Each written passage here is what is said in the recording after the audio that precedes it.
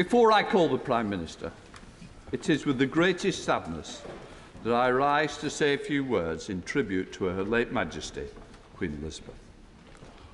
Almost all of us in the House have experienced no other monarch, this country's throne, but Her late Majesty. There are indeed only a score or so members in this House who have already been born, let alone who can recall a time when she wasn't the Queen. She is wedded in our minds with the crown and all it stands for. After her accession in February 1952, she first came to the Palace of Westminster to open the session of Parliament in November 1952, when Winston Churchill was the Prime Minister and Speaker William Morrison was in the chair almost 70 years ago. 57 complete sessions of Parliament have passed since then, and as she was here to open all but 3 of them, as parliamentarians, we have celebrated with her for silver, golden, diamond jubilees, and of course marked her platinum jubilee this year, in which the lamp standards have been unveiled in New Palace Yard. In this place, her reign saw 10 different speakers occupy the chair. During her reign, there were 18 general elections, and I'm sure the Prime Minister will remind of us how many of her predecessors she welcomed to, and always, I am sure, with quiet wisdom. As the longest-serving monarch the country has known, she would have been assured of a notable entry in our history books, even were it not for the magnificence in which she undertook the role as Queen, but for a magnificent service, and what a service that entailed, not just as head of the nation, but head of the Commonwealth, head of the Armed Forces, and Supreme Governor of the Church of England. Over her reign, she has seen unprecedented social, cultural, technological change. Through it all, she was the most conscientious and dutiful of monarchs. But while she understood the inescapable nature of duty, which sometimes must have weighed upon her heavily, she also delighted in carrying it out, for she was the most devoted monarch. As well as Queen, she was a wife, a mother, a grandmother and great-grandmother, roles she carried out with the same sense of vocation as well as human kindness as the role of Queen. Her life, without unhappiness and troubles, but our memories of her will be filled with that image of a gently smiling dedication that showed throughout her life. Indeed, while this is a time of very considerable sadness, those memories of a noble, gracious lady who devoted her life to her family, the United Kingdom, and those nations around the world whom she served as Queen, will bring us some consolation and joy. My deepest sympathies are with His Majesty, the King, and other members of the royal family, to whom I commend all our sincere condolences and support at this very, very sad time. Order. We are meeting today for tributes to Her late Majesty Queen Elizabeth. I would like to inform the House that we will sit today until approximately 10 p.m. for tributes.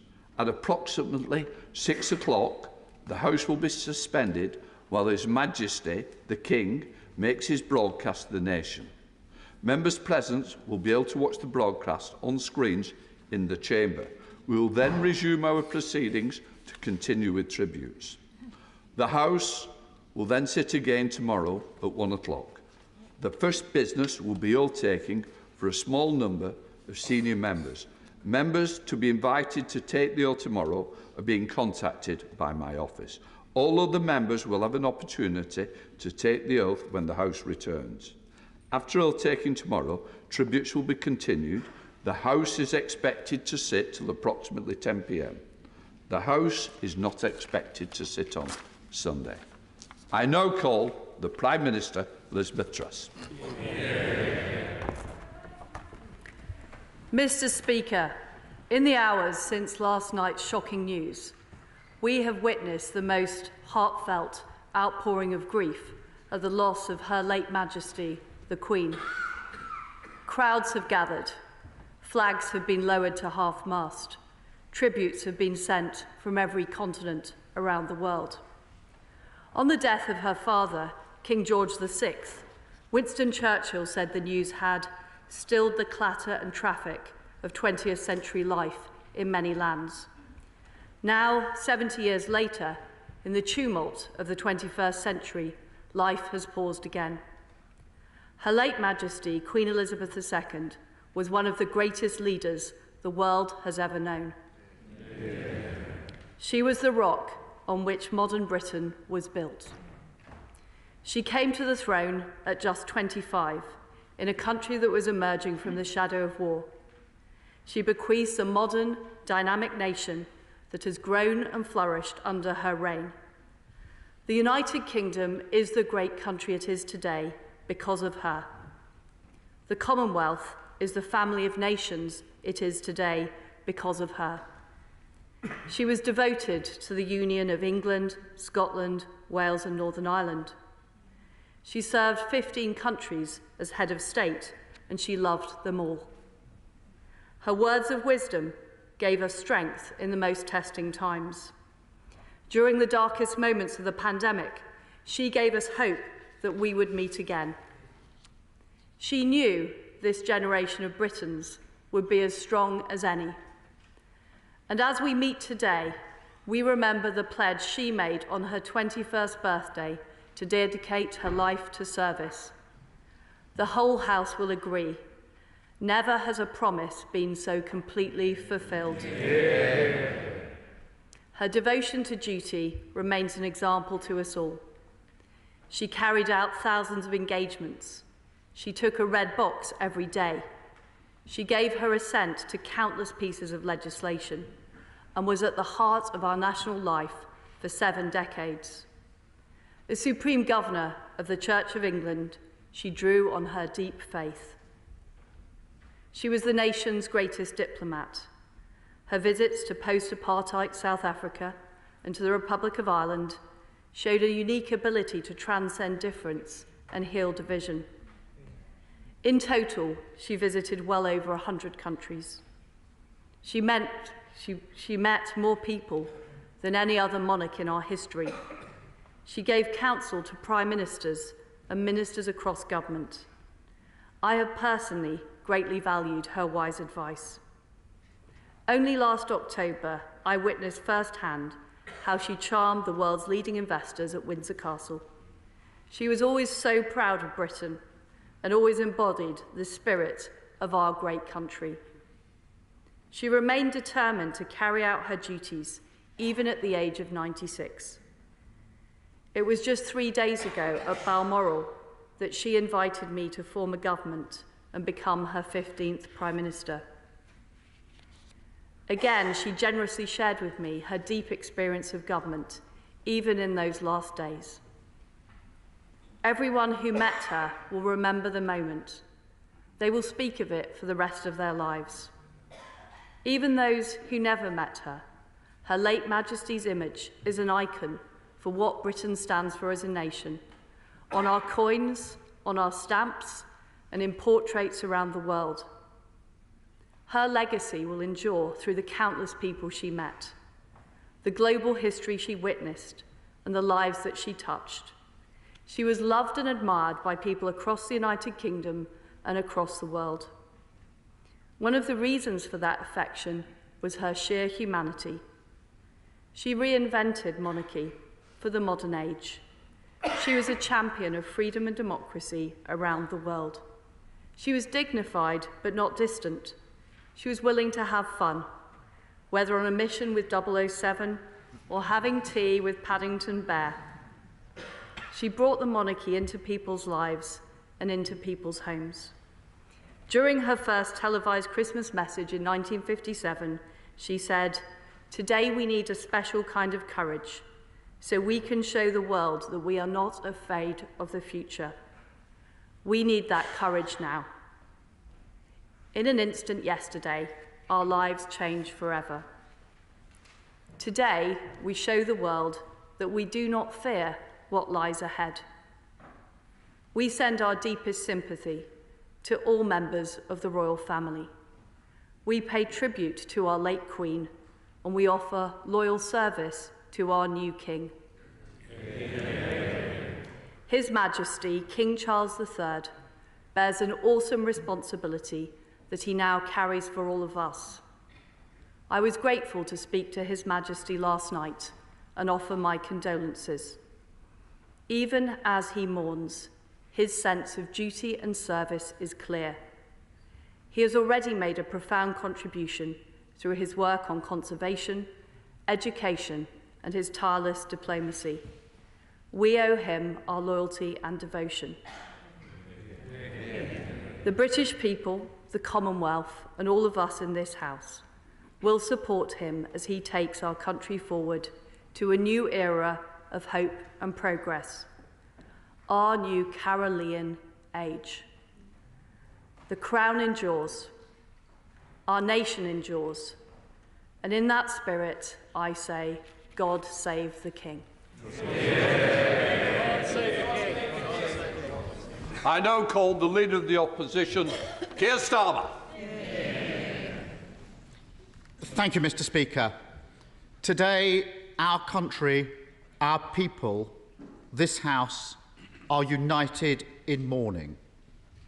Queen Elizabeth II was this great country's greatest monarch. And for the vast majority of us, it feels impossible to imagine a Britain without her. All our thoughts are with her beloved family, our royal family, at this moment of profound grief. This is a deep and private loss for them, yet it's one we all share, because Queen Elizabeth created a special personal relationship with us all. That relationship was built on the attributes that defined her reign: her total commitment to service and duty, her deep devotion to the country, the Commonwealth, and the people she loved. In return for that, we loved her. And it is because of that great shared love that we grieve today. For the 70 glorious years of her reign, our Queen was at the heart of this nation's life. She did not simply reign over us. She lived alongside us.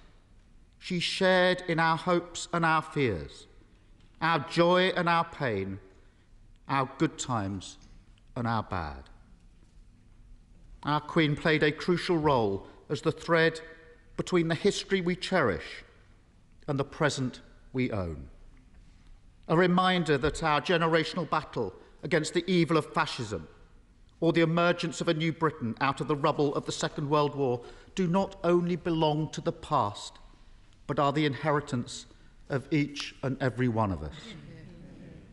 A reminder that the creativity, the hard work, the enterprise that has always defined this nation is as abundant now as it ever was. A reminder that the prospect of a better future still burns brightly. Never was this link more important, that when our country was plunged into lockdown at the start of the pandemic, her simple message that we would see family again, that we would see friends again, that we would be together again, gave people strength and courage when they needed it most. But it wasn't simply the message that allowed a shaken nation to draw upon those reserves. It was the fact that she was the messenger. COVID closed the front doors of every home in the country. It made our lives smaller and more remote. But she was able to reach beyond that, to reassure us and steel us. At the time we were most alone, at a time we'd been driven apart, she held the nation close in a way no one else could have done. For that, we say thank you. On the occasion of the Queen's Silver Jubilee in 1977, Philip Larkin wrote of her reign: "In times when nothing stood, but worsened or grew strange, there was one constant good: she did not change. It feels like we are once again in a moment in our history where, as Larkin put it, things are growing strange, where everything is spinning. A nation requires a still point. When times are difficult, it requires comfort. And when direction is hard to find, it requires leadership. The loss of our Queen robs this country of its stillest point, its greatest comfort, at precisely the time we need those things most. But our Queen's commitment to us, her life of public service, was underpinned by one crucial understanding: that the country she came to symbolise is bigger than any one individual or any one institution. It is the sum total of all our history and all our endeavours, and it will endure. The late Queen would have wanted us to redouble our efforts, to turn our collar up and face the storm, to carry on. Most of all, she would want us to remember that it is in these moments that we must pull together. This House is a place where ideas and ideals are debated. Of course, that leads to passionate disagreement. Of course, temperatures can run high. But we all do it in pursuit of something greater. We do it because we believe we can make this great country and its people greater still. At this moment of uncertainty, where our country feels caught between a past it cannot relive and a future yet to be revealed, we must always remember one of the great lessons of our Queen's reign: that we are always better when we rise above the petty, the trivial, the day-to-day, to focus on the things that really matter, the things that unite us, rather than those which divide us. Yeah. Our Elizabethan age may now be over, but her legacy will live on forever. And as the children of that era, it falls upon us to take that legacy forward, to show the same love of country, the love of one another, as she did, to show empathy and compassion as she did, and to get Britain through this dark night and bring it into the dawn as she did. We join together today not just to say goodbye to our Queen, to share in our mourning, but to say something else important. God save the King, because as one era ends, so another begins. King Charles III has been a devoted servant of this country his entire life. He has been a powerful voice for fairness and understood the importance of the environment long before many others. As he ascends to his new role, with the Queen Consort by his side, the whole House, indeed the whole country, will join today to wish him a long, happy and successful reign. Yeah. Mr. Speaker, the emotions we see across the nation today are echoed across the Commonwealth, to which our Queen was so committed, in the Church, to which our Queen was so devoted, and in the armed forces, which she led and her family served. Around the world, people will be united in mourning for her passing and united in celebrating her life. We've already seen beautiful tributes flow from across the world. It will be impossible to capture them all here. But each one is a reminder of the esteem in which she was held, of what she achieved on behalf of her country, of the shared values we treasure. The reason our loss feels so profound is not just because she stood at the head of our country for 70 years, but because, in spirit, she stood amongst us. As we move forward, as we forge a new path, as we build towards a better future, she will always be with us. For all she gave us and all she will continue to give us, we say thank you. May our Queen rest in peace. God save the King. I now call on the Father of the House, Sir Peter Bottomley. Constituents will wish me briefly to record their love, respect and gratitude to Her late Majesty. We can give continuing life to her values and virtues of kindness, aspiration, perseverance and pride. We thank her, we miss her, and we should say what she would wish: God save the King. Yeah. I now call on the Leader of the SNP, Ian Blackford. Thank you, Mr. Speaker. It is, of course, with great sadness that we unite to offer our prayers, focus our sorrow, and gather our collective thoughts on the passing of Her Majesty the Queen. On behalf of the Scottish National Party, I would like to offer my condolences as we hold the Queen and her family in our thoughts and prayers at this difficult time. The grief and mourning which reverberates around this chamber and across the world will be all the more acute for the King and members of the royal family. Only they can understand the deep personal loss of a close family member, and people across society who have similarly lost loved ones will understand the pain that they must feel as we ensure our heartfelt condolences are with them today. Over the coming days, people up and down these islands will seek to come to terms in their own private way with the loss of one of the true constants in all our lives. In that regard, my thoughts are also with our own Prime Minister, just days into office, and having to come to terms with the enormity of the loss of the head of state and show the leadership that is now required in her position. We can also help but dwell on the late Queen, who, right to the end, fulfilled her duty by appointing the new Prime Minister. But of course, many will feel this as a deeply personal loss, for the Queen's continuous and abiding presence and the leadership she has shown over 7 decades will be the enduring marker to the remarkable tenure as our head of state. Her Majesty the Queen has been head of state for longer than most of us have been alive, and the majority of us have never known a public life without the Queen at the helm.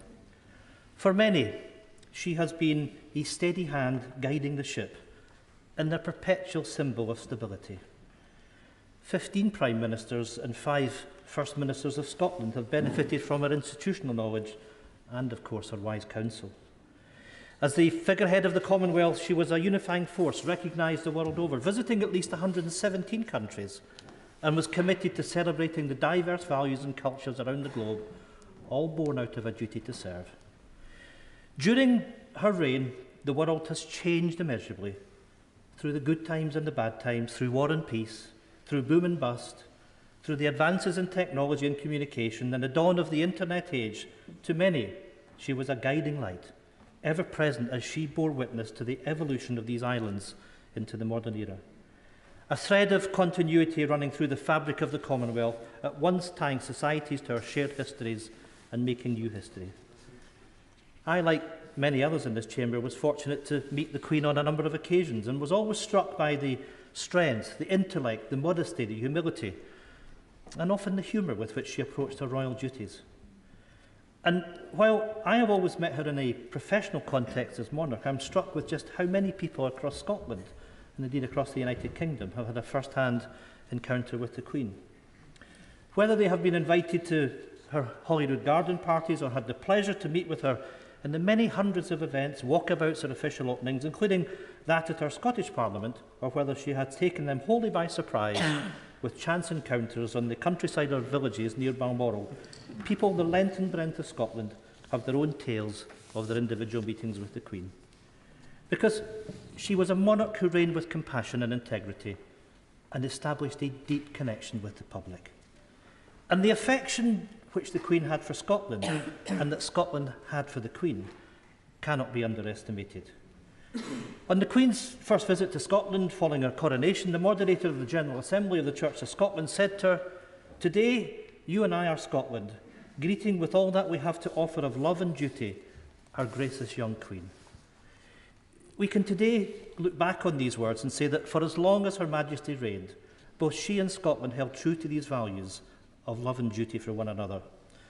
Speaking when she reconvened our Scottish Parliament in 1999, Her Majesty set out the obligation on members to set lasting standards of vision and purpose, of debate and discussion, not just for our own generation, but for future generations.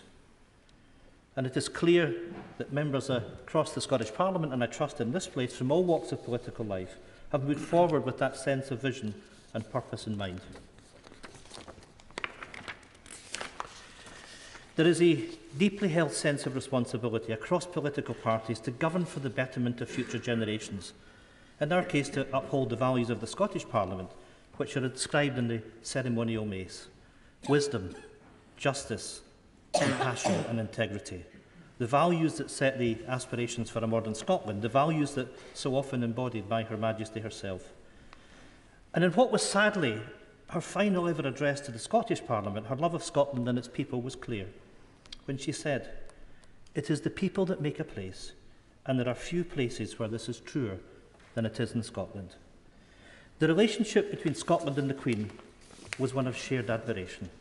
Indeed, whilst she was everyone's Queen, for many in Scotland, she was Elizabeth, Queen of Scots.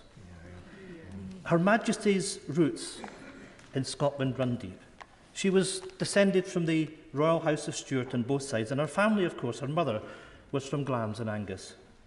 It is clear that these family ties gave way to a great and enduring affection, and Scotland was a place that was truly held dear to her, not only in an official capacity, but in a private capacity as well. It is well known that Balmoral, with its beautiful and atmospheric scenery, was the Queen's favourite home. Balmoral was a place where she was able to enjoy freedom, peace and the ability to indulge her love of the great outdoors, whether that was walking with her dogs, riding with horses, hosting picnics and barbecues, or from behind the wheel of her Land Rover. It is clear that Balmoral has been a place of peace and sanctuary for her throughout her whole life, and perhaps particularly so following the death of her husband, life companion and love, His Royal Highness Prince Philip, Duke of Edinburgh. It is therefore perhaps fitting that she has met her final peace at Balmoral, a place where she found such enjoyment and comfort. And as someone of demonstrably strong faith, she will now have enduring peace with herself and, of course, to be reunited with Prince Philip. Her Majesty was a life of grace and wisdom, defined by its service to the public and by the lives that she touched. Her legacy and her enduring presence will live on. God bless the Queen. May she rest in peace. God bless the King. Boris Johnson. Thank you, Mr. Speaker. I hope the House will not mind if I begin with a personal confession. A few months ago, the BBC came to see me to talk about Her Majesty the Queen, and we sat down and the cameras started rolling, and they requested that I should talk about her in the past tense. And I'm afraid I simply choked up and I couldn't go on. I'm really not easily moved to tears, but I was so overcome with sadness that I had to ask them to go away. And I know that today there are countless people in this country and around the world who have experienced the same sudden access of unexpected emotion. And I think millions of us are trying to understand why we are feeling this deep and personal and almost familial sense of loss. Perhaps it's partly that she's always been there, a changeless human reference point in British life, the person who, all the surveys say, appears most often in our dreams, so unvarying in her pole-star radiance that we have perhaps been lulled into thinking that she might be in some way eternal. But I think our shock is keener today because we are coming to understand in her death the full magnitude of what she did for us all. And think of what we asked that 25-year-old woman all those years ago. To be the person so globally trusted that her image should be on every unit of our currency, every postage stamp, the person in whose name all justice is dispensed in this country, every law passed, to whom every minister of the Crown swears allegiance, and for whom every member of our armed services is pledged, if necessary, to lay down their lives. Think what we asked of her in that moment. Not just to be the living embodiment in her DNA of the history and continuity and unity of this country, but to be the figurehead of our entire system, the keystone in the vast arch of the British state, a role that only she could fulfill because in the brilliant and durable bargain of the constitutional monarchy, only she could be trusted to be above any party political or commercial interest and to incarnate impartially the very concept and essence of the nation. Think what we asked of her and think what she gave. She showed the world not just how to reign over a people, she showed the world how to give, how to love, and how to serve. And as we look back at that vast arc of service, its sheer duration is almost impossible to take in. She was the last living person in British public life to have served in uniform in the Second World War. She was the first female member of the royal family in 1,000 years to serve full-time in the armed forces, and that impulse to do her duty carried her right through into her 10th decade to the very moment in Balmoral, as my right honourable friend has said, only 3 days ago, when she saw off her 14th Prime Minister and welcomed her 15th, and I can tell you, in that audience, she was as radiant and as knowledgeable and as fascinated by politics as ever I can remember, and as wise in her advice as anyone I know, if not wiser. And over that extraordinary span of public service, with her naturally retentive and inquiring mind, I think, and doubtless many of the 15 would agree, that she became the greatest statesman and diplomat of all. And she knew instinctively how to cheer up the nation, how to lead a celebration. I remember her innocent joy more than 10 years ago after the opening ceremony of the London Olympics, when I told her that the leader of a friendly Middle Eastern country seemed actually to believe that she had jumped out of a helicopter in a pink dress and parachuted into the stadium. And I remember her equal pleasure on being told just a few weeks ago that she had been a smash hit in her performance with Paddington Bear. And perhaps more importantly, she knew how to keep us going when times were toughest. In 1940, when this country and this democracy faced the real possibility of extinction, she gave a broadcast, aged only 14, that was intended to reassure the children of Britain. She said then, "We know, every one of us, that in the end, all will be well." She was right. And she was right again in the darkest days of the COVID pandemic, when she came on our screens and told us that we would meet again. And we did. And I know I speak for other Prime Ministers when I say, ex-Prime Ministers, when I say that she helped to comfort and guide us as well as the nation, because she had the patience and the sense of history to see that troubles come and go and that disasters are seldom as bad as they seem. And it was that indomitability, that humour, that work ethic and that sense of history which together made her Elizabeth the Great. And when I call her that, I should add one, Elizabeth the Great, I should add one final quality, of course, which was her humility. Her single-bar electric fire Tupperware using refusal to be grand. And unlike us politicians, with our outriders and our armour-plated convoys, I can tell you, as a direct eyewitness, that she drove herself in her own car with no detectives and no bodyguard, bouncing at alarming speed over the Scottish landscape to the total amazement of the ramblers and the tourists we encountered. And it is that indomitable spirit with which she created the modern constitutional monarchy. An institution so strong and so happy and so well understood, not just in this country, but in the Commonwealth and around the world, that the succession has already seamlessly taken place. And I believe she would regard it as her own highest achievement, that her son, Charles III, will clearly and amply follow her own extraordinary standards of duty and service. Yeah. And the fact that today we can say with such confidence, God save the King, is a tribute to him, but above all to Elizabeth the Great, who worked so hard for the good of her country, not just now, but for generations to come. That is why we mourn her so deeply. And it is in the depths of our grief that we understand why we loved her so much.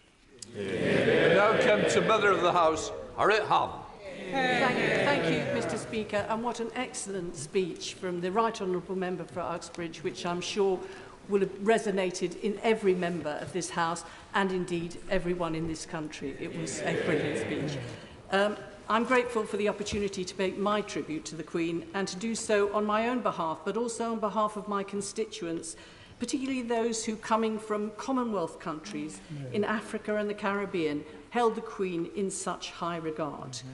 We're a constitutional monarchy, and for we MPs, the Queen was ever present in the interwoven relationship between the monarch and her Parliament. She underpinned our democratic system for over 70 years, underpinning it but never intervening in it. She was always salient but never meddled. She avoided controversy not by staying in the background, far from it. She performed her role to the utmost, but she did it by respecting the boundaries. She carried out her duties and gave us her full commitment for us to carry out ours. When many denigrated, she always respected and supported Parliament, and we should be very grateful for that. Between her ministers, and not just prime ministers, there was regular contact. After Labour won the election in 1997, I went up to the palace where, like the other new Secretaries of State, she appointed me to the Privy Council and bestowed on me the seals of office. They are actual seals which are given to you and you take back to your department to be locked in a safe. But when just a year later I was sacked, and the seals taken out of the safe and taken back to Buckingham Palace, my diary was empty and my phone stopped ringing. My office was astonished to get a call from Buckingham Palace. No one else wanted to have anything to do with me, but the Queen wanted to see me.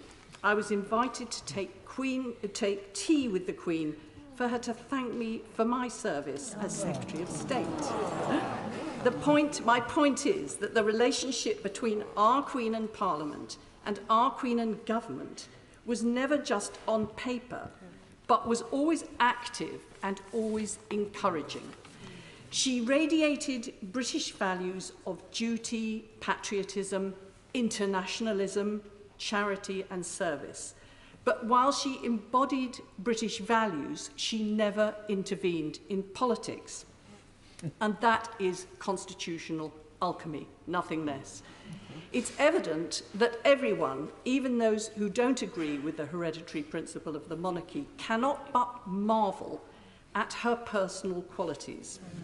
And I want to marvel at how she could do all this flawlessly, not just over so many decades, but as a woman starting her reign in what was emphatically then a man's world. Yeah. We have to remember what attitudes were at the time. The order of the day was men were in charge and women were subservient. The man was head of the household, and the role of a woman was to get married, have his children, and support him. In the 1950s, when she was crowned, I was a child, and I remember my mother warning me that people thought men knew more than women, that men's views were valuable, whilst women's were to be disregarded. And so it was in that atmosphere that she stepped up as a 25-year-old married woman with 2 children to take her place at the head of this nation and play a huge role on the world stage. What determination and courage that must have taken. Yeah. The prime ministers she dealt with were mostly men, mostly twice her age. Things were very different. A huge change has taken place during her reign. Things were very different when 6 years ago she threw open Buckingham Palace for us to celebrate the 70th anniversary of BBC's Woman's Hour, to celebrate how much women had achieved.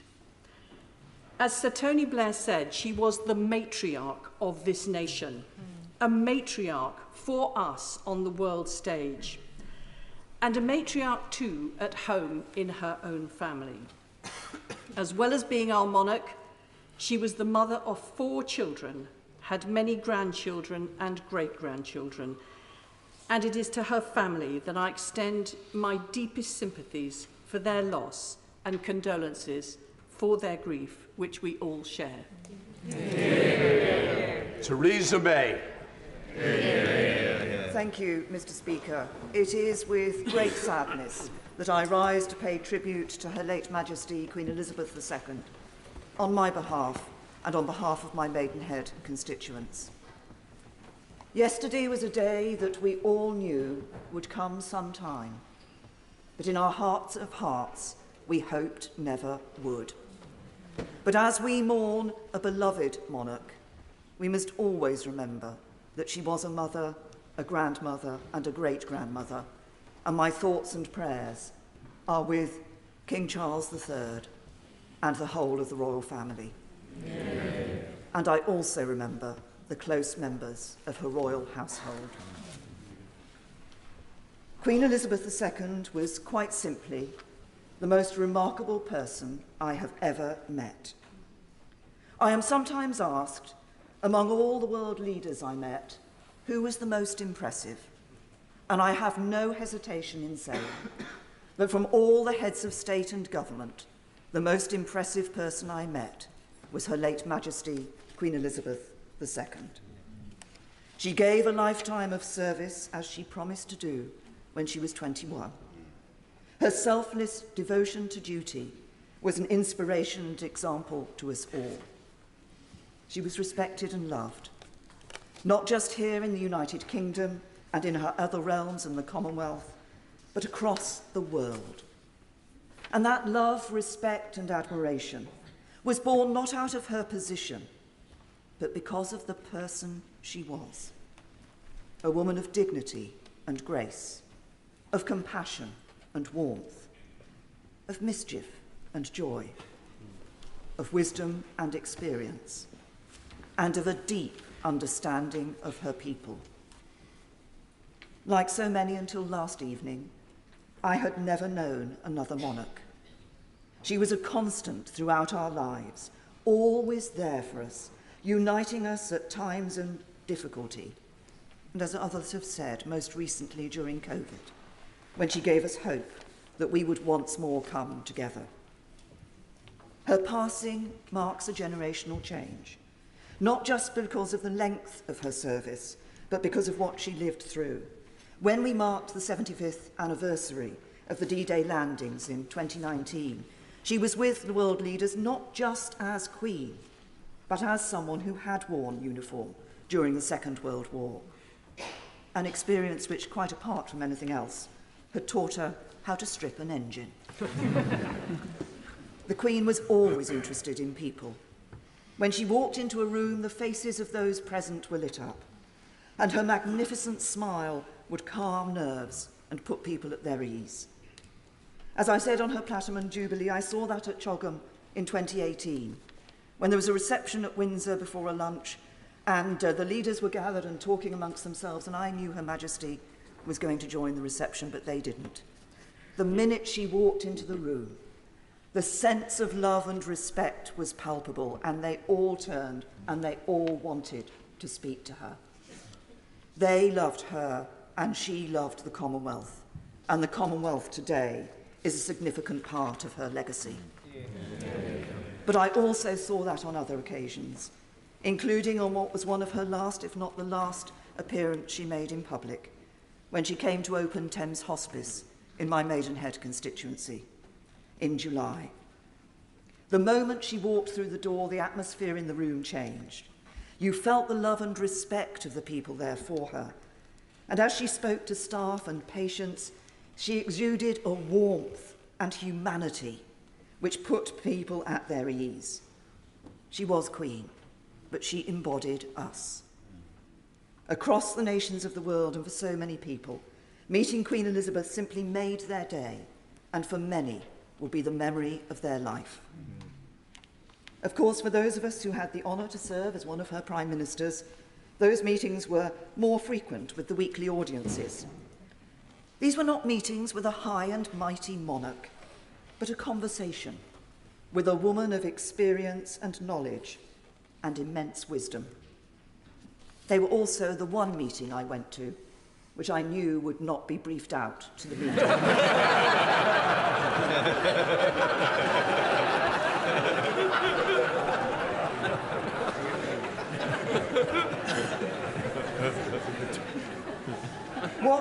What made those audiences so special was the understanding the Queen had of issues which came from the work she put into her red boxes, combined with her years of experience. She knew many of the world leaders. In some cases, she had known their fathers. And she was a wise and adroit judge of people. The conversations at the audiences were special, but so were weekends at Balmoral, where the Queen wanted all her guests to enjoy themselves. And she was a thoughtful hostess. She would take an interest in what books were put in your room, and she didn't always expect to be the centre of attention. She was quite happy sometimes to sit playing her form of patience, while others were mingling around her, chatting to each other. My husband tells of the time he had a dream. He dreamt that he was sitting in the back of a Range Rover being driven around a Balmoral estate, and the driver was Her Majesty the Queen, and the passenger's seat was occupied by his wife, the Prime Minister. And then he woke up and realised it was reality.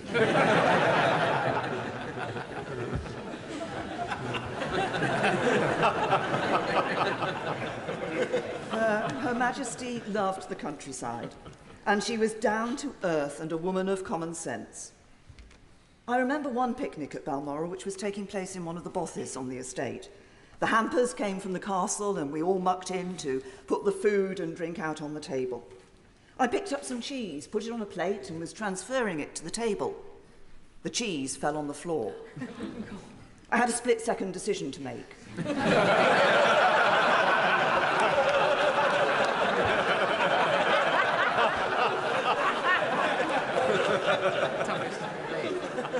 I picked up the cheese, put it on the plate and put it on the table. And I turned round to see that my every move had been watched very carefully by Her Majesty the Queen. I looked at her, she looked at me, and she just smiled. And the cheese remained on the table. This is indeed a sad day. But it is also a day of celebration of a life well spent in the service of others. There have been many words of tribute and superlatives used to describe Her late Majesty Queen Elizabeth II, but these are not hype. They are entirely justified. She was our longest-serving monarch. She was respected around the world. She united our nation in times of trouble. She joined in our celebrations with joy and a mischievous smile. She gave an example to us all. of faith, of service, of duty, of dignity, of decency. She was remarkable, and I doubt we will ever see her like again. May she rest in peace and rise in glory. Yeah. Sir Ed Davey. It's a real pleasure to follow the Right Honourable Lady, and can I congratulate her on her lovely, heartwarming speech. Mr. Speaker, Liberal Democrats join members from all sides of the House in expressing our deepest condolences on the passing of Her Majesty the Queen. We are mourning a profound loss. The Queen was a formidable monarch who faithfully served our country for all her life and was loved the world over. She represented not only duty and courage, but warmth and compassion, and she was a living reminder of our collective past, of the greatest generation and their sacrifices for our freedom. For many people, myself included, Her Majesty was an ever-fixed mark in our lives. As the world changed around us and politicians came and went, she was our nation's constant. In challenging times, she was always a source of calm and comfort. And she tied our nations together, embodying an unwavering pride in our country, showing us that patriotism is not defined by political allegiance, and reminding us of the many things that bind us all together, even when it doesn't always feel that way. We saw this so vividly during the Platinum Jubilee celebrations in June. I'm proud to represent the oldest royal borough in England, Kingston-upon-Thames. And our Jubilee Street parties certainly lived up to that status. It was truly wonderful to see such an outpouring of affection from people across Kingston from all walks of life. School children who baked Jubilee cakes, neighbours who shared bunting, choirs who sang hymns of praise. And it was incredibly fitting, wasn't it, that after so long kept apart by COVID, it was the Queen and a celebration of Her Majesty's reign that brought our communities back together so joyfully. Just as the whole country is united today, so sadly, in grief. The deep mourning across the country now, just like the celebrations of her Jubilee a few months ago, comes not from a sense of duty, but from genuine and heartfelt affection, love, and admiration of Her Majesty. It was not because we were her subjects, but because she was truly our Queen. What she meant to us is perhaps best summed up by a phrase on so many people's lips over the last 24 hours. I can't imagine our country without her. For almost everyone in our country, she has been there our whole lives. Times of national grief and national jubilation, she has never not been there for us. So it's hard to accept that she is gone, and hard to see how we go on without her. But we will. Our great United Kingdom has a great future, because the Queen's spirit of strength, grace and resolve lives on in her people. One of the greatest privileges of being a member of this House was the chance to meet Her Majesty. Like when she visited Kingston on the occasion of her Golden Jubilee, or when I was deeply privileged to sit next to her at lunch at Windsor Castle. I was initially confused by a silver cylinder beside her place-sitting. I wondered to myself what treasures it might hold. I had my suspicions when, as dessert was served, her beloved corgis were let in and nestled themselves around her feet. And the Queen lifted up the lid of the cylinder, plucked out some digestive biscuits, and began sneaking them to her grateful dogs. Whenever I met her, I was struck by her warmth, her wisdom, and her humour. And I'm looking forward to hearing similar stories from Honourable and Right Honourable members across the House as they give glimpses of the wonderful person beneath the crown. Her Majesty will be remembered with honour as the monarch who guided our country out of the shadow of a terrible war, who helmed us calmly through troubled waters and brought us safely into a new millennium. and she will be remembered so fondly as the monarch who leapt from a helicopter with James Bond and showed Paddington where she kept her marmalade sandwiches. And for the royal family, she will be remembered simply as a beloved mother, grandmother, and great-grandmother. Our thoughts, prayers, and condolences are with them all as they bear this terrible loss. After a lifetime of dedicated and tireless service to our country and our Commonwealth, Her Majesty has gone to her eternal rest. May God rest her soul, and may God save the King. Amen. Now come to Sir Ian Duncan Smith. Mr. Speaker, I'm grateful. So much has already been said. I don't intend to repeat it much, but I just want to say that it is a sad day for all of us. It's tragic news, bringing to the end a remarkable career spanning 70 years, endless prime ministers and endless leaders of the opposition too. But for those 70 years, Her Majesty carried out her duties with charm, humility, not often mentioned, real humility, and also endless humour.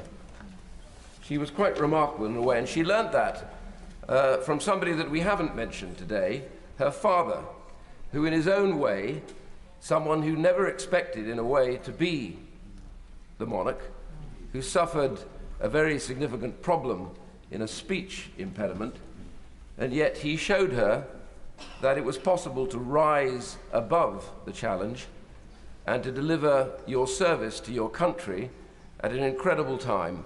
And that service and duty, there is no question she learnt at the knees of her father, overcoming his own difficulties and putting his country and their service first, something quite often forgotten about. And a couple of things that come to mind, because in fact, so often we've taken Her Majesty for granted. We expect her to be there. The way the crowds, whenever anything is good or bad in our country, they gather at Buckingham Palace, whether she's there, or she was there, or not there. They gathered. It was almost as though they could touch the railings and draw some succor or some support or some sort of mystical help. And there they were again last night in pouring rain outside Buckingham Palace.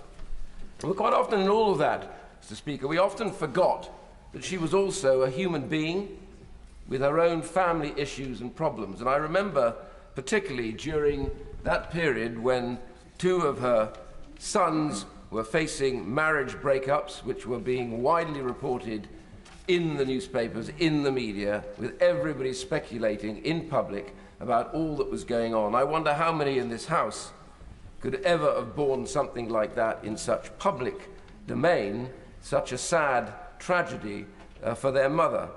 And then, to top it all, Windsor Castle burns down, a place she loved deeply and felt responsible for.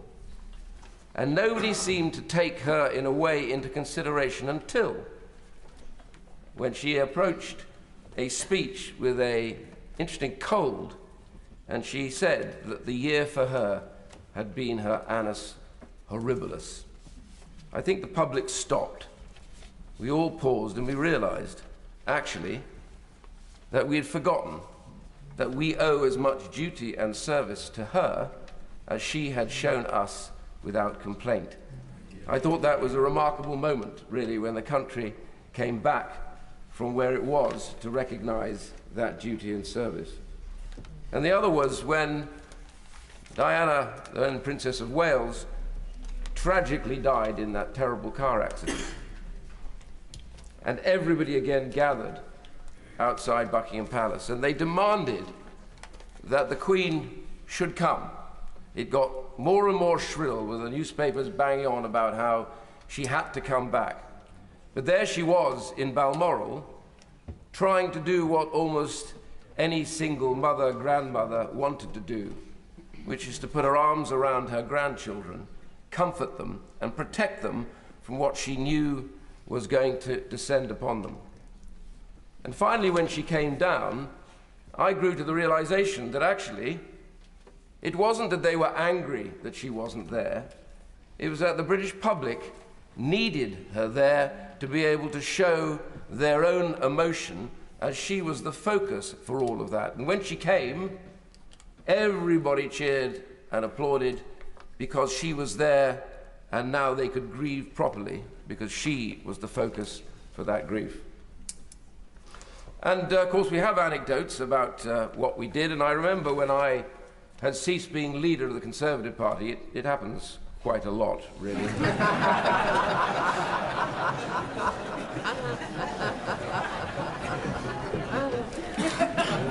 I think she was pretty used to it, actually. Yes. But she kindly asked me to take leave of her officially, which I thought was pretty kind, really. As said earlier on, nobody else wanted me to do it, so it was decent of her to do it. I remember when I came to the palace and I was ushered into her drawing room, small personal sitting room, I was struck by two or three things. One was the 2-bar electric fire, which had a very strange piece of cardboard cut out in the shape of flames, coloured with crayons, I suspect by somebody in the palace, yellow and red, surrounding the 2-bar fire, which I thought was peculiarly dangerous, but notwithstanding that, I'm sure it had a purpose. The other one was the Tupperware radio sitting next to her, which I hadn't seen since my parents smashed their last one. And then she very sweetly asked me how I was, being clearly sympathetic about what had happened. And I just shrugged and said, "Well, ma'am, nobody died and I'm still here."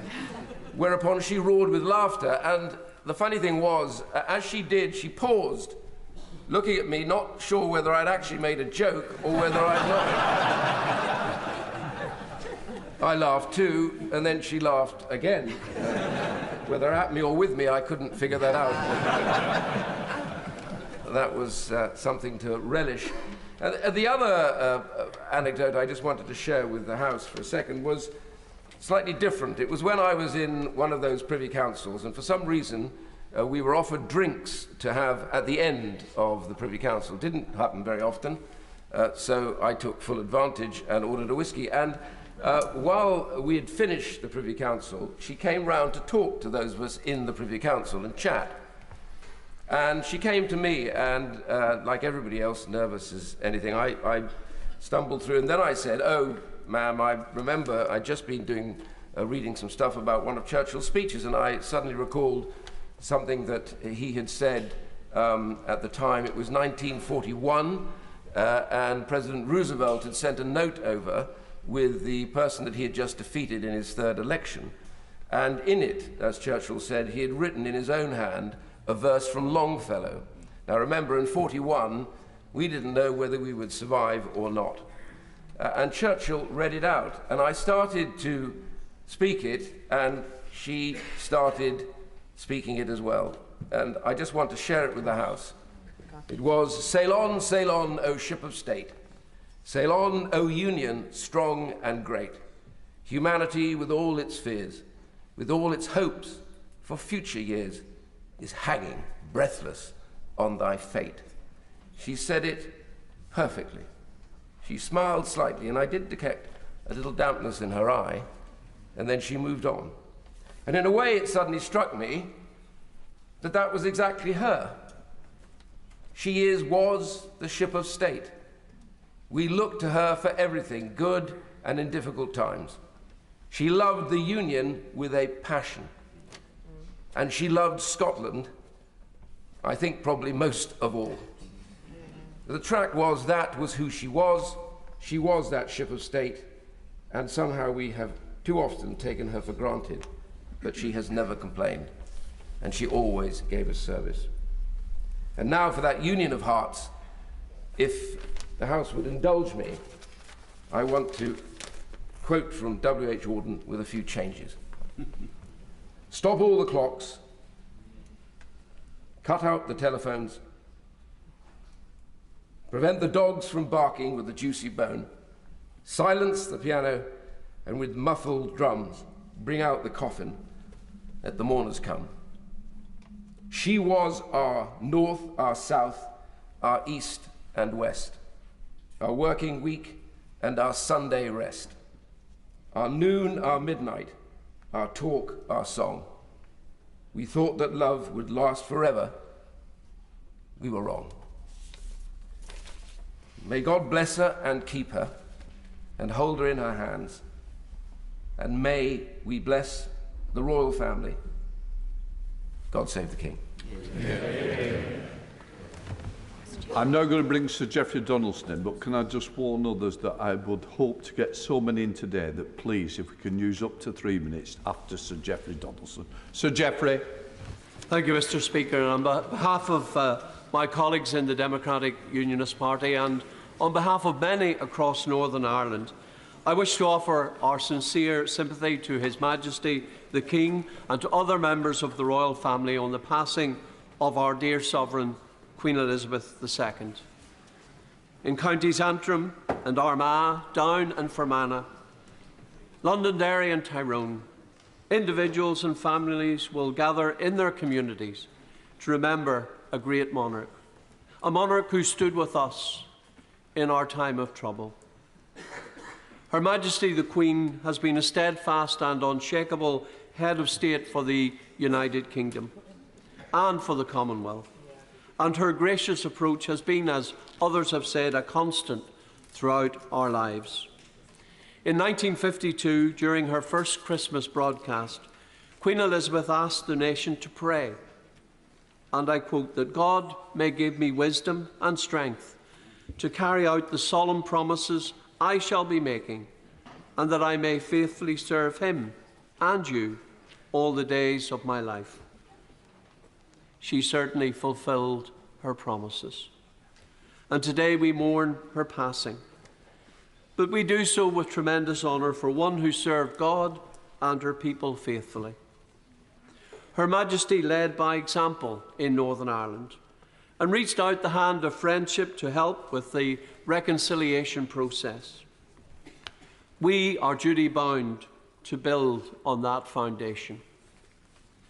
The royal visit to the Republic of Ireland in 2011 was groundbreaking, and the warmth with which Her Majesty was received demonstrated that she was revered and respected far beyond this United Kingdom. I remember with fondness her speech during that visit, where she again referred to her Christian convictions and reminded us that forgiveness lies at the heart of her faith and that it can reconcile divided communities. Her visits to my own constituency in Lagan Valley, to the city of Lisburn, to Dromore, and of course to Royal Hillsborough, invoke precious memories for the residents and for all of us. And I know that her death will be felt acutely in Hillsborough and in the surrounding communities. During the most traumatic of days of our troubled past in Northern Ireland, Her Majesty visited with us many times to show solidarity with her people in their darkest of hours. Her presence conveyed a deep sense of stability and offered hope to so many. One such visit was in 1976, in one of the most violent years of the Troubles. In her Christmas address later that year, Her Majesty spoke of the need for an end to the conflict and pointed the way to peace and reconciliation. She reminded us that the following year was her Silver Jubilee and expressed in hope that, and I quote, "The gift I would most value next year is that reconciliation should be found wherever it is needed. A reconciliation which would bring peace and security to families and neighbours at present suffering and torn apart." Yet just a few short years later, Her Majesty too was touched by the violence of the Troubles, and her family endured the hurt and the deep pain of losing a loved one following the assassination by the IRA of the Earl Mountbatten at Mullaghmore in County Sligo in August 1979. She shared the sense of loss felt by countless victims, and her empathy and understanding offered comfort to so many from all backgrounds. She rose above that sense of loss to reach out across divided communities in Northern Ireland and to offer hope. This is real leadership. Yet it took us almost 20 long years to complete our journey to a peace agreement, an agreement that offered the prospect of bringing about that reconciliation that Her Majesty Queen Elizabeth yearned to see. Some 25 years on from that agreement, in truth, Mr. Speaker, we still struggle to deal with the legacy of our troubled past.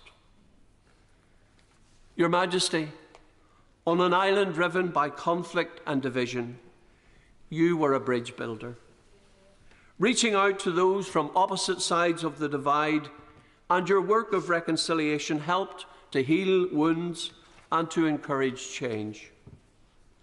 Your historic visit to the Republic of Ireland was a cathartic moment in British-Irish relations. The way you conducted yourself, the language you used, and the message that you brought helped to lay to rest many of the ghosts of our shared history that have cast their shadows over relationships on these islands for centuries.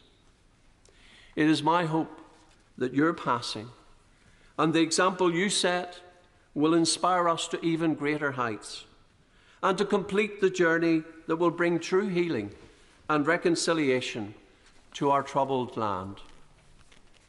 Your Majesty, this United Kingdom has been truly blessed to have you as our head of state, a sovereign whose dignified and faithful service has inspired a nation. I can do no better than quote the words of a book that contains the values you sought to uphold throughout your reign. Well done, good and faithful servant. Our United Kingdom of Great Britain and Northern Ireland is stronger for your reign. And to His Majesty King Charles III, I say this: we must all work to build this kingdom, that it is even stronger and more united. And we on this side will use all our endeavours to achieve these objectives. God save the King. Yeah. Speaker, I associate with many of the very passionate comments that we have heard already this afternoon, Mr. Speaker. And there have been many thousands of moving and heartfelt tributes from across the world. Our Queen was loved, cherished, respected, and admired for her deep devotion to public service and to the people. And of course, we meet in circumstances that we all knew would happen one day, but of course none of us wanted to see. And Mr. Speaker, it was so poignant yesterday that the heavens opened and cried with the country as the devastating news broke that this period of national mourning began. For most of us, if not all in this chamber, and of course people across the country and the Commonwealth and across the world, not only knew our Queen as the head of state, one sovereign, a lady, one monarch. And the late Queen Elizabeth II's life was one that, of course, was dedicated to public service, but was deeply, deeply inspiring. And, of course, she held that dignified presence, that ability, the charisma that this House has heard so much of already this morning, to lead our nation through dark periods, but also through the most joyous moments that we have celebrated as a country. And, of course, from the horrors in the world wars to the fears of the pandemic, she was one who never, ever faltered in her duty. And, of course, as my right honourable friend has already said, she was that rock. But she was there as that model of assurance, that pillar that would give us the strength and support that we would need through the darkest times. But of course, Mr. Speaker, for each and every one of us and for all of our constituents in particular, a royal visit was one of the most joyous moments and occasions that we would all celebrate. They were wonderful, they were memorable, they were great events, and in particular when the visitor, of course, was Her Majesty the Queen. And a few months after my election to Parliament in 2010, I, of course, witnessed that excitement when Her Majesty the Queen visited that very famous village of Tiptree in the Witham constituency, where the Royal Warrant told in Wilkin & Sons jam makers to mark their 125th anniversary. The affection and warmth that was shown towards Her Majesty, of course, was astonishing to see. Not astonishing to see, I should say. And, of course, Queen Elizabeth reciprocated, where she touched everyone's hearts, taking the time to see everyone, to speak to everyone as well. Also, when including the famous inspections of the world-famous jams, including the production lines of the Christmas puddings that so many people in this house in particular have recently enjoyed. And of course, despite those huge undertakings year after year, each and every person that she touched felt special, and that was a tremendous mark of her own humility. And that day, now nearly 12 years ago, remains fresh in the minds of my constituents, who are mourning, sadly, with the entire nation today. And of course, it's not just royal visits that marked Her Majesty and gave us all that moment of excitement to have seen Her Majesty the Queen. For those of us that enjoy horses and enjoy racing in particular, she herself was well known across not just the country, but also around the world for her love and passion of horses. Whether it was the famous visits to Ascot or Epsom, the Derby itself, all of those who attended wanted to just snip that moment with her, to get that glimmer, hoping to get that royal wave, or recent a famous racing tip as well. And of course, no one did more to champion horse racing in this country than the late Queen.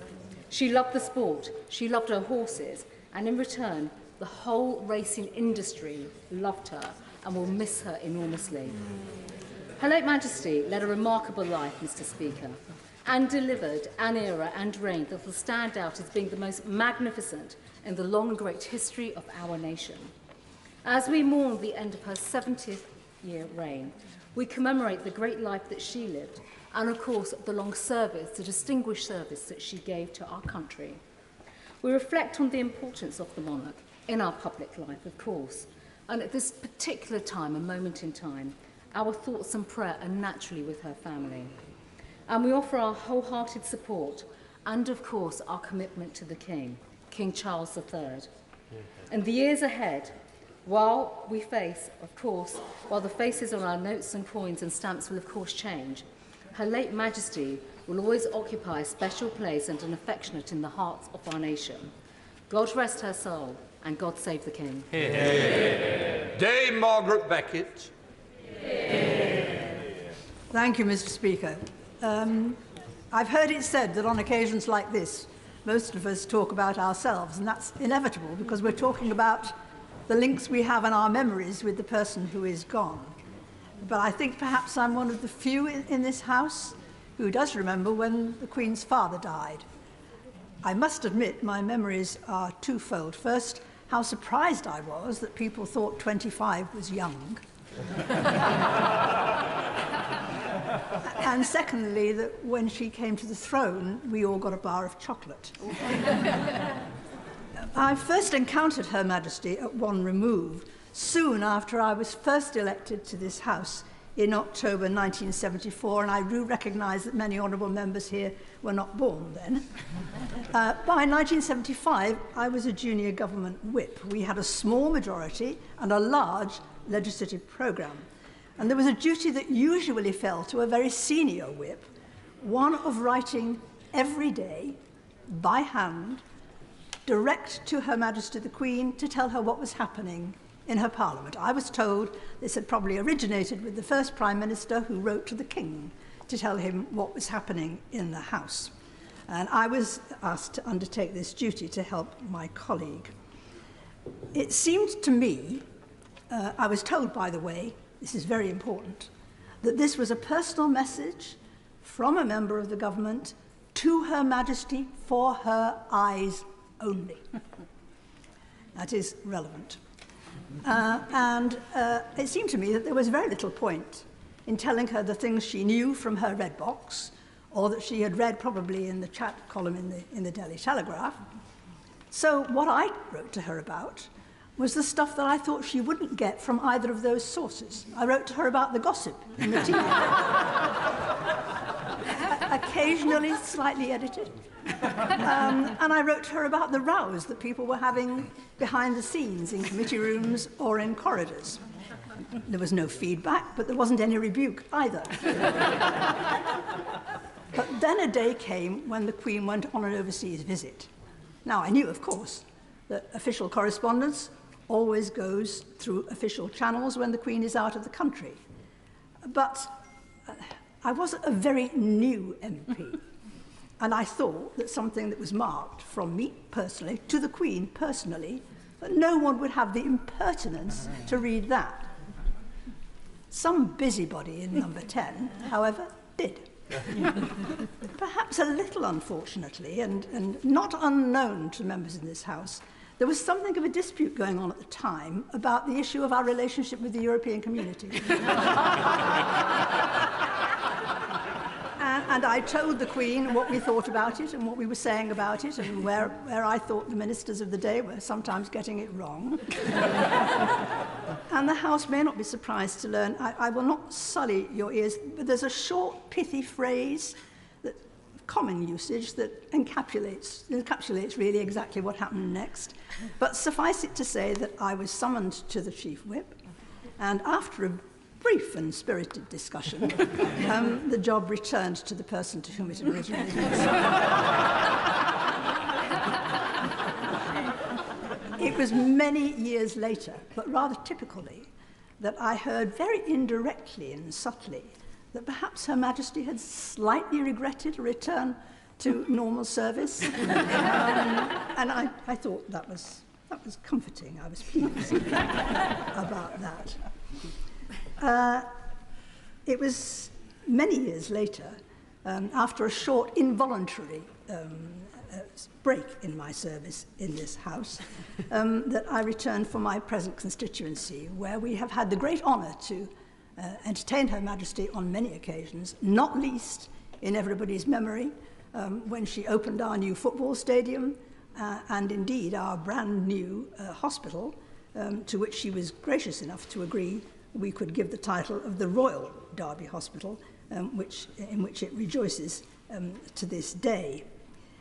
And over the years, 3 years, for example, as President of the Council, I was fortunate enough to have many encounters with Her Majesty and can absolutely endorse everything that has been said and will be said, no doubt, about her intelligence, her awareness, and her attitudes. I was also fortunate enough to be present after the death of our colleague John Smith at the commemoration of D-Day on the 50th anniversary, and to be in the Queen's company and observe her and her utter respect for the veterans and for the sacrifice of those days over that period. But as I said, I had many encounters with her as President of the Council, and indeed, as Foreign Secretary, accompanied her on state visits where, like the Right Honourable Lady, the former Prime Minister, I heard, for example, her observations about the comments made to her by the mother of a former president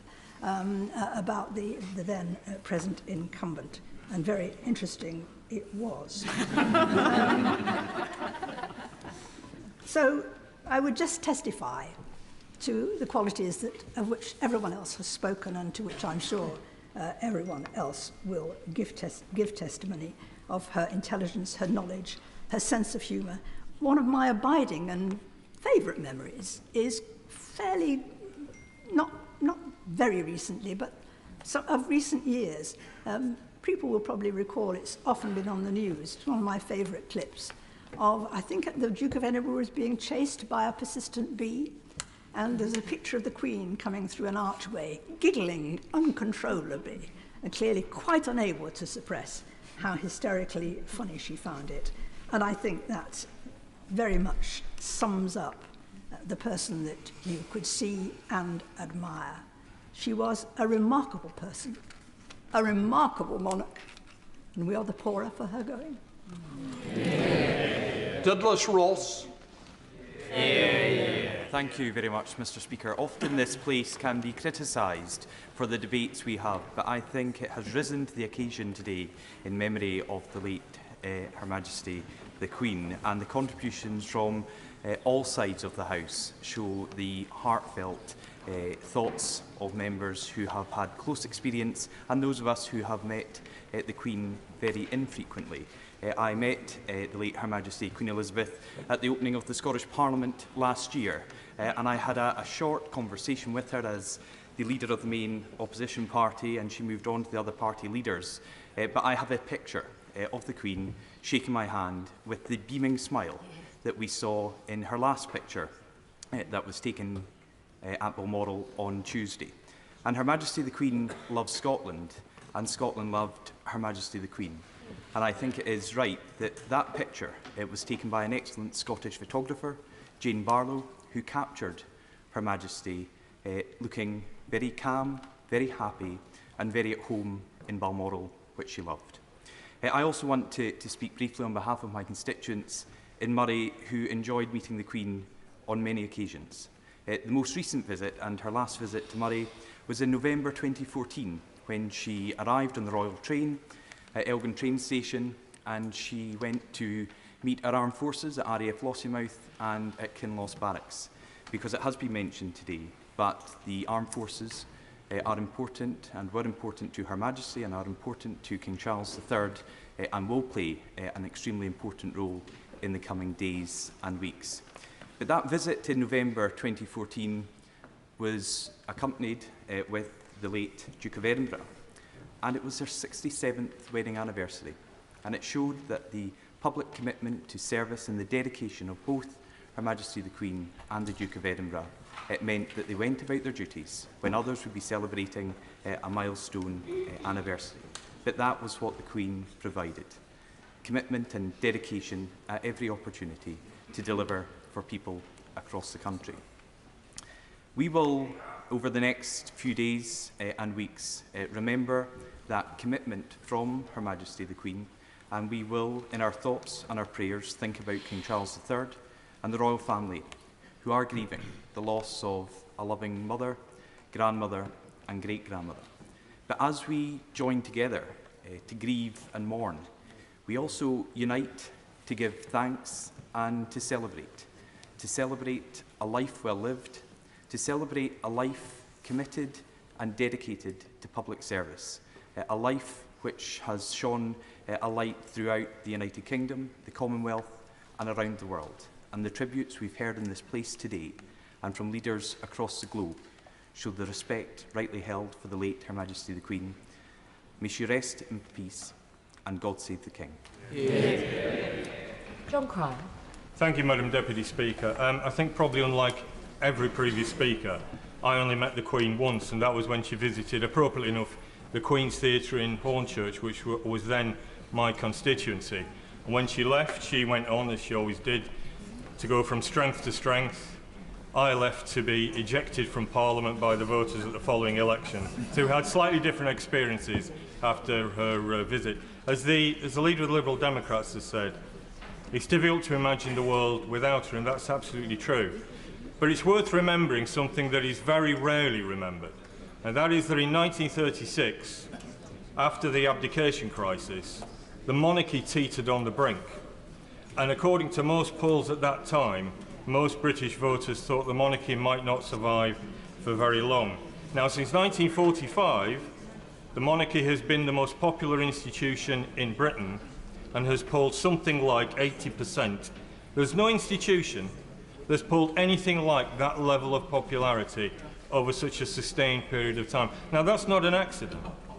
It happened for two reasons, both because the Queen and her father, George VI, had that iron dedication to public service, which possibly started in the most spectacular way when George VI decided to remain in London during the war, instead of following the advice to leave London and go elsewhere, perhaps even to Canada, as one advisor told him. That started then, but the second reason is that both George VI and Elizabeth II had an absolutely clear understanding of the constitutional parameters of the role of the monarchy, and neither of them ever strayed outside that role.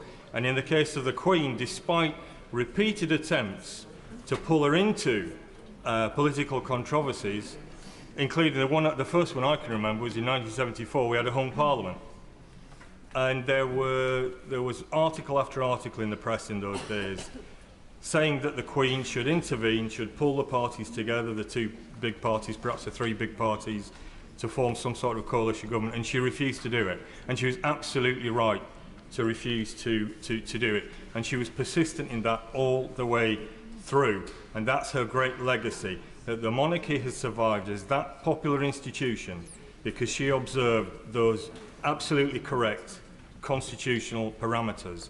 And I think we can all hope that if the new king, as I'm sure he will, observes those parameters and has that dedication to public service which he's already demonstrated, he can reunite and draw together a nation which is as bitterly divided as I can remember. Dame Andrea Leadsom. Thank you, Madam Deputy Speaker. Today was strange to wake up to the first day without our much-loved and hugely respected Queen Elizabeth II. There is a sense of personal loss as well as shock. Somehow her long years of service, commitment and duty felt as if they would never come to an end. As one of the older members of my family told me just this morning, things changed so much in her and our lifetime, and sometimes we feel hopelessly out of date and rather uncomfortable. She was our figurehead, and for that we are truly grateful. The Queen's reign was somehow timeless. Listening back this morning to her first televised Christmas broadcast in 1957, and then to her broadcast to the nation during COVID, Queen Elizabeth II proved continuity right from the post-war years through 15 different prime ministers, from Sir Winston Churchill to my right honourable friend, the member for South West Norfolk, and to the extraordinary, heartwarming royal digital performances with James Bond and with Paddington Bear. For me, her handbag will now always contain a marmalade sandwich. I always remember being sworn in as a Privy Councillor. It was the same day as my right honourable friend, the member for Uxbridge, and we were given the usual briefing on how you kneel on a footstool with your right hand by your side, your left hand holding a Bible, and my right honourable friend and I looked at each other and we were like, what if you fall off your footstool? And we were told very straight-faced, don't worry, the Queen will find it very amusing, which we didn't find reassuring, but luckily it didn't happen. As Lord President of the Council during the hung Parliament of 2017 to 2019, I had the honour of regular audiences with the Queen ahead of Privy Council meetings. On those occasions, I was always struck by the warmth of the welcome and the frankness of the conversation. The Queen was always interested to hear updates on the progress of legislation and the mood of the House. She was very well informed and also quite challenging at a time of extraordinary events, from Brexit to Donald Trump's visit to behaviour scandals here in Westminster. Once a year, the leaders of the Commons and Lords would be invited to Windsor Castle for lunch with the Queen and Prince Philip. These occasions felt quite overwhelming, but at the same time, after a pre-lunch drink in the sitting room and getting into a conversation about how well the restoration of Windsor Castle was presided over by Prince Philip compared to our own efforts to restore the Palace of Westminster, Baroness Evans of Bowes Park and I were very soon distracted as we sought to defend the indefensible.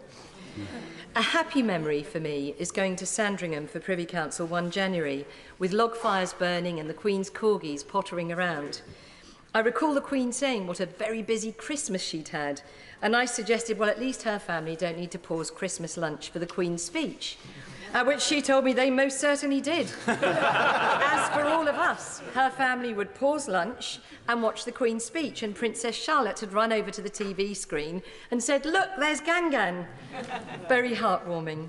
At each of the audiences, it would strike me anew that Privy Council meetings were just one of the many daily duties of the Queen, and that her cheerfulness and her twinkling eyes were always a constant. Truly, she was a monarch who put the comfort of others above herself, and she never faltered in her promise to spend her life devoted to service. And as we've prayed every day sitting in this place, that Queen Elizabeth I may always incline to thy will and walk in thy way, So I believe we can now pray with confidence that after this life she may attain everlasting joy and felicity through Jesus Christ our Lord. Queen Elizabeth II spent her life building relationships in our nation, our Commonwealth and across the world. In her achievements we can all take comfort and know that as the crown passes to our new king, we will have the example of her legacy to unite us in loyal allegiance to her successor, King Charles III. God save the King. Dame Angela Eagle. Thank you very much, Madam Deputy Speaker, and it's an honour to pay a tribute to Her late Majesty Queen Elizabeth II on behalf of my constituents in Wallasey, who are in shock and mourning today. One of the things that strikes everyone contemplating this sad news is the sheer span of the length of time of her reign, the longest ever reign in UK history, someone who lived through an era of profound upheaval and change, but who represented continuity and certainty amidst the tumult. When she was born, it's hard to remember that in 1926 only 10 women had ever been elected into this place, into this House of Commons. And at that time, women did not exercise the vote on the same terms as men. Thankfully, that has now changed, though I always say that work to achieve equality is never done. But she, as the Mother of the House said earlier, led just by example. She led by being. She demonstrated as our head of state, who was clearly, obviously, a woman and a wife and a mother, how possible it was, even if that had been granted to her by fate, by destiny, to combine the roles of the pressure that she had on her with a family life. Her coronation was the first to be televised. Now the monarchy has a presence on social media platforms seen by billions. Her reign has seen the transition from empire to Commonwealth, from conflict to peace in Northern Ireland, but also from complacency to climate emergency, which demonstrates to all of us that we have much to do and many problems to confront us. The values she personified are clear and have been clear from the comments in this House: utter commitment to public service and duty, a woman who dedicated her life to the service of our nation. And when she said at 21 in a broadcast, "I declare before you all that my whole life, whether it be long or short, shall be devoted to your service," that is a vow that she delivered, as we now know, faithfully right up until the very end. She personified wisdom and experience, but she did, as the Honourable Lady who's just spoken has just said, have that twinkle in her eye. Whenever you were waiting in line to meet Her Majesty, you could see the twinkle and it put you at ease. She first visited Wirral in 1957, but during my time in this House, she first came to Birkenhead when she opened the Europa Pool in 1996, and finally came to Wallasey for the second time in 2011 to open the newly rebuilt floral pavilion in New Brighton. Thousands upon thousands of official duties, many thousands of my constituents looked forward to her visits and have fond memories of them. She was always interested, always engaging, and always smiling and reassuring when she interacted with people who lined the routes to see her on these fantastic occasions. So her loss will be mourned. It's a terrible but inevitable loss. She left us in a place where we know we can survive the transition because of the strength she gave to the institution. So may she rest in peace, Madam Deputy Speaker. And we all wish the greatest condolences to the royal family who are going through such terrible loss now.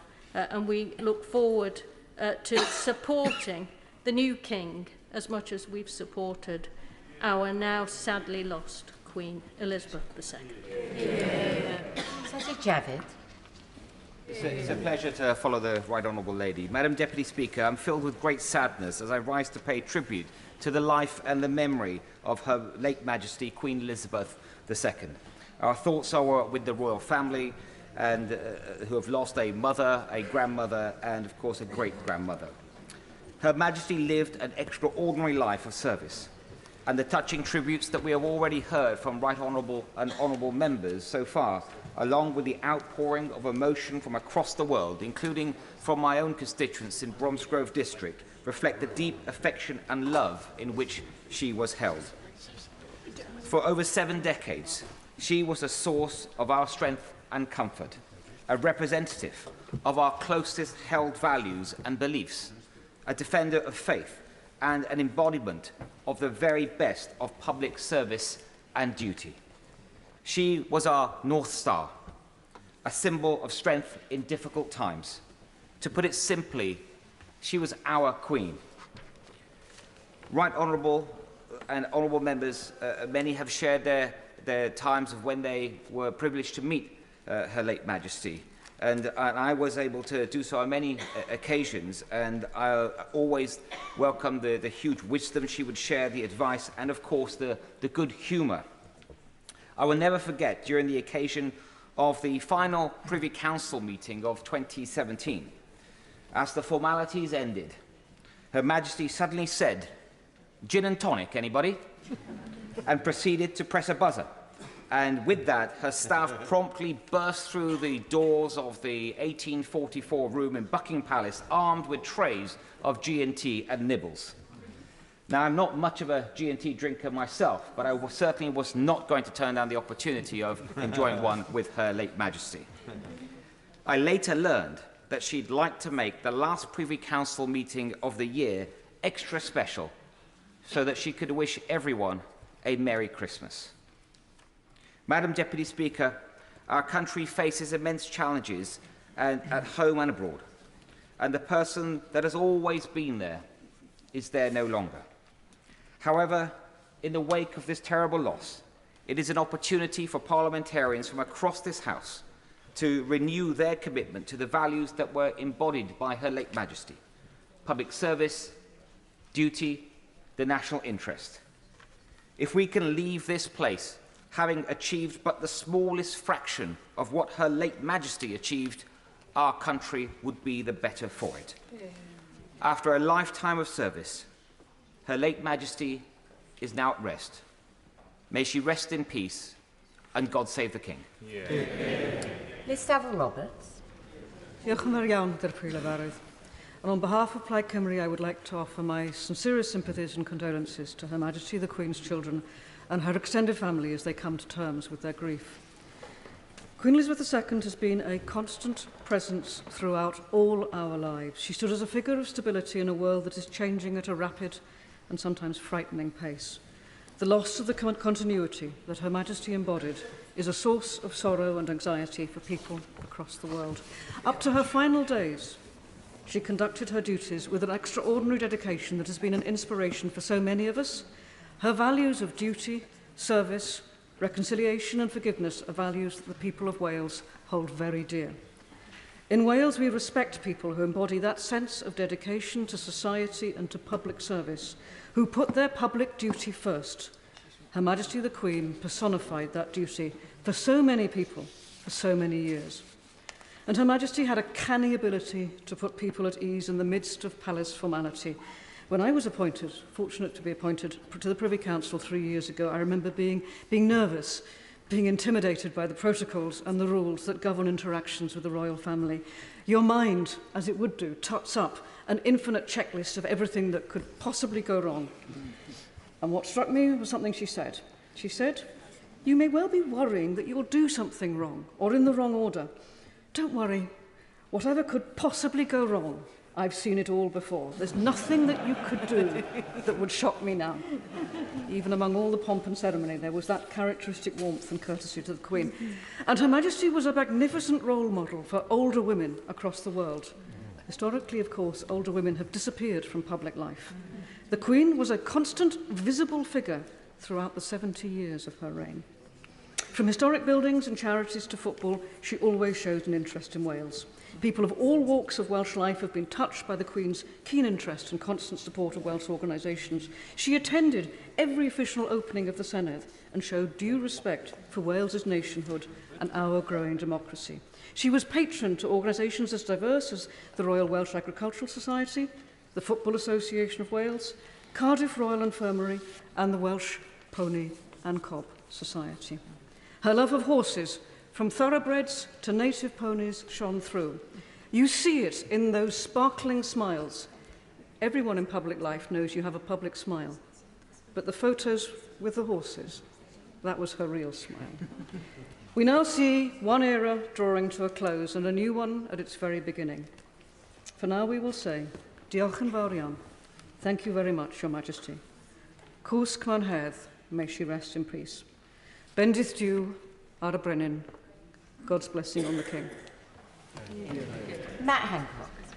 Thank you very much, Madam Deputy Speaker. I rise to share gratitude for the life of Her late Majesty the Queen, share sadness for her, especially for her family, and also sadness for the country and the world at the loss of the greatest statesman of our time. I also want to mark my own personal gratitude for the advice that Her Majesty gave me, for her role in particular, as has been mentioned by the most recent former Prime Minister, for her role in bringing the country together and giving hope in dark times during the pandemic. And I'd also add for taking the rare step of going public with her health status when declaring that she'd taken a vaccination and showing further leadership.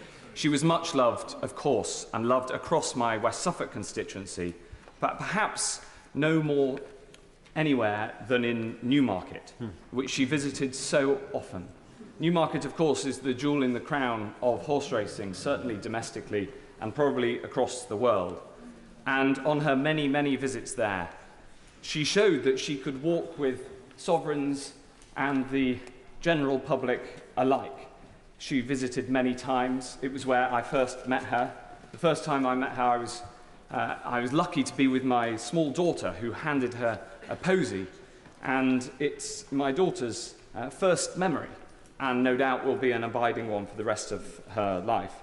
And it reminds me of the many times that I've seen Her Majesty meeting the public and been impressed and inspired by her sheer ability to ensure that each person she meets understands that she is focused entirely on them and she listened so well to them, knowing, no doubt, that for each person she met, it was a moment that that person would remember for the rest of her life. Her fortitude at continuing to do that well into her 90s was incredible to behold.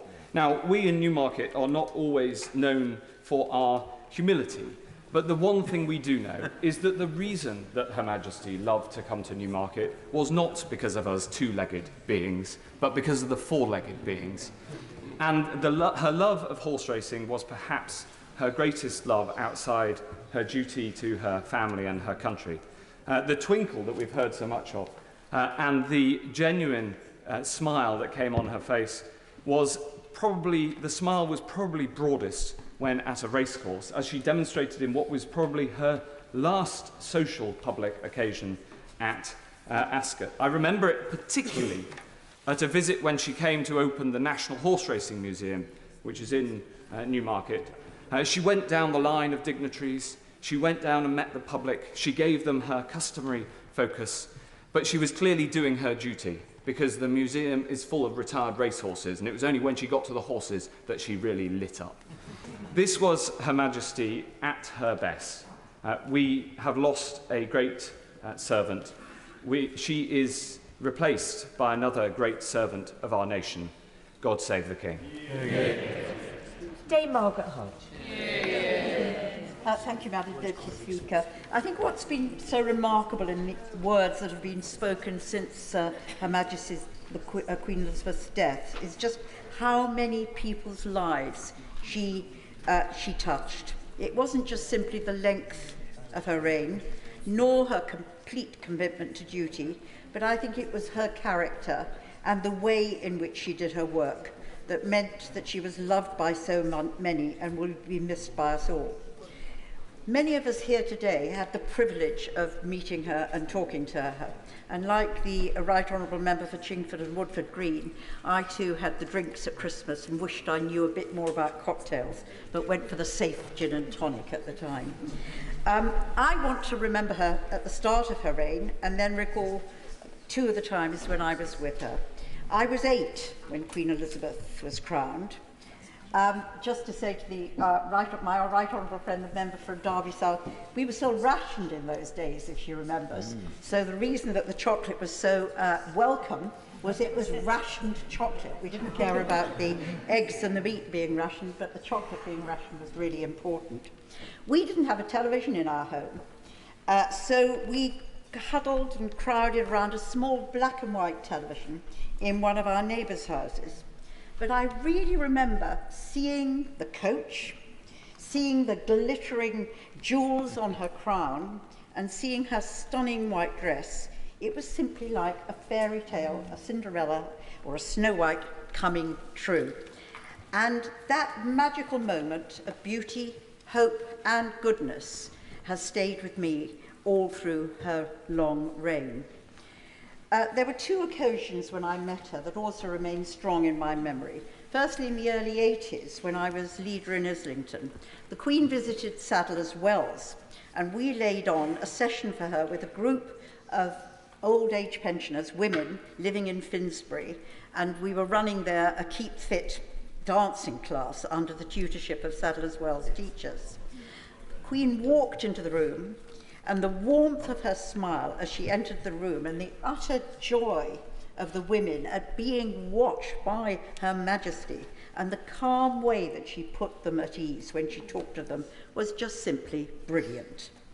And for the Queen, I think it was probably just another day, but for the women, it was probably one of the most eventful days in their lives. The second was when the Queen came to visit Barking and Dagenham in July 2015, when she was nearly 90, to mark the 50th anniversary of the creation of the borough.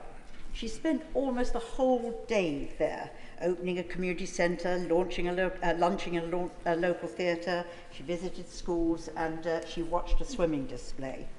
Thousands of my constituents came out to see her, and many met her, and she did enjoy a rapturous reception.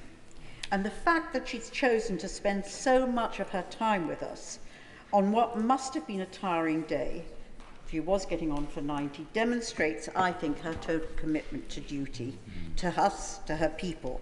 And among the sea of Union Jacks that met her, I just remember the placards which said, "Welcome our Queen, we love you." Madam Deputy Speaker, at a time of constant change, Queen Elizabeth II gave us stability. At a time of uncertainty, tension and conflict, she always provided a path to reconciliation. And as a nation and community, she provided leadership that brought recognition, respect and status and love to all of Great Britain and all of our people. We will miss her. Nigel Adams. Thank you, Madam Deputy Speaker. It is with great sadness that I rise to speak in the tributes to Her late Majesty, the Queen, not only on my behalf, but on behalf of my constituents in Selby and Ainsty. The news the whole nation had been dreading brings the reign of the longest-serving monarch in British history to an end. As we've heard, as a child, she was not expected to be Queen, but her destiny and that of our nation changed when her father acceded to the throne as King George VI. She, as we have heard, as a 21-year-old young woman, pledged to live a life of service. There can be no one anywhere, Madam Deputy Speaker, that can say she did not deliver on that pledge. I vividly recall the celebrations for the Queen's Silver Jubilee in my village and across the nation. It's also incredible that she has also celebrated golden, diamond and platinum jubilees. Her life spanned some of the most amazing milestones over the last century, from the discovery of penicillin, the moon landings, and the invention of the World Wide Web. She was also a monarch that circumnavigated the world, visiting hundreds of countries, including those Commonwealth countries which she held with such affection. And Madam Deputy Speaker, the Queen also visited Selby in my constituency alongside her beloved husband, the Duke of Edinburgh. This is in 1969, when they came to present Maundy money to 43 men and 43 women at Selby Abbey. 10,000 people lined the town streets that day to welcome and catch a glimpse of their monarch. Now, like many honourable and right honourable members, I've had the privilege of meeting the Queen both times at the Palace, and I cannot tell you, Madam Deputy Speaker, how nervous I was as we lined up to meet her.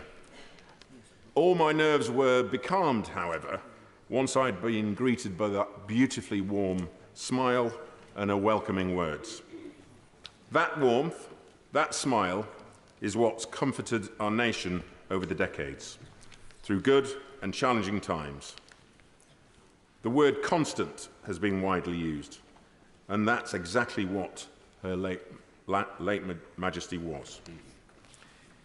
It would be difficult to imagine life without her, and it feels like we've all lost a grandmother. My right honourable friend, the member for Uxbridge, in his touching speech, referred to her late Majesty as Elizabeth the Great. He is absolutely right to do so. She was a truly great monarch, and in some ways, the greatest monarch. Her late Majesty was also a mother, grandmother, and great-grandmother, and my thoughts and prayers are with her family, especially with King Charles III, who succeeds her to the throne. And as my right honourable friend has also said, it is a tribute to her that we can say with great confidence, God save the King. Yeah. Madam Deputy Speaker, we owe her late Majesty a great debt of gratitude. May God bless her and keep her. May she rest in peace. And if I may paraphrase a small bear from darkest Peru, Mom, thank you for everything. Colm Eastwood. Thank you, Madam Deputy Speaker. The warm tributes that have already been paid to Queen Elizabeth II by honourable and right honourable members today tell their own story about the great respect and deep affection that so many from such diverse and different backgrounds had for her. It is an affection and a respect that transcends mere political difference and speaks to her position as a leader and an example of public service.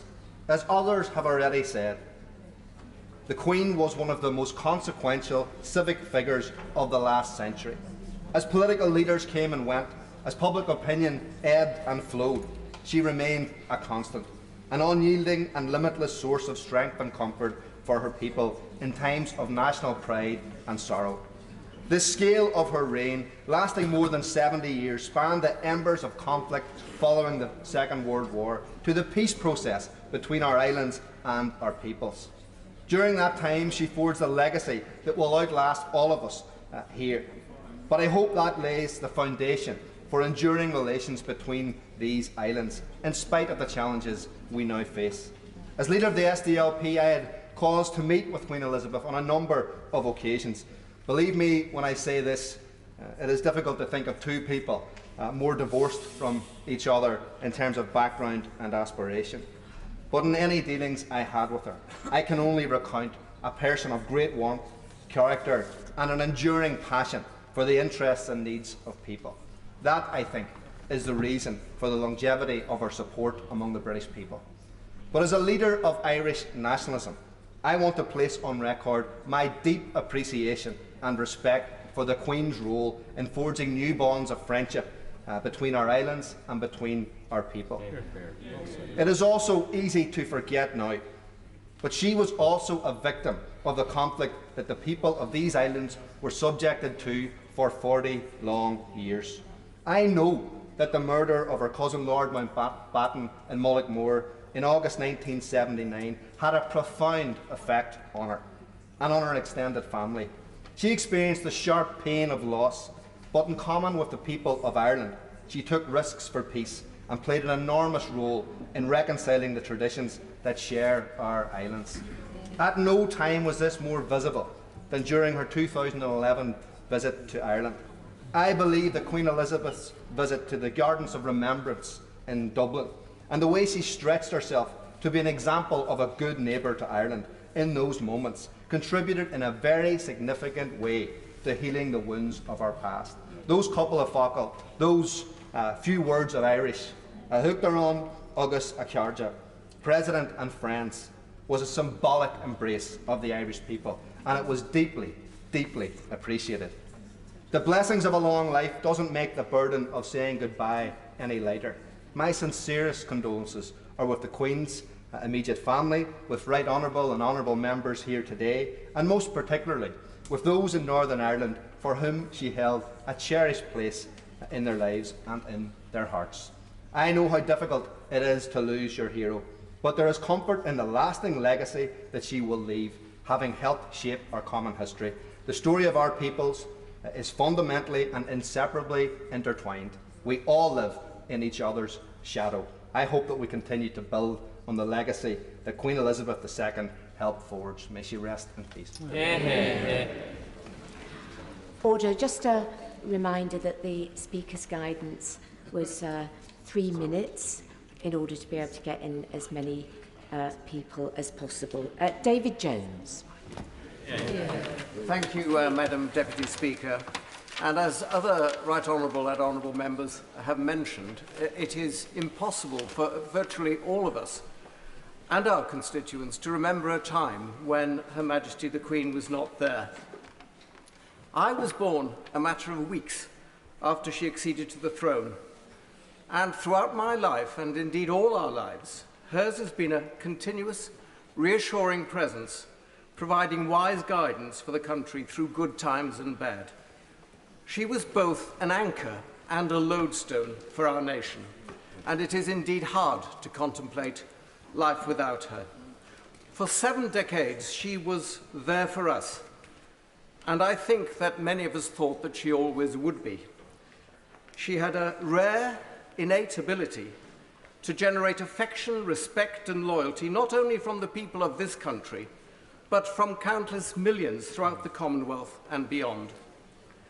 Hers was arguably the most recognised face on the planet, and it's not only here that she will be missed, but in other lands across the world, even in the few countries that she never visited during her long reign.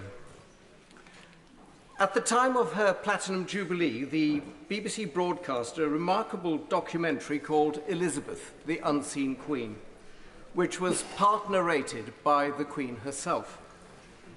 And in the documentary, she spoke the following words of an Australian Aboriginal proverb. "We are all visitors to this time, this place. We are just passing through. Our purpose here is to observe, to learn, to grow, to love, and then we return home." And Madam Deputy Speaker, while we and our constituents feel the most profound grief at her passing, and our mourning will undoubtedly continue long beyond her funeral, we must find comfort in the knowledge that our Queen, strong in the Christian faith that sustained her throughout her life, has returned home and is at peace. God bless the lovely memory of Her Majesty. God save the King. Ed Miliband. Thank you, Madam Deputy Speaker. I rise at a time of great sadness for our country, and I do so on behalf of my constituents in Doncaster North, and I know, Madam Deputy Speaker, I speak for you and your constituents in Doncaster Central, indeed right across Doncaster. I would say also, Madam Deputy Speaker, the House has been at its best today with some wonderful speeches and memories of Her Majesty Queen Elizabeth.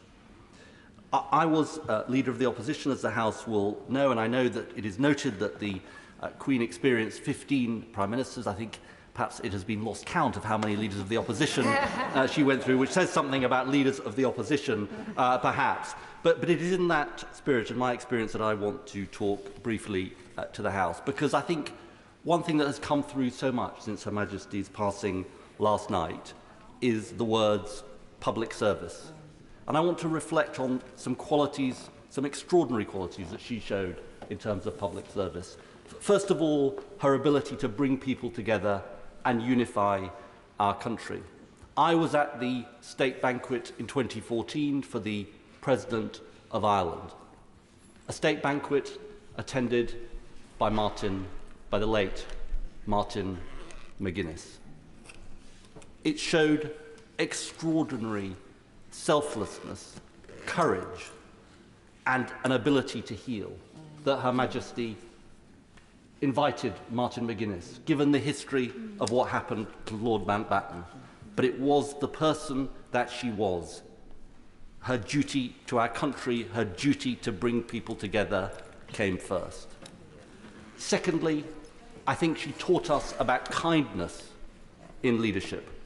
The Right Honourable Member for Chingford, who is not in his place, talked about his experience when he was deposed as leader of the opposition. I was deposed by the British people rather than my party. I should say that to the House that as my career nosedived, my wife's took off, and she became a High Court judge in 2019 and became a Dame. And so we were both invited to the palace to meet Her Majesty. And Her Majesty fixed me with her gaze as we saw each other and said, "Oh, it's you," she said. "What are you doing here?" knowing full well why I was there. And we had a wonderful conversation. And there she was at 93, still full of vim, vigour, and humour. And there is a lesson for us all in the kindness she showed to me and to other members of this House. And thirdly, I want to say something about her sense of humour, because I go back to a time in 2008 when I had been recently appointed the Secretary of State for Climate Change, and I went to my first ever Privy Council meeting, and Her Majesty was reading out laws that were being passed. And as she did so, she paused for a moment and said, because she was having trouble reading, and she said, "Yes, it's these new long-life light bulbs that we've introduced."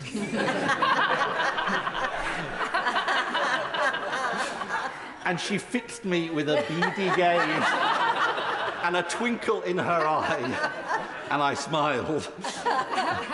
And that was a sense of humour that she showed. She was an extraordinary monarch, but I do also want to say a word about King Charles III. And here, again, I speak on behalf of my constituents. He has been an extraordinary warrior on the issue of the environment, long before it was fashionable. And when I was Climate Change Secretary, I always thought of him as an extraordinary national asset on this issue, and he remains so. But he's not just a fighter for big causes, he is also someone, and here he has inherited this from his mother, of extraordinary kindness, generosity and compassion. We see it in his work to heal social divisions in our country, but I've also seen it in my constituency, which was hit by floods in both 2007 and 2019. And on both occasions, including on the first, when part of my constituency was still underwater, King Charles III came to see us, to see my constituents, to talk to them, to be with them, including on the second occasion, just before Christmas, because he knew that his presence at this time of anguish and grief and anxiety for my constituents would make an enormous difference to them. And indeed, it did so. I say to the House, we have lost an extraordinary monarch who has had an extraordinary and distinguished reign for 7 decades. She is followed by someone who I know will live up to all of the hopes of our country, will bring that same sense of unity, that sense of compassion, and that sense of public service. Long live the King. Chris Grayling. Madam Deputy Speaker, I'm very grateful to be able to participate in this solemn occasion, one that we all knew would happen, but one we all really in our heart of hearts hoped wouldn't. It is a day of mourning for all of us individually, for us collectively as a House, and for the whole nation. And not just the whole nation. I was struck last night to see a picture of an American baseball diamond with the teams lined up in a minute's silence in recognition of the loss of the Queen. And of course she was a global figure. I remember when I hosted the Global Law Summit in 2015 and the Queen very kindly hosted a reception at the Palace. The US Justice Secretary, a powerful man in that country, coming up to me after he'd been introduced to the Queen going, I feel like a 9-year-old, it's just amazing, I'm here, it's extraordinary. And that's what the world thinks of her, thought of her, and that's why they will all be mourning with us now. And I have a particular reason for mourning, 2 reasons actually. My constituency is one of the places she came to every year as a committed racing watcher to attend the Derby, and she will be much missed there in the future. And I had an email from a constituent this morning saying we will miss now that moment every year when she drove up the road at the end of our street and we could all see her and wave as she went past. She'll be missed by everybody in Epsom. But I'll particularly miss her because I had the privilege of serving for 5 years, first as her Lord Chancellor and then as Lord President of her Council. And in those 2 roles, one gets to spend not as much time as the Prime Minister, but a considerable amount of time with her. And she was an extraordinary, welcoming, kind, smart person. I remember the moment when the current Archbishop of Canterbury was sworn in. And we've been through the formula that you go through on these occasions. And then, when we finished, she and the Archbishop, who used to work for Shell in Nigeria, embarked in this extraordinary conversation about the politics of Nigeria. And she knew it inside out. She was incredibly knowledgeable about what was going on in this country and elsewhere. She was incredibly welcoming for all those of us who've had the privilege of spending time working with her in our various capacities. We know she was a kind person, or a warm person, always welcoming, always that twinkle in the eye that the Right Honourable Member referred to a moment ago. Always a light-hearted conversation, sometimes about great issues, sometimes about simple matters like how you manage all the dogs at Sandringham at Christmas time. I remember so many occasions going in with this incredible global figure and being made to feel welcome, being made to feel that she was interested in what I and we were doing, and to feel incredibly proud that she was our monarch. And I join the Right Honourable Member in wishing all the very best to King Charles III. He has had a long apprenticeship. He will, I believe, be a great monarch, and I know everyone in this House will wish him all the very best for what is a very difficult time for him. We'll also want to extend their condolences to all members of the royal family who've lost their grandmother and their great-grandmother. It is a very sad occasion for them. But I particularly today think back to one conversation I had with her. We were, before a Privy Council meeting, talking about the way technology is changing the world. And I said, you know, it's extraordinary. The world's changing so fast. Who knows where we'll be in 30 years' time? And she said, the only thing I know is I won't be there.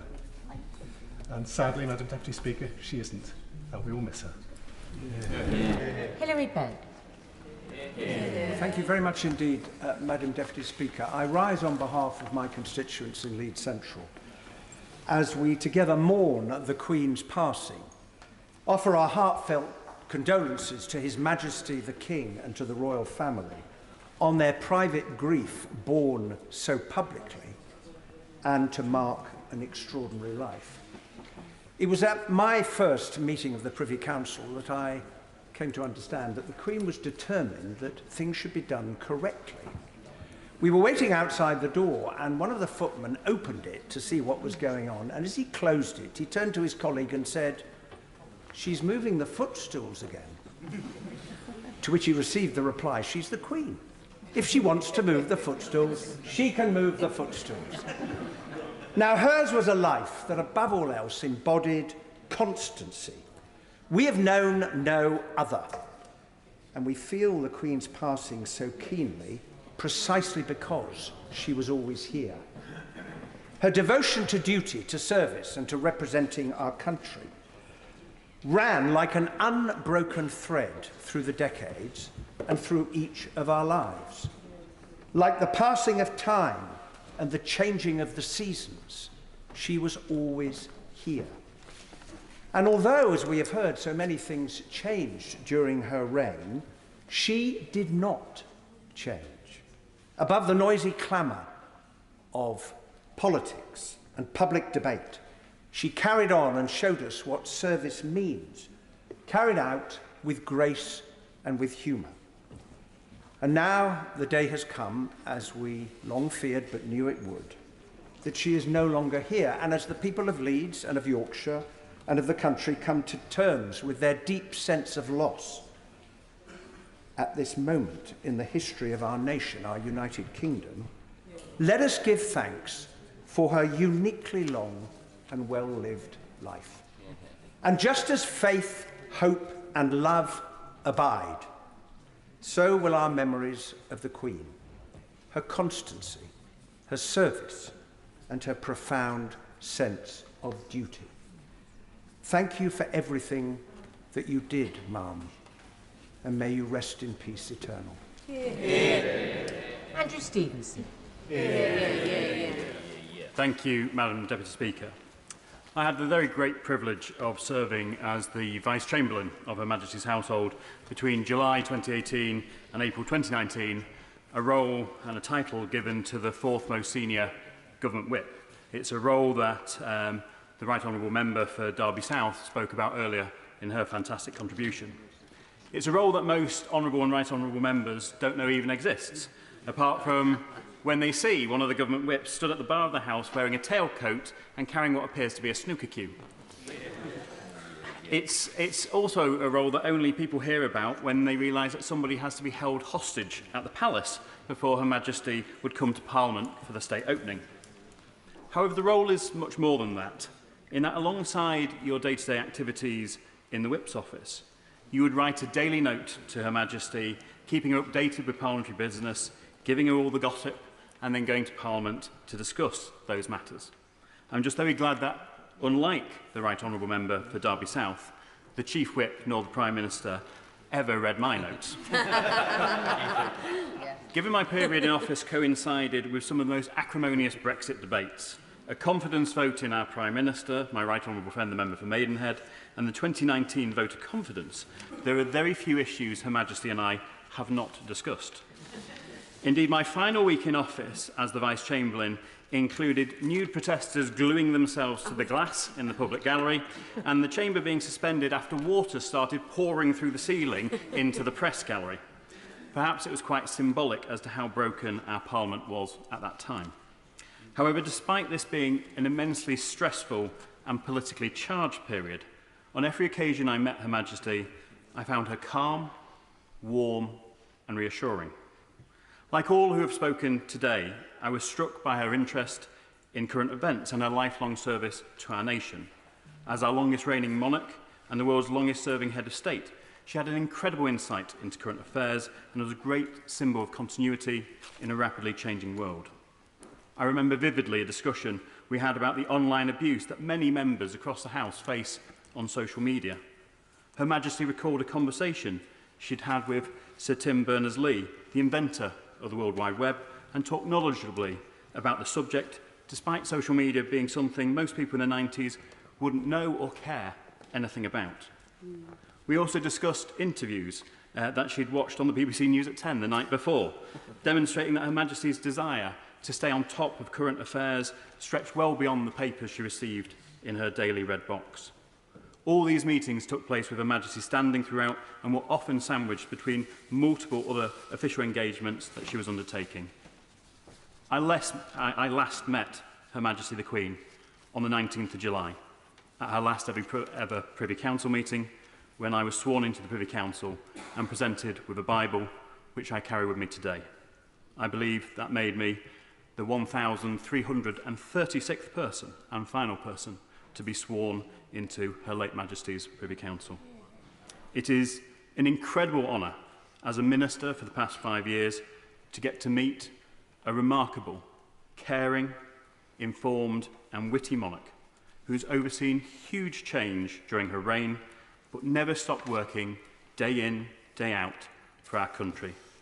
And it is an incredible honour for me as a Lancastrian MP to see the love felt towards Her Majesty Duke of Lancaster by so many of my constituents in Pendle, who I will be joining with in remembering and celebrating her life over this period of national mourning. May she rest in peace, and God save the King. Yeah. Drew Hendry. Thank you, Madam Deputy Speaker. I never had the pleasure of meeting the late Queen personally, but I have met her son, the new King, on several occasions, and I can testify personally to his deep love for the Highlands. And I know that my constituents in Inverness, Nairn, Badenoch and Strathspey will want to join me in holding him in our thoughts as he deals with this most personal of losses, that of his mother.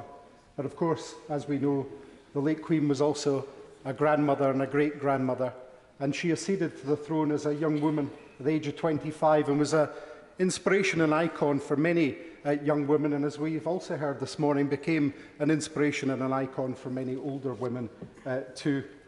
She was someone, as we can see from the tributes internationally, who was respected and admired far and wide. The vast majority of my constituents, whether they be monarchists or Republican or anything in between, have never known a time when she was not our head of state. Our sympathy goes to her family and all of those who are so deeply affected by her passing. Sir Bernard Jenkins. Thank you, Madam Deputy Speaker. And on behalf of the constituents of Harwich and North Essex, I rise to pay tribute to Her late Majesty, whose whole life was the greatest example of public service we shall ever witness, whose kind heart, sharp intellect, huge wisdom was such a gift to the nation, and who had love in her soul for everyone and a serenity which even now calms the nation in these troubled times. She inspired so many good causes. I single out one, the Commonwealth. In 1952, a mere 8 nations, which she led from being an emerging relic of a lost empire to become a network of nations representing 2.5 billion people in the network world we now live in. Just one of her achievements, but what an achievement. What a legacy for future generations, including, may I say, the Commonwealth Youth Orchestra, whose foundation she supported, about which she spoke to me with such passion, knowing that we both had such interest in music. Her devotion brought her to every corner of the kingdom, where she would show her humour and humanity. When in 2004 she came to Harwich to commemorate the 400th anniversary of the town charter, when Ivan Henderson was still the Member of Parliament, her programme included seeing the historic carvings in the town jail. But when the late Andy Morrison, the Mayor, announced, "You will now be taken to the jail, Your Majesty," a pall fell over the royal party. So he attempted to rephrase the invitation. But Prince Philip just retorted, "That wasn't much better." And she threw back her head and roared with laughter. Later that day, as she stepped into the crowd on Harwich Quay, she said to the Mayoress, Pam Morrison, "My dear, don't let me miss any children." A 3-year-old boy was duly lifted over the barrier, who gave his flowers to the Mayoress at first. But Her Majesty, unfazed, chatted to the boy and charmed him, and he saw her take the little bunch of flowers which he had given her into her own hands, and she carried them for the rest of the tour. So she combined global leadership, such principle and dedication, with such humanity and care. She has gone to the light, who some call God, who inspires us all. God rest her soul. May he comfort all those who were closest to her. God save the King. Shabana Mahmood. Thank you, Madam Deputy Speaker. It is an honour to be able to pay tribute to Her late Majesty Queen Elizabeth II and to offer my condolences and those of all of my constituents to King Charles and the whole of the royal family as they face their personal loss. Honourable and right honourable members have rightly praised Her Majesty's admirable work ethic, her sense of duty, which has never wavered, and her unparalleled dedication to public service. Her Majesty served us right until the very end, forever committed to her people and her country. She lived and symbolised the very best of our constitutional system, the value of a royal family, what it gives to our country and the part that they play in our national life. One of the proudest days of my life was when my dad was awarded an OBE at Buckingham Palace. My whole family, we just could not get over that we would get the chance to hang out in the Queen's house. On that day, it fell to the Queen's daughter, the Princess Royal, to hand out the honours, but the whole occasion was made magical because it followed precisely the exact example of the Queen herself. And I will also never forget arriving in this place for the very first time in 2010, standing in front of the Speaker's chair, taking hold of this House's copy of the Holy Quran, upon which I swore my loyalty to Her Majesty the Queen as one of this House's first ever female Muslim members of Parliament. Her relationship with Birmingham was strong, and in return we Brummies had a deep affection for her and gratitude for the time that she devoted to us in the 70 years of her reign. Over the years, she visited Villa Park, the Bull Ring, many of our railway stations, the NEC, the International Convention Centre, Pebble Mill and the Hippodrome.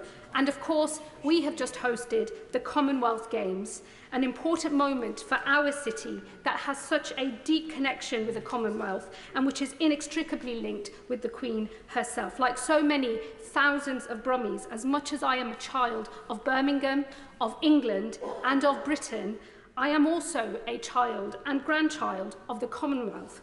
Millions of British citizens have a similar family history, making them a part of the Commonwealth family, and we recognise Her Majesty as the loving matriarch of the Commonwealth, its guardian and its guiding light. Her commitment to the Commonwealth and her championing of it recognised and respected our heritage. She gave institutional and spiritual meaning and the heart and soul of belonging to those of us who are citizens of our great nation, equal before the laws of our land, but who do not have centuries of birthright claim upon these our islands, and we thank her for it. For me, her Christian faith also is something that always stood out. She was a committed Christian, as we know, Supreme Governor of the Church of England. It might surprise some that her commitment to her Christian faith could mean so much to those of us who practice, observe, and belong to other faith communities. But in a speech at Lambeth Palace to mark her Diamond Jubilee, the Queen said, and I quote, "The concept of our established church is occasionally misunderstood and I believe commonly underappreciated. Its role is not to defend Anglicanism to the exclusion of other religions. Instead, the church has a duty to protect the free practice of all faiths in this country." She was defender of the faith, but she was a queen for those of us with other faiths and indeed for those of none. May God make it easy for her. May he give her loved ones strength. And if I may offer this house an Islamic verse which Muslims recite when someone dies and which I hope will resonate with the Queen's Christian faith too. Inna lillahi wa inna ilayhi raji'un. To God we belong and to God we all return. Madam Deputy Speaker, I rise on behalf of, to make my own tribute, but also on behalf of the constituents of North East Hertfordshire in Royston, Baldock, Buntingford and Letchworth. The Queen was very much loved and admired in our area, a remarkable woman and a wonderful head of state. She knew our area well from visiting her mother's family, who live in a village near Hitchin, St Paul's Walden. We were lucky that the Queen was able to be with us for some of our most important events. She opened the new North Hertfordshire Leisure Centre at Letchworth Garden City, and later, in my first year as MP in 1993, she came to open a new housing development at Beach Hill and a sheltered housing scheme at Tabor Court in Letchworth. And Letchworth was also proud that she chose the Marmot pram as the baby carriage for the new king, made in Letchworth.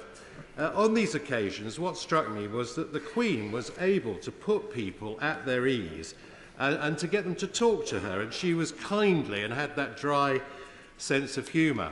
On the sense of humour, I do remember one Privy Council meeting when the country was having difficulties, similar but at a different period to those that the Right Honourable Member for Derby South mentioned with the European Union. But at this particular Privy Council meeting, she approved the High Hedges Order for Guernsey. And then afterwards, she said with a twinkle in her eye, "Well, I'm so pleased we've sorted out those high hedges in Guernsey. Is there anything else going on?"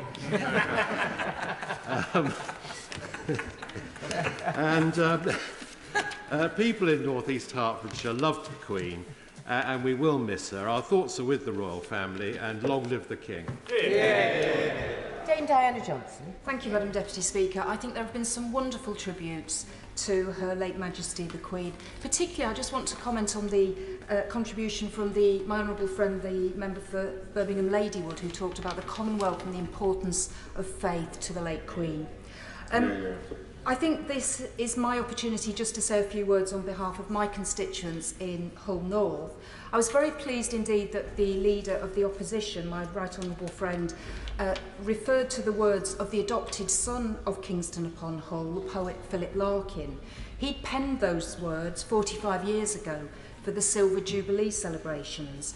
And as with all great poets, the words resonate as much on this day as they did in 1977. And I'm just going to repeat them. In times when nothing stood but worsened or grew strange, there was one constant good. She did not change. Now, my city of Kingston upon Hull has a rebellious history with the monarchy, slamming the city gates against the king in the Civil War. But the city took Queen Elizabeth to our hearts, and I would say we were very firmly in the royalist camp during this second Elizabethan age. Her Majesty visited the city many times and met the people of the city. During her reign, she was in Hull on some of the most important days in the life of the city and the region. These include the opening of the iconic Humber Bridge in 1981, celebrating the city's 700th birthday in 1999, and visiting Hull in 2017 when we were the UK City of Culture. Her first visit to the city was actually to Hull Royal Infirmary in 1957, and she came again 50 years later to open the Queen's Cancer Centre at Castle Hill Hospital in 2009. The city will miss her. And although the Sovereign's passing is a historic moment for the United Kingdom and our Commonwealth, and for many others around the world, at this time we must remember, above all else, that a family has lost a beloved mother, a grandmother and a great-grandmother. And like many others, this loss to the nation resonates very personally with the loss of one's own parents or grandparents. And in particular, I remember my Auntie Betty, a staunch royalist who loved the Queen and was also born in the same year as the Queen, 1926. So on behalf of the people of Hull, my thoughts and prayers are with the royal family at this saddest of times. I also want to express condolences on behalf of the Commonwealth War Graves Commission, which I sit as a member. And although there is great sadness at this time, let us also remember a long life of service, so well lived, devoted to this nation, a life that should be celebrated. The Queen was a member of that greatest generation who herself, as we've heard, served in uniform in World War II, helping to secure our democracy's survival against tyranny. This was also a Queen who embraced change throughout her life and saw us into the digital age. And I just wanted to end by saying it was a special honour to be sworn in as a Privy Councillor over Zoom during the COVID pandemic. So I didn't have any of the worries about the footstool and falling over. And so the Queen was on a very large screen in front of me. She looked entirely at ease and was taking this new technology completely in her stride, perhaps rather more so than the Lord President of the Council at that time, the Right Honourable Member for North East Somerset. So to conclude, like the vast majority of Britons alive today, I have known no other monarch. But sadly, we now have the point where change has come, and we, alongside the condolences to the royal family, we look to the new King Charles III. One era is ending, a new one is beginning. Queen Elizabeth II would want us to go forward as a great nation in all our faiths and beliefs, proving that she was never mistaken in hers. God save the King. Sir Roger Gale. Thank you, Madam Deputy Speaker. In paying tribute to Her late Majesty, may I, on behalf of my constituents in North Thanet, simply say that our condolences are with His Majesty King Charles, the Queen Consort, and all the members of the royal family. The then Prince Charles, speaking at the Jubilee, opened his remarks by saying, "Your Majesty, Mummy." And I think we all need to remember that this family has lost a mother, a grandmother, and a great-grandmother. And we all feel their pain, and our thoughts really are, and prayers really are with them. Madam Deputy Speaker, I was 9 years old when King George VI died. I can remember it fairly vividly. And rather like the Right Honourable Lady, the member for Derby South, the next, I think, most memorable event in my connection with the royal family was the bar of chocolate that we were all given at the coronation. And I seem to remember we got a coronation mug as well. And for 70 years, so far as I am concerned, this great lady has been my lodestar, my monarch. I was listening on the wireless, I think some people call it a radio, this morning on my way up from Kent to a caller who said, if we really want to honour Her Majesty's memory, then it would behove us well to emulate the way that she lived and served in her life. And I think that's something actually that in this House we might all bear in mind.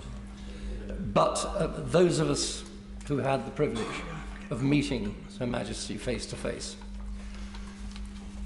without exception, I think all remember what has been referred to over and over again this morning as the twinkle in those beautiful eyes and the smile that is now lighting up heaven.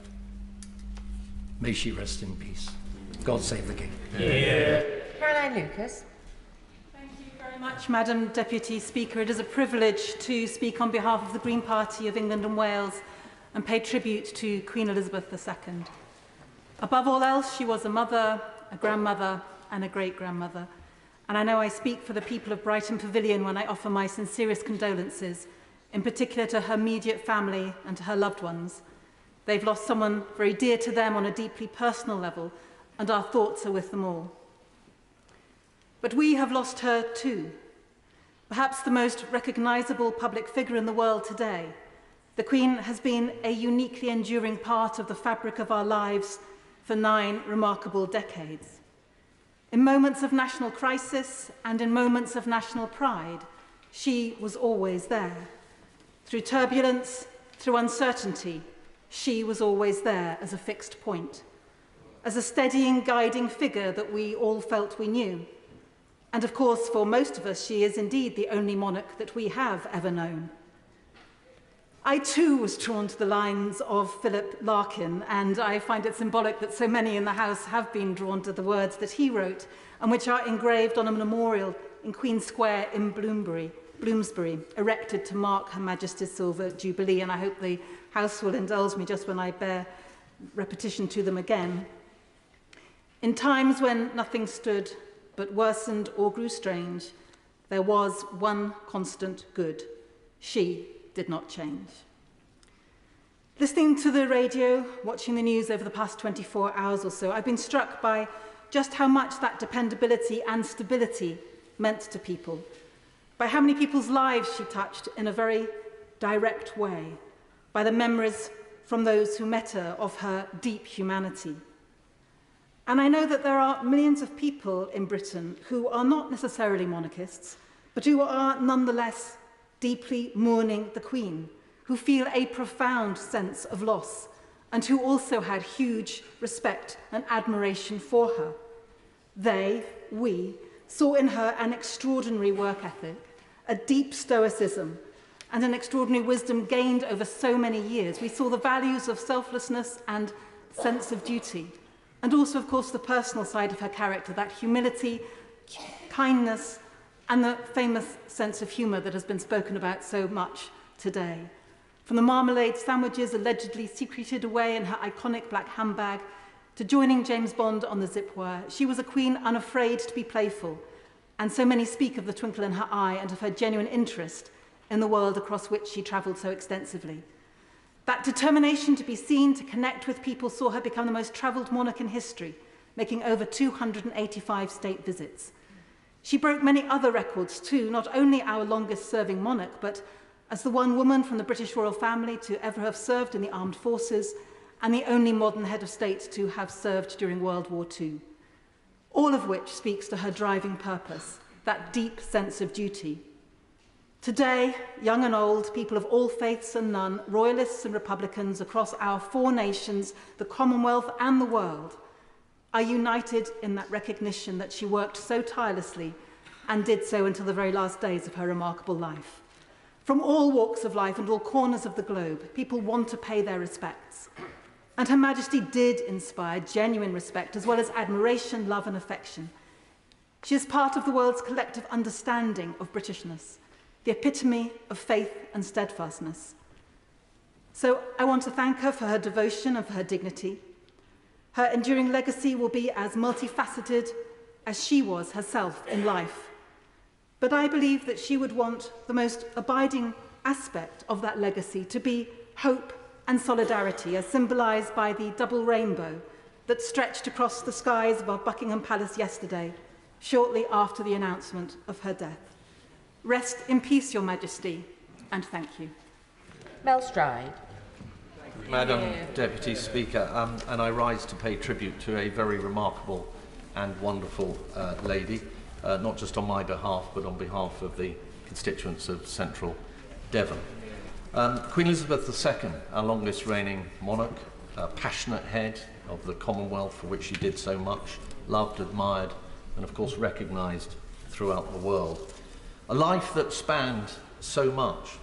When she came to the throne, of course, World War II was a very fresh memory. There was still rationing. Man had yet to walk upon the moon. She reigned through Suez, the Cuban Missile Crisis. She saw the Beatles, a solitary football World Cup victory. She saw Concorde fly.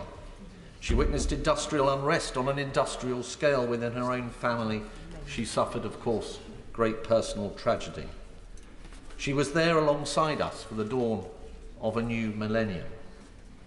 She joined James Bond for the opening, as we have heard, of the London Olympics, and Paddington for the Jubilee. And she said of the Lionesses and their recent triumph, "You have all set an example that will be an inspiration for girls and women today and for future generations." That could equally be said for her. Elizabeth, as we have heard, has always been here. She's always been a part of our lives, a part of our world, and perhaps in essence, that is why she will be so sorely missed. She was certainly with us in Devon and the West Country, Madam Deputy Speaker. She would have known my constituency well, along with, no doubt, the constituencies of all of us in this House. She was a frequent visitor to the Southwest, as recently as the G7 summit, where she for the first time met President Biden, one of 13 presidents of the United States with whom she was to make an acquaintance, all of them since Harry S. Truman, with the exception of Lyndon Johnson. When she was 13, she accompanied her family, including her father, King George VI, to the Britannia Royal Naval College in Dartmouth. And she was to remember this as the first time that she met a then young cadet, her future husband, Prince Philip of Greece and Denmark. Now that is something, Madam Deputy Speaker, of which Devon can be particularly proud. And as Queen, she returned to Dartmouth with Prince Philip, of course, before the coronation.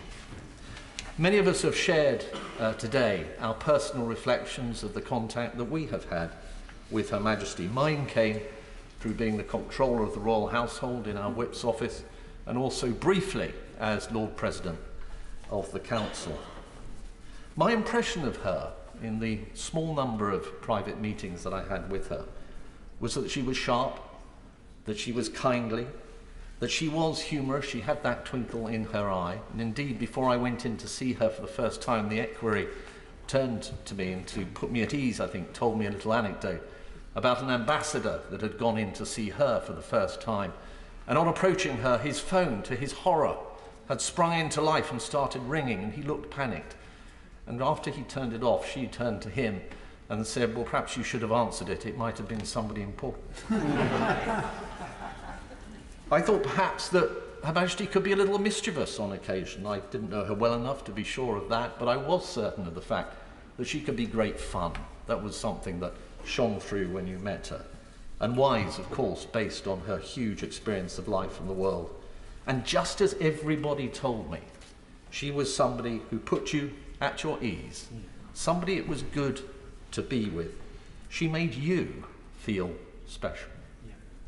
It was the honour of my life, Madam Deputy Speaker, to have spent just that little time with her. Queen Elizabeth, thank you. You gave us all so much. Rest in peace. God save the King. Chris Bryant. Thank you, Madam Deputy Speaker. Ring out the old, ring in the new, wrote Tennyson on the death of his much-loved friend. And we proclaim, the Queen is dead, long live the King. But it feels too sudden, too soon, too sharp a turn in our lives, because the death of the Queen is painful. It hurts. We don't have to ask, "O death, where is thy sting?" because we know. The nation feels that sting of death. It is as if a member of our own family has departed, and weirdly we feel as if we ought to tell the members of our family who've already long departed the news. Even Google, with its brightly coloured logo, is grey today, which is sort of ironic for Her Majesty, who wore every colour under the sun at some point in her life. The poet, priest and Member of Parliament John Donne said, when preaching to Whitehall in 1627, that the best protection against a fearful death was a life devoted to a calling. Well, that's exactly what it was, wasn't it? A life devoted to a calling.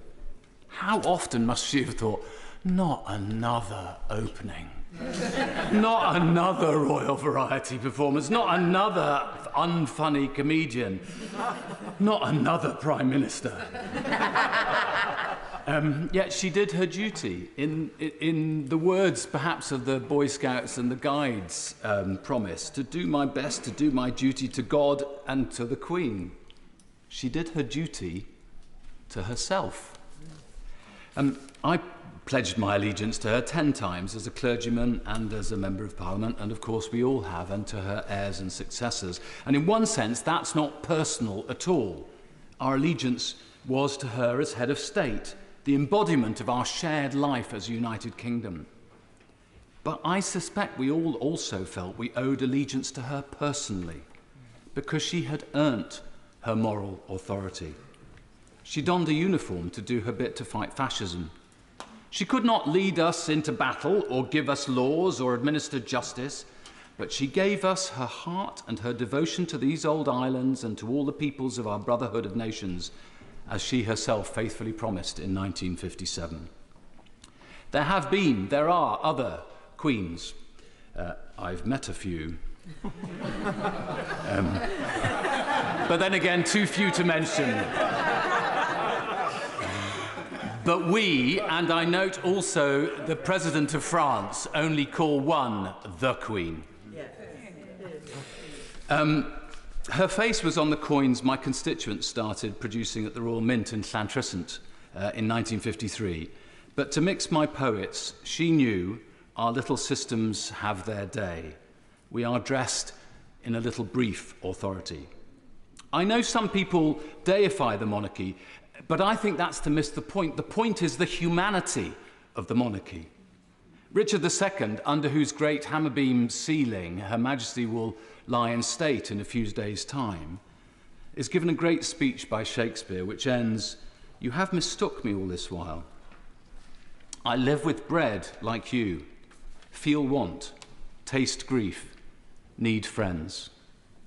Not just bread, of course, marmalade sandwiches as well. Most movingly of all, I think, she was as human as any other widow in losing her husband, her consort, her life companion. None will forget her sitting alone at Philip's funeral. It is a sign of their enduring love that her and Philip's deaths came closer in time than any other reigning monarch and their consort in our history. And I thank God that it was in her reign that men were able to declare their love to one another and women were able to do the same. I end with words that have never felt more appropriate, I think, than for our longest reigning monarch, who lived through Holocaust and war and led us through years of unimaginable turbulence. The weight of this sad time we must obey. Speak what we feel, not what we ought to say. The oldest hath mourned most. We that are young shall never see so much, nor live so long. God save the King. I do want to remind honourable and right honourable members that the Speaker did ask that remarks be confined to 3 minutes. David Mundell. Thank you, Madam Deputy Speaker. Her Majesty Queen Elizabeth II had a lifelong and deep-felt love for Scotland, which we've already heard about, and that was reciprocated by the people of Scotland, who held her and indeed still hold her in deep affection. And I had the opportunity myself to see that close up, both as a member of the Scottish Parliament when it reconvened in 1999 and subsequently as Secretary of State for Scotland. And I do recall at the opening of the Scottish Parliament the Queen declaring, "I have trust in the good judgment of the Scottish people. I have faith in your commitment to their service, and I am confident in the future of Scotland." And it was a belief and a commitment in Scotland that she reaffirmed on each subsequent opening of the Scottish Parliament, although she told me that she always found it very amusing that as soon as the Scottish Parliament was formally opened, it went on recess, or holiday as she referred to it. As we've heard, she was also somebody who was extremely well informed about everything that was going on in politics. And in my first substantive conversation with her as Secretary of State, there had been a major incident in Parliament when rather more members of the Scottish National Party had been elected in 2015 than might have been anticipated, and there was a little bit of conflict about who should sit on the bench opposite. And the then member for Bolsover and some other Labour members were not so keen on SNP members occupying those positions. So the Queen was very familiar with this situation and sought to interrogate me on the rights and wrongs of the issue. And I found myself blurting out, "Oh, Your Majesty, that's Buttockgate." And I thought, in my first meeting with the Queen, I have said the word buttock. What is to happen? But rather than me be taken off to the Tower or to some other place, the Queen just laughed. She found it all very amusing, but also she was interested in what was happening in Parliament and the day-to-day events. She had many connections with my own constituency, from opening the Dumfries Royal Infirmary to visiting the town of Lockerbie after the devastating effects of the air disaster. But I think most tellingly, I found a clipping from a 1956 edition of the Glasgow Herald newspaper, and it stated, Previous royal visits to Scotland having neglected to include Biggar in South Lanarkshire, the Queen decided to make amends in October 1956. As the paper observed, a thoughtful gesture by Her Majesty added 90 minutes in time and 35 miles in distance to her programme, but she felt that Biggar was the only county town omitted from recent royal tours. And that was the Queen. She wanted to include every community across the United Kingdom. And of course, the people of Biggar turned out in their masses to thank her for that very generous gesture. Madam Deputy Speaker, Scotland and the whole of the United Kingdom has lost not just the Queen, but we've lost a dear and true friend whose like we shall not see again. God bless her and God save the King. Ian Murray.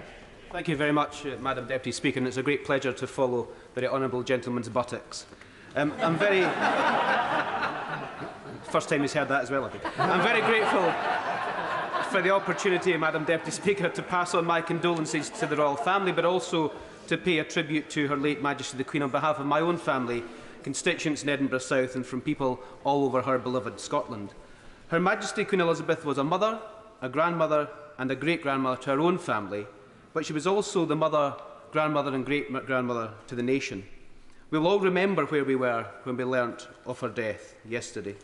We will always remember that it was in Scotland where she spent her last weeks and days, and as we've heard already, she loved being in Scotland, and particularly the Balmoral estate, the tranquillity, the great outdoors and the complete absence of any speed limits.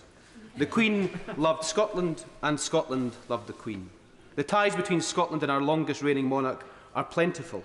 From her very first public speech as a young princess in Aberdeen at the opening of the British Sailor Society, and the yarn of her wedding dress being woven in Scotland, to her Royal Yacht Britannia being built on the Clyde and retired to the Forth, the opening of the first Forth Bridge and the second one 53 years later. And she always looked forward to the Royal Week in Edinburgh each year. Scotland was, as she described it, her special place. She said at the opening of the Scottish Parliament in 1999 that, and I quote, "If I may make a personal point, Scotland occupies such a special place in my own and my family's affections." I remember my own childhood, the traditions which revolved around Her late Majesty. Every Christmas she was part of her family, as much as the rituals of the tree and the turkey was every generation of her family crowded round the television for her 3 o'clock Christmas address. She transcended every generation, all the way to my 2-year-old daughter, who now knows who that was drinking tea with Paddington. I've yet to explain to Zola that Paddington's friend has passed away. Over the last 24 hours, I've tried and struggled to find the language to describe her. But the one word that a constituent said to me late last night was iconic. And she's the very definition of iconic. She was in every pound I ever spent, admittedly fewer than many others, because I'm a Scot, in every letter that I've ever sent. Her name is on dozens of plaques and buildings all over my constituency and tens of thousands all over the country. She embodied what it means to be British. She epitomised public duty, decency and dignity. She picked us up when we were down. And when our grandchildren and their grandchildren look back at this time, it will be Elizabeth II, above all else, they will remember as the thread through every part of our post-war history. She was truly our greatest monarch. I'd love to tell a humorous anecdote, and I hope someone else will tell it, about the visit to Balmoral that she had with Dick Griffin, one of our former protection officers, but Madam Deputy Speaker, there's no time to do that, but someone else may tell that shortly. I never met Her Majesty, but we all think we did, because she was such an integral part and influence on our lives. And everyone thinks they did meet her, because anyone that did never stopped telling you. That's the impact that she had on each of their lives. Finally, Madam Deputy Speaker, I can only imagine the pain and grief the royal family are having today, and that pain and grief compounded by the duty that King Charles III now has to lead this nation. I, the people of Edinburgh South and the people of Scotland, simply say, thank you for everything, ma'am. Rest in peace, and God save the King. Chris Villiers. Madam Deputy Speaker, I feel I can't match the eloquence of the many wonderful speeches we've heard today, but I do want to share for a few moments my personal sadness at this terrible loss. And I'm sure that sense of sadness is shared also by my constituents in Chipping Barnet.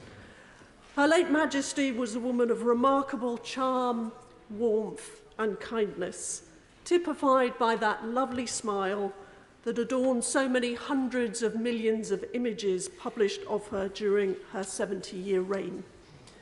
She could come out with rather unnervingly direct comments sometimes on the news, on matters on the news, often with a twinkle in her eye, deploying that mischievous sense of humour about which so many this morning have spoken. I have to say, when I met her, I was so starstruck in her presence that I scarcely felt able to string a sentence together. If she noticed, she was far too kind and polite to mention this. Her enthusiasm for Northern Ireland is something which featured in many of our conversations during my time as Secretary of State.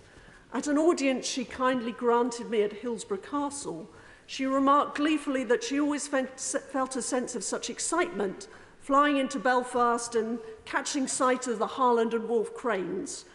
She said, "You know, there is only one place in the world you can be when you see those landmark cranes." As Northern Ireland Secretary, I and my team had provided some suggestions on the itinerary for the 2014 royal visit, and I felt they might be a little more daring than what had been the previous plans for the visit. So it was with some nervousness that I arrived at the first stage of the programme at St George's Market, which saw Her Majesty mingle amongst the crowds in a way which would have been inconceivable in Belfast just a few years previously. Later, a walk by Her Majesty around the set of Game of Thrones in the Paint Hall Studios was a social media phenomenon, but politely and probably wisely, she declined the invitation to sit on the Iron Throne. But history, I'm confident, will record her role in promoting peace and reconciliation on the island of Ireland as one of the greatest achievements of Queen Elizabeth II. As we've heard and as we all know, she herself suffered personal tragedy at the hands of the Provisional IRA. And yet she was willing to shake hands with the late Martin McGuinness and even welcome him to her home in Windsor. And her visit to the Republic of Ireland in 2011 was a truly landmark moment.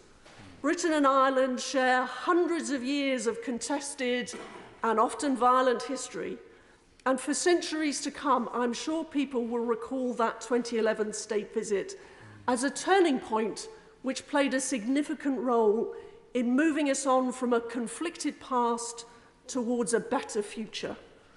In conclusion, Her Majesty was the last head of state anywhere in the world to have donned a uniform in World War II.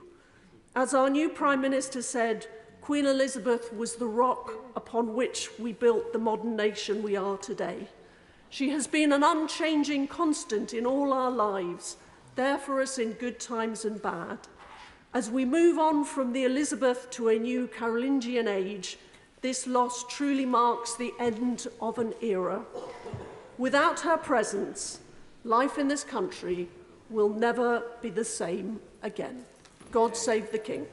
Well done. Catherine McKinnell. My thoughts, prayers and condolences and those of communities across Newcastle North are with His Majesty the King, the royal family and the country as we mourn, remember and celebrate the incredible life of Her Majesty. As I learned the news of her passing yesterday, as I'm sure is the case for many, I shed a tear. I was asked by one of my children what the Queen meant to me.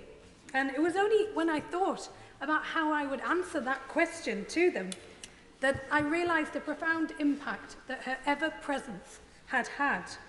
A strong, steadfast matriarch, unwavering in her calm, measured, dignified approach, no matter the challenges thrown at her or at our nation, and there have been many. So often she captured the mood of her country, shared our joys, provided comfort. Her intervention during the pandemic, a time of such anxiety and unease, was pitch perfect and soothed the nation. The tributes have been global, as was her reach, yet at the same time so deeply personal. A unique, unrivalled and personal connection to millions of people across the globe. As I'm sure with many members across this House, on every school visit I make, I'm asked, whether I know the Queen. And whilst Newcastle can seem a very long way from Buckingham Palace, Her Majesty is felt very closely. We've been privileged in Newcastle to have had many visits from Her Majesty over the years. Images of her visits show sheer joy that she brought every time she came, whether it was opening Newcastle's Eldon Square, visiting the Millennium Bridge, or her visit to the City Library. Indeed, I was only just in Eldon Square buying new school shoes for my children, and we stopped and remarked upon the plaque that is very prominent there of her visit when she opened it in 1977.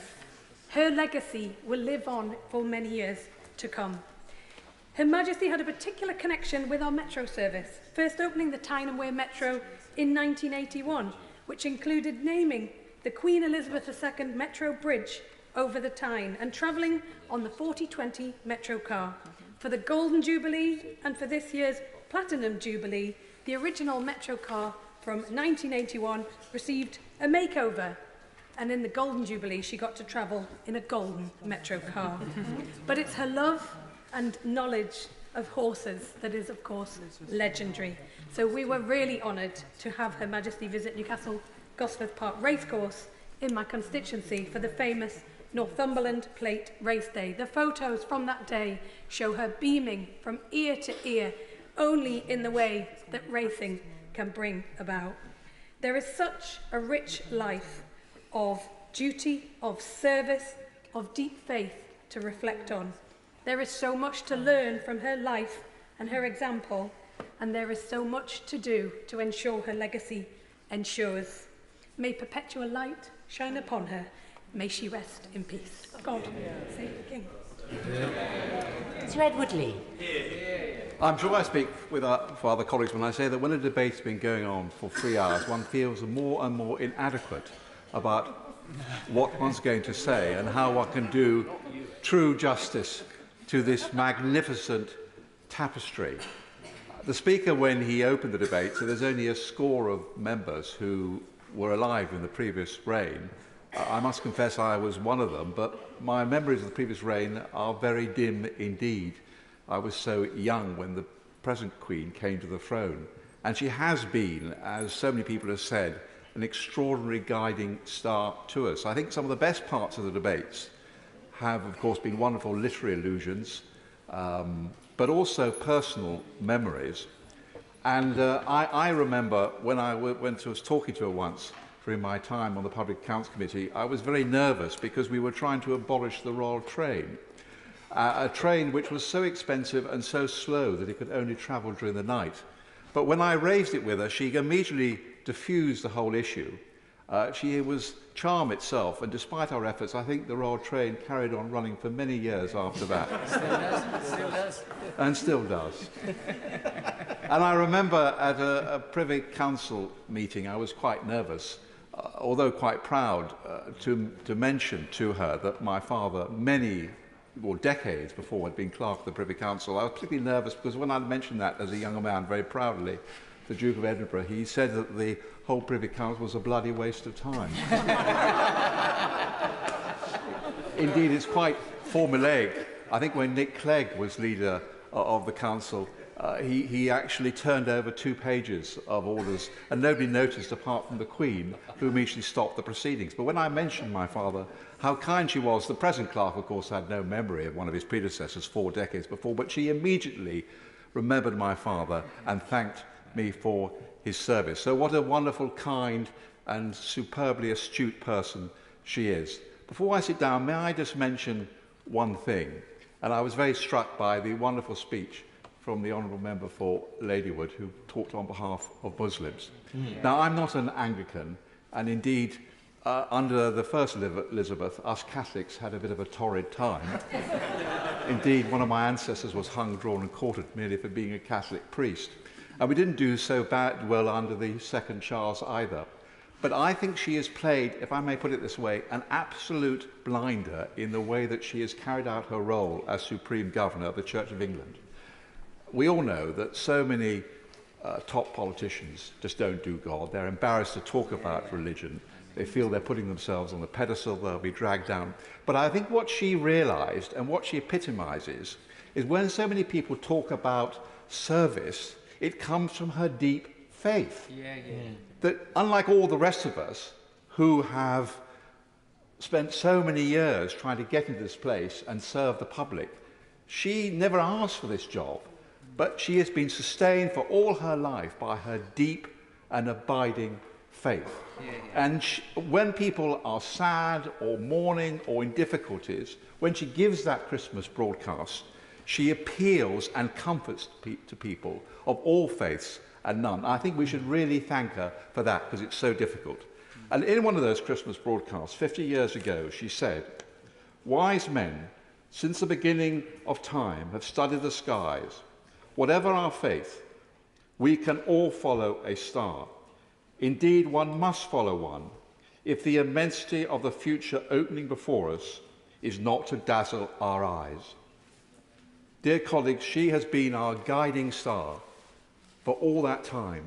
Remember, her first broadcast was, yes, 80 years ago to children displaced by war. She has been our guiding star. Eternal rest grant unto her. May perpetual light shine upon her. Mr. Oswald.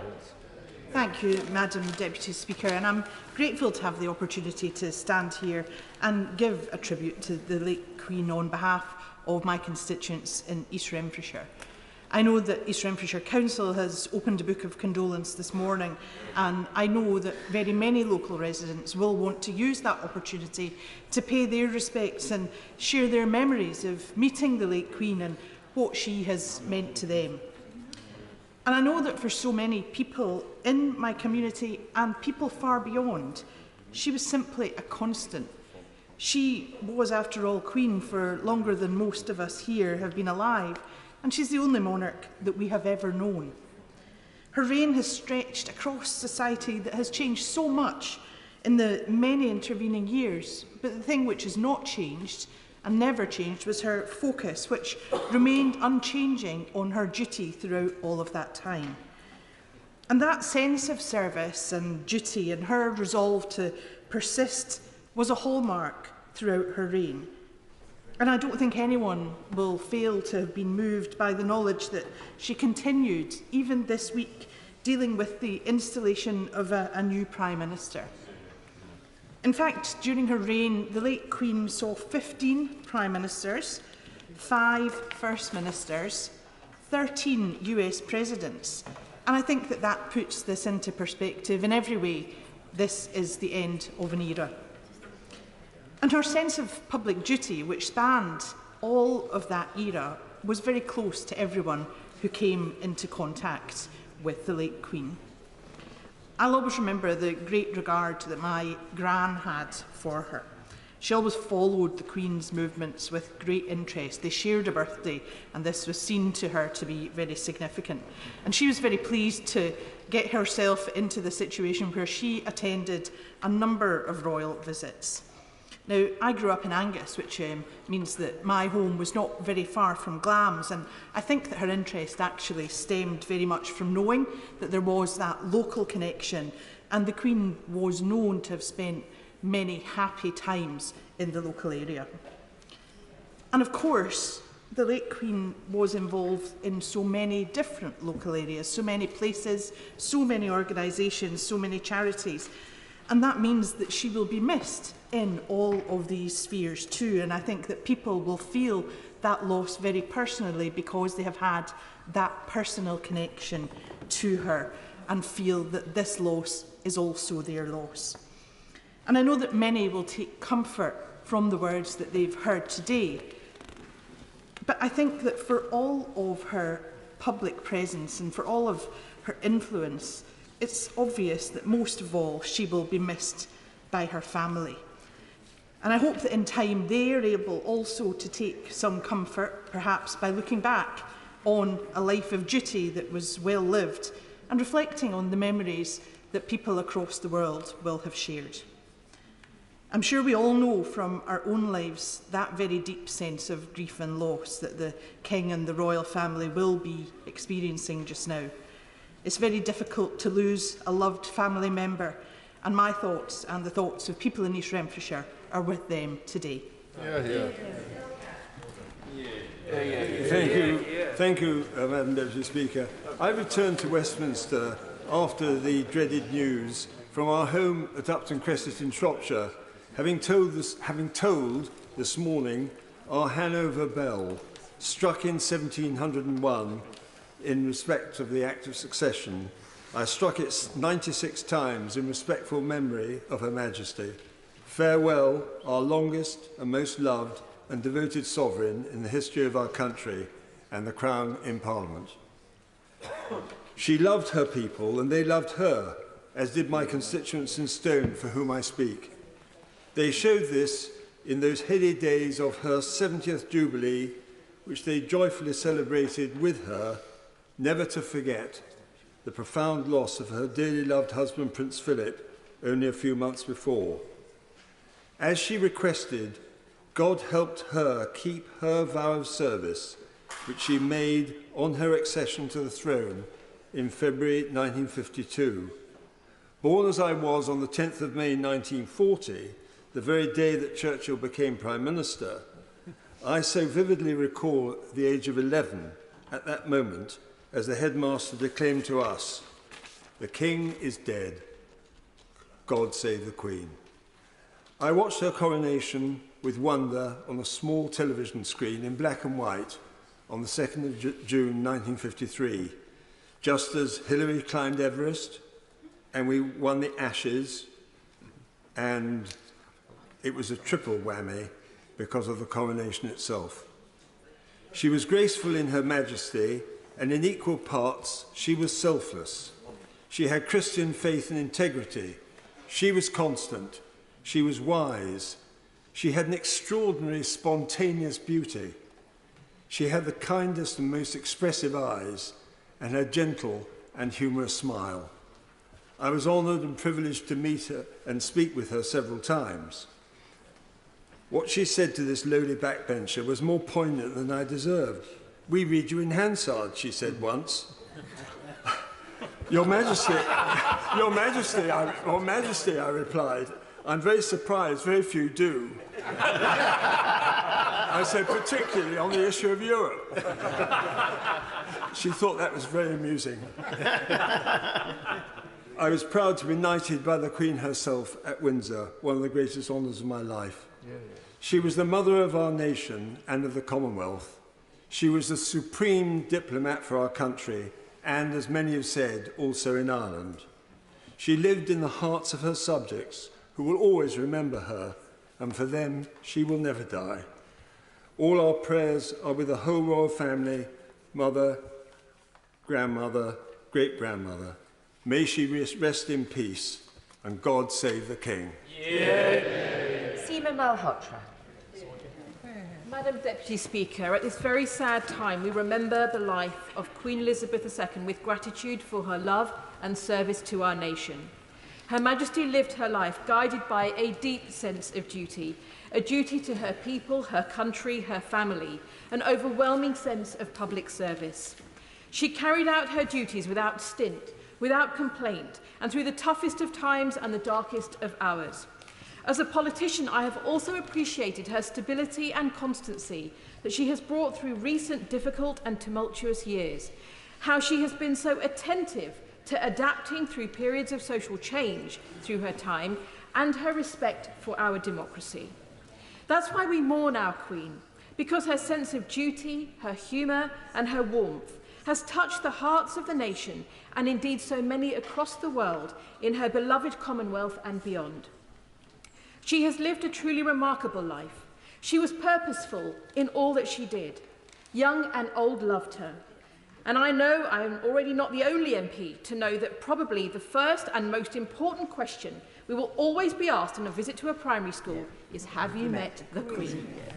Madam Deputy Speaker, today I laid flowers at Buckingham Palace on behalf of my constituents, with our thoughts and prayers for King Charles III and all his family.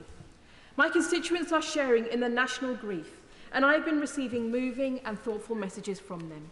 One said, "News of the passing of Her Majesty deeply saddened me. Her reign, spanning over 70 years, was a celebration of leadership, of courage and dedication. She led the nation with exemplary steadfastness even while battling with her own personal grief. Another said, "Rest in peace to an amazing icon. She was the face of Britain and was loved by all." Locally, we recall the special memory of a visit by Her Majesty to open the new wing of the Gurdwara Sri Guru Singh Sabha on Alice Way in Hounslow in October 2004. This Gurdwara has a wonderful library, classes and community wellbeing and support services, all of which she saw.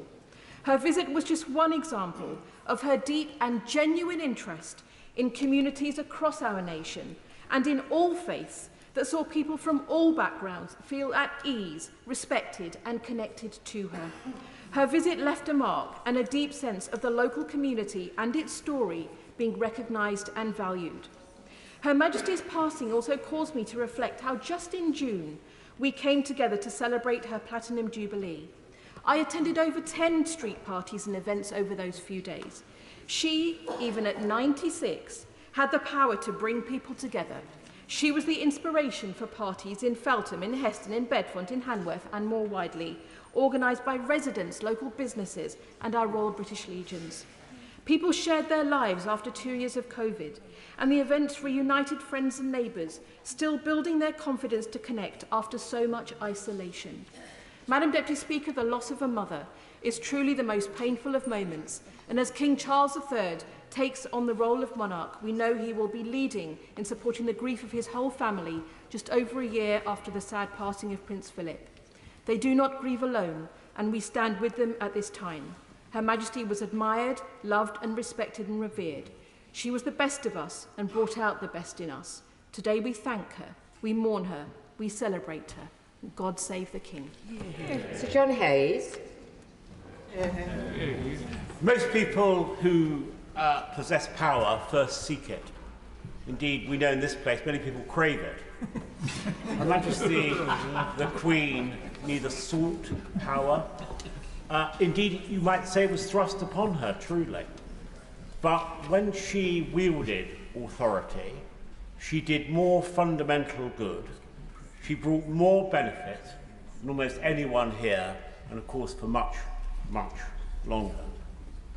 Most people with influence expect plaudits, but for Her Majesty the Queen, acclamation, when it became obvious, when it was clear to her just how much she was loved, was greeted on her part with humility and with grace.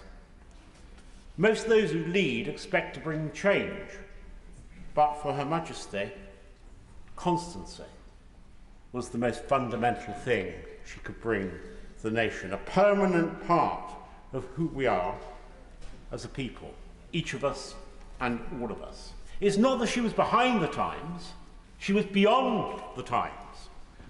And I remember meeting her a number of times, particularly 20 years ago, when she said to me in Buckingham Palace, "Do you use computers in your office?" I said, well yes, we do, Your Majesty. She said, yes, she said, but I have such trouble printing things out.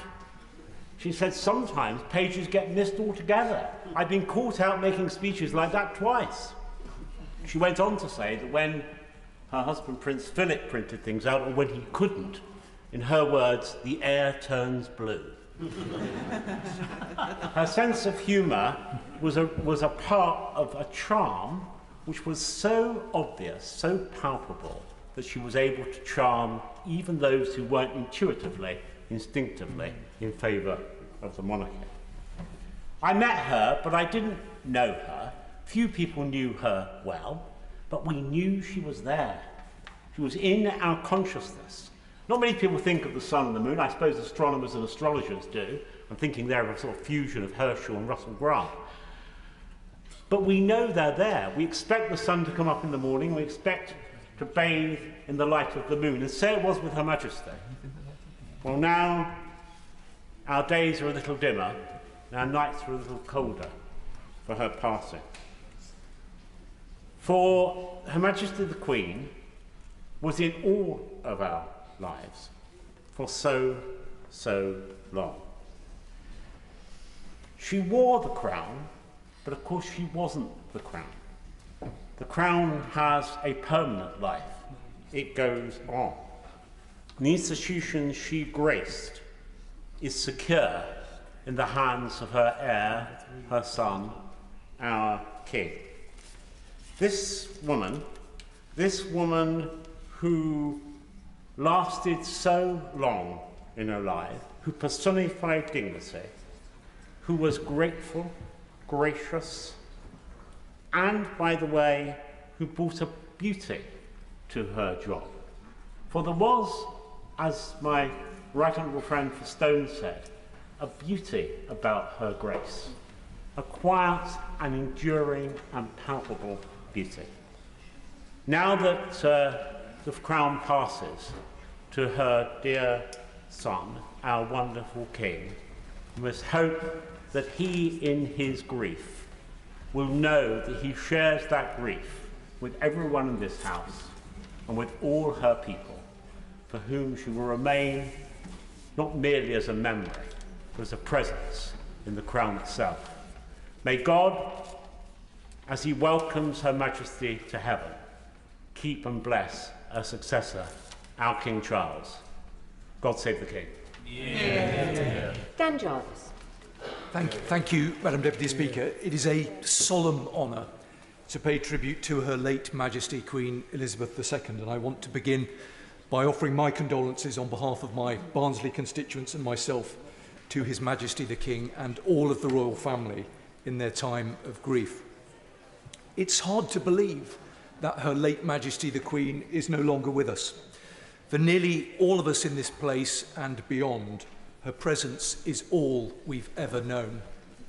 There is a sense of loss in the country so profound that it will take time to mourn and to come to terms with. She was not only our Queen, she was someone embedded in our hearts. This special place was earned by her devotion to each and every one of us.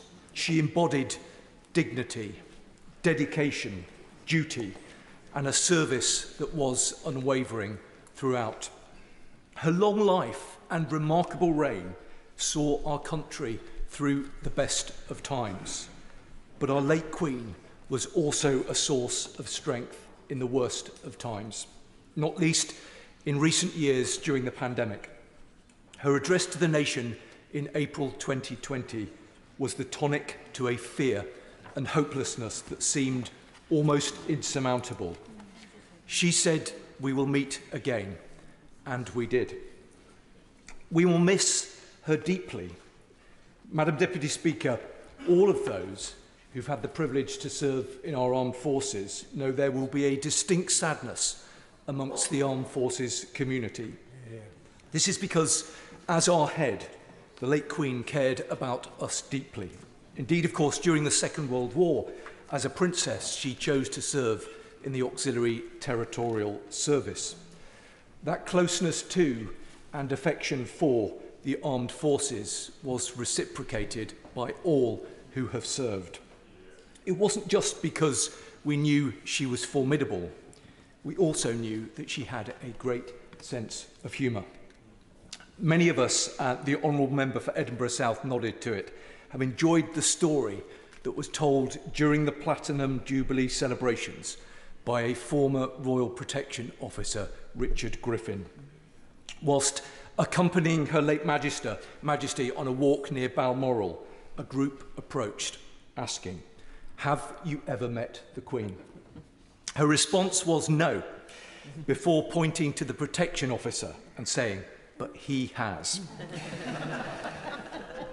People did not have to be close to the late Queen to appreciate her sense of humour, and the world remembers and will always remember the opening ceremony of the 2012 Olympics, when she famously was seen to parachute out of a helicopter with Commander James Bond. And who could forget, of course, her double act with Paddington?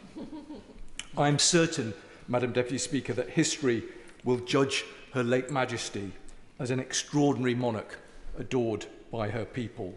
But it will also note that while the world changed at a rapid rate, the Queen struck the balance perfectly between stability and tradition versus change and modernisation.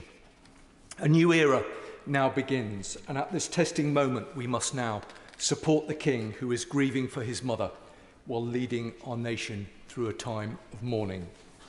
He has already lived a life of service to others in so many ways, serving in the Royal Navy and the Royal Air Force, establishing the Prince's Trust and being the patron of many, many charities.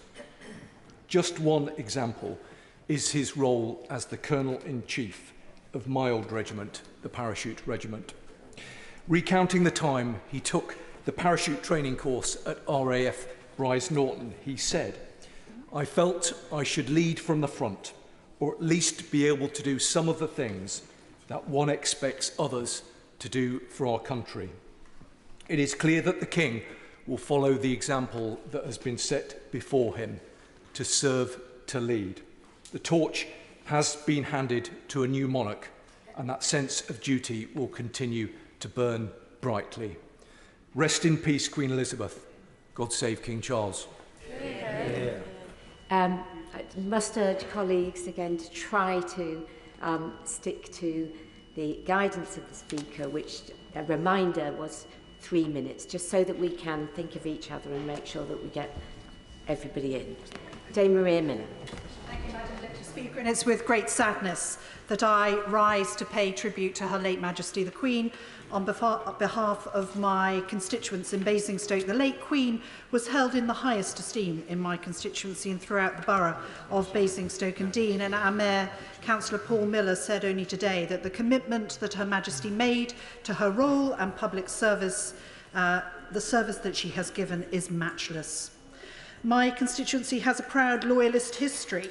In the siege of Basing House, our ancestors, as committed royalists, supported an earlier King Charles, and we proudly, but with sadness, welcome our new King Charles III as our sovereign.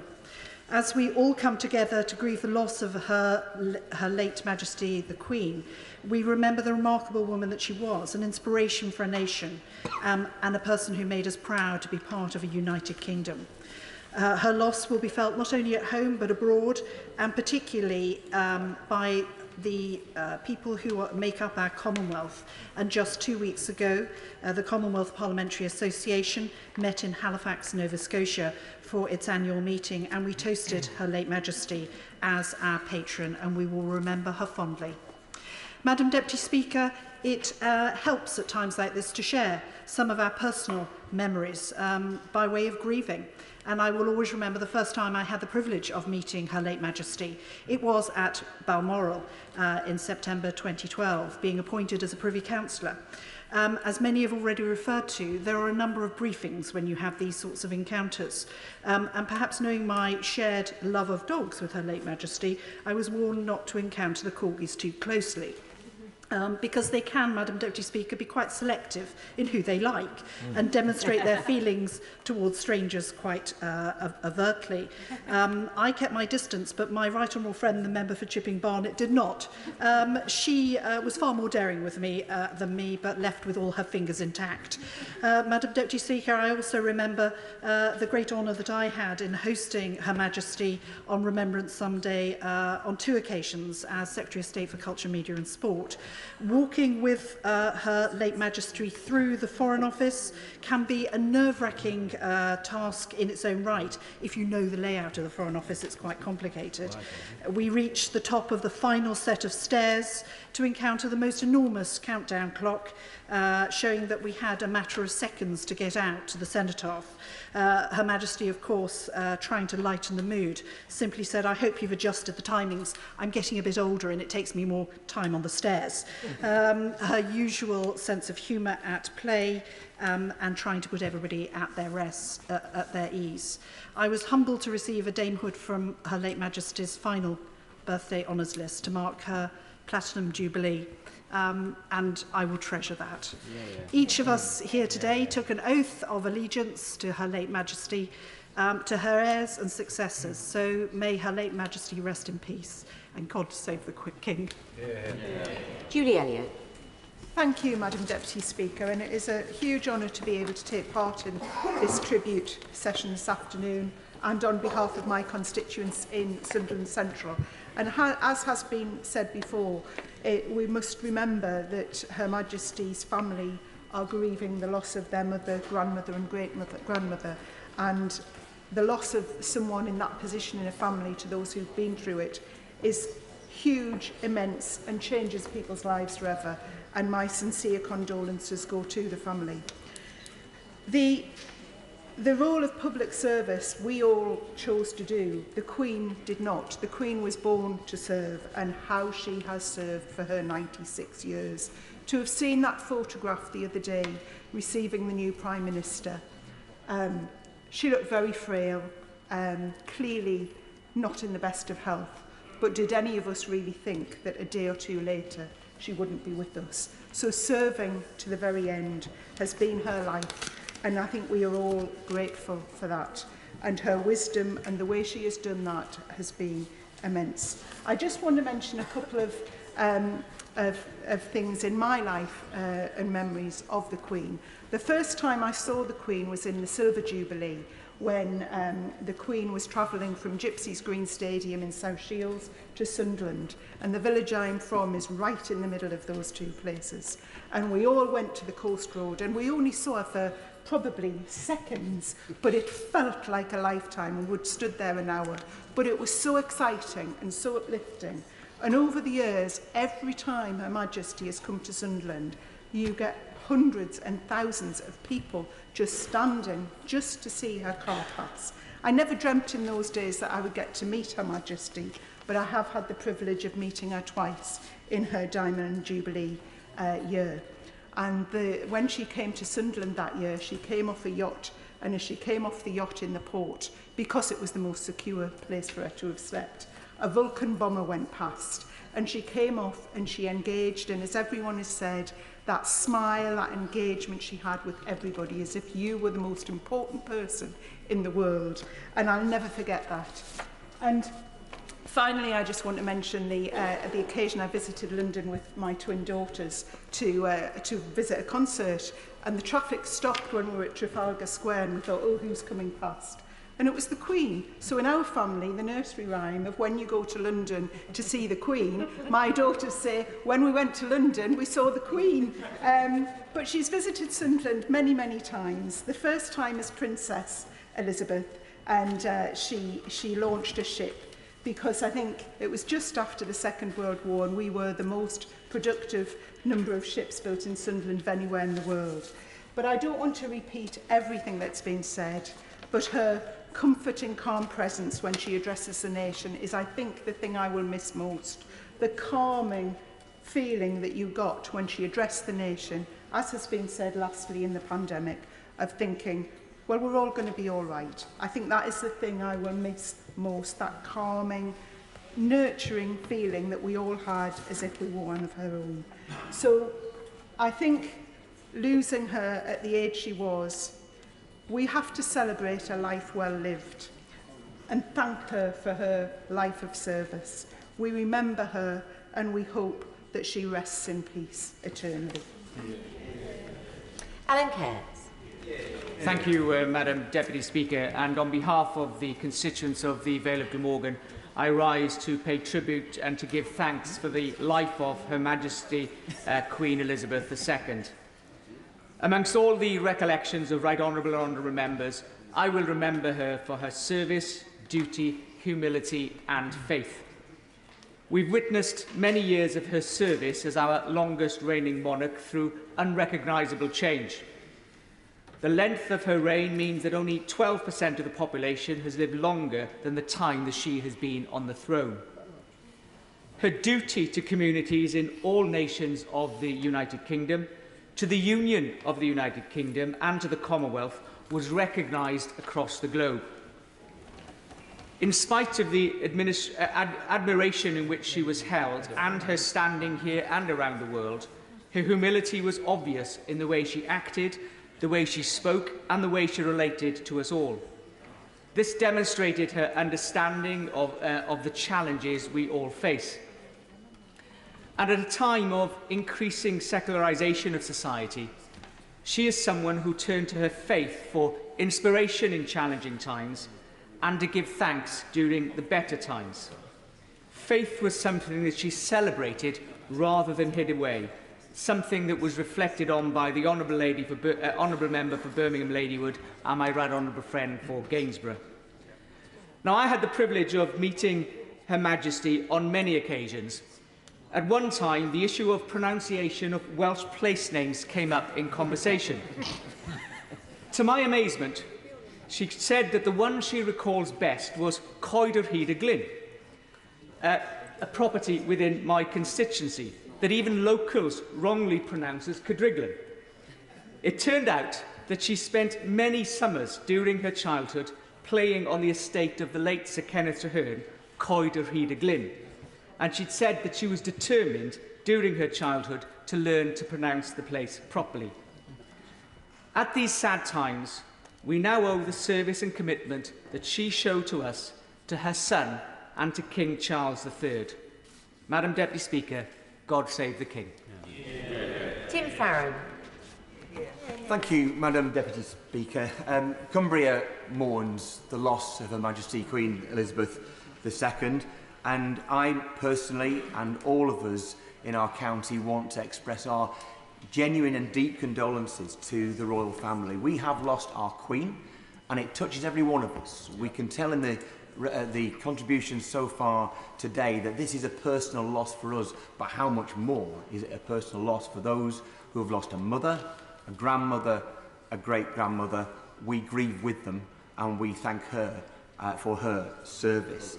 The news reached us yesterday as we were winding down the Westmoreland County show. The news was devastating, and yet it caught us while we were together. And it feels like an honour that that was the case. There had been a tremendous couple of days of thousands of us being in the same place, in those same muddy fields, enjoying time together, and then that moment of dismal unity came about. But I am glad it happened when we were all together. The landmarks of her reign have been the landmarks of each of our lives. Many who are even older than me will of course remember her acceding to the throne, but I remember the Silver Jubilee, dancing around a maypole at the age of 7 in 1977, as a father of a new young child with the Golden Jubilee. We think of the Diamond Jubilee and the joy earlier this year of the Platinum Jubilee. Her life was our life, and her history has become our history. They are inseparable, indivisible, and we will ever be touched by it.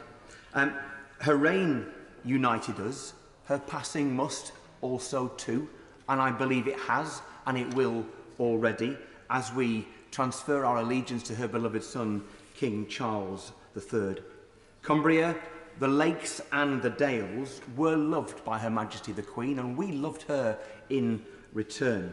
Her visits to Cumbria were always massively special to us, and relatively recently her visits to Kendal and Windermere, where she was presented with Westmoreland wildflowers to honour her, with Lakeland wool to warm her, and Kendal mint cake to sustain her.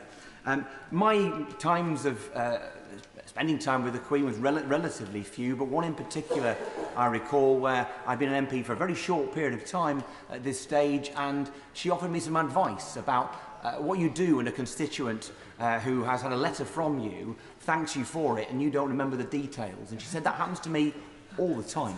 And I always say, it's the least I could do, which is a wonderful get-out phrase, and I confess to a few of my constituents I have occasionally deployed it. As has been said, Her Majesty did not seek her office. She practiced it with utter humility, the most famous human being on planet Earth, and yet she acted with a grace and humility that none of us here, no offence please, has ever managed to match. So she was a constant to us all, and has been said already, but the constant in her life was her faith in Jesus Christ. Now, let's remember this, that for many people, you know, it may have been, but for her, it was not a perfunctory, ceremonial faith. It was a living, active faith in a living Saviour. Let us remember this, that we have sung for 70 years, God Save the Queen. If her faith was accurate, I am certain it was. God has saved the Queen. We now transfer our allegiance to King Charles III, who I am proud and honoured to serve. God save the King. Robert Jenrick. Thank you, Madam Deputy Speaker, and I'm grateful to you for permitting frontbenchers to speak from the backbench, although in my case it's sometimes hard to keep up. I'm aware that my appointment with others was one of the last acts of Our late Majesty, and that is a thought that will lie with me every day that I go about my duties, because she really was the last of a generation that has now passed. A generation marked by stoicism, humility, modesty and service, qualities too often neglected in our politics and our public life, and ones that I, like all of us in this House, seek to emulate. I am here to represent my constituents in the loyal borough of Newark-upon-Trent. Loyal because in May 1646, we were the last town to hold out in the English Civil War, a town that only surrendered when the King himself, a forebear of Her Majesty another Charles, said that we must do so. And at the end of the war, the town was racked with disease and pestilence, but all of the contemporary accounts show that no one regretted their decision to stand by the monarch. And that to me shows that even in a hereditary monarchy, and certainly in our modern democracy, loyalty of the people to the crown is not something that anyone or any monarch can take for granted. It has to be earned. And from the speeches made across the chamber today, we can see that Her Majesty the Queen, over the course of her long and remarkable reign, earned the respect and admiration, indeed the love of her people. She really has been the golden thread that has run through the weave and the weft of our national story. My grandmother stood in the crowds on the Mall and watched her and her family celebrate on VE Day. My dad watched, like others have spoken, on a small rented television set, the coronation, marvelled at her beauty. Afterwards, he went and created a bonfire on the street, and it took the council years to fill in the pothole, so some things clearly never change. I met Her Majesty only a few times. One, as has been said by other members, on Zoom at a Privy Council meeting. And as we all experienced during the pandemic so many times, the Zoom failed. And then out of the darkness, suddenly a voice emerged. And it was Her Majesty the Queen, and she said, well, thank goodness someone kept a landline. Just the other day, I went with my family, my children, who are the great-grandchildren of Holocaust survivors, to see Anne Frank's house. And my children came to me, they were ahead of us in the tour, and they said that in the secret annex ahead, amongst the images on the walls, were photos of Her Majesty the Queen, Princess Elizabeth, and her sister Princess Margaret. And I later researched with my daughters, why was that? And Otto Frank, their father, is recorded later in life in saying, Anne Frank loved the royals, but it wasn't just that. He wanted to put some photos on the wall that would give the children strength. And Anne Frank said it was also the beautiful smile that kept her going. May she rest in peace, and God save the King. Valerie Vance. Madam Deputy Speaker, and it's a pleasure to follow the Honourable Member for the loyal constituency of Newark. Madam Deputy Speaker, it falls to our generation to tell of the passing of our gracious sovereign, of the passing of a platinum Elizabethan age, of a young woman with responsibility thrust on her, but without a manual. She wrote her own story, and in doing so, wrote the story of our nation through which we've all lived. We have known her as the young woman who actively supported the war effort and danced in the street when it was over, jumping out of planes, showing us her sense of humour at the Olympic ceremony in 2012 that showed us we were more than just medals. I was in Walsall yesterday when I heard the sad news of Queen Elizabeth's passing. I know my constituents in Walsall South are grieving. The owner of Fortune Cookie, our local Chinese takeaway, was in tears. And again, like every other member, every school I've ever visited, the question is always asked, have you met the Queen? And Lorna, based in Walsall South, makes her handbags. I hope that link will continue, especially now that we know, thanks to a refugee from Peru, she used to keep her marmalade sandwiches to keep her going. As a lawyer, all I ever knew was the Queen's Bench Division or Queen's Counsel. That, like our stamps and notes, will change to herald a new era.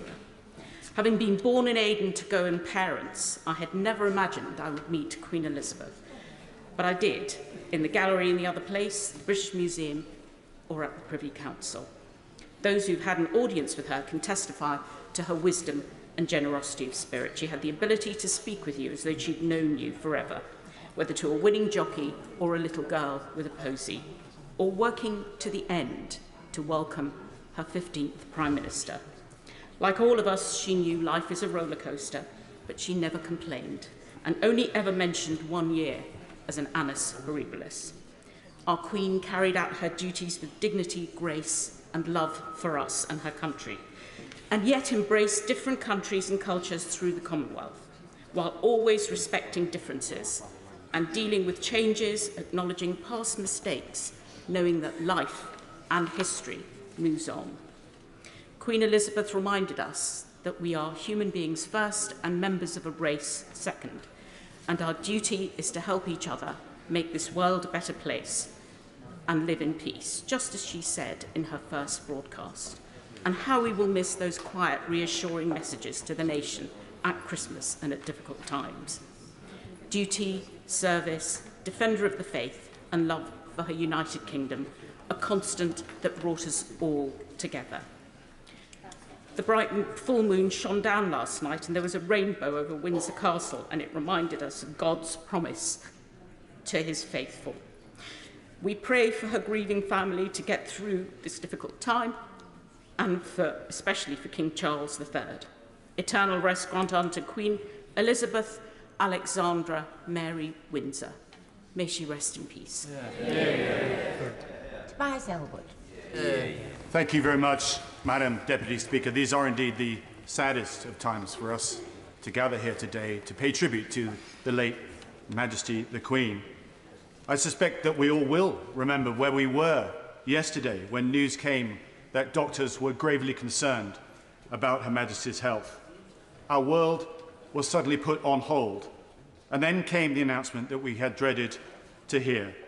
Our rock of stability, the one person who came to symbolise the very best of Britain, was no longer with us.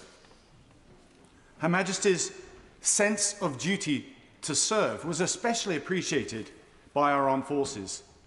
That phrase, for Queen and country, is not just a catchphrase, it's the allegiance you pledge when you join Her Majesty's armed forces. The Queen was our Commander-in-Chief, and she was only too aware, having served herself, of the sacrifices personnel were willing to make, all done in her name. This emptiness that we now feel is a testament to the admiration, the respect, and the affection that we all had for her. We have not known a Britain, indeed, without her. Perhaps we can consider ourselves fortunate that the nation was able to come together this year to mark the Queen's Platinum Jubilee and celebrate with her a most incredible life of service. From the street parties across the country, including in my constituency in Bournemouth East, to that wonderful celebration outside Buckingham Palace where the Queen and Paddington Bear stole the show. Only on one occasion did I have cause to formally write to Her Majesty, and that was to ask her if she would agree to Parliament's clock tower to be renamed the Elizabeth Tower to mark the Diamond Jubilee 10 years ago. I was truly honoured when she accepted. That name was formally changed, and we now have a constant parliamentary landmark honouring Her Majesty. As we now mourn the person we knew, we should reflect the constant is also the monarchy itself, the British monarchy that has matured over centuries and allowed our great country to advance, to mature, to thrive as a democracy. Her loss does, of course, leave a mark, the end of an era. But in our new king, who is well prepared to serve, the monarchy will continue to play its role in how our state functions. So yes, we do mourn the loss of our Queen, but we also transfer our faith, our allegiance to our new King, His Majesty Charles III. Long live the King. Angela Rayner. Thank you, Madam Deputy Speaker, and thank you to colleagues across the House for their moving words today. Like other members, I have found the outpouring of affection from both our shores and across the world for our Queen deeply heartwarming. I hope the royal family finds solace in this over the coming days and weeks. I have always taken great inspiration from our Queen. She was a woman who found herself in a position of leadership at such a young age. A woman who threw herself into service as not just the most recognisable, but also the most admired of global leaders. A woman who steered those of us through loved times of joy, darkness, and always drawing on her own experience and inner strength to help those that most need it. And I'm in awe of the way she took on this unimaginable responsibility. She got on with the job. She never stopped, and she has set an example for all of us.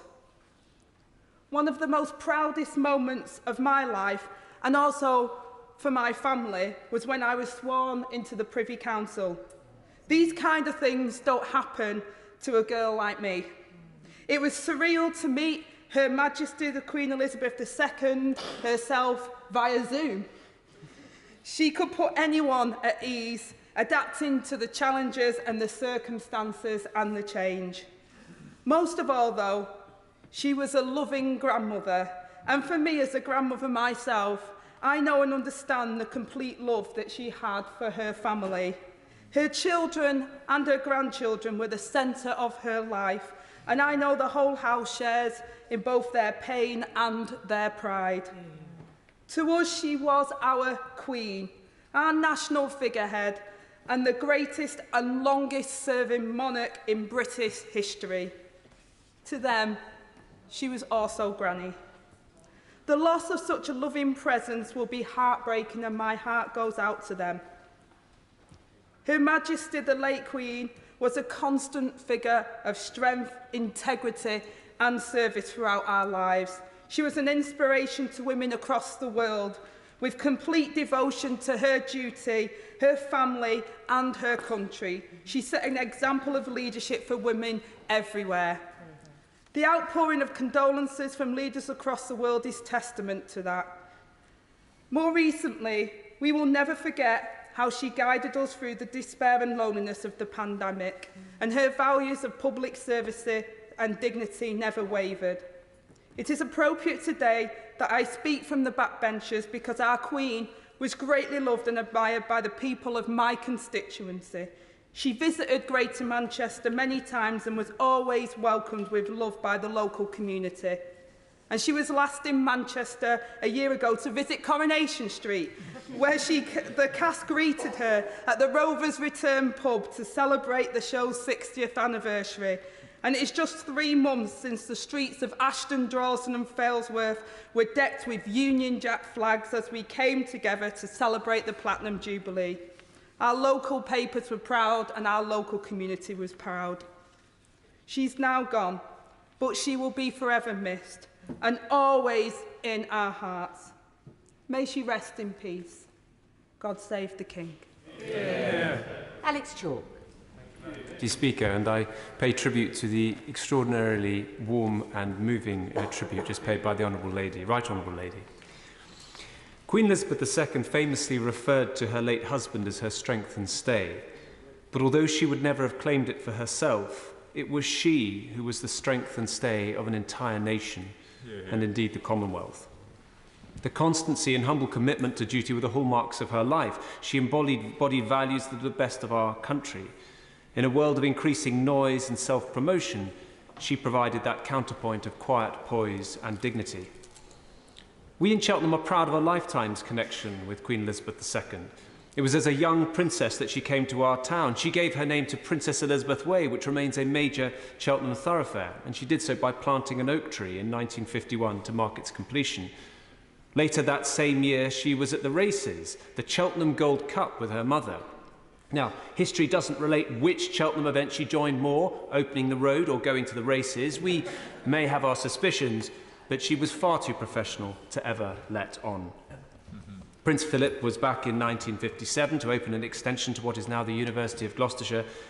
And in 2004, she was in Cheltenham to open GCHQ, or the Donut as we refer to it.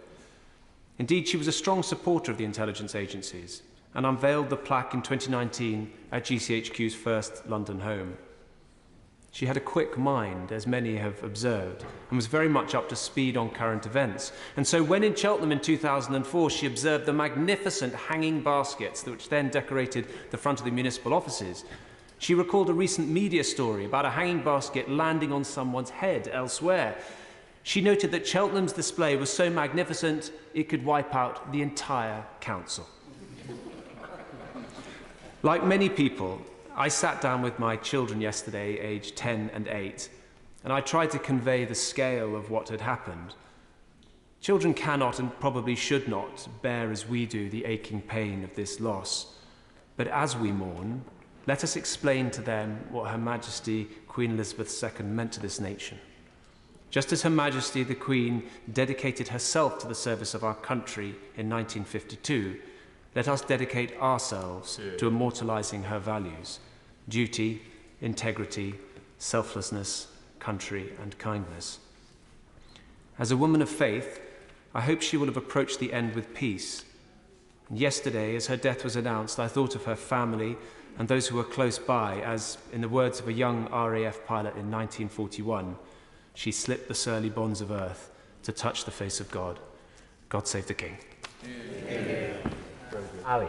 Thank you, Mr. Deputy Speaker. On behalf of my constituents, I rise to pay tribute to Her Majesty the Queen.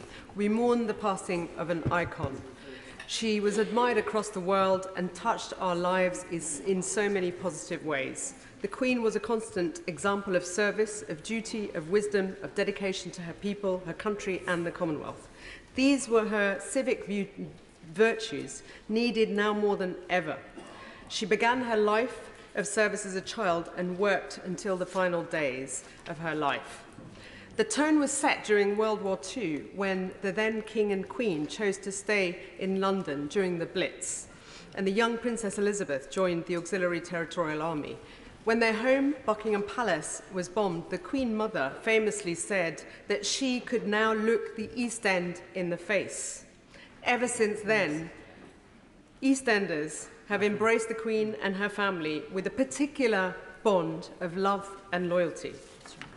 Of course, today's East End is a very different place, more diverse and more connected to the rest of the world, and in particular the Commonwealth countries. Her Majesty reimagined Britain's post-colonial place in the world, and the Commonwealth has grown to 54 nations with nearly 2.5 billion people. Mr. Deputy Speaker, I can personally relate to the story of the Commonwealth as a child born in a Commonwealth country, Bangladesh, which joined in 1972. And I remember in 1983 watching with pride the Queen visiting that very new country with Prince Philip. It was a state visit and a big moment for a new nation. And it was a time and a moment that made us feel proud to be British, made us feel we belonged not only to this country, but also to the Commonwealth family. And across the Commonwealth, people are remembering when the Queen came to town with a great sense of warmth and affection. And here at home, in my constituency, I had the honour of receiving the Queen during the Royal London Hospital visit when the new facilities were opened, the hospital that was at the heart of our national life and at the epicentre of coping with the pandemic. The Queen's words during the pandemic was so necessary to give hope and comfort when constituencies like mine were hit so hard. And others have mentioned the Olympic ceremony when one of the highlights was when it seemed that Her Majesty and her most loyal servant James Bond were parachuting into the Olympic Stadium in London's East End. Mr. Deputy Speaker, we pride ourselves in being the coolest part of the country. Her Majesty made us the coolest place on earth with that stunt. On behalf of my constituents, our thoughts are with her children, her grandchildren, her wider family, and her heir and successor, His Majesty King Charles III. Mr. Speaker, Her Majesty was unique. She radiated warmth. She embodied decency. We will never see her like again. We will never know such a paragon of civic virtue and a shining beacon of public service. May she rest in peace. Long live the King. Stephen Crabb. Thank you, Mr. Deputy Speaker. It's a pleasure to follow the excellent speech from the Honourable Lady for Bethnal Green and Bow. I rise on behalf of all of my constituents in Preseli, Pembrokeshire, to convey our condolences to His Majesty King Charles III and all members of the royal family at this sad time, and to say thank you for a wonderful, long and full life and an extraordinary reign that's been a blessing to our nation for 7 decades. Queen Elizabeth II was loved and respected all across the historic county of Pembrokeshire, where her family, of course, had ancestral roots through the Tudor line. And we enjoyed her visits to Pembrokeshire, to St David's Cathedral, or to visit so many of the excellent charities and community groups that we have in the constituency. For millions of adults, and certainly for children, certainly when we meet them in constituency school visits, Queen Elizabeth absolutely had something of that mystique and magic that we perhaps associate with an earlier Queen Elizabeth or with a Disney fairy tale queen. But her reign was also an extraordinarily human and personal reign, as we've been hearing so often today, shaped as it was by her amazing capacity to touch people at a very individual level, to raise their self-esteem, to touch their hearts in a very, very special way that left lasting lifetime memories. And for now, Mr. Deputy Speaker, that joy that she gave to the nation, to people in all of our constituencies that she met, for now that joy gives way to grief and sadness. In time, we will remember the reign with joy once again. But in the meantime, we ask God to bless her and to save King. Griffith. Thank you very much indeed, Mr. Deputy Speaker, for giving me this opportunity to speak in tribute to Her late Majesty Queen Elizabeth II. I would firstly like to begin by expressing my most sincere condolences to her family on my own behalf and on behalf of the people across the constituency of Llanelli. Our thoughts are particularly with the King, Charles III, her other children, her grandchildren, their families. For them, this is a deeply personal loss. And whilst they've always had to share the Queen, their mother and grandmother, with the public, that is particularly hard at this time of immense grief. And for them too, this follows so close on the loss of their father and grandfather, the late Prince Philip. I would like to set on record my huge appreciation for the way the Queen carried out her duties, shouldering an enormous workload and responsibility from a young age for a full 70 years, including working right into this week, appointing the new Prime Minister. The Queen was absolutely exemplary in her dedication and commitment, an example to all of us in public life. But she went above and beyond that, taking a personal interest in matters and showing real empathy with people. And in Wales, we were very privileged to receive her visits on many occasions, and she's been with us for important moments in our nation's history, opening the National Assembly for Wales in 1999, and last year opening the 6th session of the Senedd. In relation to that visit, I would like to tell you about a young woman, Fian Gwither, from my constituency, who at the opening of the Senedd was tasked with presenting Her Majesty with a bouquet of flowers. But as you can imagine, as that moment approached, she was very, very nervous. But she need not have worried. The Queen looked at her and immediately understood the situation and put her at ease, asking her gently, "Are those flowers for me? How beautiful. They match my outfit." That's a moment that Fian will never forget, and is just one of countless examples of how the Queen was always so kind and thoughtful in her approach and knew exactly how to handle the occasion and put a young woman at ease. And during her reign, she would have touched millions in the same way. But it's not only on happy occasions that the Queen has visited Wales. She will always be remembered for her visit to Aberfan in the aftermath of the terrible tragedy of 1966, when a slag heap buried the school. This has been put on record by Jeff Edwards, the last child to be rescued from the school. Speaking about her visit, he stressed the community's appreciation, saying that people felt comfort from the fact the Queen, who was head of state, had come to a small mining village and had shown direct interest and concern for her subjects who had gone through this enormous event. But the Queen's role goes far beyond Wales and beyond the UK to the Commonwealth. There we have seen huge changes, a complex transition from the Empire to today's Commonwealth. With such a range of nations, each with its own particular circumstances, it is no wonder that sometimes tensions have arisen. We must recognise the crucial role that the Queen has played in maintaining what is a unique family of nations. There is no doubt that her wisdom and professionalism, her personal rapport with individuals, and the very high esteem in which she is held have been pivotal in helping to smooth that transition and keeping the Commonwealth together. And now, Mr Deputy Speaker, going forward, the best tribute that we can give is to follow her excellent example and to try and serve our communities with the same dedication and fortitude that she showed throughout her life. So as we turn to the future, long live the King. Yeah. Robin Walker.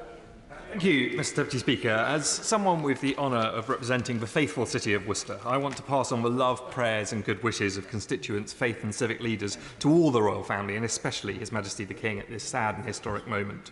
I can associate myself with so many of the superlatives we have heard from across the House today, but I want to focus on two things. Her Majesty's faith and her profound connection, as the Honourable Lady who just spoke was speaking about, with children. Her late Majesty swore at her coronation to be a defender of the faith, and in so many messages over the decades, she not only defended, but enhanced and gently protected the role of faith in our society, not only for her own Church of England, but as we've heard from people of all faiths and denominations, for people across the whole of the United Kingdom of all faiths and none. When Princess Elizabeth first visited Worcester in 1951, she was already the mother of 2 small children, and the beautiful princess was greeted by flower girls and a parade of scouts and guides outside the cathedral. As a lifelong patron of the guides and former girl guide herself, as well as the fount of so many Queen's Scout Awards, she has inspired millions of young people. She returned as Queen in 1957 and visited New Road, the most beautiful cricket ground in England, with her consort Prince Philip, touring the boundary in an open-top Land Rover to the cheers of 5,000 local schoolchildren.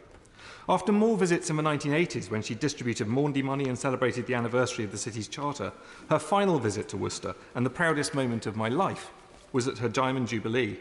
Her Majesty opened the Hive Library, a joint city and university library, which is the first of its kind in Europe and a fabulous repository of children's books. And I was fortunate enough to be among the welcoming party on that visit, to join some volunteers from local charities and children from local schools at the event and being presented to Her Majesty the Queen. And what struck me, as so many have already reported, was her smile, her bright, humorous eyes, her genuine interest in the people to whom she was introduced, and the instant connection she formed with the children.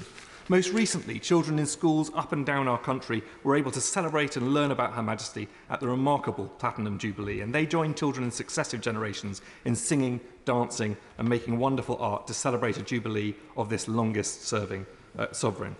She was described by one of our former Prime Ministers as a matriarch, and of course that is right, but I think we have also lost the world's favourite granny. I would join with my right honourable friend for Pendle and with Paddington there in simply saying on behalf of us all, thank you, Ma'am, for everything. Ian Thompson. Thank you, Mr Deputy Speaker. I'm here to offer my and the condolences of the people of the Lothian on this very sad occasion. And amidst the ebb and flow of people, politics and power, Queen Elizabeth has always been there, a steadfast figure in our shared history. With quiet dignity, she made her mark in momentous global events, but perhaps more importantly, she touched people in a very personal way. Across these aisles, the Queen is part of the backdrop of the stories of all of our lives. The Queen brought grace, warmth, dignity and humour to a role which in turn brought respect from people across political divides, and her passing brings an unsettling time, a time of grief and reflection, and for many a reminder of loved ones lost. People across the nations may feel understandably they've lost a loved one of their own. Yet already preparations are underway and the duty occupies the new King Charles III, showing in the immortal words of Terry Pratchett that truly the only thing known to travel faster than ordinary light is indeed monarchy. But regardless of our views on monarchy, the Queen is respected for her remarkable dignity with which she held herself throughout trying times, and we appreciate the twinkle in her eye, her humour, her love of animals, and the humility with which she held far from humble office. She was the first Queen Elizabeth in Scotland, of course, with lineage stretching back to the Stuart dynasty and Mary Queen of Scots. And in Scotland, hosting barbecues in the hills of Balmoral, it said that was where she was happiest. Older generations will fondly remember the royal tour of Midlothian back in 1961, where she was out and about across the county, viewing aspects of everyday life and visiting in Roslin Chapel or the rural housing schemes at Temple, the carpet factory in Bonnyrigg and to the Lonehead Memorial Park.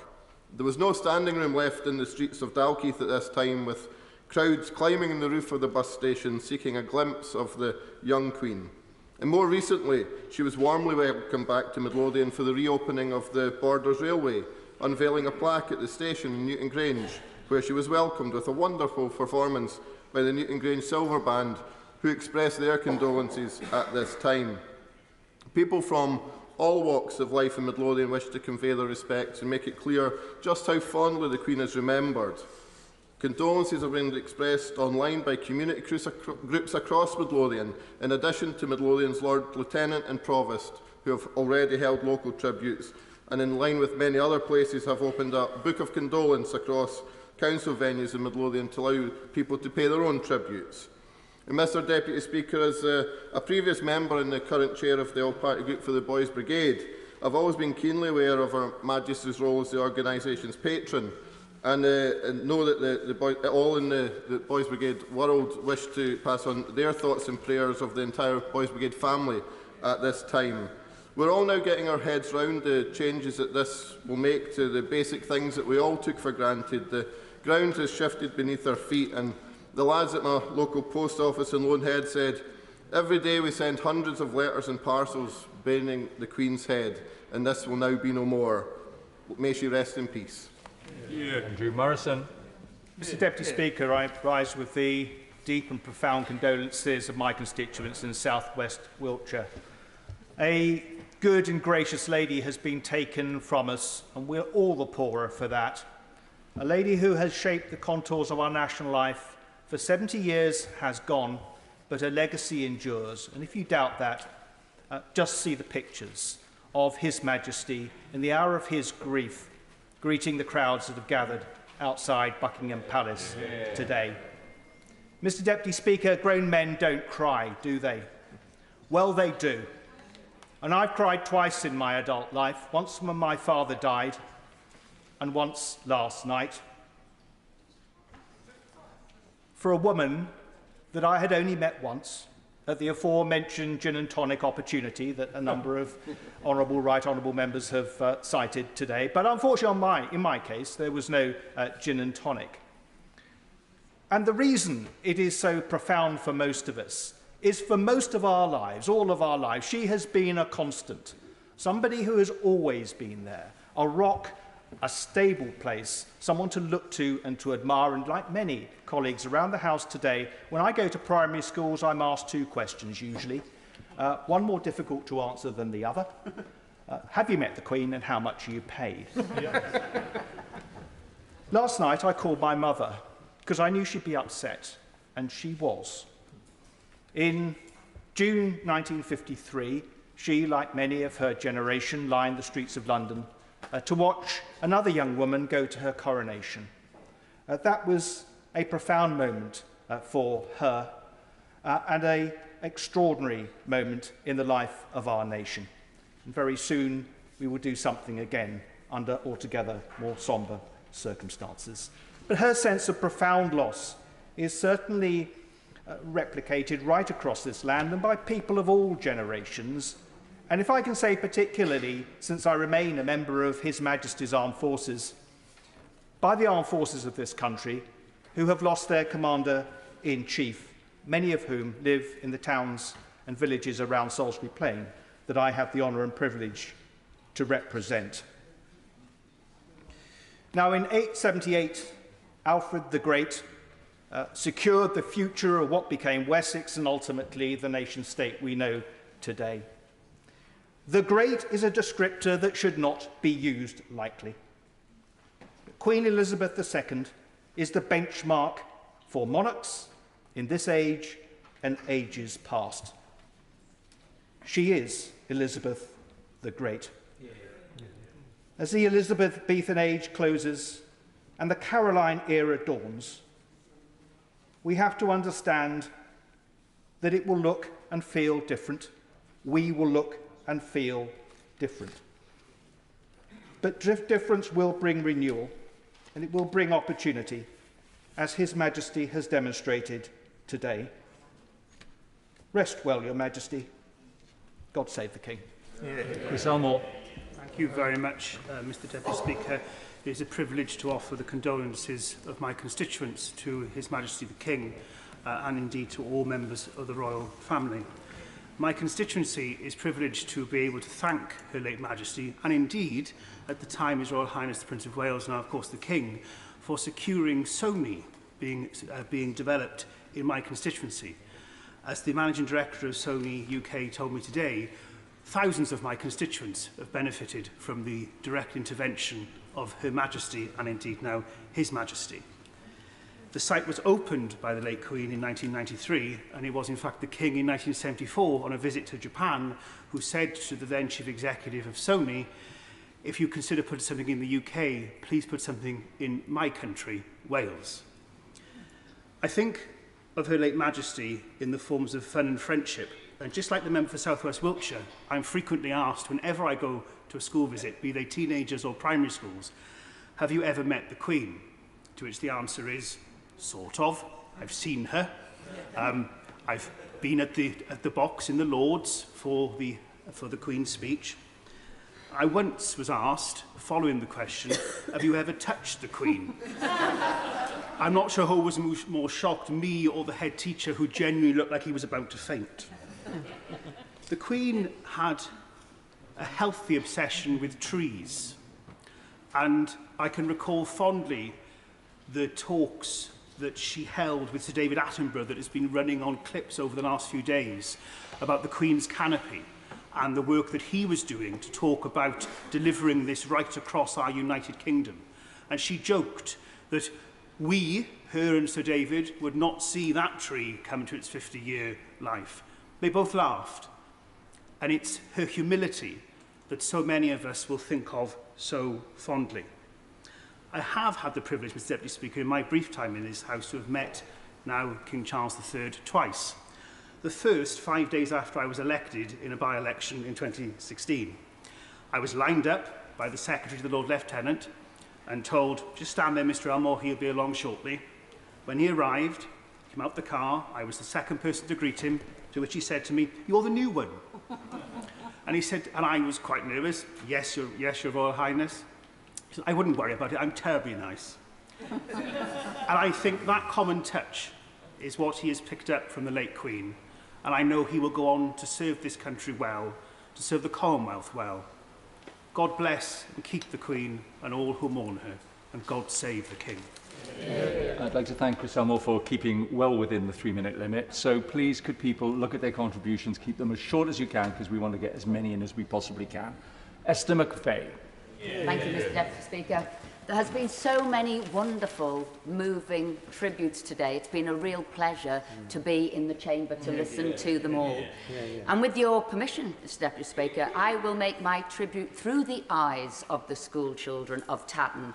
For as so many MPs have mentioned here today, the curiosity those children have of the late Queen Elizabeth II. And the question they do ask, particularly in primary school and junior school, is, have you met the Queen? And when I say yes, there are literally squeals of delight, gasps of disbelief, uncontainable excitement ripple through the class.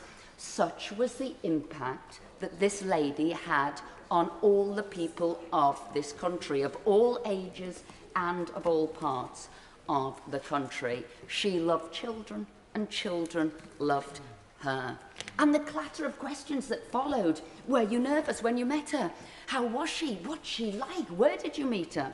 So I try and describe the Queen to them as they sit and listen, eyes wide open. Well, I say she's diminutive, or she was diminutive, yet she was imposing.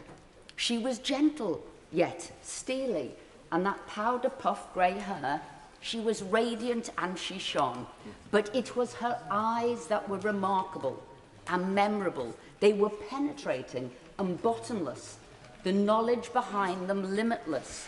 You can almost feel what she had seen and what she had experienced. You were in the presence of wisdom, and they are kind too. She was a curious blend, quite disarming, and yet incredibly caring. And was I nervous? Without doubt. You're in the presence of greatness, whose life has spanned war and peace. And that nervousness is amplified by the royal protocol, which she lives through and by. So when you're made a Privy Councillor and you've got steps to take, kneels to bow, it's meticulous choreography, the timing, quick steps, kneels, precision of words, and taking oaths. And the seal of office too at Sandringham. It was magical. It was a whirl of rooms and doors opening. It was brevity, but intensity. And as we left, we were all handed a packed lunch. And all I could say, it was thoughtful but simple, no frills. I think it was nutritionally balanced. There was no, there was no fuss whatsoever. It was all bother and nonsense. And as Deputy Chief Whip, I was also Treasurer to Her Majesty's household. But what she did love, and where I met her and spent more time with her, was at Windsor Castle with her horses in her stables, which she absolutely loved. And she confided that one of her best memories was the day that Estimate won the Ascot Gold Cup at Royal Ascot, trained by Sir Michael Stout. And she spoke to her trainers without fail every week, Nicky Henderson and John Gosden. But that was what she loved. So I'm absolutely delighted that the St. Ledger is going ahead this weekend, not least because the Queen won the St. Ledger in her Silver Jubilee year with Dunfermline, ridden by Willie Carson, one of her favourite jockeys. But kind and finally thoughtful. And my final conversation with her, she questioned social media and the impact it had. And she said, could anybody these days keep a secret? She talked about Operation Mincemeat, the deception that fooled Hitler and helped us win the war. And she said, can people keep things to themselves, or do they feel that they'd sooner tell everybody and maybe spoil what should be done? So when I leave children, I say, have you got discretion? Can you keep a secret? Are you selfless? Can you think of the greater good more than you can think of yourself? And if you can, then the Queen has done her job, and her spirit and her qualities will live on in all of us. God bless the Queen. God save the King. Yeah. Thank you very much, Mr Deputy Speaker. It's a pleasure to follow the Honourable Lady from Tetton. Queen Elizabeth was just 10 years old when her uncle abdicated, and she became heir to the throne. She was just 13 when war broke out, and in the 6 years that followed, we saw the pattern of her whole life to come. Standing with her people in those dark hours, at home and across the Commonwealth, sharing in their grief when her own uncle fell in service, leading our national celebrations when victory and freedom was finally secured, and throughout the war, setting the perfect example by rolling her sleeves up and doing her bit for the collective effort. Yet while the Second World War inspired millions to incredible feats and brought out the very best in our country, what we saw in those years from the young Princess Elizabeth was what we would come to understand as her normal. For the next 7 decades, she continued to set the perfect example of dedicated, selfless, timeless service and embody the values that unite our people. She continued to share our grief when tragedy struck the nation, whether it was Aberfan or Dunblane or 7/7, when so many people in Islington were killed. And she didn't buckle when it touched her own family, She continued to stand with us in our darkest and most fearful hours, and more so when she gave those messages of hope and courage that inspired all of us at the start of the pandemic. And she continued to lead our national celebrations right up to the point in recent years when the biggest, most united celebrations of all were to mark her own birthdays and jubilees. She did all that for us. She lived her life for us. And while she may have visited 200 hospitals or 2,000 schools, she may have cut 5,000 ribbons, awarded 20,000 medals, shaken the hands of hundreds of thousands, she never forgot for one moment that while on those were daily duties, were nothing out of the ordinary for her. They were deeply special for everyone that she met, and that she ensured that each of those individuals would go away with a unique memory of what she had said to them, how she had smiled at them, and the interest that she took in their service to the country, which is for so many people, those encounters with the Queen will be remembered as the greatest moments in their lives. And I know that in Islington there are at this moment lists being compiled of the visits that she made to our borough and stories being shared of the many times that we had the opportunity to see her and to experience a meeting with her. And so we join today to thank the Queen for 9 decades of devoted service, every one of them filled with setting the right example, filled with giving her people courage, sympathy and joy, filled with making others feel special, and doing it all day after day, year after year, right up until the very end. That record of duty would be unfathomable, astonishing, and worthy of celebration in this house, even if she had been a humble librarian or a long-serving charity volunteer. But to do all that in the pressure of her roles as heir to the throne and head of state places her public service on a pinnacle which is unmatched in the history of our country, and the like of which we will never see again. On behalf of the Honourable Artillery Company, the Charterhouse, Farringdon Crossrail, with all of whom she shared a particularly strong links, and on behalf of the people of Islington South and Finsbury, who loved her so dearly, I thank you, ma'am. God save the King. Yeah. Stuart Andrew. Thank you. Thank you very much, Mr. Deputy Speaker, and it is with sadness that I offer my tribute to Her late Majesty the Queen on my behalf and of course on behalf of the people of Pudsey, Horsforth and Aireborough. I suppose the first time the Queen came into my consciousness was as a small boy standing outside the house waiting for some lady in a big posh car to go past as she marked her Silver Jubilee in 1977. And from then on, there were many occasions where we would enjoy royal occasions. Those jubilees, the royal weddings, all helped us to enjoy street parties on our estate. And I thought about those street parties when the Queen's 90th birthday was coming and thought, I haven't seen one in our community for some time. And so we decided, a group of friends of ours, to organise one, and we were staggered when thousands of people in the community came out to celebrate Her Majesty's 90th birthday. And we saw it also reflected in the Mall just recently in the Jubilee, where literally hundreds of thousands turned up. And why?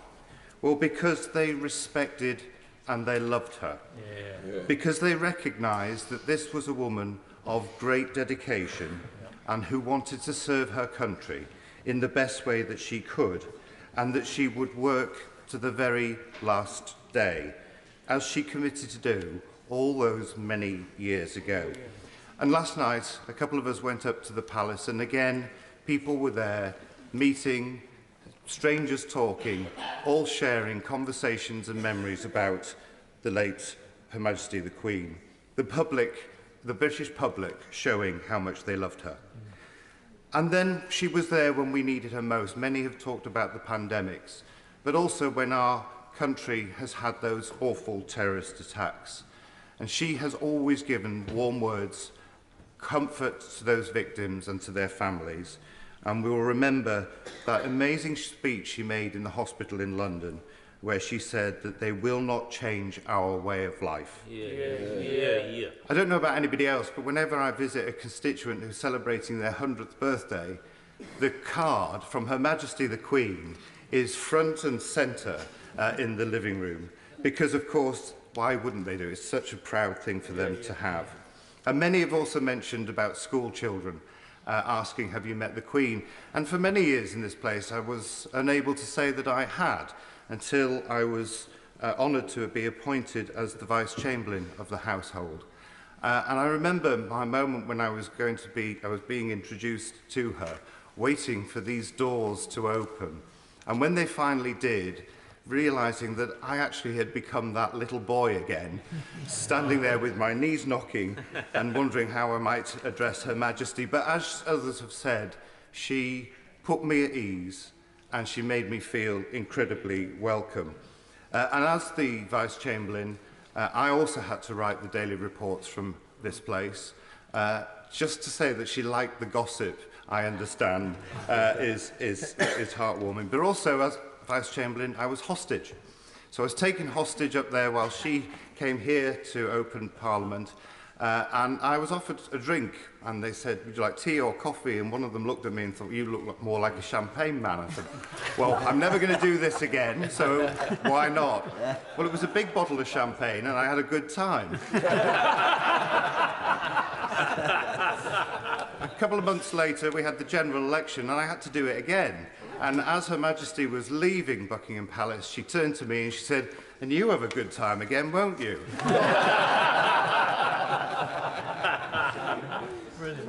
To conclude, Mr. Deputy Speaker, that during the awful attacks of 9/11, the Queen said to the people of America, grief is the price we pay for love. Well, we all loved her, and that is why we are grieving, and we send our thoughts and best wishes to His Majesty the King and his family, and we say, God save the King. So say, please look again at your contributions so that they are sticking to the 3 minutes. Alistair Carmichael. Thank you very much, Mr. Deputy Speaker. I'm grateful to you for the opportunity to try and articulate the very keen and profound sense of loss that there is felt across the Northern Isles today. Her Majesty made a number of visits to Orkney and to Shetland over the years of her reign, all of which built a real connection between Orcadians and Shetlanders and their monarch. One of the best remembered is in 1960 when she took the Royal Yacht Britannia into Stronsay and Sandy into Stronsay and Westray in Orkney. Prince Philip was given the job of driving her around Westray in their then most suitable available vehicle, the new 12-seater school bus. It produced one of the best pictures of Her Majesty that I think any of us will ever see. She is sitting in the passenger seat, laughing uproariously, while Prince Philip is in the driver's seat, shall we just say, with a look of grim determination on his face. I don't know what it was exactly that caused that look of grim determination, but having been there myself with my wife on occasions, I can only guess. Her Majesty also visited Shetland in 1981, as Shetland's oil came on stream through the Sullomvo terminal, and she opened the terminal then. That was remembered in Shetland, unfortunately, because it was a day when the IRA detonated a bomb in Shetland in the power station there. I mention that because while we all speak about her quite remarkable record of service, we should not forget that that service was one which often came at personal risk. Like others, I had my moments meeting Her Majesty, which I treasure as very private and special moments. I served as Controller of the Household from 2010 to 2013, and as such had a walk-on part in the state opening of Parliament. It's fair to say, in 2013, we had the misfortune of a state opening of Parliament which clashed with the first day of the Windsor Horse Show. And when we returned to Buckingham Palace at the end of the the state opening, we were left in no doubt that should this unfortunate diary mismanagement happen in the future, it would not necessarily be the Windsor Horse Show that would lose out on that occasion. Mr Deputy Speaker, I think back to the very first time I saw Her Majesty in the flesh, and it was when she visited Islay, where I was growing up in 1977 as part of her Silver Jubilee tour. She often visited Islay privately as a guest of the Morrison family, and in passing I would like to pay tribute not just to Her Majesty but also to the Honourable Mary Morrison, who served for many, many years as one of Her Majesty's ladies-in-waiting. At that occasion she visited Bowmore Distillery. That was the first time she had visited a distillery, and it came back to me in 2014 when I was present as Secretary of State for Scotland at the naming of the aircraft carrier HMS Queen Elizabeth. On that occasion, as the aircraft carrier was named, there was a bottle of Bowmore whisky smashed on the side of the boat, and the smell of that malt whisky drifted across Rosyth, and it took me back to that day in 1977. I mention that because I think, like so many people, these are the threads that Her Majesty interwove throughout our lives that enrich the fabric of our country. That is why we miss her, and that is why we now pledge our new allegiance to His Majesty the King. God save the King. Yeah. Pritchard. Thank you, Mr Deputy Speaker, and I rise to pay my own personal tribute to the late Majesty Queen Elizabeth II, and on behalf of all my constituents throughout the Wrekin constituency. And Queen Elizabeth visited Shropshire many times over her long reign. In particular, her visits to the Wrekin are still remembered with abiding fondness and deep affection. Her visit to Wrekin College in 1967, her visit to the 13th century Buttercross in Newport in 1981, her visit to Donington during the Falklands War in 1982, and passing through High Arkle and other nearby villages, and her last visit to the Wrekin in 2012 to RAF Cosford as part of her Diamond Jubilee pageant, where a huge crowd of over 35,000 people turned out to greet her. The late Queen Elizabeth was the personification of duty, integrity, selflessness, steadfastness, and resoluteness, and always with a superb sense of humour, observation, and wit. Yes, born out of her own decency and exemplary character, but also born out of her deep and abiding Christian faith, something she quietly attested to throughout her long reign, and so often heard through her comforting and unifying Christmas Day messages, which we will all miss. Mr Deputy Speaker, the Wrekin loved the Queen, Shropshire loved the Queen. She will abide in all our hearts and memories. May she rest in peace and rise in glory. Long live the King. Yeah. Marsha de Cordova. Thank you, Mr Deputy Speaker. It's an honour to not only speak on my own behalf, but also on the behalf of my constituents in Battersea, and also pass on their condolences. The passing of Her Majesty the Queen is a great loss for the royal family and for our country. Our remarkable Queen dedicated 70 years of her life serving our country as our longest reigning sovereign, and devoted her life to the betterment of this country. And today we celebrate her service and express our thanks for her steadfast leadership. The Queen was a role model and someone who touched the lives of so many in her own unique and distinguished way. Now, over the course of her reign, there was great transformation and progress in the world, yet she served as that constant and reassuring figure during periods of change that provided us all with a sense of security. The Queen was incredibly resolute and principled, and she had a work ethic and commitment to the duty and service which she placed above all other considerations. And we can say even in her 90s and the days before her death, she was still working and serving our country.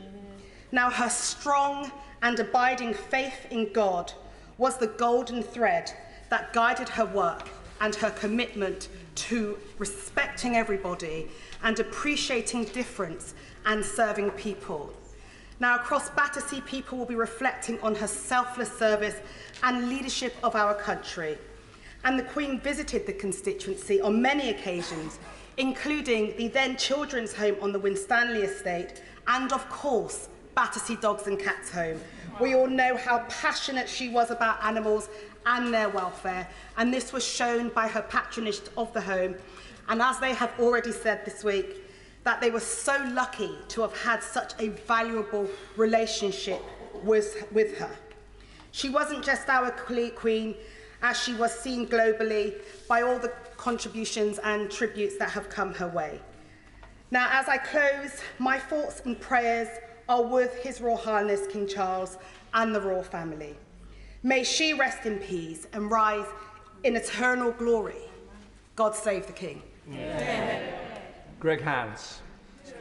Thank you, Mr. Deputy Speaker, and I rise to add my tribute to Her late Majesty Queen Elizabeth II on behalf of my Chelsea and Fulham constituents at a time of great sadness for the whole country.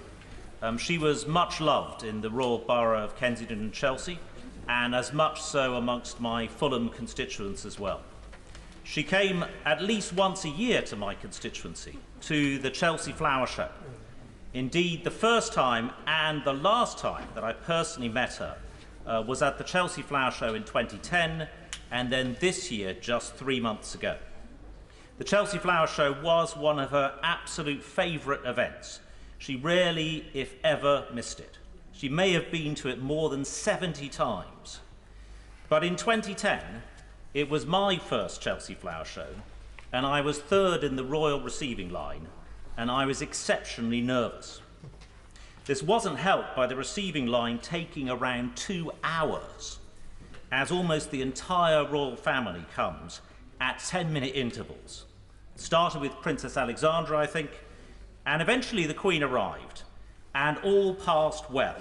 I had bowed in the right place and extended her my hand at the right time. We had a brief and charming and pleasant conversation. I could relax, except I had forgotten one thing. She wasn't the last of the royal family to come. There was still the Duke of Edinburgh moments after. And I realised my mistake, and I almost fell over, having messed up my bow, called him Your Majesty, to which the Duke smiled and said, "Are you new?" And I pay tribute to him today, to the late Duke of Edinburgh as well, the Queen's beloved husband. And the last time I saw her was at this year's Chelsea Flower Show, which she toured with great enthusiasm at age 96 in a golf cart. She was radiant and, as ever, fascinated by the displays, and it was simply amazing to see her at the age of 96.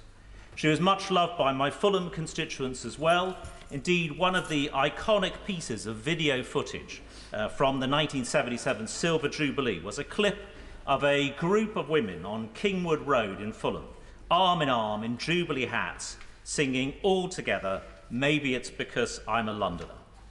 She will be grieved and warmly remembered the length of the King's Road, and as appropriately along the new King's Road as well. I also met her, Mr. Deputy Speaker, in my role as the government's Deputy Chief Whip.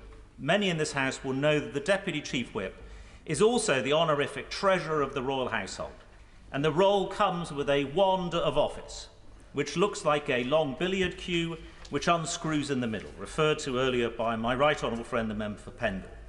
The day came in October 2013 for the transfer of the wand of office from my predecessor, Sir John Randall, now Lord Randall, to me in a ceremony at the palace. I was once again nervous. Once again, it all started well. Sir John handed the Queen the wand of office. She handed then to me the wand of office.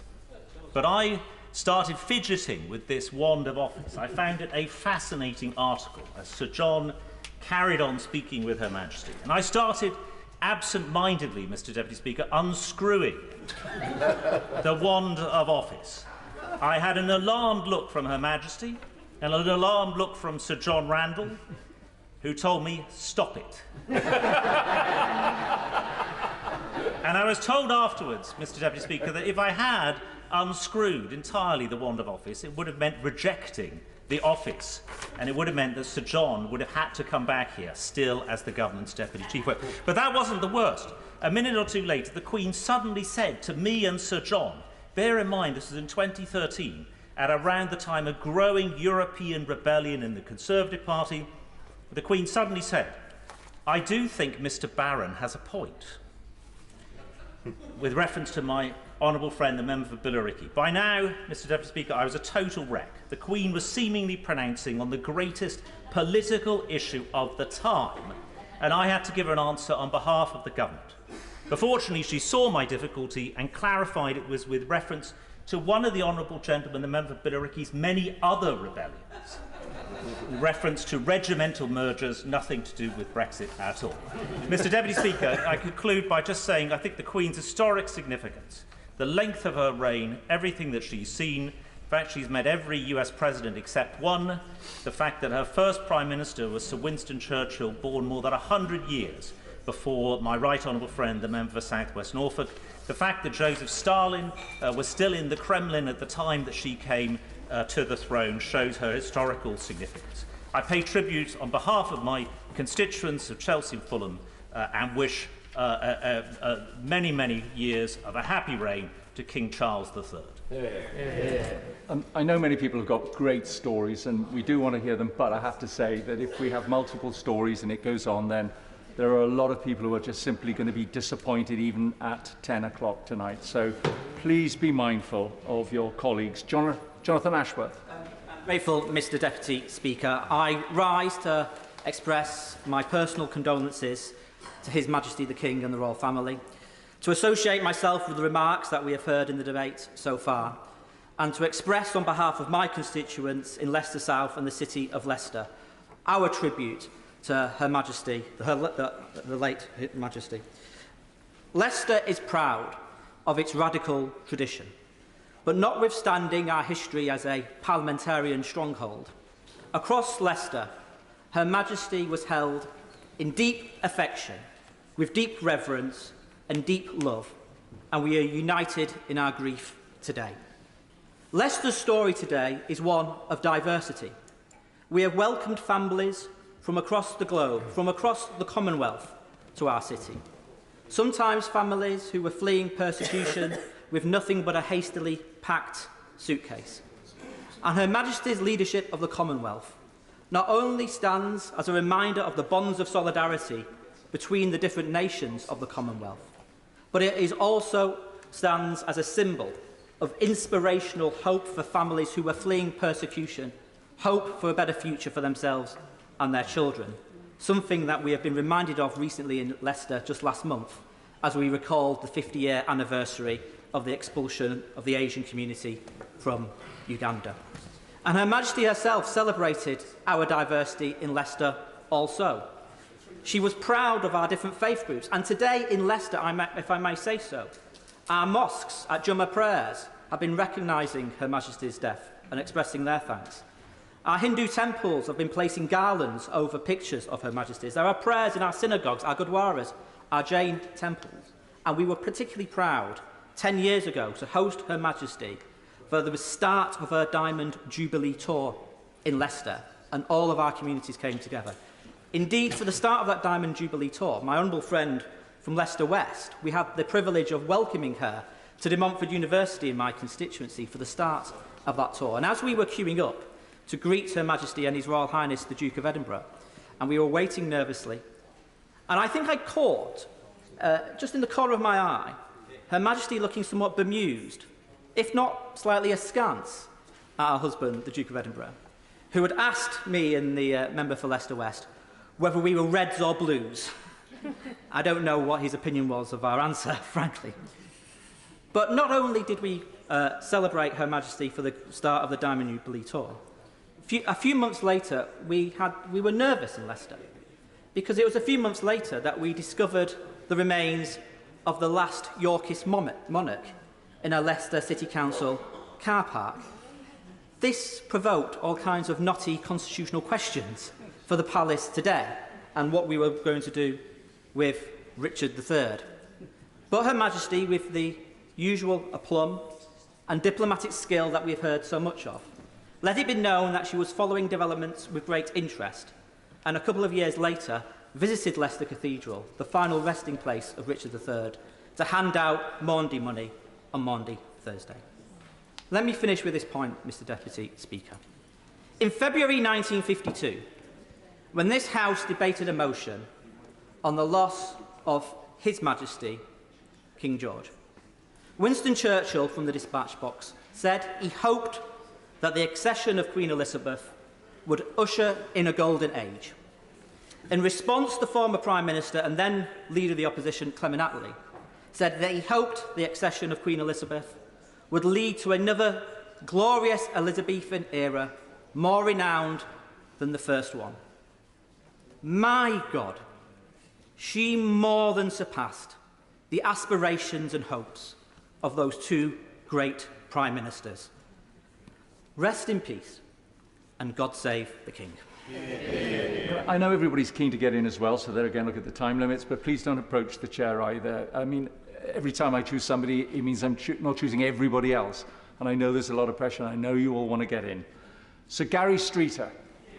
Thank you very much, Mr. Deputy Speaker, and it's a privilege to bring a tribute to our late Queen on behalf not just of myself, but of course my constituents in South West Devon.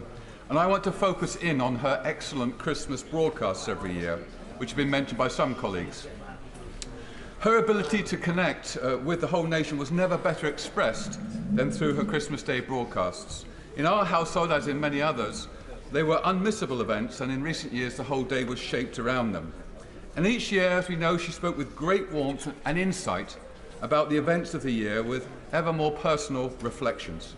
And she never shirked from touching on painful events, not just the positive, knowing that all of our lives are made up with ups and downs. And in particular, she used those opportunities to remind the nation of the true meaning of Christmas, namely the birth of her Saviour, our Saviour, Jesus Christ. On the 3rd of August this very year, she said this: "Throughout my life, the message and teachings of Christ have been my guide, and in them I find hope." It was, Mr. Deputy Speaker, a simple but clear explanation of the influences that had shaped her life. And in our celebration of her greatness as a monarch, she would not want us also to, she would want us to recognise the significance of the gospel message that produced such fruit in her. If she was the rock on which modern Britain was built, it was because she stood on the true rock, the Rock of Ages. And in our pluralistic society, containing citizens of all faiths and none, her declaration of Christian faith never jarred nor grated or alienated, as we heard from the Honourable Lady from Birmingham, Ladywood, because it was authentic. And this was demonstrated through her magnificent Christmas broadcasts. But I believe, in my final point, Mr. Deputy Speaker, I believe it is also possible to discern in her broadcasts another deep quality that she possessed. That even in her 80s and in her 90s, she did not stand still or remain static.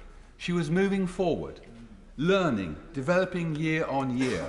She became more intimate with her subjects during those broadcasts, more personal, ever more bold. She had an appetite for progress and advancement to the very end. So an authentic life shaped by her sincere faith that produced in all the vicissitudes of life a remarkable woman and a great monarch. On behalf of the people of South West Devon, thank you, Your Majesty, for your life of service on our behalf. May you rest in peace and rise in glory. Steve Reid. Thank you, Mr. Deputy Speaker. We've heard some really wonderful anecdotes and stories this afternoon of members' meetings with Her late Majesty the Queen. But for most people who met her, those moments would have been more fleeting. But they lodge in the memory because of the huge importance the Queen has played in our life as a nation and our sense of who we are. I first saw her as a schoolboy during the Silver Jubilee walkabout in Windsor, feeling so excited as so many other children and will have done over the years, simply to snatch a photograph of her with my little plastic camera. It would be an iPhone today, of course. Another was when she came to open the Lambeth Academy in Clapham. The students were besides themselves with excitement that the Queen had come to visit their school. And it's these little moments like these, through these little moments, that the Queen has been a constant presence who lit up our lives for as long as most of us have been alive. The stability of her presence eased our country through periods of drastic change as Britain moved from being the centre of an empire to becoming the modern, diverse and more inclusive country that we know and love today. She really was, in T.S. Eliot's words, the still point of the turning world where past and future are gathered. My constituency of Croydon North is one of the country's most diverse. People who came there from the Commonwealth feel a special bond with Her late Majesty as a connection between their past and their future. Many others who arrived from outside the Commonwealth would consider their citizenship ceremonies, where they swore allegiance to Her Majesty, to be among the most important moments in their lives.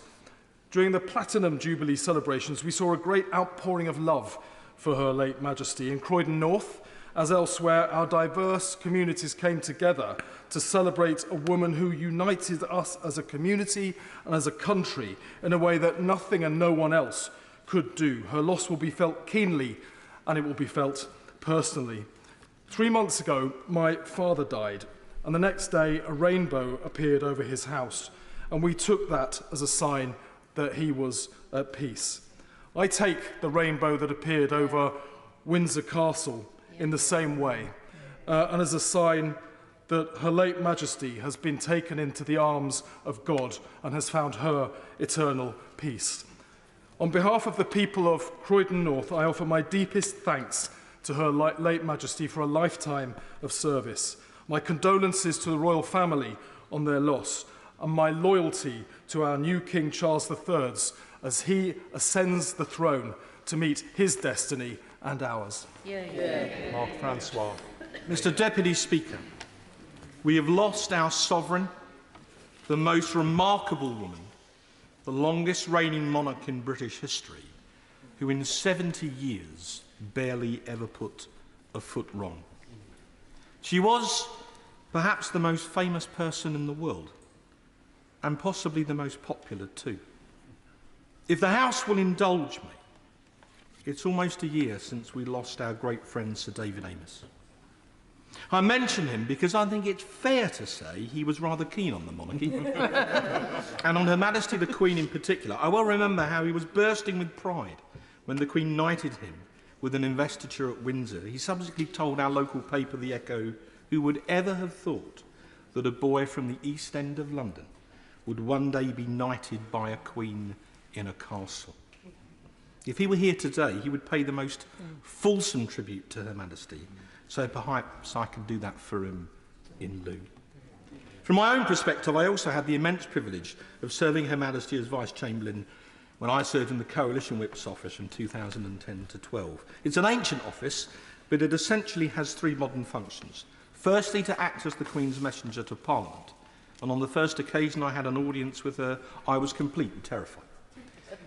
I think it's to the Queen's credit she well understood that people who met her, especially for the first time, were extremely nervous, and she had that most wonderful manner in asking you one or two extremely gentle questions, which even a Member of Parliament couldn't get wrong, to settle nerves. It was a wonderful skill with people, which I think was but one of the reasons why her subjects loved us so much. Secondly, each evening when the House was sitting, the Vice-Chamberlain's duty is to compile the royal message, a one-page summary for Her Majesty of what's taken place in Parliament, printed off on special paper, to be collected by Royal Courier at 6 p.m. precisely. All went well until one evening, as the message was just about to be printed, there was a complete IT failure in the Whip's office, which led to a state of pandemonium. By about 6:30, the Royal Courier, by now drumming his fingers, looked at me and said mischievously, "You do realise, sir, that if it's more than an hour late, you'll have to go down there and apologise to her in person." At which point my blood ran cold. Mercifully, the Lord was kind, and 5 minutes later, a scream of delight emanated from the whip's office when Claire, the senior whip's assistant, emerged with a look of absolute triumph and said simply, "We've fixed it." And when I wished the courier Godspeed, I meant it. Thirdly, following a rather unfortunate misunderstanding with Charles I in the 17th century, on the day of the state opening, the Vice-Chamberlain has to go to the palace to be held hostage as surety for the monarch's safe return. When I once asked what would actually happen if something went wrong, the royal courtier smiled at me and said, "Oh, they'll probably just cut your head off."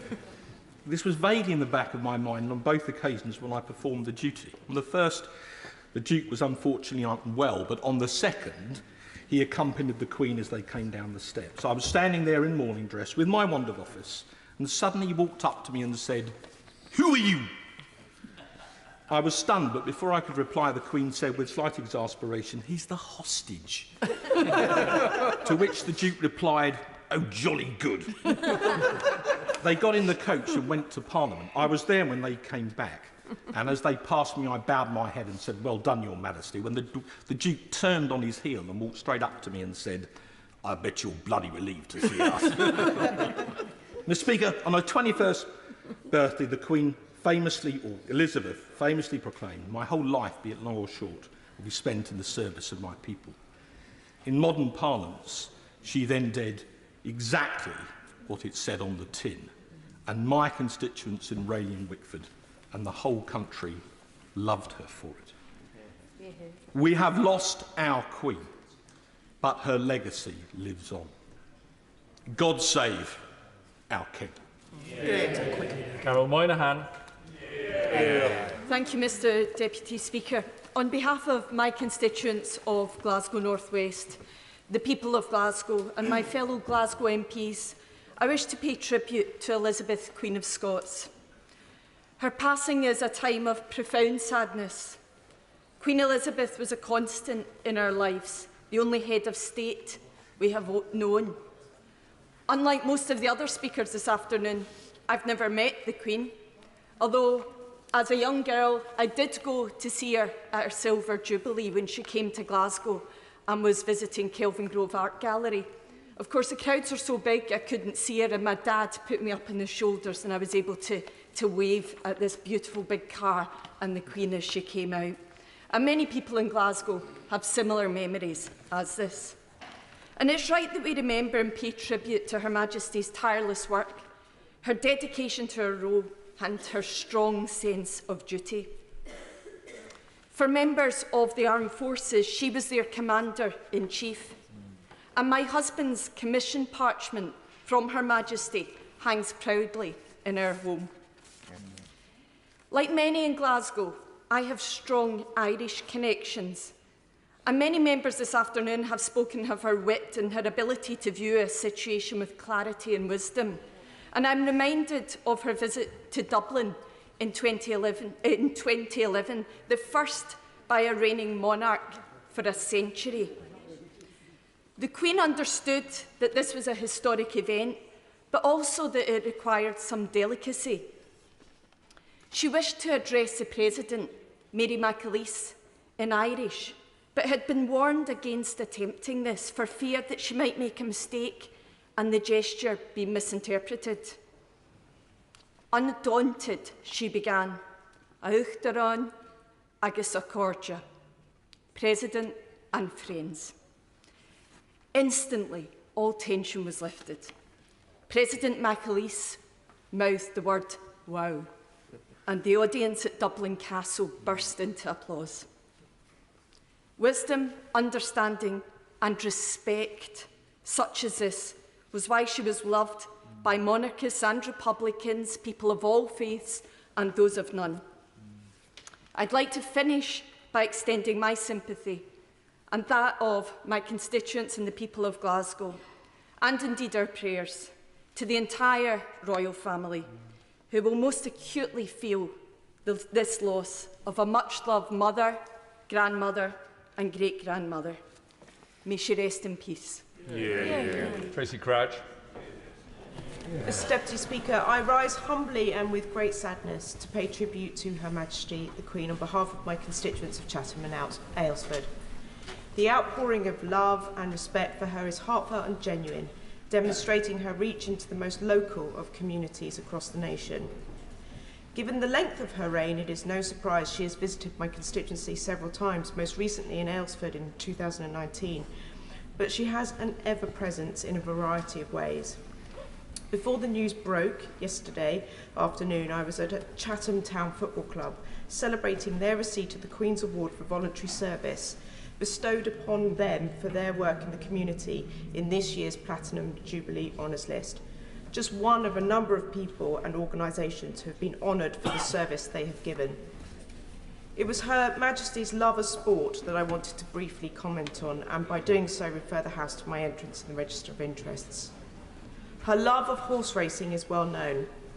Her first runner was in October 1949 and her first winner 3 days later, which was, in fact, her first of more than 1,000 British winners. She would have delighted in every single one, but many will remember her pure thrill when her horse Estimate won the Gold Cup in 2013. This joy extended to other sports, and the sports reports of her death carry countless photos of her smiling face with sporting superstars and globally recognised and coveted trophies. Tributes to her have flooded in from the world of sport, her value to which should never be underestimated. She was patron to numerous sporting bodies, crucial to the success of London 2012, hosting all the world leaders before the opening ceremony. She's authored countless messages of luck and congratulations and hosted numerous receptions celebrating victorious athletes. But she was also the proud mother and grandmother of Olympians. I have been lucky enough to meet her several times, all of them because of sport, and most involved a conversation about horses.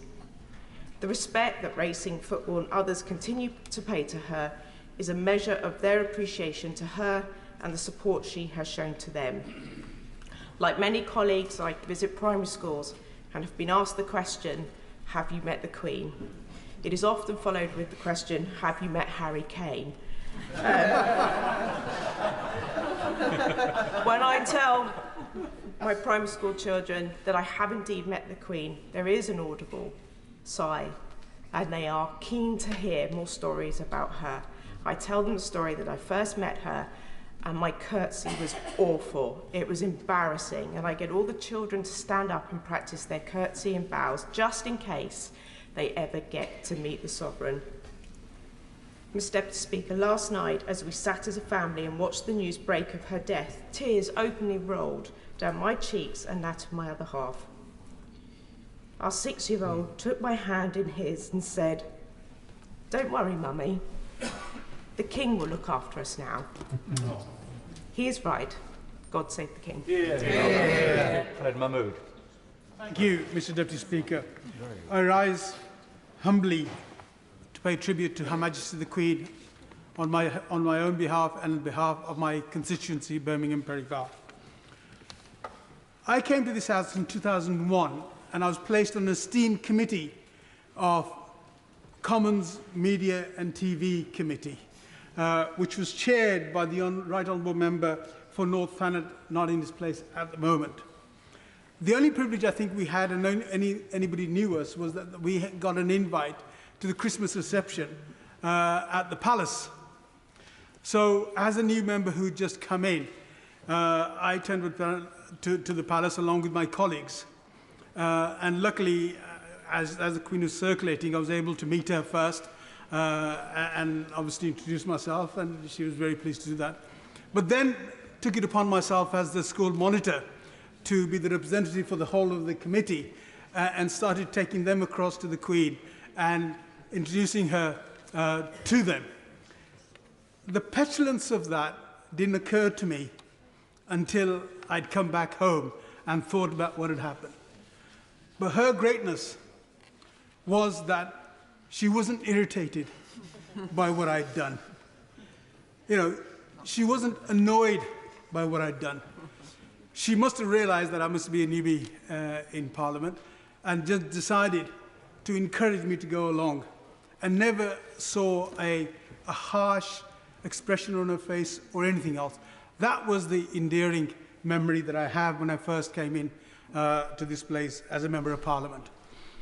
She was the head of the church, and as a lot of people have said, she supported all of the religions. She does that. But she also supported a lot of other beliefs as well. The Maoris, the Aboriginians, and some of the African tribes. But she also, above all, supported people who had no faith at all. She supported people. She had trust in people. She gave her life to service, in dignity, in humanity. If anything that we are to do today in paying tribute to her is that we should rise, not just speak about the eloquent speeches that I've heard today, but actually rise our own levels and standards to at least, not if to emulate her, to try to get somewhere close, to see how much better we in this place can be. That, to me, Mr. Deputy Speaker, would be the endearing tribute to her. As I said, she wasn't just the monarch for the United Kingdom, she was also head of the Commonwealth. And in that process, only last week, she wrote a letter to the Pakistanis who were suffering huge tragedy, a climate tragedy of floods, and that was given out. And she actually wrote a letter to the President to tell her. My last word is a Muslim prayer, which has already been recited by my friend, honourable friend from Ladywood. Inna lillahi wa inna illahi raji'un. Indeed, to God we belong, and to God we shall turn. May she rest in peace. Thank you. Yeah. Thank you, Mr. Deputy Speaker. If I was asked by primary school children, have you ever met Her late Majesty the Queen, I would sadly have to say no. So there will be no practising of bows and curtsies, as my honourable friend from Chatham described. Although perhaps this afternoon I've learnt finally what the attraction of being a government whip is. In that it seems to be... Not only does it seem to increase the likelihood of you being called early in a debate such as this, but you certainly got to spend a great deal of time with Her late Majesty. Bagehot described our easily understood constitution as the distinction between the dignified and the efficient. The efficient supposedly is the government, but I will let new ministers discover that in due course. But the dignified is the monarch, and in Her late Majesty there can be no greater embodiment of the dignified. Much has been said of anecdotes, but if I could just briefly quote from Her Majesty in her Christmas broadcast of 1974, because what she said then, I think, more than enough sums up where we are today. Here in Britain, she said, we hear a great deal about our troubles, about discord and dissension, and about uncertainty of our future. Perhaps we make too much of what is wrong and too little of what is right. The trouble with gloom is it feeds upon itself, and depression causes more depression.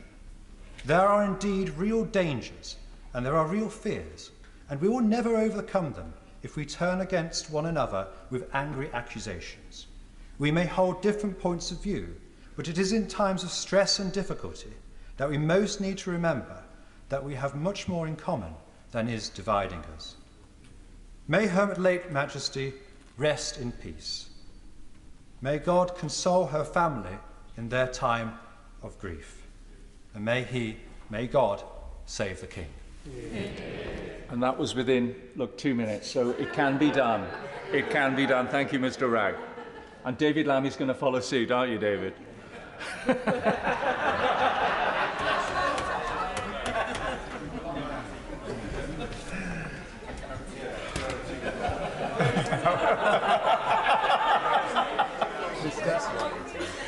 Mr. Deputy Speaker, I rise on behalf of the people of Tottenham who mourn the late Her Majesty's loss very, very greatly. And on reflecting about Her Majesty, I want to begin by evoking my parents' generation, who arrived and are described as part of the Windrush generation. My mother was the kind of woman for whom there were only two important people in our house.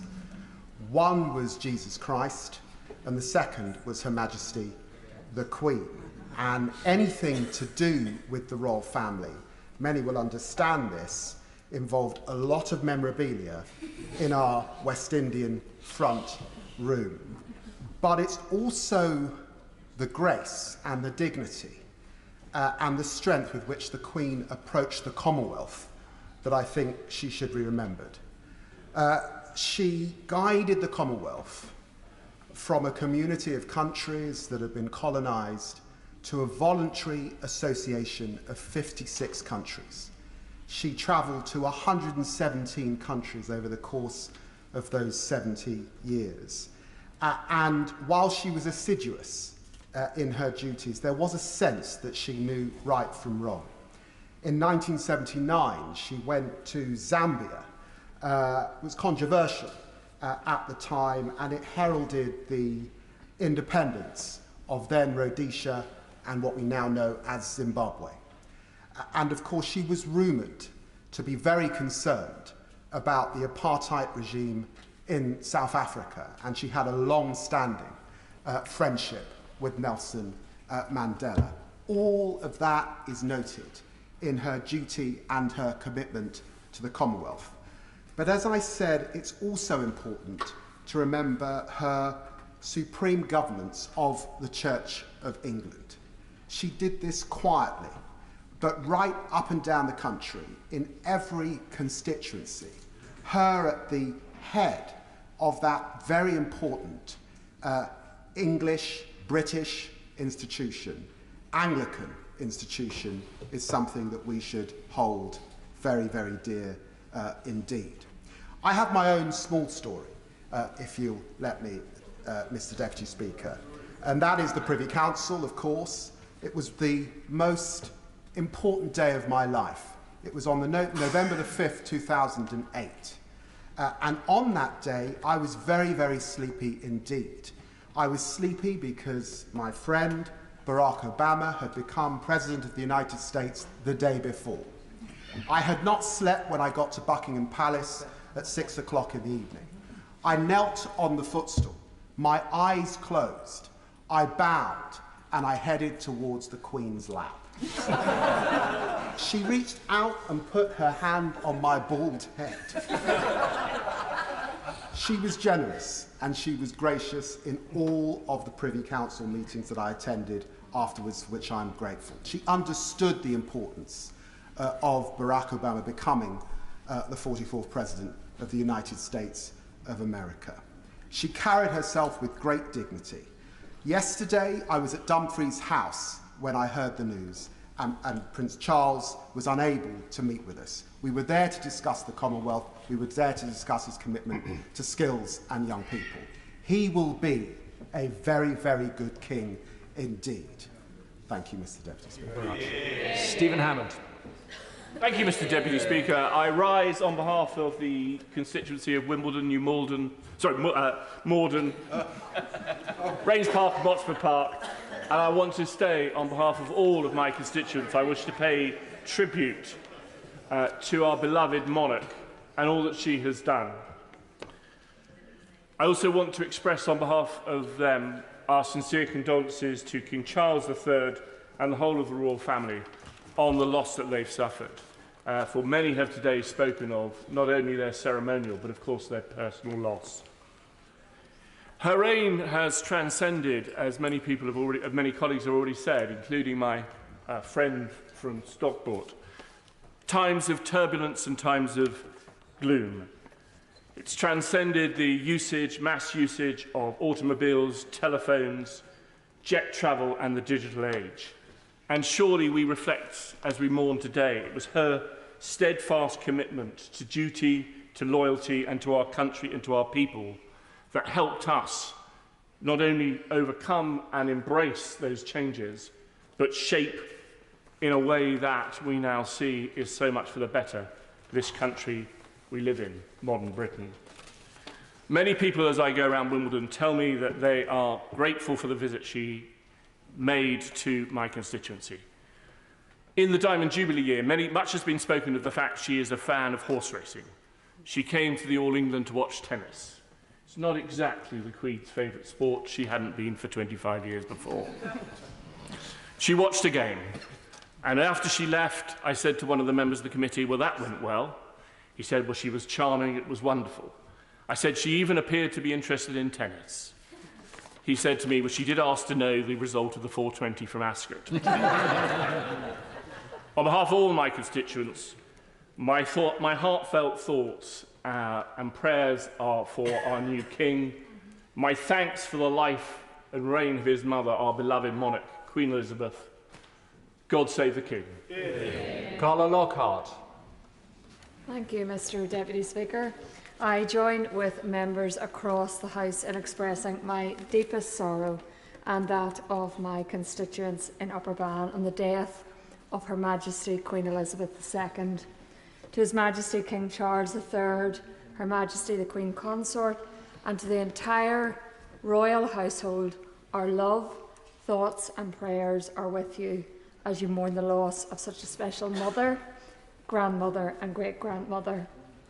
All of us in this place and right across the country have been a blessed people to live under the second Elizabethan age. We have benefited abundantly from her leadership, her wisdom, her discernment and the grace of one who for over 70 years devoted her life to the unstinting service of this nation and the Commonwealth.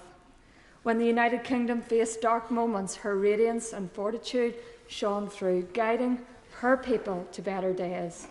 In times of celebration, she led the nation with a sense of fun, warmth, of style, and a sparkle in the eye. Prime ministers were to come and go, but Her Majesty remained constant, steadfast, and sure. And that sense of surety for Her Majesty came from her faith, her love for Christ that she often spoke of in her Christmas message. That faith gave her the strength to fulfil her earthly vocation. And whilst we thank her for her service today, she receives her heavenly reward for service to her King. Mr. Deputy Speaker, this country is the poorer for the passing of Queen Elizabeth II. The depth of grief is reflective of the love and affection in which she was held. To our adoring, loyal subjects in Northern Ireland, we hold fast to the wonderful memories of Her Majesty's visit. These were often symbolic and a testament to her commitment to a better future for everyone in Northern Ireland. Importantly, she also ensured that those who served her in our most troubled times were sure of her appreciation for service and sacrifice, and those victims of terrorism knew the caring spirit of the Queen. Mr. Deputy Speaker, every corner of this kingdom has now embarked on a new era. We commit to the service of our new King, His Majesty King Charles III. His too a life of service, his too a record of commitment to duty. To close my remarks on Her Majesty Queen Elizabeth II, I quote a Bible text which is fitting for her life of service to our nation. 2 Timothy chapter 4, verse 7. I have fought a good fight, I have finished my course, I have kept the faith. I pray that God will grant King Charles III wisdom and good health in his reign over us, and that he too will keep the faith as his beloved mum before him. God save the King. Victoria Prentice. Thank you. In her address to the nation during the pandemic, resplendent, you remember, in her NHS scrub-coloured dress and brooch, Her Majesty praised, and I quote, the attributes of self-discipline, quiet, good-humoured resolve, and of fellow feeling, which she felt characterised our nation. These are qualities which she modelled for us and for which we loved her. But to these she added a less definable quality, a presence, a splendour, which came from her deep faith and her certainty that the crown is at the very centre of our constitution. This, combined with her considerable beauty and charm, meant she lit up every room. I'll never forget the day she came to Banbury in 2008 on the 400th anniversary of the town's charter. Later that day, she opened the Oxford Children's Hospital. My largest donors were corralled for really quite a long time for security reasons before she appeared. The excitement in the room and some very healthy competition meant that that was the most lucrative hour I have ever spent in fundraising.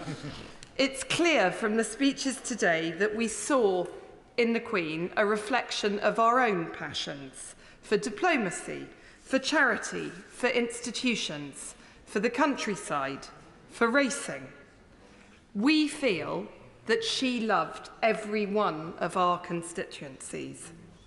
The combination of service and majesty is unbeatable, and this will endure.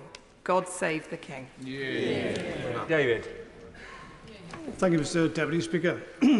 Soon after the general election of 2001, there was a reception in Buckingham Palace. I had just been elected, and I attended along with several hundred others.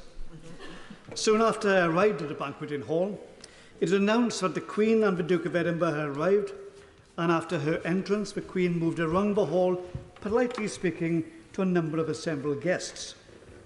I was chatting to a Labour colleague, but then I became acutely aware that there were hundreds of eyes focused in my direction.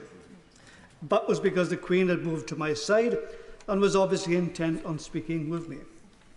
I introduced myself to her in an uncomfortable way, and we exchanged a number of pleasantries.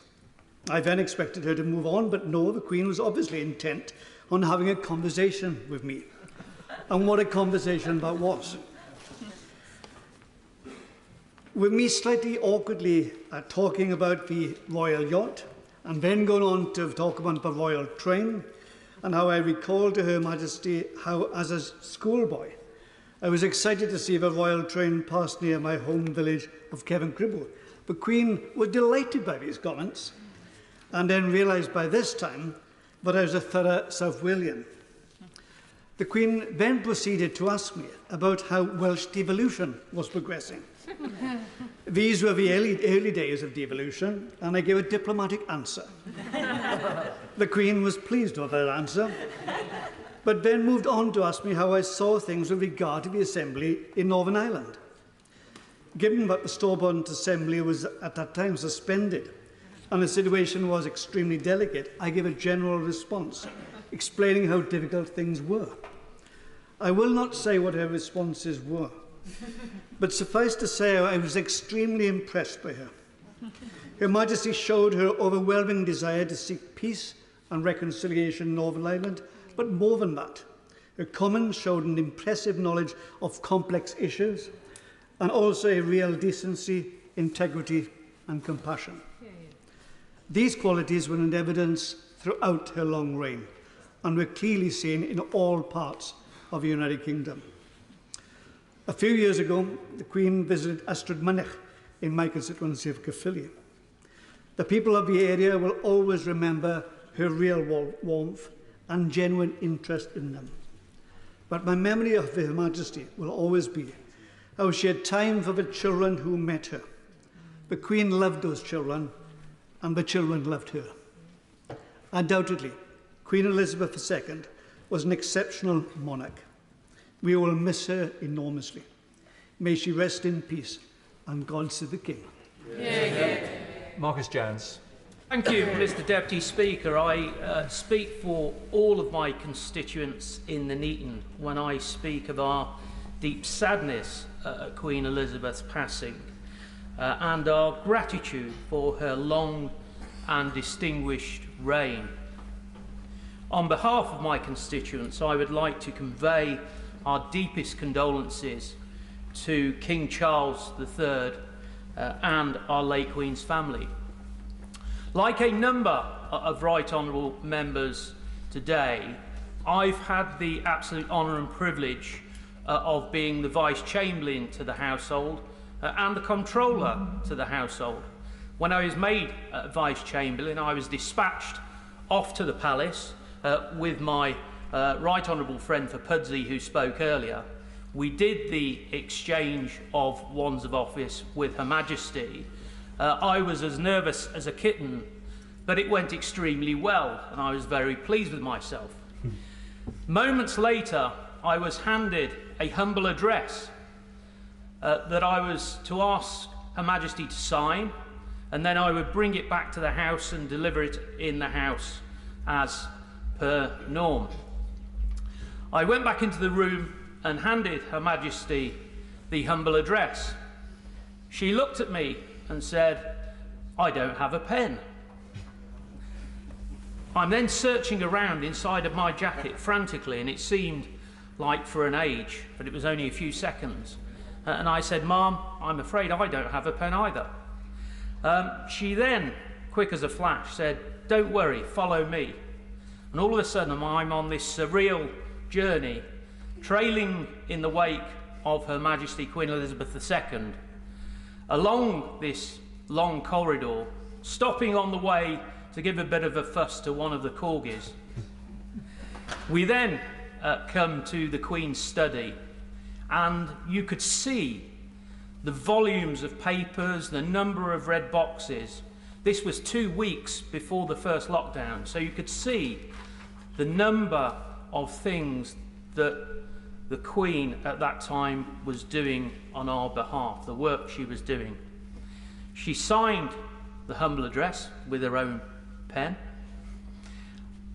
She then started to speak to me and ask me about my wife and my family, and it was fantastic. I came out of that room feeling on top of the world. Now, I feel that whether it probably a president, a prime minister, a school child that the Queen was speaking to on a school visit, or a patient in a hospital or a hospice, all of those people will have gone away with exactly the same feeling. That was one of Her Majesty's abiding qualities amongst many others. Thank you, ma'am, for your dedication and service to our nation. God save the King. Alison McGovern. Thank you, Mr Deputy Speaker. And on behalf of everybody in the Wirral, particularly in my constituency, I extend our profound condolences to the royal family. We have all lost our Queen. They have lost a beloved family member, and we hold them in our hearts. As my friend, the Right Honourable Member for Wallasey, mentioned earlier, the Queen first visited my constituency in 1957, where she visited the famous Port Sunlight villages and the cottages named the Duke of York cottages, named after her father. Since then, many in the Wirral have felt strongly about the Queen and have supported all that she has done. And Mr Speaker, I want to talk above all else in favour of the Queen's constancy. The news of the end of Her late Majesty Queen Elizabeth's reign has felt like the ground we stand on shifting beneath our feet. All that we have known is changed. Down the years, our country has been drawn together in celebration and in sorrow by Her late Majesty, and it simply feels impossible to know how to react without her.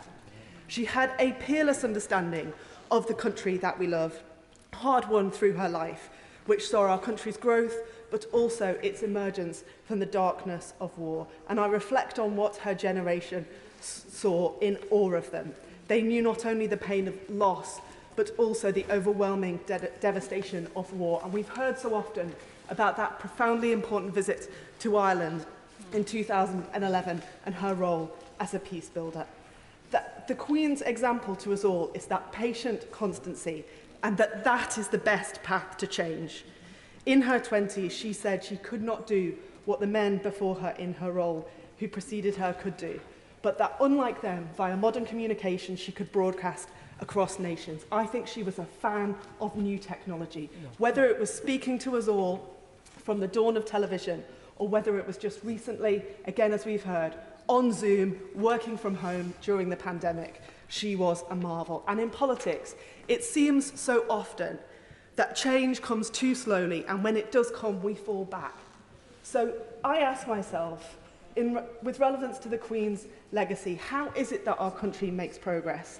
And I think it's Not that any individual can make progress by themselves, but rather it's in our institutions, those institutions that persist when individuals fail, that really shifts our country from darkness to the light. That's progress. And it's what Her late Majesty made with the constitutional role that was hers. She could always see what the future had on offer, and she built a path for us all. It has been utterly humbling to hear from leaders across the world, and I trust that global outpouring brings her family comfort.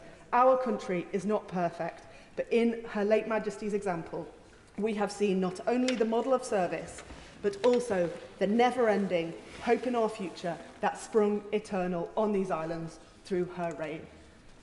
Long live the King. Philip Dunn.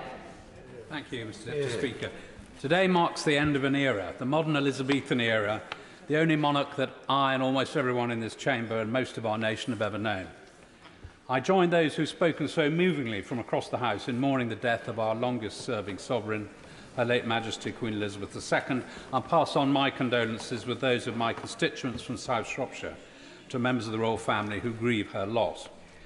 We reflect today with a mixture of great sadness and sense of loss, but also remembering with great joy the inspiration which she gave in devoting her life to the service of others.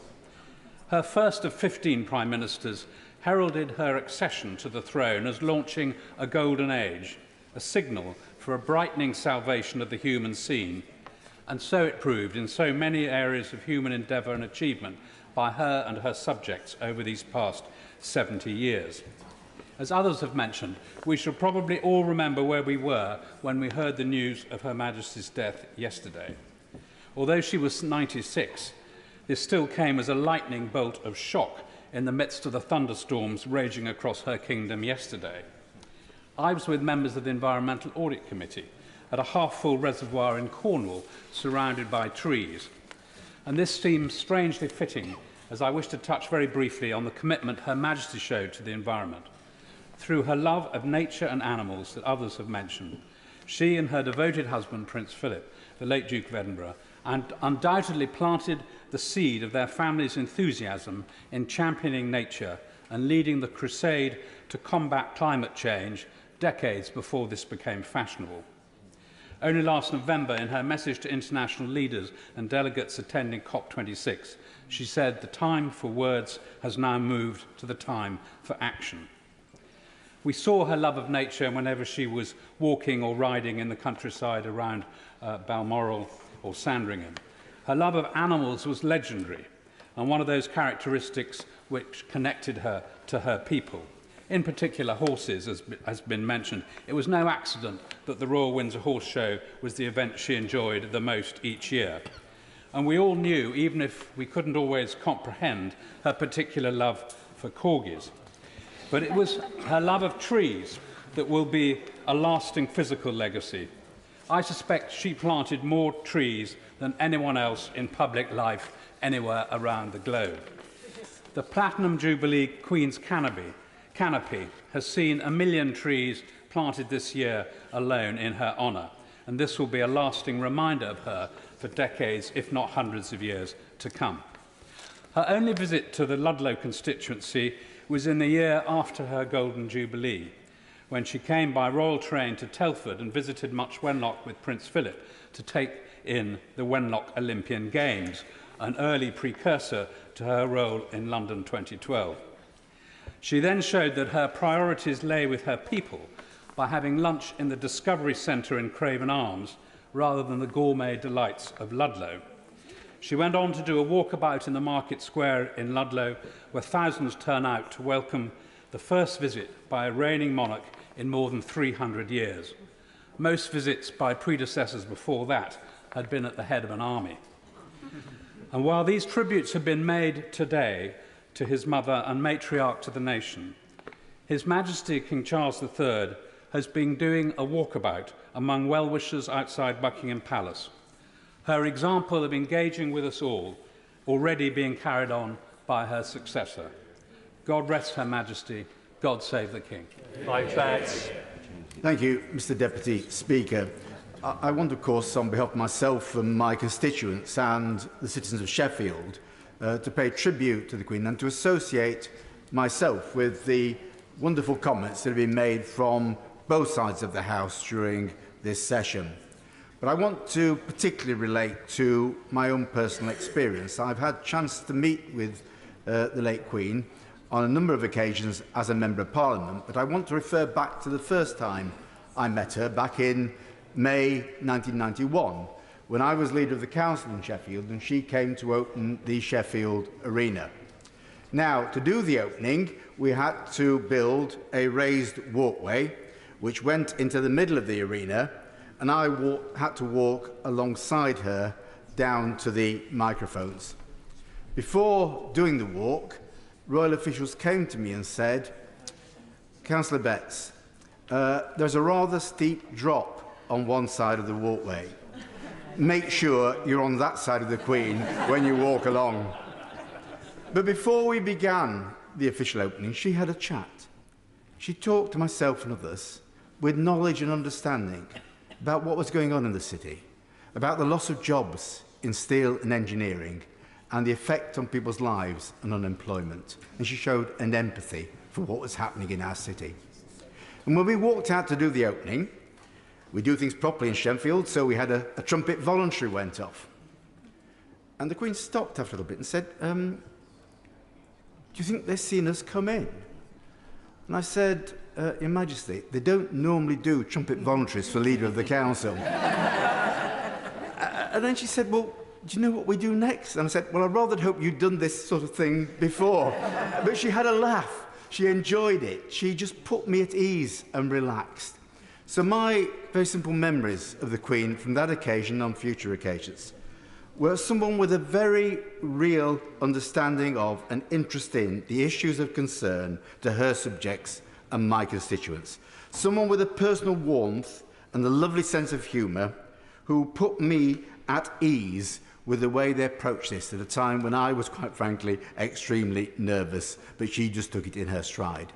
What I would say very simply on behalf of my constituents is thank you to an incredible sovereign for an incredible life of service. God save the King. John Lamont. I too want to reflect on the immense loss we have sustained as a United Kingdom and the Commonwealth with the passing of Her late Majesty the Queen. Like every other member of this House, I can say with pride that the Queen knew my constituency in the Scottish borders well and visited it many times over her 7 decades of service as our sovereign. I treasure my own memories of 2 of Her Majesty's most recent visits to Scotland. In 2009, Her Majesty the Queen came to the seaside town of Eyemouth in Berwickshire, and on the 9th of September 2015, 7 years ago to today, Her Majesty the Queen opened the Borders Railway, the day the Queen became the longest-serving monarch in our history. On both of these days, the crowds were large, probably much larger than the organisers had expected. I remember the enormous anticipation steadily building as the time for her arrival approached. Local residents of all ages and all backgrounds, and the thrill of excitement, like an electric pulse running through the crowd when they saw Her Majesty. The joy, the disbelief, awe to see a global icon, the face on every coin and stamp, there in the flesh, a smiling and radiant lady, here to visit them in their own community.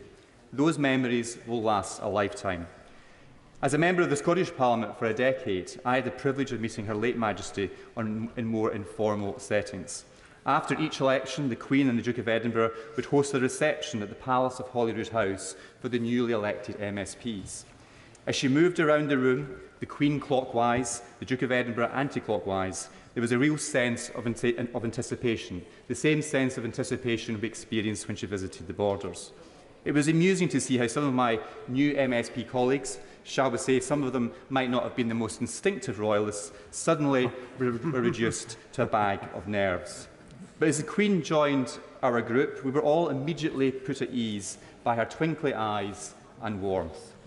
After brief pleasantries, the Queen immediately launched into detailed and informed questions about our respective constituencies. Now, given there were 129 MSPs plus various other guests, how she was ever able to remember such detail and knowledge was quite remarkable. But it was her kingdom, and it had been her kingdom for longer than most of us had been alive. The Queen was always fully prepared for whatever her duty demanded of her. She never spared herself, as we saw this week when she fulfilled her last act of service, appointing my right honourable friend, the Prime Minister. In good times and bad, we've always looked to the Queen for guidance and leadership, and were never left wanting.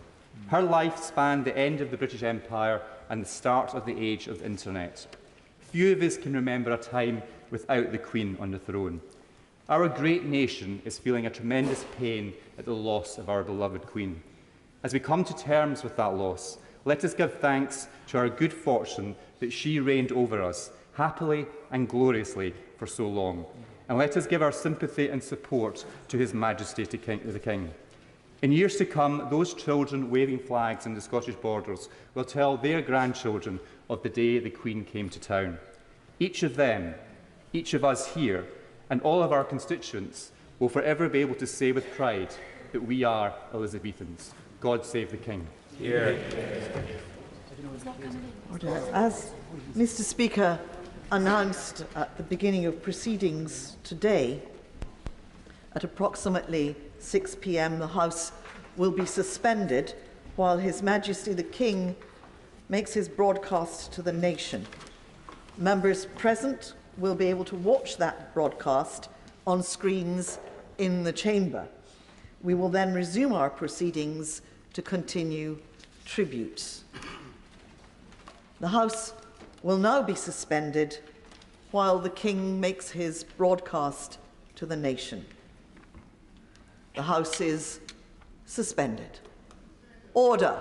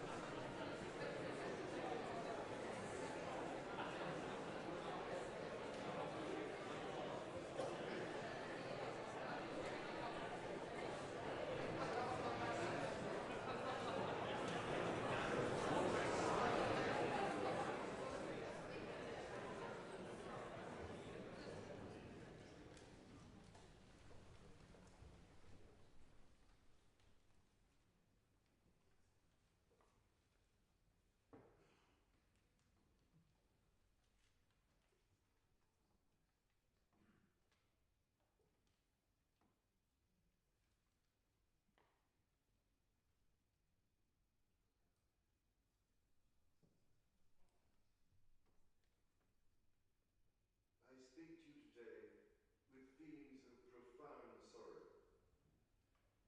Throughout her life, Her Majesty the Queen, my beloved mother, was an inspiration, an example to me and to all my family. And we owe her the most heartfelt debt any family could owe to their mother, for her love, affection, guidance, understanding, and example.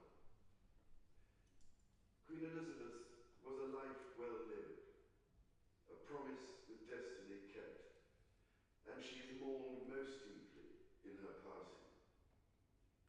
That promise of lifelong service I renew to you all today.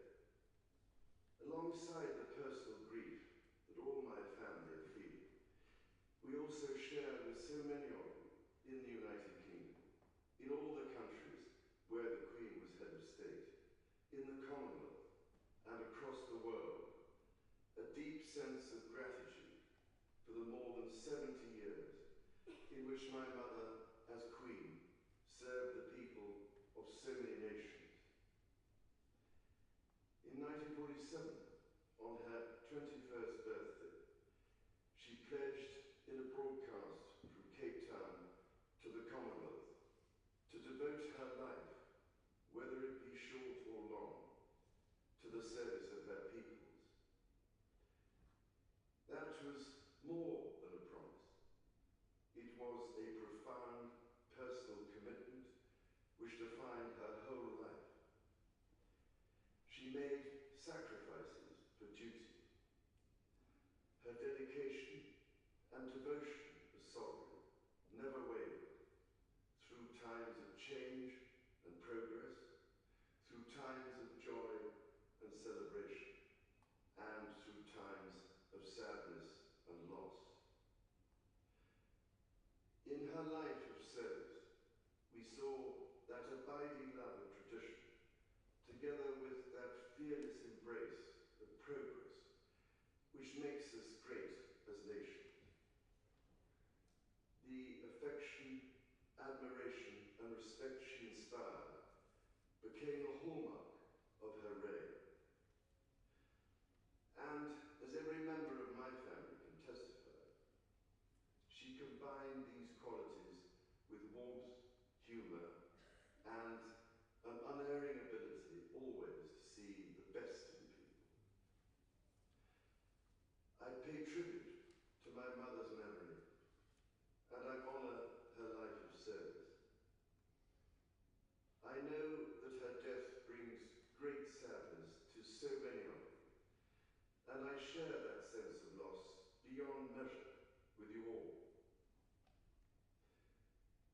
When the Queen came to the throne, Britain and the world were still coping with the privations and aftermath of the Second World War, and still living by the conventions of earlier times.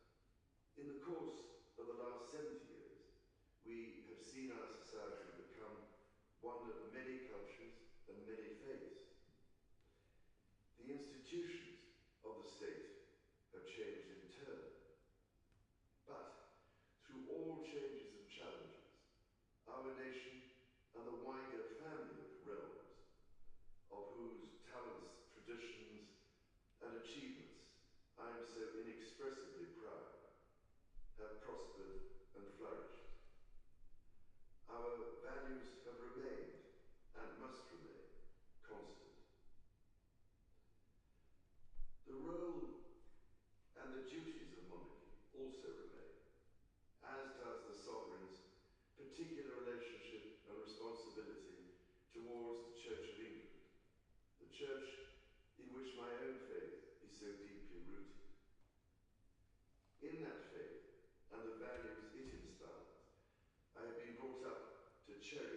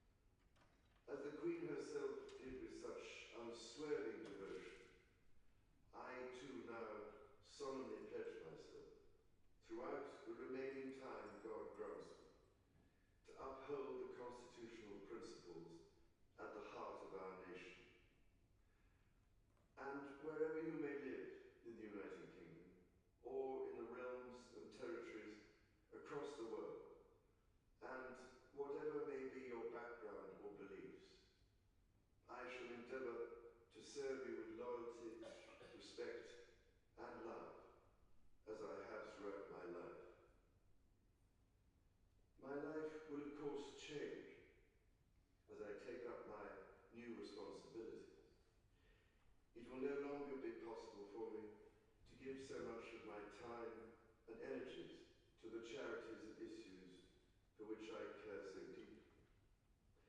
But I know this important work will go on in the trusted hands of others.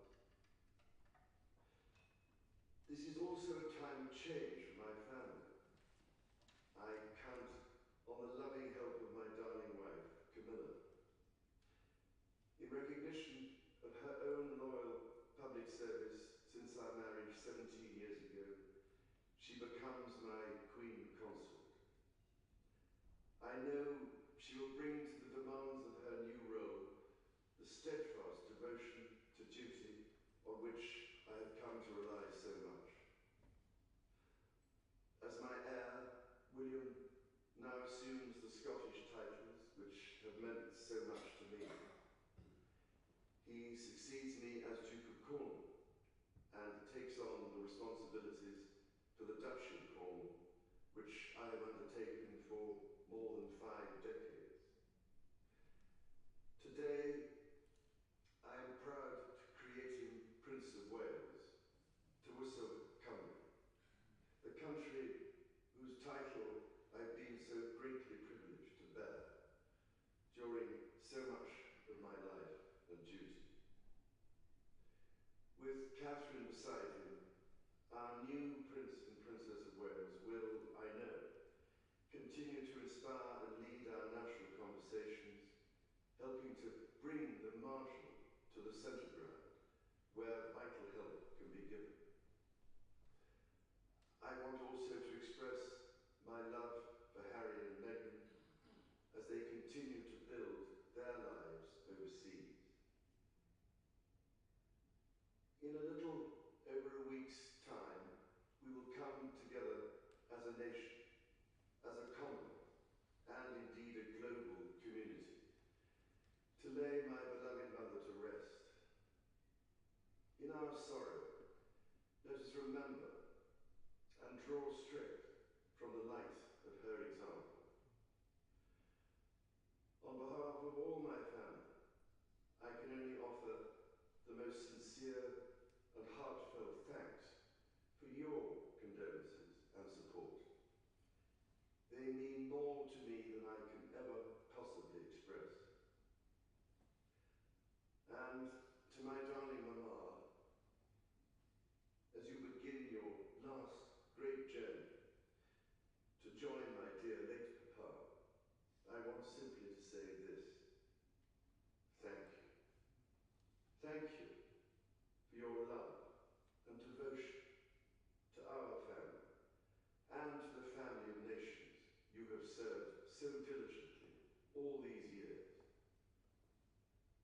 May flights of angels sing thee to thy rest.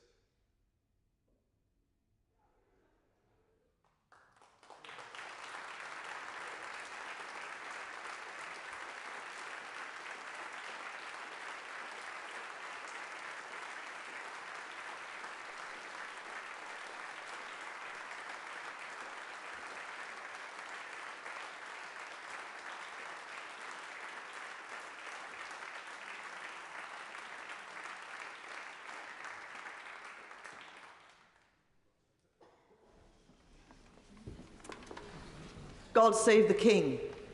God save the King. What a very moving address from our new monarch.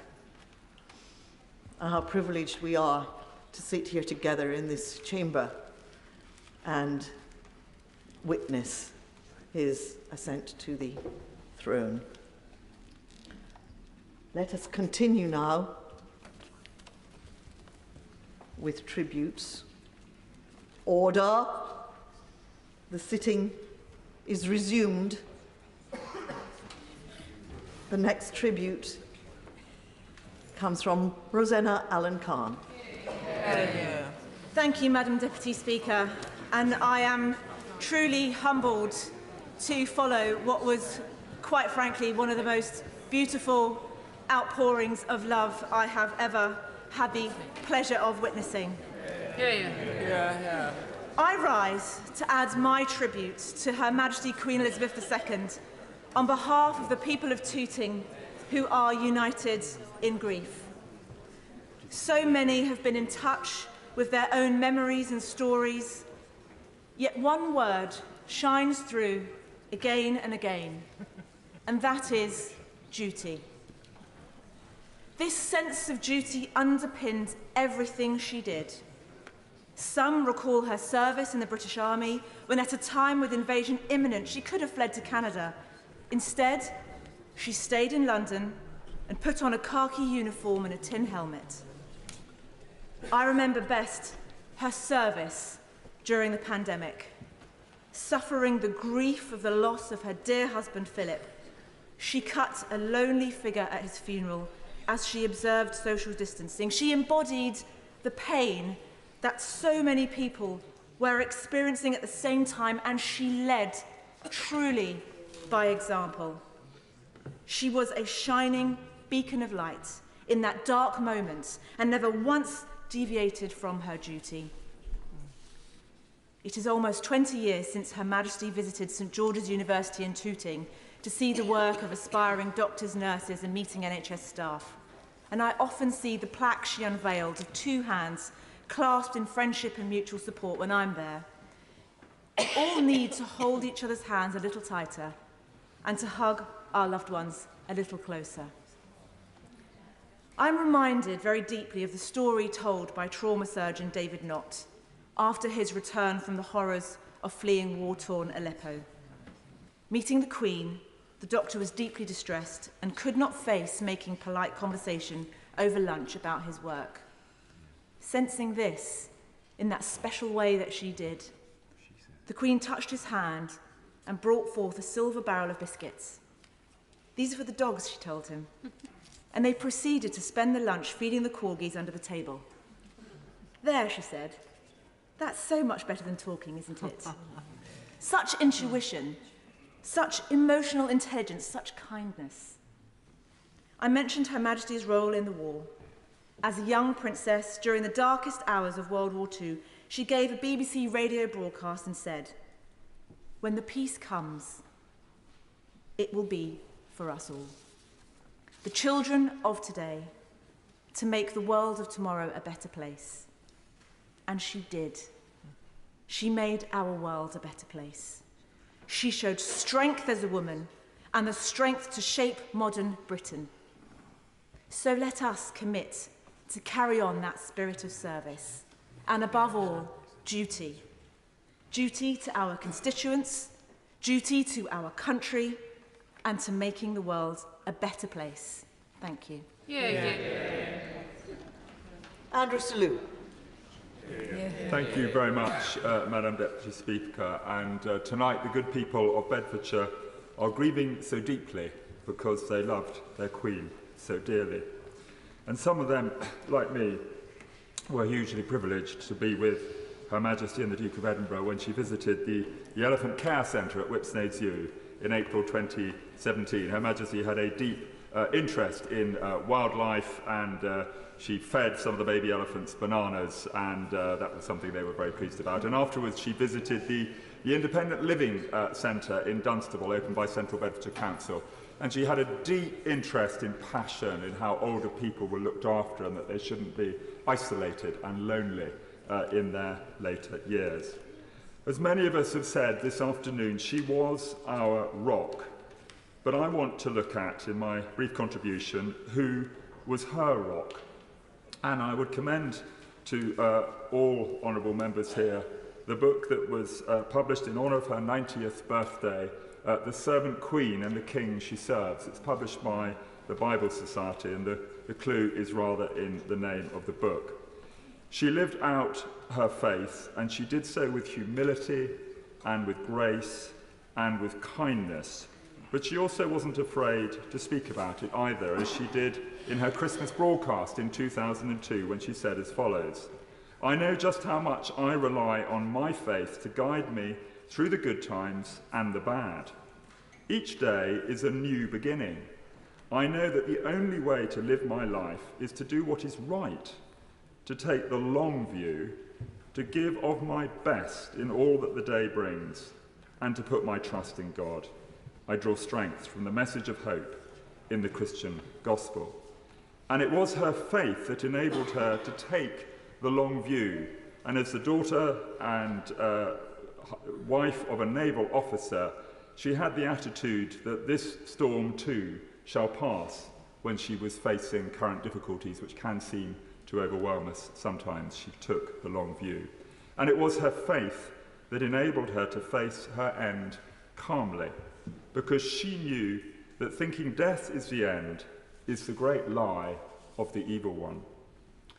So may she rest in peace and rise in glory, and I look forward to the reign of His Majesty King Charles III, who cares passionately for the well-being of all peoples across these islands, and who has been way ahead of his time on issues like climate change and the environment.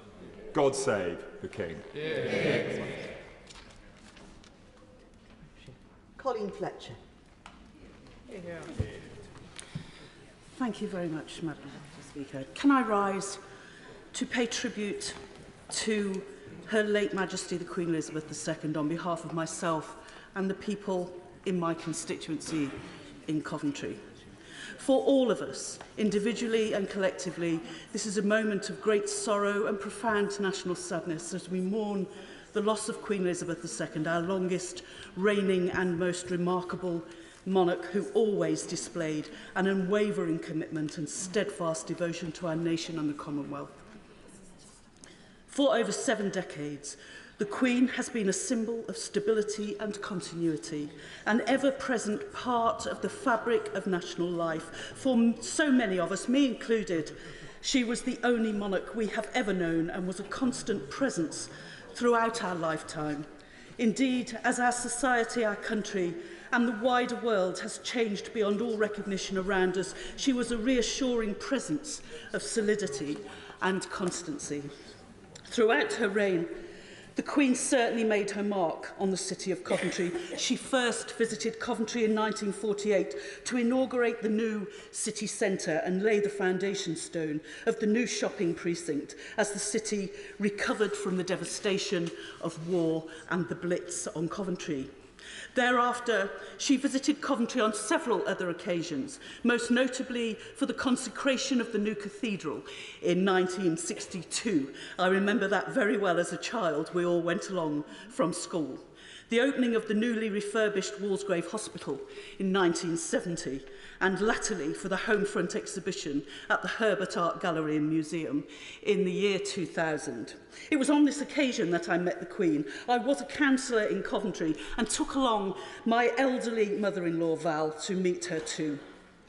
Even though Val was extremely nervous, she was able to chat to the Queen about life in Coventry during the war. Val never forgot that day for the rest of her life and spoke about it often. And watching Val, I strongly sensed people's allegiance and love for the Queen and her family. So during those visits and the many others the Queen made to the city, she left a lasting legacy in the city of Coventry and enduring memories for its residents, who I know will feel an overwhelming sense of loss following her passing. Her Majesty Queen Elizabeth II was a devoted wife, mother, grandmother and great-grandmother, and a much cherished monarch. Her life was one of extraordinary dedication and service, and her loss will be felt in every corner of our nation and right across the world. Rest in peace, Your Majesty. Vicky Ford. Madam Deputy Speaker, I remember as a child being given a large pair of scissors, a huge stack of well-thumbed magazines, and being asked to make a massive collage of pictures of the Queen and her family. It was the Silver Jubilee, and there didn't seem to be any arrangement for a party, so my mother had decided to fling open the doors and hold her fate. We wrapped up presents to put in a lucky dip. I think we even arranged to have a candy floss machine, and somebody bought some ponies for pony rice. But we didn't know if people would come. And I wanted to tell this story because this was in Omagh, in Northern Ireland, in 1977. in the middle of the Troubles. And the people came, and they came in their hundreds. They came from all walks of life. The Protestants came, the Catholics came, and they came because they loved our Queen. And people love our Queen. She has been the rock beneath our feet in trouble's time and the light that has shown us the way in the darkness. They love her in Chelmsford, they love her across the country, and they love her across the world. During my political career, I've had the opportunity to travel to many countries, and especially so in the past year, and I have felt that love and fondness again and again. But it is particularly in many developing countries where I have felt the love and respect and gratitude. Because at every Christmas message, in so many of those visits and events, she has used her voice to speak out for the most vulnerable and make sure their voices are heard. And as the Development Minister that she appointed earlier this week, it is that legacy that I pledge to continue for her. Yeah. But I also know how much love and respect there is for our new monarch, King Charles III, especially for his work on the environment and climate change. My condolences, my thoughts, my prayers are with him and with his family. And I look forward to his reign. God save the King. Yeah. Jess Phillips. Thank you, Madam Deputy Speaker. Very much like the Prime Minister, I was not raised in a house of monarchists.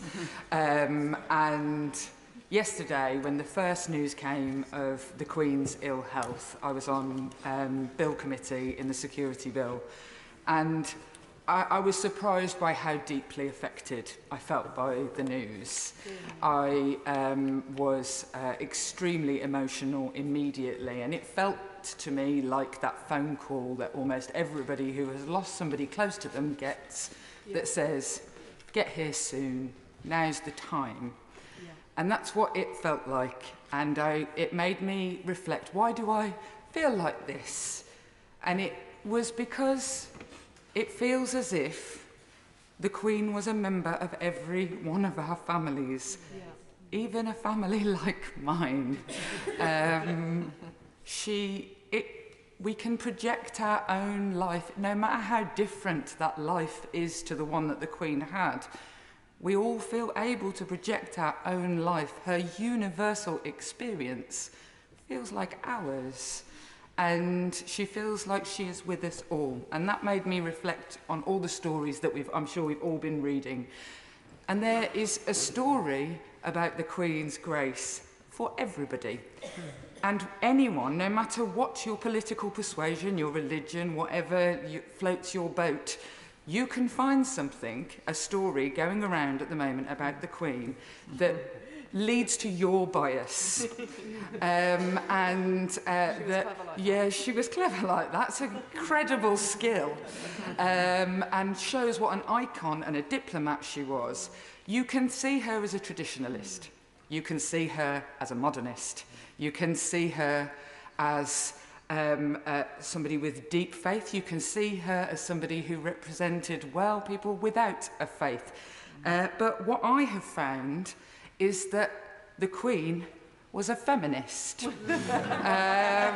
And this is the brilliant story about the Crown Prince of Saudi Arabia being driven around very, very, quite roughly by the Queen around the Balmoral estate when women in Saudi Arabia were not allowed to drive, is one of my top stories. But I saw this story and it said, when the Queen came to open the Rolls building, she was ushered into a room in which we were waiting, in which waiting were all the judges. She looked at the ermine-clad ranks of Chancery judges, smiled and crisply said, "Where are the women?" A look of panic crossed multiple faces until someone saw 3 female Chancery District judges in a dark corner. "There they are," he shouted. So the Queen went to talk to them. What a woman. What a leader. that everybody, no matter what sort of family they grew up in, no matter which bit of the world, everybody feels that they have a tiny little bit of her with us. God rest the Queen. Yeah. Alberta Costa. Thank you, Madam Deputy Speaker. In April 2017, as MP for South Leicestershire, I had the honour of meeting Her late Majesty the Queen and His late Highness Prince Philip when the Queen hosted lunch for a small gathering at St Martin's House in Leicester following the Royal Maundy service in Leicester Cathedral. Along with the Prince, she was extremely gracious, listening with interest to the issues affecting Leicester and Leicestershire and thanking those within our local community who do so much in the many charities in our area. It was a moment of great joy to have personally witnessed the late Queen at work. By placing duty at the forefront of everything she did, she was a role model of how public service should be conducted.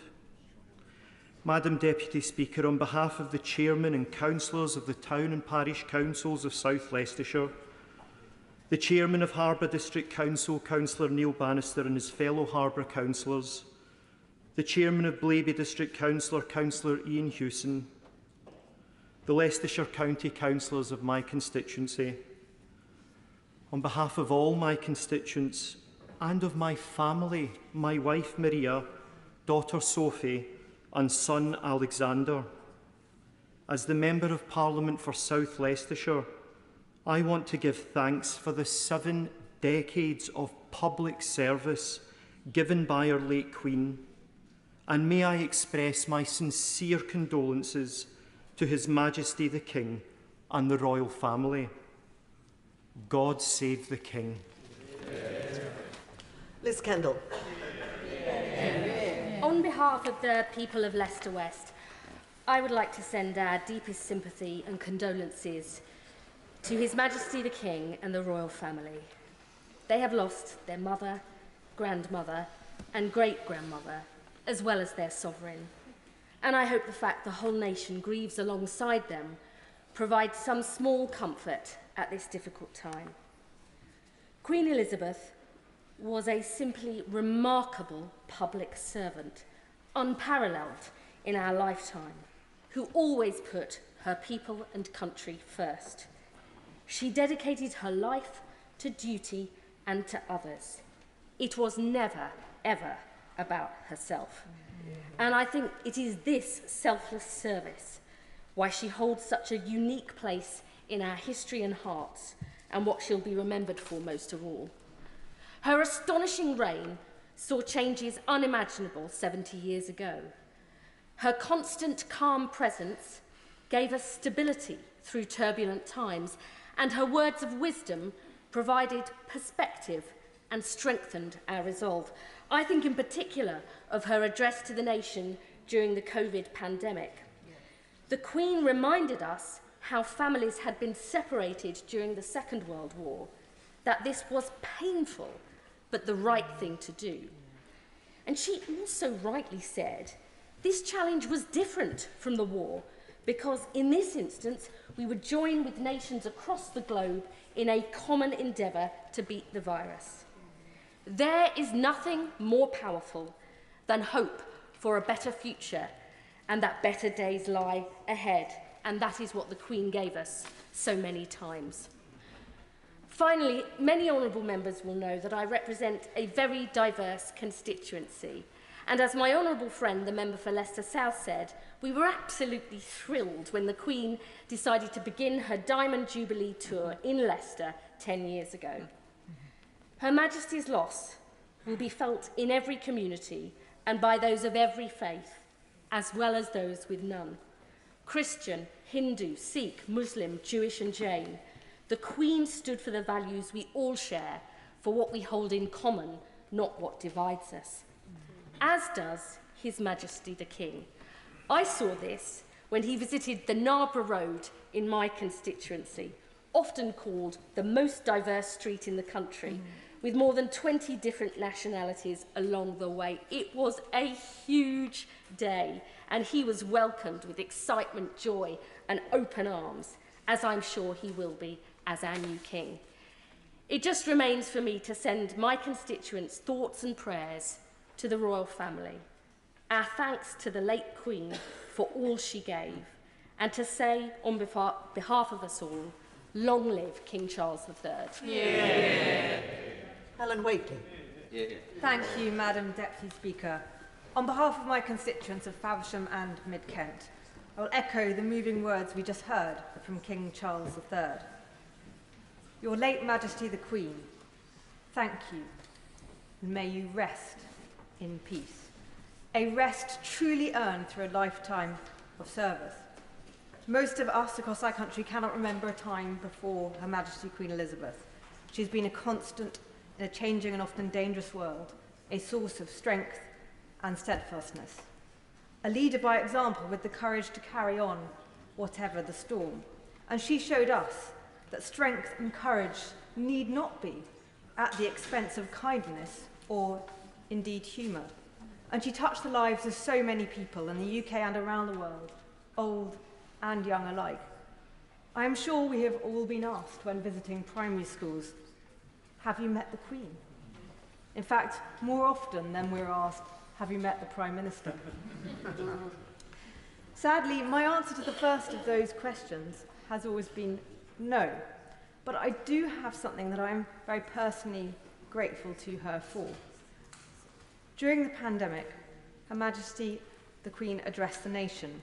It was a dark time, and I remember her address very well, not only for the compassion and hope she expressed, but for one particular detail. As Care Minister, I was endeavouring to get social care staff thought of and talked about on a par with staff in the NHS. When I heard the Queen was going to make an address, I sought to get a message to her. I don't know to this day if it reached her, but what mattered is when she got to that section of her address, when she spoke of healthcare staff, she spoke of health and social care staff in the same breath. And she realised how important her words would be to those care workers across the country, and that brought tears to my eyes. After the bleak time of the pandemic, she then brought our communities together for her Jubilee, a joyful celebration of what we have in common. As a nation, we mourn her, but her family are first and foremost in my thoughts as they mourn a mother, a grandmother, and a great-grandmother. I wish them strength and solace in a life so long and well lived. And our thoughts are with our new king. We know he will serve with passion and dedication, and on behalf of my constituents, I wish him strength and good fortune as he takes on the responsibilities of our head of state. Long live the king. Barry Gardner. This morning I was walking to the station at Wembley Central and an Afghan lady stopped me. Her English was, well, let's just say it wasn't much better than my Pashtun, but through her accent I heard her say, "You are MP, yes?" I said I was and asked if I could help her in any way. She shook her head and left me confused because I thought I heard her say, "I at Green Party. Sorry." Then she moved on. It took me a few moments to work out what she was actually saying. She wasn't making a statement about her political affiliation, but saying that she had been at the Queen's Party, one of the glorious street parties we held in Brent for the Platinum Jubilee. And in that simple word, sorry, she wanted to express her condolences and share her own sorrow at the death of Her late Majesty the Queen. In Brent, we like to claim that we're the most diverse place in the world. It may even be true. We speak more than 160 languages around the dinner tables. We've welcomed generations of immigrants, people who came to build a better life for their children, asylum seekers, like that lady from Afghanistan. She spoke for every one of my constituents in Brent when she said, "I at Queen's party. Sorry." Every year for more than 40 years, my family has had a ritual. No matter whether the turkey is ready or not, Christmas dinner has to be finished in time to watch the Queen's speech at 3. I hope it doesn't seem disrespectful, but we used to grade them. Was it as good as last year's? Would she focus on something new this time? There would be mentions of charities and visits to communities celebrating significant anniversaries or suffering from disasters. But two things were constant: the Commonwealth and her own deep, very personal faith in Jesus Christ, which was the guiding principle of her life. Many have spoken of her life as a pattern of duty and service, and it was. But the virtues which, in my view, her life so manifestly displayed are what Christians call the fruits of the Spirit: love, joy, peace, patience, kindness, goodness, faithfulness, meekness, temperance. And as St. Paul says, against such there is no law. Integrity is not a very fashionable thing in public sphere these days, but her life was one of real integrity. We thank God that she brought all those virtues together in her life. It was a life that was selfless. It was a life that was whole.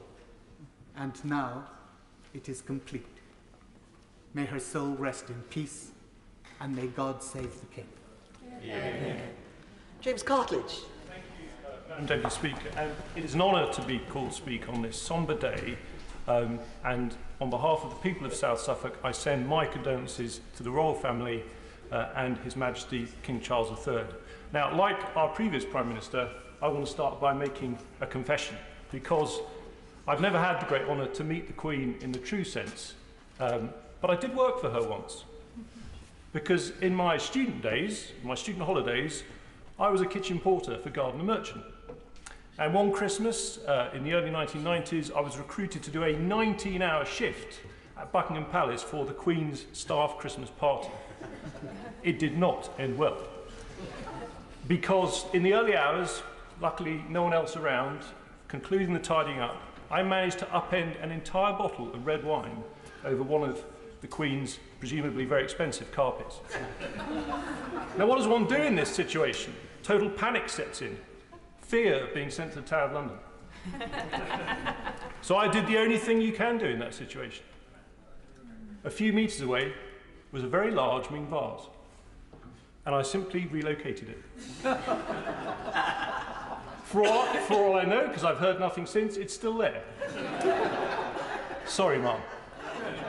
So I pledge my loyalty to His Majesty, and I hope that he is merciful and resists the temptation to put an invoice for cleaning costs in the post. And I just want to say one thing above all else, which is to express the great privilege that I feel to have lived in the reign of Queen Elizabeth II. The great fortune I feel that my 4 children lived as Elizabethans and knew what it was like to live under this extraordinary sovereign, deservedly loved and adored the world over for her total devotion to our nation and our Commonwealth.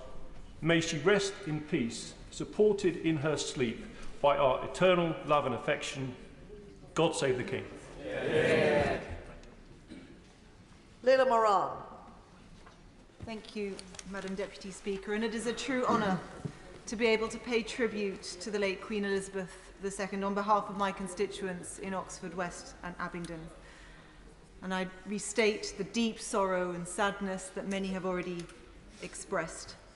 The ties between the Queen and the community were strong indeed. In every milestone of her reign, Abingdon celebrated with an eccentric and much-loved bun throwing, and she was a regular visitor to our area.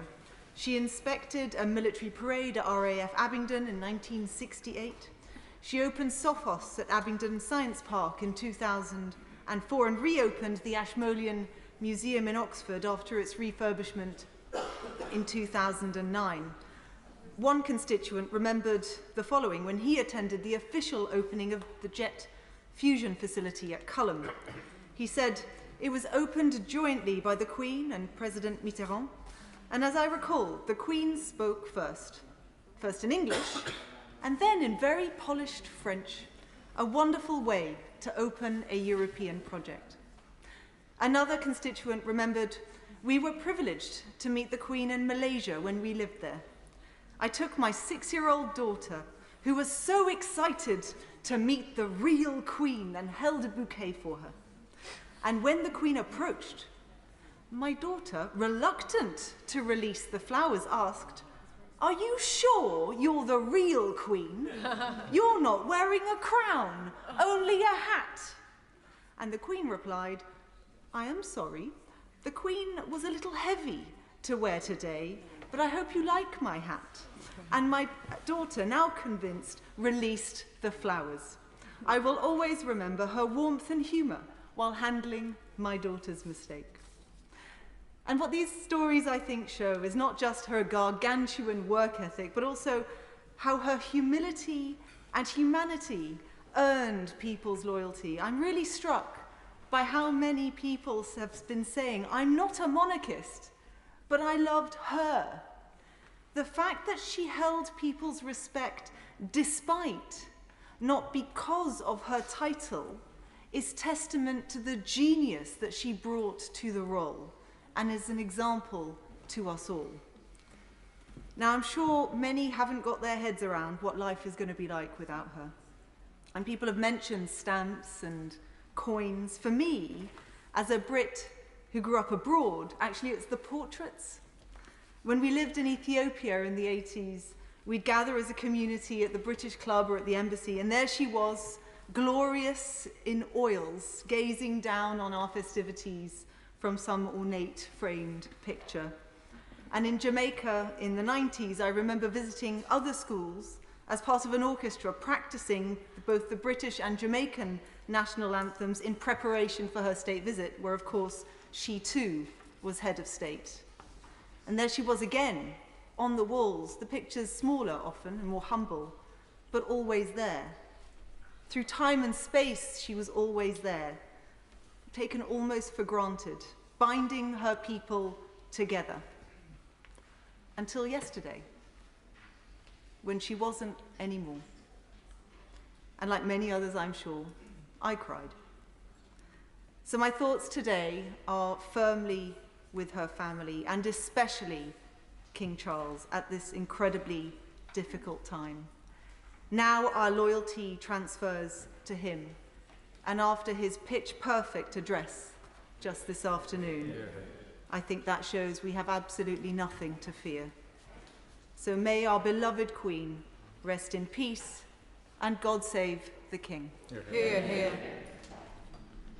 George Freeman. Thank you, Madam Deputy Speaker. On behalf of the people of Mid-Norfolk, I want to send our deepest condolences to all the royal family, Her late Majesty's many friends and the royal household, and echo the comments of the previous speaker and pay tribute to the King's spine-tingling tribute to his mother we heard a little earlier. This news has stopped the country in its tracks. All of us, as many colleagues have said, whether we were lucky enough to have met Her Majesty or not, feel that we've lost our own much-loved grandmother, but also something very precious, a part of us, a part of our nation. We stopped the clocks and the political debates out of profound respect for our longest-serving monarch, who, as head of state on the throne, has guided our nation through the most extraordinary 70 years, celebrated in the Jubilee so sincerely by a grateful nation earlier this year, and how wonderful that she had a chance to see that gratitude. But our nation also mourns a remarkable woman who has become, quite simply, as my right honourable friend the Prime Minister put it, this nation's rock. As the mother, grandmother, great-grandmother and figurehead not just of the royal family, but to all her subjects, regardless of faith, race or any other creed, across this great nation. Through tumultuous times, she has been a shining beacon of dedication to duty, office, public service and nationhood. the exemplary spirit and embodiment of the very best of the United Kingdom, a unifying sea anchor stabilising our ship of state in often turbulent seas, always cheered, as today, by massed crowds wherever she travelled, nowhere more, may I say, than in her beloved county, royal county of Norfolk, where, through her home at Sandringham, she and her family have always been held proudly in very close affection and esteem, not least by the many serving and former members of the armed forces in our county and country, which it's been the privilege of my life to represent in her parliaments and serve as a Minister of the Crown under her last 3 Prime Ministers. Who among us will forget the wry smile with which in 2012 she remarked at her Golden Jubilee address to, we'll remember, both houses assembled in Westminster Hall, and to a wry chuckle, addressing as she was 6 former Prime Ministers on the front row, when she said she'd had the privilege of having been served by 12 Prime Ministers, and doubtless, she said over the top of her glasses, there will be many more to come. Perhaps she could see the next decade coming. The many eloquent tributes, in particular from my right honourable friend the Prime Minister, member for Uxbridge, Maidenhead, Rhondda and Peckham, have highlighted the many virtues and legacies of our dear late Queen Elizabeth, indeed the Great. I won't repeat them. I wanted to highlight 3 very particular legacies close to my and my constituents' hearts. The first, children. The Queen understood and believed deeply that all of us in public office have a special duty to the children who are our future. They can't vote or make their case in this chamber. They need us to speak for them. And as she famously said, children teach us all a lesson, just as the Christmas story does, that in the birth of a child there is a new dawn with endless potential. And her duty in the cause of children around this country is legendary. Secondly, horses and hounds and the countryside. As a countryman and MP for a rural constituency, I want to thank Her Majesty, also her son and her grandsons, for always championing our rural heritage and way of life. From her love of the wilds of her native Scotland to the high seas, the skies of Norfolk, and her time especially with her beloved horses and hounds. She was indeed the monarch of the Glen, and may I say the Fens. And if the House will indulge me a personal note, it's a great personal honour of mine that her love of racing and deep expertise in thoroughbred racing, my late father had the great honour of being the retained royal jockey to her late mother over fences in the 50s. And finally, the unsung heroes of voluntary service. Her late Majesty's commitment to the unsung heroes of this country, the charity workers, the community helpers, those selfless servants, embodied the spirit of selfless public service that she always did. Let us take this moment to renew our commitment to them, but let us also renew our commitment to strive to renew fragile public trust in our democracy. Her Majesty the Queen took on the monarchy in the wake of the abdication crisis and the World War. It's a remarkable and unprecedented legacy that after 70 years she leaves the monarchy stronger than she found it, and stronger perhaps than it's ever been. God bless Your Majesty. May she rest in eternal peace, and may God save the King. Yeah. Rebecca Long-Bailey. Thank you, Madam Deputy Speaker. On behalf of my constituents in Salford and Eccles, it's an honour to pay tribute to Her late Majesty the Queen Elizabeth II and to send our heartfelt condolences, love and prayers to her family, the royal household, all who loved her and the nation at this sad time. It's undeniable that she served us with unrelenting duty, dignity and kindness. Her dedication to uniting us all was a beacon of goodness through her long reign, and she never failed to lift us up through the hard times and through the good times. We've heard tonight that on her 21st birthday as a princess, she said, "I declare before you that my whole life, whether it be long or short, shall be devoted to your service." And she never broke that promise, keeping her pledge with love and warmth for over 75 years. She really was a shining example of the best of us.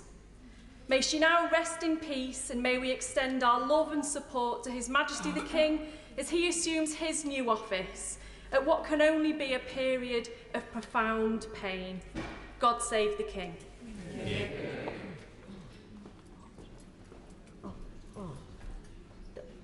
I have to say, the reason for my hesitation is that there are several people who I had intended to call, and I find that they're not present, which is most unfortunate for them. Most unfortunate for them. There are 4 people, I will tell them later, who they are. So instead, we'll go to Hugh Merriman.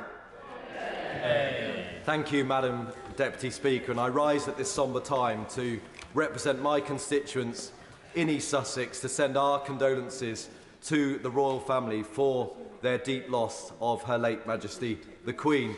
East Sussex was a county that Her Majesty visited many times. She helped to commemorate the 900th year of the Norman invasion, visiting Pevensey Bay, where William the Conqueror first landed, and then going to Battle Town, where the Battle of Hastings took place.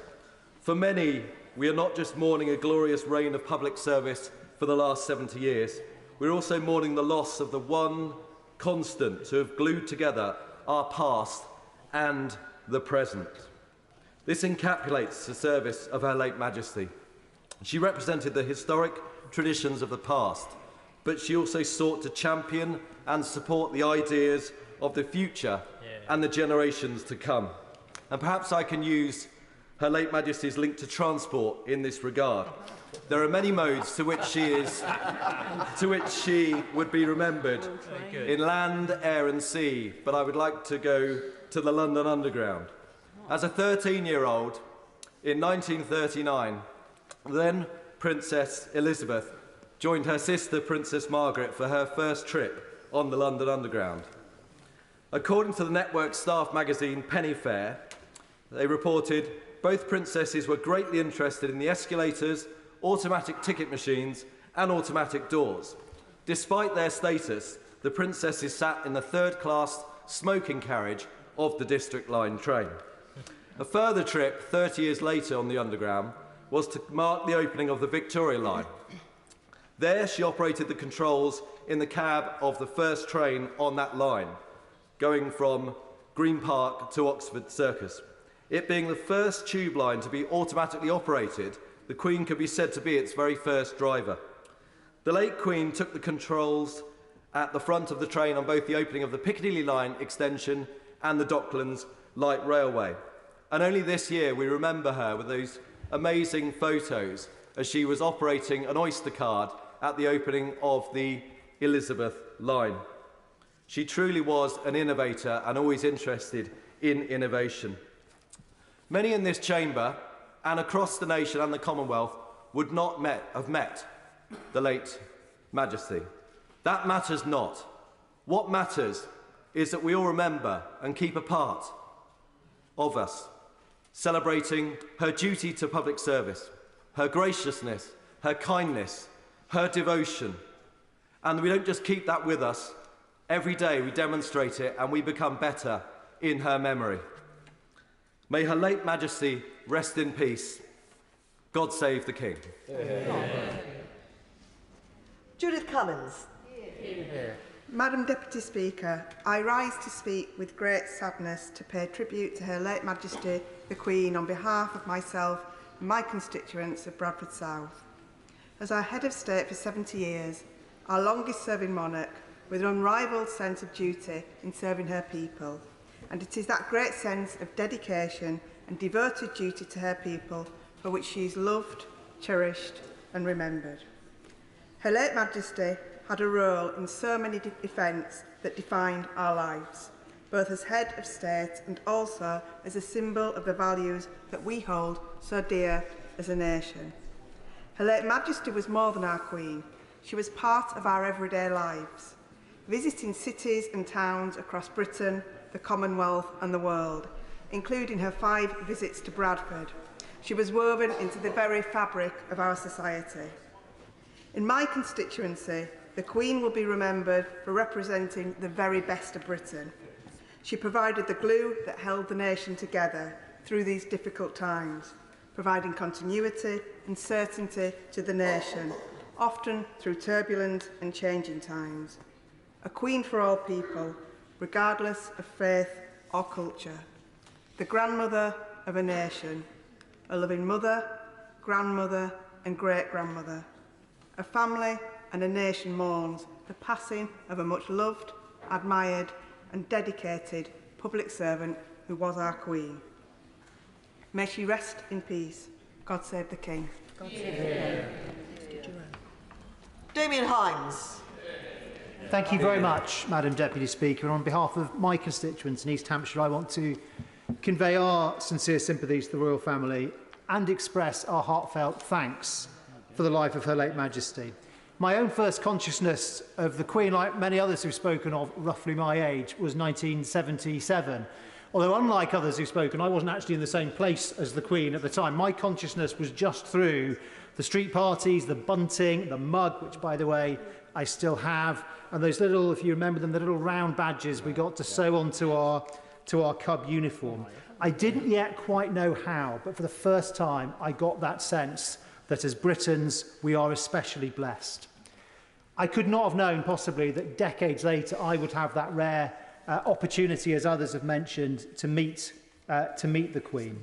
And it was the honour of my life to be admitted to the Privy Council, but most especially to be able to attend one of those lunches at Windsor Castle, which have come up a few times, and have the opportunity to talk directly with our monarch about the subject which I was representing, which was education. And I have to say, it was remarkable, the level not only of knowledge that she had about current issues, but also her level of interest to discuss it further. Now, speaking of education, I find when I visit primary schools in East Hampshire, actually there are 3 questions that are guaranteed from the kids. The first is, what is your favourite colour? The second is, what's the Prime Minister like? And of course, the third is, have you met the Queen? I love that opportunity because I think it's wonderful to talk to those children, the next generation, about her values. And I always come away taking a lot from it too. We've heard some wonderful tributes today, some beautiful tributes actually, to Her late Majesty. But I think probably the biggest tribute of all that any of us could make, and I think particularly for us in this place, is to seek to learn from and to emulate her example, her selflessness, her steadfastness, her commitment above all to service, her readiness to forgive, her appreciation of every individual that she met, her valuing of custom and tradition, but equally her adaptability and openness to change. Madam Deputy Speaker, our constitutional monarchy is unique and special. And I found myself last night trying to explain to my own children exactly why and how. This family that, through no choice of their own, carry a great burden in the unity of nationhood and a much, much wider world role. And of course, with her passing, that role carries on, the crown endures. So we mourn our beloved Queen Elizabeth and we celebrate too her life of service. Eternal rest grant unto her, O Lord, and let perpetual light shine upon her. And may the Lord bless and guide our sovereign King Charles. God save the King, long may he reign. Yeah. Alan Dorrans. Thank you, Madam Deputy Speaker. It is a privilege for me to have the opportunity to be able to express my sincere personal sympathies and condolences and those of my constituents in Ayr, Carrick and Cumnock on the death of Her Majesty the Queen. The late Queen will be remembered with great affection, especially for her service, duty, humility, humour and faith.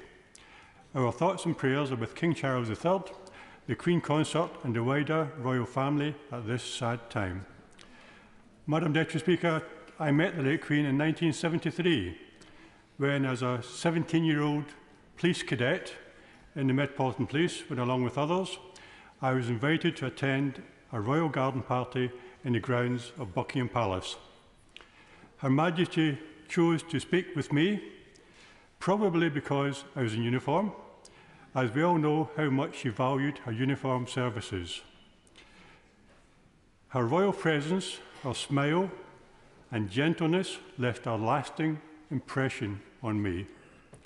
A few years later, when I was attested as a police constable, I took an oath of allegiance which contained the words, "I will well and truly serve the Queen in the office of constable with fairness, integrity, diligence and impartiality, upholding fundamental human rights and according equal respect to all people." Madam Deputy Speaker, those words from me encapsulate many of the values and virtues and leadership qualities so clearly displayed by the Queen throughout her long, and illustrious reign. The oath also greatly influenced my service as a police officer, and I'm sure many other generations of police officers, in the feeling that every action I took, I was somehow acting personally on behalf of the Queen for the betterment and benefit of our country. I am sure that everyone who has ever served as a member of our armed services will also be able to relate very closely to that sentiment, and as will anyone who has proudly served in any capacity in the name of the Queen and all that she stood for. Madam Deputy Speaker, it is with both sadness and joy that we celebrate the unparalleled contribution the Queen made in her 70 years as Sovereign and recognise her devotion to duty and the decades of public service she gave to the people of the United Kingdom, the Commonwealth and the world. Madam Deputy Speaker, there is a distinct and profound sense of loss on the death of the Queen throughout Scotland, to where she is bound by close ties of ancestry, affection and duty. Her Majesty is descended from the Royal House of Stuart on both sides of her family, and she has always held a very special place in the hearts of the people of Scotland. And I know Her Majesty also held a similar affection for Scotland, its culture and its people. Madam Deputy Speaker, the next few weeks are a time for reflection and remembrance, and to give thanks to God for the life of an extraordinary individual, the like of whom we will never see again. Thank you, Your Majesty, for your life and service. God bless you, and may you rest in eternal peace. Thank you, Madam Speaker. Richard Drax. Thank you, Madam Deputy Speaker. I stand here most humbly at the heart of our democracy to represent my loyal constituency of South Dorset and family and friends who don't have a chance such as this to say farewell. And thank you to the Queen for more than 70 years of service. The rich contributions in the House today just show how she's touched every single one of our lives. It's absolutely extraordinary. And if I may end the story about David Knott, mentioned by the Honourable Member for Tooting in her touching speech, what she didn't say was, because I know David very well, the Queen rang him 4 months later and said, because of the difficulty we had last time, do come back and have lunch again. And he did. That is the lady we are talking about. One such friend is Admiral Woodard, the last admiral to serve in the Royal Yacht and who knew the Queen extremely well. Sadly, he lies very ill in hospital, but I know that both he and his devoted wife, Rosie, want me to tell you just what a kind, remarkable and dutiful woman the Queen was, and how she will be sorely missed. None of us will forget what happens at momentous events where we are. I was returning from Birmingham from a meeting with the Defence Committee where we went to go and see Boeing. I felt like everyone in this House and all the eloquent and excellent speeches I've heard, and millions across the world, an overwhelming feeling of loss. It was personal. We've heard that so many times tonight, and shockingly real. I was fortunate enough to have the honour to serve the Queen for 9 years in the Army, meeting her twice, participating in her unique birthday parade on 2 occasions. There was not a guardsman that would not have followed the Queen to hell and back had she ordered it. Such was the affection they had for her. And on that note, allow me to tell you a very short story. As I returned to Wellington Barracks one morning, I looked into the company office and the company clerk was sitting behind his typewriter. He was covered in bruises. It looked as if he'd run into a brick wall at 90 miles an hour. I said to him, "What on earth happened to you?" In a deadpan voice, the clerk explained he'd taken his wife out to the pub when 3 troublemakers entered. During the evening, these troublemakers picked a fight with the couple and began to insult his wife. I intervened and I said, "I quite understand, I can understand, I see what happened." He said, "No, sir, you don't understand. My wife and I could take that. But when they began to insult the Queen, that's when I got stuck in." I gave him the day off. Of course, it was not just the military who adored Her Majesty. The outpouring of grief from every corner of the world is testament to the level of respect and affection Her Majesty was held in. The Queen has been an integral part of my life and all our lives for so long. She has been the linchpin of our country, and her devotion to duty and country has been so extraordinary that I suspect many of us have taken her for granted. And like so many things we take for granted, it's not until we lose them that we fully appreciate their value. And as I drove up today in the car, I couldn't help thinking that her parting reminds us all to hold dear to those we love and to keep saying we love them. So on behalf of my constituents, my family, my friends, rest in peace, Your Majesty. God save the King. Sarah Jones. Thank you, Madam Deputy Speaker. I rise on behalf of my constituents of Croydon Central to offer our condolences to the family of the late Queen Elizabeth and to offer our loyalty to the new King. Queen Elizabeth II, who reigned for 70 years, was the only sovereign that most of us have ever known. She was our constant in a changing world, our cornerstone at times of crisis, and our comfort when in sorrow. My Nana was a big fan. My mum, who's 70 this year, remembers as a child being read books about the young princesses and looking at photos of them all the time. I think the war years made that generation feel particularly close to the young Queen. The Queen was a friend to Croydon. She visited many times in her reign. I remember precisely how exciting that was, as a brownie lining up with my flag to welcome her when she opened the Queen's Gardens in the middle of my constituency. Few things in my suburban childhood topped a visit from the Queen. Of course, it's not just Croydon and this country who are mourning. The world is in sorrow. The front page of the New York Times this morning simply says, "Queen and Spirit of a Nation." And many of us find it hard to imagine Britain without her. It feels bleak. But then I think, what would she do? And what did she do when her own father, King George VI, died? And I know she would stand tall, face the day, pray to her God, and do the best job she could. Yep. And as the King has said this evening, she would fearlessly embrace progress. And that is the spirit we all keep alive. Heavy is the head that wears the crown. Quite literally, as it turns out, she was once heard to say that wearing a crown is like wearing a 10-pound salmon on your head. But she bore the weight well. Her service, her humility, her constancy is what we can all strive to achieve. The Queen's death comes at a time of real challenge for our country. If ever we needed to be more like her, it is now. So let one of her legacies be that we will all try to be a little more like her. Service, steady progress, humility, constancy, and some fun along the way.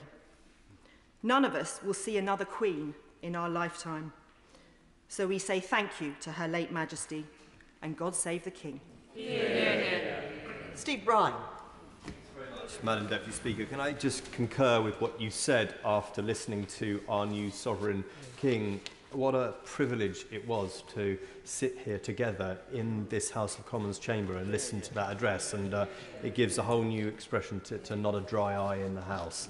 I thought he put it beautifully, as always. I just want to say a few things on behalf of my constituents in Winchester and Chalmers-Ford. Yesterday was, of course, the saddest day imaginable. Of course, we all knew it was coming. For a while now, I think we have known it was coming. Not least, of course, after yesterday's announcement from the Palace commenting on Her late Majesty's health, which they never do. But the sense of shock we all face today is, of course, palpable. And the sense of loss for our great country and the Commonwealth, and I too was at the Commonwealth conference in Halifax, Nova Scotia last month, is vast. This is a national moment, of course, but as my honourable friend speaking a couple of speakers ago said, it feels intensely personal, and it is. Her late Majesty spoke very movingly of her late husband, the Duke of Edinburgh, as her strength of stay, as my honourable friend from Cheltenham said earlier. But the truth was that she was our strength and stay, and that's why we're going to miss her so greatly. I was extremely honoured to meet the late Queen in 2012 as a relatively new MP at Buckingham Palace, and we all lined up with our partners, nervous as you can possibly be, and those who were there will remember that too. But as so many, almost every speaker, and I've sat through pretty much every speech today, has said, nerves went and disappeared as soon as they interacted with Her Majesty. So we needn't have worried. She asked me what constituency I represent. So I said Winchester, of course, and we briefly discussed how the city was, still is, searching for the remains of King Alfred, our most favourite son. The Queen loved this, and with that trademark smile and much mentioned twinkle in the eye, she said to me, "They've just found one of my ancestors under a car park in Leicester." which was not untrue. And she was, of course, referring to the remains of Richard III. Our late Queen visited Winchester many times, including officially opening Elizabeth II Court in 1959, the home of Hampshire County Council, and for the Maundy service in April 1979 in our great cathedral, which has been the scene of several services today and will be many more over the weekend, and it's the focal point of our county and the diocese, of course. And we had the new king in Winchester just a few months ago, unveiling, which is a mark of how I think he will hold the crown, wear the crown, unveiling a statue to a very famous Jewish figure in Winchester history called Licoricia. And it was a pleasure to have him in Winchester that day. Now, I often remind my constituents that MPs, backbench MPs, and maybe even some on the front bench, and I've been there too, don't really have that much power. But we do have quite a bit of influence. And the longer we do this job, I think the better we get at using that influence for the benefit of our constituents. And our late Queen, of course, as a constitutional monarch, didn't hold any executive power. In fact, she couldn't even vote. But boy, did she wield great influence through her vast experience, which we've heard about from her Prime Minister and her former Prime Ministers, her knowledge and the commanding respect she had all over the world. There's been a lot of replaying overnight of the words spoken by the young Princess Elizabeth on her 21st birthday while in South Africa. And the famous section of that speech, of course, was whether my life be long or short, shall be devoted to the service of our imperial family. But she then went on to a lesser-known passage which said, "But I shall not have the strength to carry out this resolution alone unless you join in it with me, as I now invite you to do." And I've always been struck by that comment as incredibly revealing and brave, because I think our then future Queen was saying, I don't embody the divine right of kings and queens, so fabled, of course, in British history. I have to earn it and I have to keep it. I need your support. And I think she reigned in that spirit every single day of her 70 years, never lost in the majesty of it all, as some of her very famous predecessors, always knowing that she had to draw that strength from the support of her people, and always knowing that she had to constantly be seen to be believed. And maybe those two famous appearances on the balcony of Buckingham Palace at either end of the fabulous Platinum Jubilee weekend earlier this summer showed that right until almost the very end, she knew that she had to be seen to be believed. And I'm so glad that the country and the world had those incredible moments. We've heard a lot today, just finally, Madam Deputy Speaker, about school children and how they ask us if we've ever met the Queen. And I get that too. But I had a school here probably a decade ago when I was a relatively new MP. And as we were leaving, one of the school children said to me, "Mr. Bryan, can I just ask you a question that I didn't want to ask in front of all the children?" And I said, "Yes, of course." And this young lad said to me, "How did God save the Queen?" And I still maintain it's the best question I've ever been asked. And for those who want, the answer was, that's one for your teachers. But maybe our late Sovereign Lady now knows the answer to that. As a Christian in this house, I believe everyone, whether they live on this planet a matter of hours or 96 hugely influential years, as one of the most famous people ever to walk the planet, I think they change our world by their presence in it. We are so lucky, as people have said today, to have had Queen Elizabeth II in our lives, and we are changed by it and will ever more be so. So thank you, Queen Elizabeth II. It's been a privilege. God save the King. Yeah. Toby Perkins. Thank you very much, Madam Deputy Speaker. I rise to speak on behalf of the people of Chesterfield and Staveley, who share the shock, sadness and pride at the passing of our beloved late Queen Elizabeth II, and to send our condolences to King Charles III, who spoke so well just a few moments ago. Last night, prayers at St Michael's Church in Brimington were dedicated to Her late Majesty, and the bells on the famous crooked spire will be ringing muffled tones of mourning. Books of condolence have already been set up in Chesterfield Borough Council's contact centre, and others are appearing across the borough as our town citizens come out to send their respect and regards to a truly remarkable woman who has embodied our nation as our monarch for 70 years. We've heard from so many people here who've had personal experience of meeting Her Majesty, but last night a friend's son posted a video which has gone viral of the moment that his grandmother sat in the Toby Carvery restaurant, heard of the Queen's passing. Uncontrollably, she sobs. In the background, you can hear her son's bewilderment. But you never even knew her mother. But the British people didn't have to meet our Queen to feel that we knew her, or to feel bereaved at her loss. She was indeed a friend to so very many of us. She's been the constant throughout our lives, at every celebration and grand occasion naturally, but more crucially in times of peril, worry and heartbreak. It was Her Majesty the Queen that we looked to.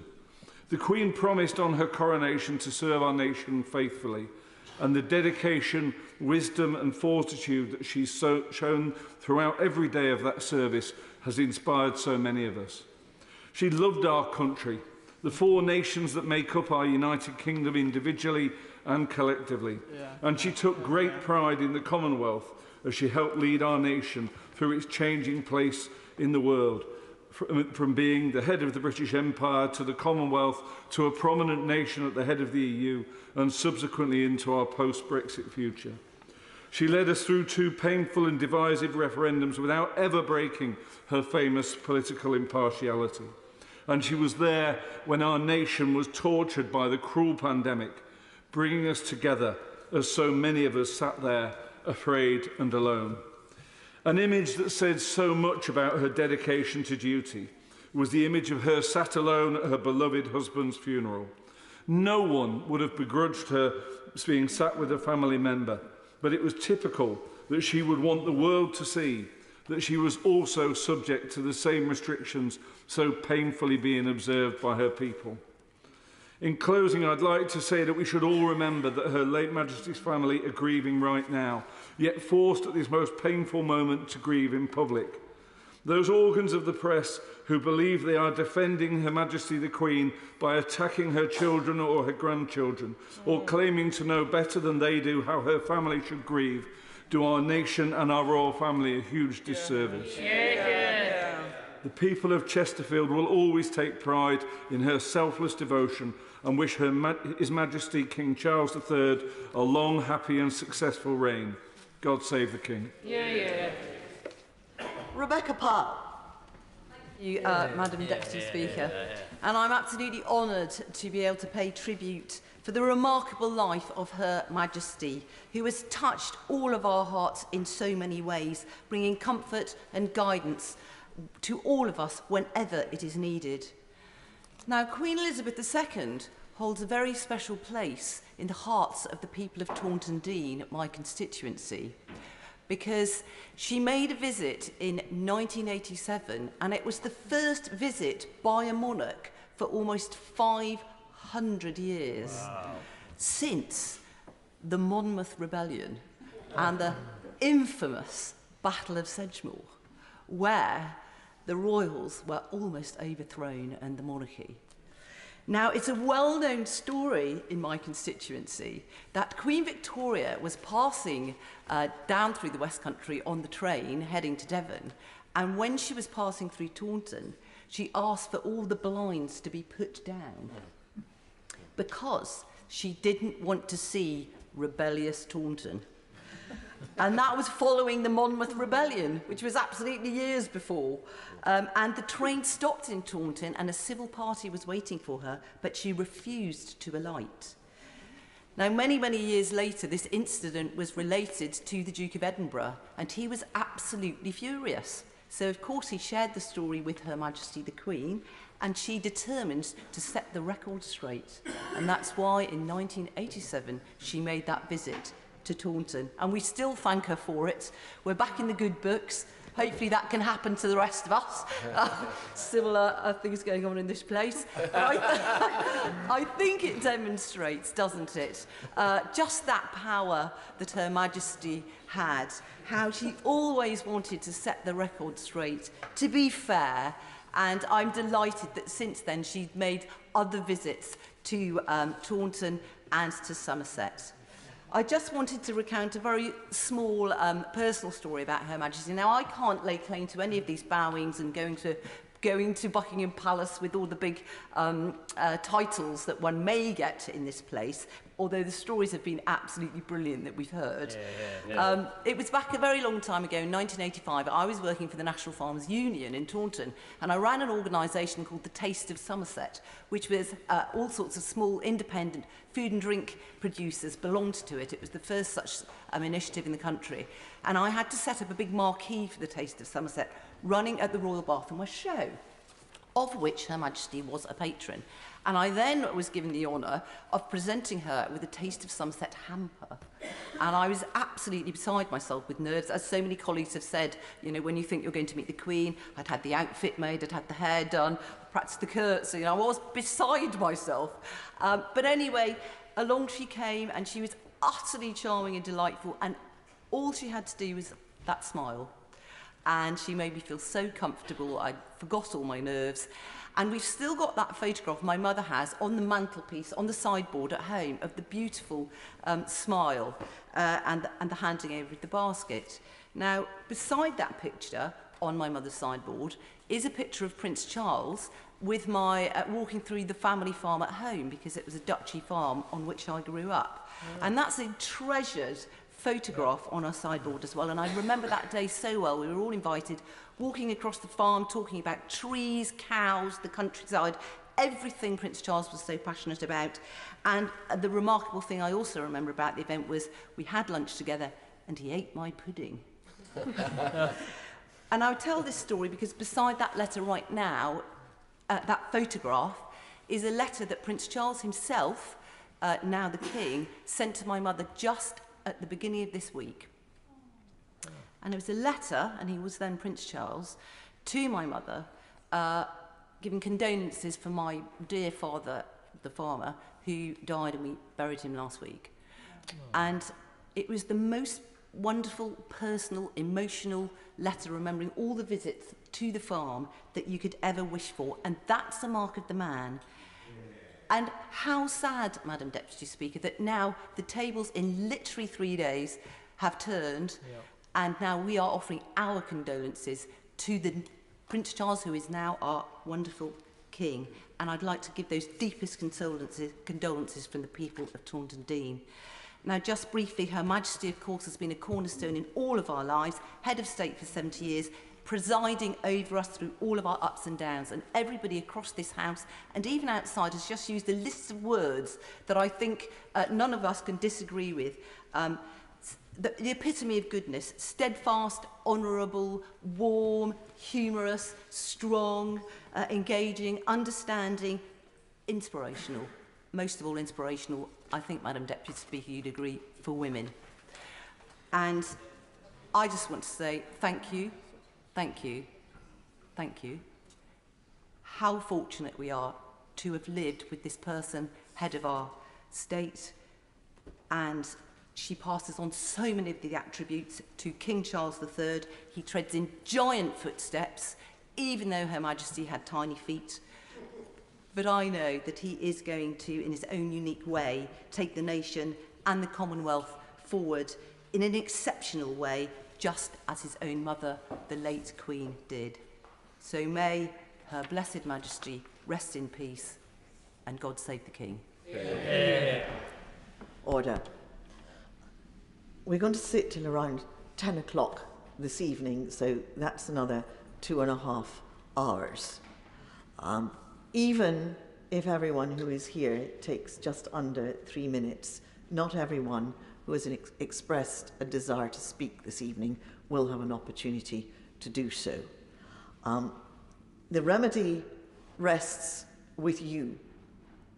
Mr. Speaker asked, and Madam Deputy Speaker asked earlier, if people could please keep their contributions to under 3 minutes. Now, contributions have crept up to well over 3 minutes. I might gently hint that there's no need now to repeat the things that have already been said 122 times. There are many emotions which we are all feeling, and they have already been expressed. So I make a plea to everyone who is now going to speak. Have a look at the notes you have, cut them in half, and you will be loved by your colleagues, always remembering that brevity is the soul of wit. Chiomura. Thank you, Madam Deputy Speaker. The people of Newcastle have always held a strong and proud sense of our own identity as Geordies, as working people, as citizens of the United Kingdom, and for 7 decades as subjects of Her Majesty Queen Elizabeth. Her death leaves us bereft in ways we cannot fully comprehend. Queen Elizabeth cared about the things that we Geordies care about.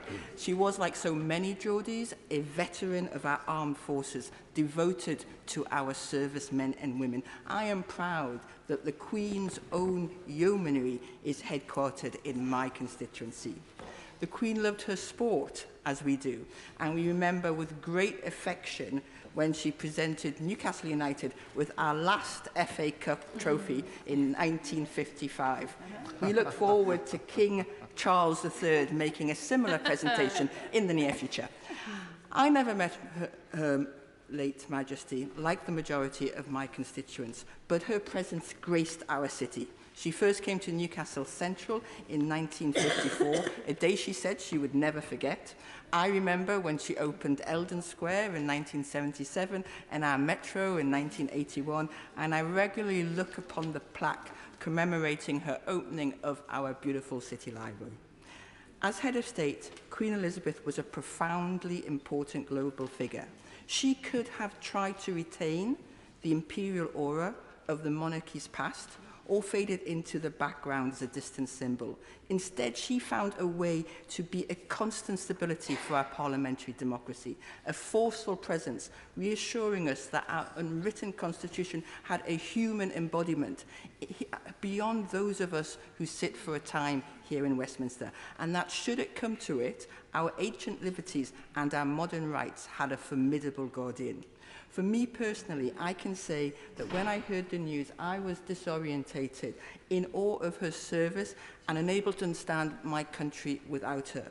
But I also thought of when, as a young woman in the 1980s, I was devoted to the cause of ending apartheid in South Africa, at a time when many British institutions were entangled with that evil in a way which made me doubt whether I belonged in the country of my birth. The Queen stood in solidarity with the Commonwealth in the face of apartheid South Africa. Her love for the Commonwealth as a community of equals, her fundamental understanding that racism and fascism are evil, ensured esteem from Newcastle Central to Newcastle KwaZulu across our Commonwealth.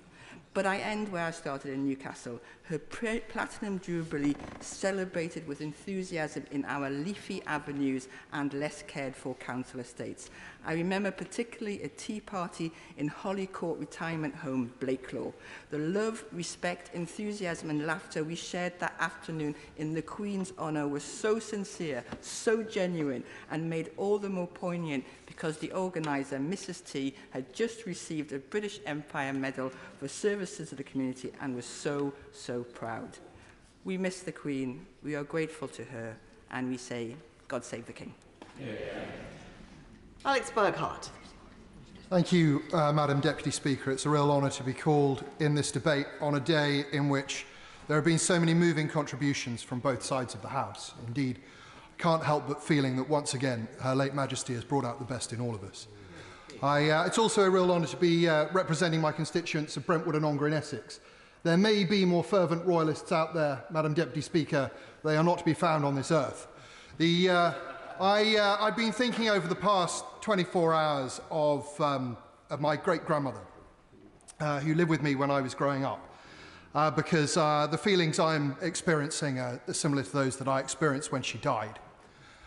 It's a strange sensation because it reminds you that family is not limited to blood.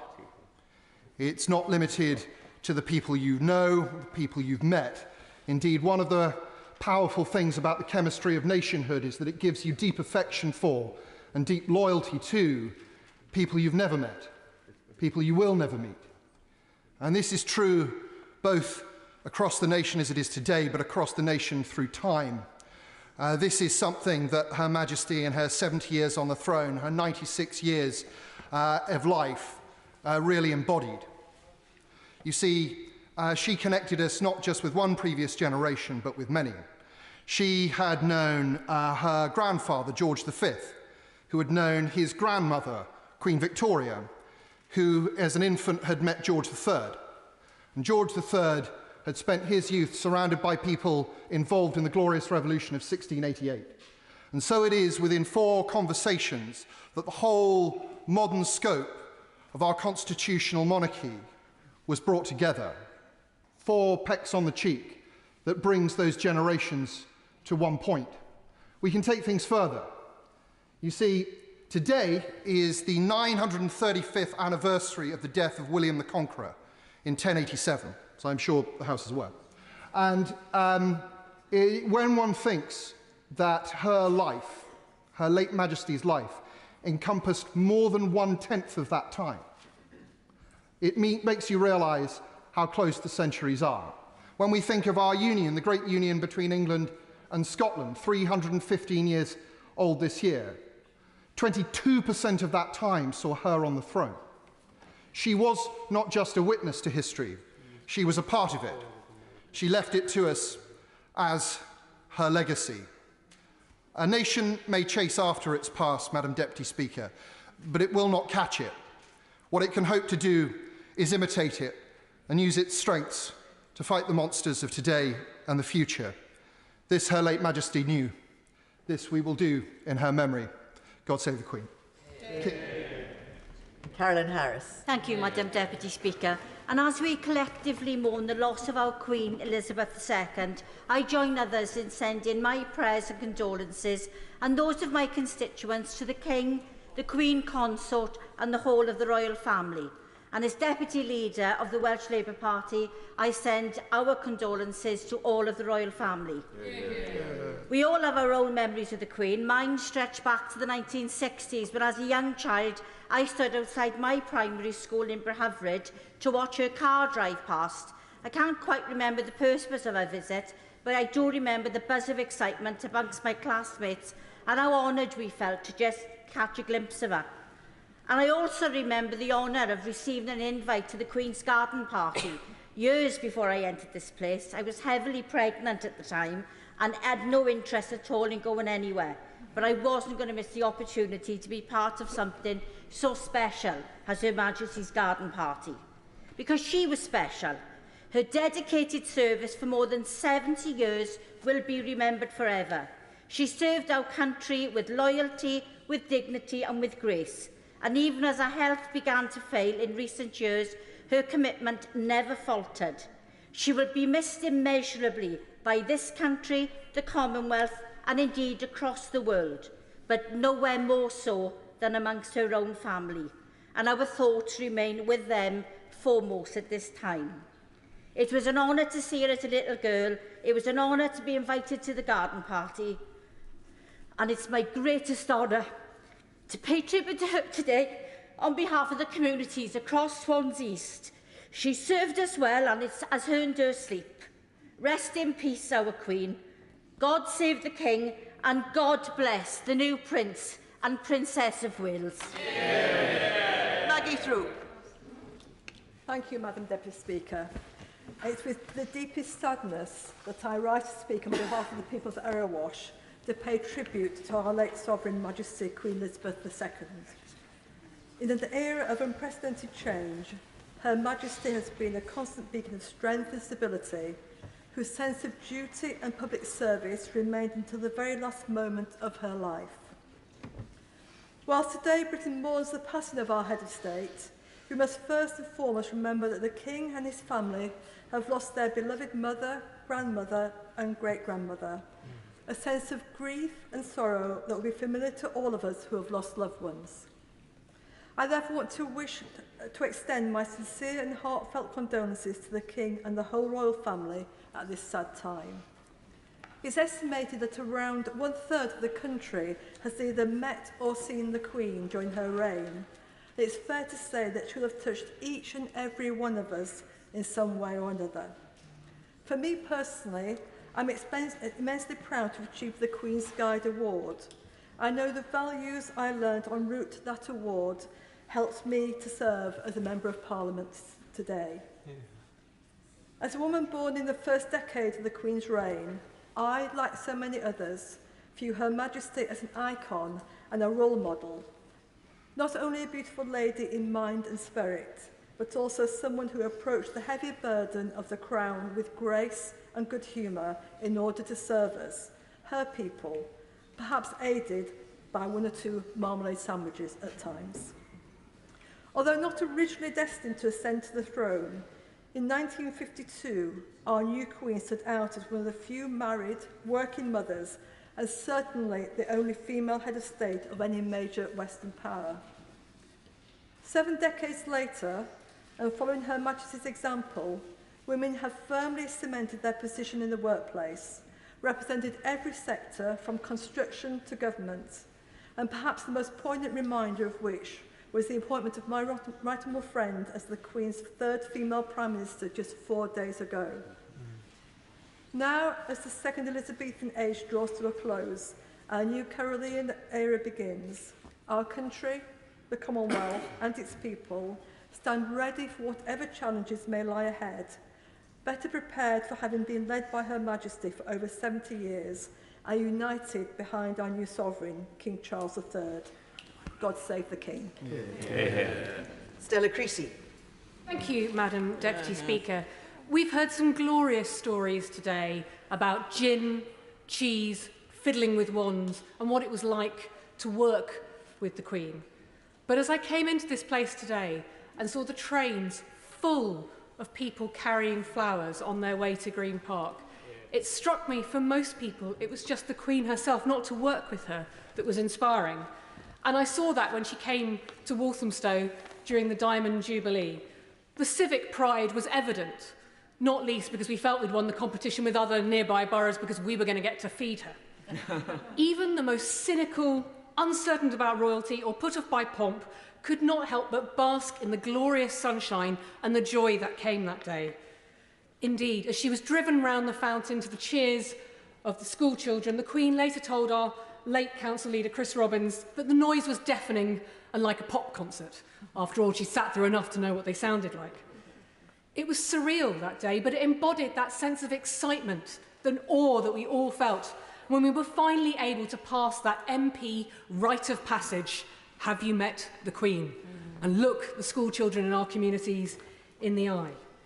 I've no doubt that King Charles will face the same set of questions.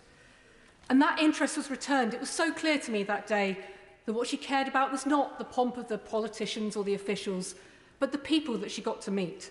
So it is only fitting in paying tribute to her on behalf of the people of Walthamstow that I use their words. From the Borough Commander Simon Crick, who speaks on behalf of our local police, and how for them she was a constant, reassuring presence in an often turbulent world. Or our local council leader, Grace Williams, who remembers her devotion and service to our country, the Commonwealth and our people, in a time of extraordinary change. Or Dr. Ken Aswani, who speaks on behalf of our local NHS, that she will remain a source of energy to many of us in the years to come to enable us to move forward together. Or Libby, a local volunteer who was born in 1953 and therefore named after the Queen, and can honestly say she is so proud to have been named after this incredible woman. Or Donna, who said she carried herself so elegantly, yet felt like everyone's grandma at the same time. I represent a community with links across the world, so many of them reference that. Martin, who says that her visit to Ireland, standing up and opening her speech in Irish, was a stunning moment, and her contribution to peace cannot be understated. He wanted to write more, but he could not just find the words. Or Pastor Anthony, who records his appreciation for her work in the Commonwealth and defence of religious freedom around the world. Dorte, a dual Danish and British citizen, who said that during the pandemic she sent a ray of hope, believing that one day we would see each other again. Or Philip, who reflects how she bookended his life, seeing those postage stamps change and watching a TV for the first time to see her coronation and now her passing. And that general sense of how, as we contemplate life without her sparkle and without her cheer to bring us together, that people from all walks of life in communities like mine were inspired by her. Let us put on record our thanks too to those people in the coming days who will help us commemorate her, the police, the officials, the volunteers who will help us in the days ahead. One Queen beloved, one King with well-wishers, all of us brought together, all of us in mourning. God save the King. Yeah, yeah. Just before I call the next colleague, I'd like to briefly make my own tribute on behalf of the people of Epping Forest, whose voice will otherwise be unheard, simply to say that Her Majesty was held so dear in all our hearts for her kindness, her cleverness, her dedication and her grace, and that as a role model for women of future generations, she was unsurpassed. We have all been so fortunate to live and to serve during her reign. Eddie Hughes. Thank you very much, Madam Deputy Speaker, and I rise to speak on behalf of the good people of Willenhall, Bloxwich and Walsall North, and curiously, also on behalf of the good people of Tonbridge and Malling, because their excellent MP will be unable to speak this evening as he's sat comfortably on the front bench, but we will be united in our thoughts, conveying our strongest condolences to His Majesty the King at this time of intense sorrow for him, his family, and for the entire country. However, Madam Deputy Speaker, I make no apology for the fact that I'm going to be slightly more upbeat with the rest of my contribution, because we are, after all, celebrating an incredible life, as the King himself said this evening, well lived. Wherever she went, the Queen spread joy and happiness, and that was reflected back to her. And so it is that joy and happiness was also spread, I'm delighted to say, to Walsall. In 1962, she came to visit a big local employer in Walsall, Crabtree Electricals, and then from there she headed over to Willenhall, one of the towns in my constituency. I'm delighted to say she must have enjoyed it, because she came back again in 1977 on the Silver Jubilee Tour. She visited Walsall and then headed off to Bloxwich, another one of the towns in my constituency. She hadn't had enough, though.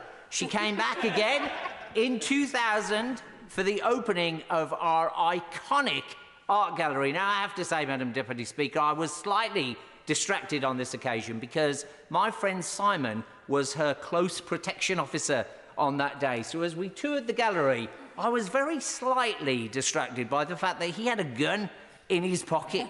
Now, I'm delighted to say, the visit passed off without incident and we sent Her Majesty safely on her way. It was lovely to have her there. But that doesn't end Walsall's association with Her Majesty, because, and I'm seeking to address an omission in a number of contributions this evening, because we've all talked about how lovely her humorous double act was with Paddington, but it seems to me that nobody has referred to the fact that that handbag from which she withdrew that marmalade sandwich was made in Walsall. Madam Deputy Speaker, the affiliation that we feel in Walsall and right across the country is incredibly, incredibly warm. We will all miss her. May perpetual light shine upon her, and may she rest in peace. God save the King. Emma Hardy. Thank you, Madam Deputy Speaker. And it is an honour to pay tribute to Queen Elizabeth on behalf of myself and the constituents of Hull West and Hesel. And it is with deep sadness that I make my contribution, because you could see how loved the Queen was actually in the Hull West and Hesel. And you can see this on the day of the Jubilee celebrations, when we had the very youngest people out there celebrating, babies in prams and mums enjoying themselves, right the way up to our older residents as well, celebrating the reign of the Queen. And on the way down today on the train, I spoke to my mum, and she said to me that she was feeling really unsettled and she'd been a bit upset.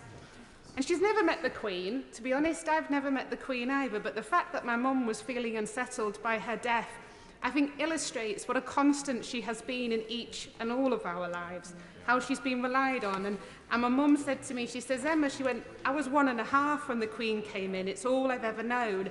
And through everything that my mum's lived through in her life, there's always been the Queen. And she said, I almost felt that she'd always be there.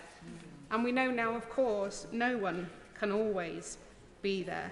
And her passing has touched us all, in Hull, West and Hessel, in the UK, in the Commonwealth, but I'm very pleased to see, internationally as well. I truly believe that having the Queen as our head of state has enhanced our reputation as a country. Just look at those front covers around the world. Look at the tributes coming in from world leaders. What other world leader would have the number of tributes and the real adoration that our Queen had? You could rely on her. You knew if we were sending the Queen to go and meet other dignitaries around the world, you knew it was going to go well, and you knew it was going to make our country look good, and that gives you that sense of real pride. And that came from her and what she did. So she was our Queen, but she was, of course, as many have said, the royal family's mum, their grandma, and their great-grandma. So God bless the Queen, as she is now reunited with her beloved husband. Yeah. And God bless King Charles III. Yeah. Raymond Chishti. Thank you, Madam Deputy Speaker. My thoughts and those of Gillingham and Rainham are with His Majesty King Charles III and the rest of the royal family. Madam Deputy Speaker, I refer to a prayer from St. John Henry Newman, a great British saint with global impact. And for me, it was a real privilege and an honour to be part of a delegation led by His Royal Highness Prince of Wales in 2019 for the canonisation of John Henry Newman, representing the Prime Minister as his special envoy for freedom of religion or belief. The prayer which I wish to share with colleagues today by John Henry Newman is this: the mission of my life. God has created me to do him some definitive service. Her Majesty's selfless commitment to public service is an example to us all of definitive service. He has committed some work to me which he has not allocated to another. My God, he gave Her Majesty all our work. She did it with complete distinction and commitment with grace, always giving without any expectation of any return. Goes on to say, I have my mission. I may never know it in this life, but I shall be told in the next. I am a link in a chain, a bond of connection between persons. Her Majesty was most certainly an amazing link that brought us all together from all parts of the United Kingdom, from all parts of the Commonwealth, from all parts of the world, from all faiths and none, based on her values of kindness, of compassion, of respect, of acceptance of one another. John Henry Newman goes on to say, he has created me from naught, I shall do good. Her Majesty certainly did that. I shall do this work, I shall do his work. I shall be an angel of peace, a preacher of truth in my own place, whilst not intending, if I do but keep his commandments. Her Majesty was most certainly an angel of peace and a preacher of truth. Your Majesty, thank you from the bottom of our hearts. Your values, what you stood for, will forever live on and are an inspiration for us all.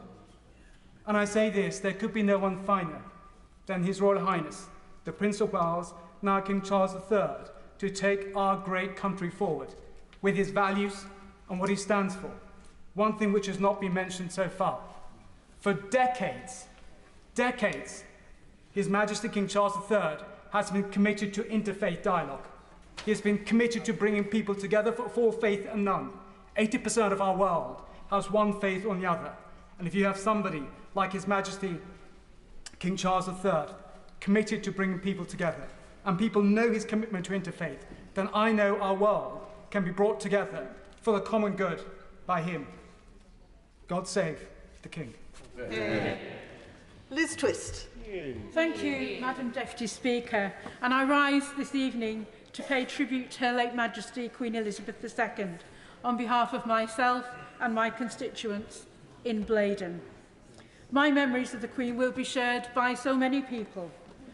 I remember poring over those royal photo books that my aunties had, showing her work during and after the war years. They meant so much to them. My mum, just 3 years younger than Her Majesty, and her sisters, not much different.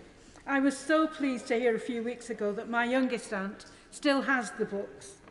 Lining the streets as a schoolchild, enthusiastically waving a flag at the royal car as it drove past, and the huge anticipation of that fleeting glimpse. Seeing Her Majesty from a distance or on TV at those great state occasions over so many years. So many of us will have personal memories from across the 70 years of her reign. And just recently, I had the real pleasure of joining so many of my constituents, young and not so young, celebrating her Platinum Jubilee. Starting the weekend with a Jubilee breakfast in Kibblesworth, instructed in advance to wear red, white and blue. Lighting the Jubilee beacon at the Land of Oak and Iron Heritage Centre in Winlayton Mill in the rain. Being waited on by our young carers group in Highfield for lunch in the sunshine with flags and bunting. Taking part in the Jubilee picnic in Crawcrook in the sunshine. So many loyal toasts and celebrations to mark Her Majesty's 70 incredible years and to thank her for her service. Her Majesty was no stranger to the North East, visiting us often, and she was always welcome. And now I think of her personal connection with Blaydon constituency through her mother, through the National Trust Gibbside estate and the Bowes-Lyon family connection there. Madam Deputy Speaker, I don't have those wonderful personal stories of Queen Elizabeth to share, but like so many of my constituents, I know the tremendous regard in which Her Majesty was held and the impact she had on the life of our communities. The high esteem and affection in which she was held by so many of us for her dedication and sense of duty and her willingness to join in, to be part of our occasions, whether it was the James Bond helicopter flight at the Olympics or taking tea with Paddington for the Platinum Jubilee. So I say, thank you, Your Majesty, for your steadfastness and work over 70 years, and may you now rest in peace. Duncan Baker. Thank you, Madam Deputy Speaker. On behalf of my constituents in North Norfolk, I rise to pay our respects on the 70-year reign of our sovereign, Queen Elizabeth II. We've been asked not to repeat other stories that have been told by other members, and so I think I'm on fairly safe ground to be able to talk about carrots, coconuts, and Her Majesty all in the same speech. Of course, Norfolk has a very special and enduring memory for Her Majesty, thanks to Sandringham, located just outside my constituency to the west of the county and in my friends, the Honourable Member for North West Norfolk. Although I've never met the Queen myself, I share with you a simple anecdote and story which involves Sandringham, Her Majesty, and one that I was involved in many years ago. It provides, I think, a wonderful insight into the personal character and a touching human story of a remarkable and wonderful lady behind the scenes. As many back home know, my family business was run from Holt, famed for many royal visitors across the years, and we ran the town's supermarket. We were supplied with vegetables by a company which very proudly had a royal crest for doing so. Now, this story involves Christmas and why our supplier was late one year with the Christmas vegetable delivery. You can imagine the scene, can't you?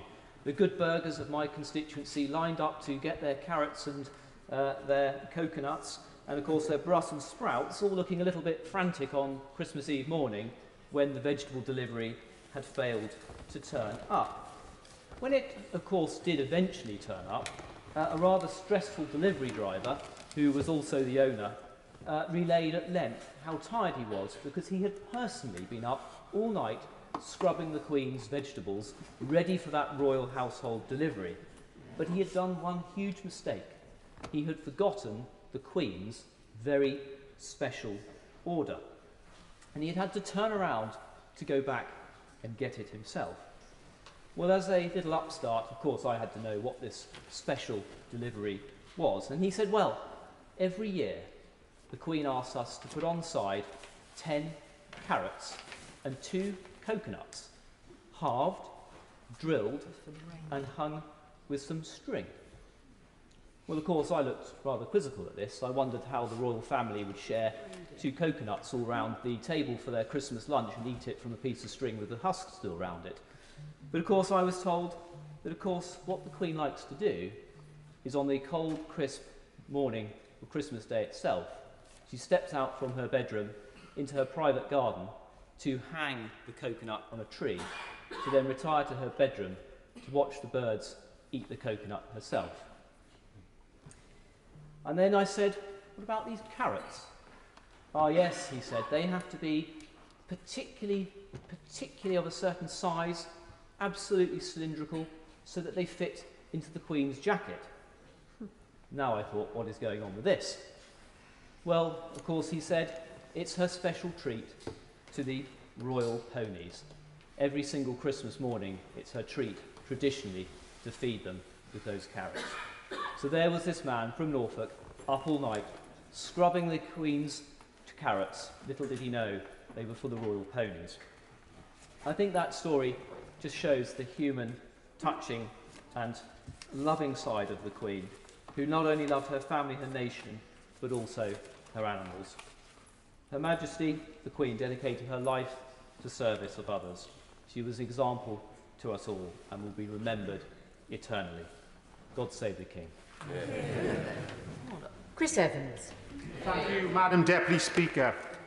In a world which is often confusing and unsettled, Her Majesty Queen Elizabeth II charted a course through stormy weather, not simply as the mother of our nation, but as the keeper of the flame. In the darkest of times, when hope was seemingly lost, she cut a reassuring figure.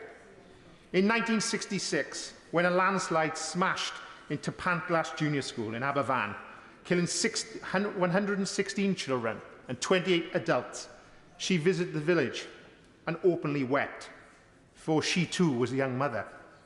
51 years later, in 2017, after a terror attack in Manchester at an Ariana Grande concert in Manchester, the Queen provided comfort to the survivors and families, visited them all in hospital. During lockdown, when many of us were missing our loved ones, she moved the nation to tears with a simple message: we will meet again. In doing so, she gave us all hope that in the end, it was all going to be all right. All of us want to be reassured that whatever we are doing, whatever we feel, whatever we're going through, it's going to be all right in the end. But now, with her passing, it feels it's going to be a long time before it's all right again. Madam Deputy Speaker, historians often cite powerful monarchs, like Henry VIII, who ruled the country with an iron fist, or his father, Henry VII, who took the crown on the battlefield, or his daughter, Elizabeth I, who saw off the most powerful navy ever assembled in the form of the Spanish Armada. Our Queen simply gave her heart to this nation for 70 years, proving beyond doubt love is a far more powerful weapon than any used in any war. Her passing is another loss to the generation who lived through the Depression of the 1930s. Saw the rise of fascism in Europe and knew the horrors and hardships of war. Then, without complaint, rolled up their sleeves and got to work rebuilding this bomb-damaged country. The work of the Queen, and millions like her during those years, means we can enjoy the freedoms we do today. When we came together to celebrate her 70th Jubilee in June, we all knew in our heart of hearts her long reign was drawing to a close. But we all hoped we would have a few more years with that glorious smile of hers. There are those of us who thought somewhat irrationally she really was immortal. And for as long as the Queen was in our world, everything was going to be all right. Now she belongs to the ages. In times of sadness, Madam Deputy Speaker, I've always found great comfort in the words of Alfred Lord Tennyson, who wrote in the poem Ulysses. We are not now that strength which in old days moved earth and heaven. That which we are, one equal temper of heroic heart, made weak by time and fate, but strong in will, to strive, to seek, and not to yield. As the Elizabethan era draws to a close, let those words guide us and our new monarch, King Charles III, in all the hard days ahead. As we grieve as a nation, let us celebrate the life of the Queen Elizabeth II and draw comfort in the knowledge she is safe in the hands of Almighty God. God save the King, and God bless the new Prince and Princess of Wales. It's an honour to follow such an inspiring speech by the Honourable Member, and I speak on behalf of myself and my constituents in Devizes, and particularly of the many members serving and former of Her Majesty's Armed Forces who served under her colours and swore their oath to her. President de Gaulle said that he had a certain idea of France. We have no need of such abstractions. We don't need an idea of the United Kingdom. We have had for 70 years an actual person who represented the best of our country and its character. And others have spoken of the character of the late Queen, and not knowing her, I can't add anything to that. Those primary school visits are an absolute agony. For me, I just go from one classroom to another, disappointing the children that I have not indeed met the Queen. But I want to talk briefly about what she stood for. And Philip Larkin's poem has been quoted often today with its perfect line, "She did not change." She did not change, even as we did. And as we've heard, she presided over the most extraordinary period of change. And yet she was emphatically not a relic of the past. We loved her and valued her because she was a conduit of something precious from the present to the future. And the member for Birmingham Yardley said earlier that we can find what we want in a Queen, whether a modernist or a traditionalist. And of course we find both in her. And this is the real value of tradition, not because it fossilises the past. A real traditionalist, as someone said, is someone who tends the flame of their culture, not someone who worships its ashes. And those of us with conservative instincts need to remember that. The Queen was a great futurist, as was the Duke of Edinburgh, of course. But as the Honourable Member for South West Devon said, and others have made the same point, if modern Britain was founded on the rock of Queen Elizabeth, that is because her life was founded on the rock of ages, on her Christian faith. And I read today that as the country became more secular in recent decades, she became more publicly religious. And I think it's worth noting that while she dedicated her long life to the service of the people, she held herself accountable not to us, but to a higher power. And this was the source of her joy and her goodness. And so my sympathy to her family, to her friends, and to her household in their grief, and my thanks to her. And she is doing in death what she did in life, bringing us together, making us smile, reminding us of the things that really matter, making us proud of our country and grateful for her example and her service. May she rest in peace. Rosie Duffield. Thank you, Madam Deputy Speaker. We've heard so many incredibly moving and unforgettable speeches today about our late Majesty, and we'll certainly hear many more. It's of course impossible to pay full tribute to 70 years of continuous public service in just a few minutes, so I wish to focus briefly on Canterbury, the heart of the Church of England. We've had the honour of welcoming Her Majesty to Canterbury Cathedral on numerous occasions in her role as Supreme Governor of the Church of England, where she's well represented on all occasions by her Lord Lieutenant of Kent. And it is in that light that I share the tribute paid by Justin, Archbishop of Canterbury, who said, "Through times of war and hardship, through seasons of upheaval and change, and through moments of joy and celebration, we have been sustained by Her late Majesty's faith in what and who we are called to be." In March 2015, Her Majesty the Queen visited the cathedral accompanied by her husband to unveil statues of them both. Although the memories of Her late Majesty will live on in the hearts and minds of all of us, it's those physical tributes which will retain her legacy for generations to come. No matter one's political persuasion, occupation, way of life, she commanded respect from people of all backgrounds and was an inspiration to women the world over. She focused on the good things in life, the characteristics and experiences which unite us, as well as the issues which need to be tackled in a collegiate fashion. And some of us here can relate well to that apparent rebellious streak we saw when she left the palace and walked among the crowds with her sister, or drove herself around in her Land Rover. That humour and wit which allowed us to relate to the greatest diplomat in our recent history, the stability that allowed us as a country to have certainty at times when it was desperately needed. The remarkable thing about Her Majesty was that this was never a burden to her.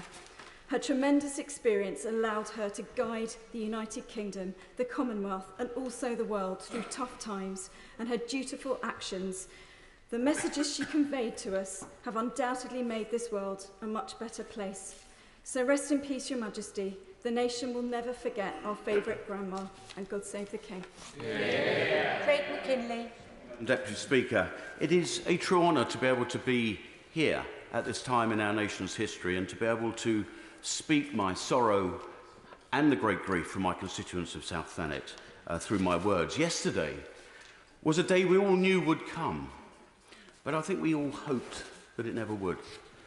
We're all trusting that that huge longevity of the Queen Mother, who died at 101, would give us more years of the Queen in her place, giving her powerful and steady service to our country and to her realms overseas in the Commonwealth, more years of certainty and calm.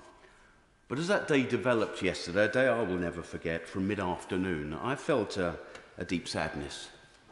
And with that emotion overflowing, I will tell you, as that official announcement came out at about 6:30. And I asked myself, why? A 96-year-old, a life well lived, dying peacefully in a home that she loved, surrounded by family. Why did I have this emotion, this love, for a person I'd never met? There were few in this house that would have met her properly, apart from prime ministers.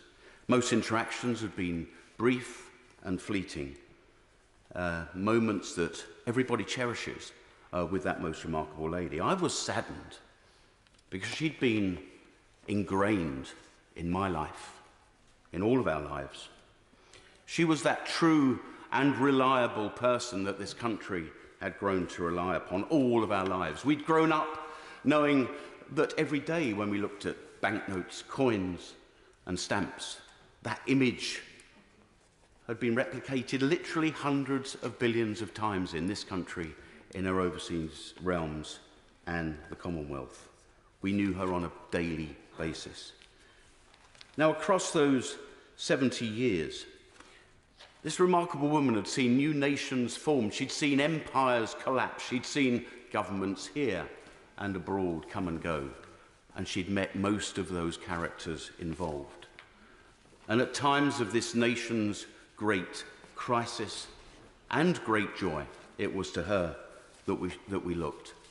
And Madam Deputy Speaker, consider this. Her first Prime Minister that she called upon to form a government was Winston Churchill, who was born in 1874.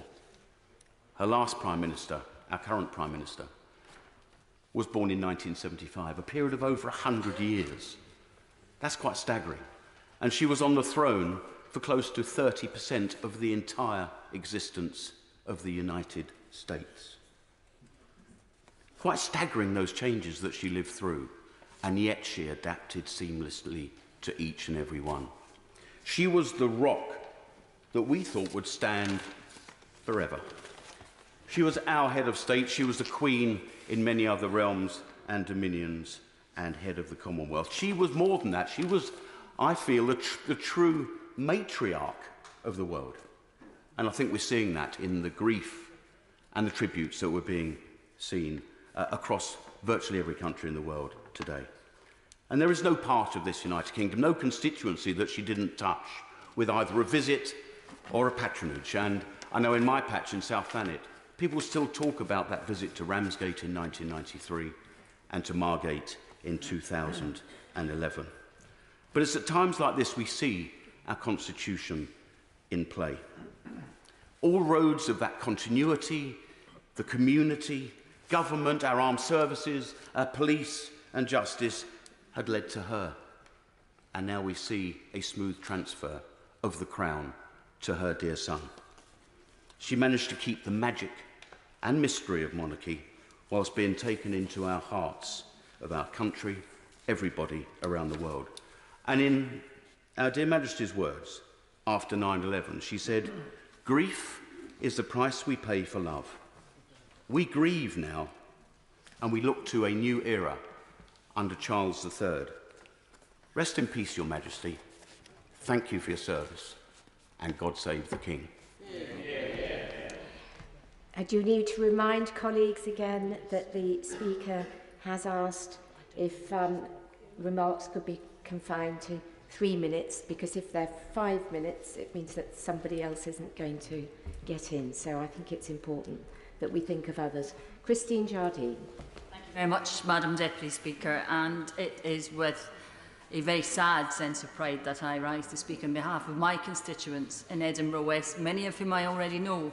I visited the Palace of Holyrood House today to lay flowers and pay their respects to Her Majesty in Edinburgh, a city she loved, and was at one of my very first events as an MP when she opened our magnificent Queensferry crossing, and most recently was celebrated in Jubilee parties across the city. But I confess, Madam Deputy Speaker, my first thought when I heard the confirmation on Thursday that we had lost her was of family. First her family, of course, but then of my own family. My grandmother, who I remember as a child when I was going to my first sighting of the Queen at the launch of a ship in Clydeside, she told me how wonderful the Queen was, tried to explain to me about the war and the spirit and what her family had meant. And you know, I thought I understood what she was saying. I thought I got that. Until that night in 2020, when she spoke to us at the darkest moment of the pandemic, and she gave us hope. She told us we would meet again. And it wasn't just that she empathised with our situation, it was that she shared it. And I realise now that perhaps the reason she held such a special place in our hearts was because she shared our memories, she shared our thoughts, she shared our pain, and she was also a link back to those loved ones that we had lost, who had been through difficult times before, that she had also shared. And today, the speeches, the reminiscences, the memories that we have heard in this place have all been very moving. But they've all had a touch of gratitude, of thankfulness for having been part of those 70 years of her reign, and a heartbreaking recognition that that era has come to an end. But there was also a moment, I think, when Her late Majesty would have been extremely proud to see our new King devote himself to the service of this country in the way that she had done before. And so while we might find this parting very sorrowful and indeed heartbreaking, we now know that there is a future when, although our country will change, we will not have the constant figure we have had for 70 years. The transition will be smooth, and there will be a future, and it will be good. So while we thank Her Majesty and wish that she rests in peace, we know that our future is secure. God save the King. Thank you, Madam Deputy Speaker. I rise on behalf of myself and my constituents in North West Cambridgeshire to pay tribute to the late Her Majesty the Queen. I think it's fair to say that all of us in this chamber have had Her Majesty as part of our lives, and I mean that quite literally, a part of our lives. She demonstrated an extraordinary sense of duty and commitment to public service. Her Majesty has left an imprint not only on our country and the Commonwealth, but also across the world. She holds the world record of being featured on the most global currencies, and her passing is being marked across the world. For example, in India, they are having a national day of mourning this coming Sunday. As well as being our Queen, she was, of course, a global figure with a global understanding. And this was summed up when she spoke at the Commonwealth Heads of Government meeting in Kampala Uganda in November 2007, when she said, "Recognizing that each one of us is made up of layer upon layer of identity, and that each of our unique personalities has ties to culture, religion, community, country and beyond, is the essence of open and tolerant communities." Like many others, I was very fortunate to meet Her Majesty on a number of occasions. The last time was on 8th July of this year at Windsor Castle, when I was sworn into the Privy Council before receiving the seals of office for Northern Ireland. I will treasure her wonderful smile to me as I shook her hand, and as I took the oath of allegiance, holding the Bhagavad Gita, the Hindu book used on such occasions, and after the ceremony I was allowed to keep the copy on which I had taken the oath. Madam Deputy Speaker, the occasion is all the more special for me because whilst there was subsequently a swearing into the Privy Council done virtually, I was the last person to be sworn personally by Her Majesty into the Privy Council. It is extraordinary that so many global leaders confess in their biographies that on meeting Her Majesty they were so nervous. And then they add that very quickly she put them at their ease, often with a joke. We will miss her, Madam Deputy Speaker. May I conclude by saying that my prayers and thoughts are very much with the royal family at this difficult time, and they are particularly with King Charles as he takes on his enormous responsibilities. God save the King. Mike Amesbury. Thank you, Madam Deputy Speaker. And on behalf of my constituents of Weaver Vale, I pay tribute in this period of mourning to Her late Majesty Queen Elizabeth II, a tribute for a remarkable and constant presence that's the signature, a signature of duty, public service and selflessness, a lesson to each and every one of us in this chamber and beyond. Those 70 years of public service commemorated by her Platinum Jubilee has touched every part of our communities, nation, commonwealth and globe. A sense of permanence, stability and constitutional leadership, neutrality from this political sphere. That reassuring constant that honourable members have referred to, and right honourable members have referred to this evening, provided by the late Queen Elizabeth II, has been an enduring feature in times of transition and of war, and a figurehead of celebration, whether that's been the opening of the shopping city centre in Runcorn in my constituency in 1972, or the commemorative mug and the 50-pence coin that I received, as well as the fun street parties in 1977 at the Silver Royal Jubilee. As an 11-year-old boy, I really appreciated that and still do to this day. Madam Deputy Speaker, more recently, that reassuring compassion was evident in the dark times of the COVID pandemic. We now enter another historical transition while we mourn the loss of the late Queen Elizabeth II. I and my constituents send our deepest sympathies to King Charles III and the royal family. God bless them all. May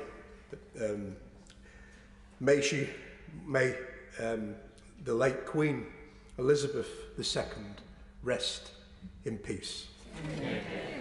Peter Alders. Thank you very much, Madam Deputy Speaker. I rise on behalf of the people of Waveney to pay tribute to Her Majesty the Queen. With the nation's guiding light taken from us, there was last night, for a moment, from my perspective, a sense of helplessness. What do we do? How are we going to get on without her? The answer, Madam Deputy Speaker, is that we learn from the high standards of dignity, duty and humility to which she had adhered both throughout her life and her 70-year reign. We shall always fall short of the summit that she reached, but if we get to her foothills, we will have succeeded. Great Britain and the Commonwealth have faced numerous challenges over the past 70 years, and the world has changed a great deal.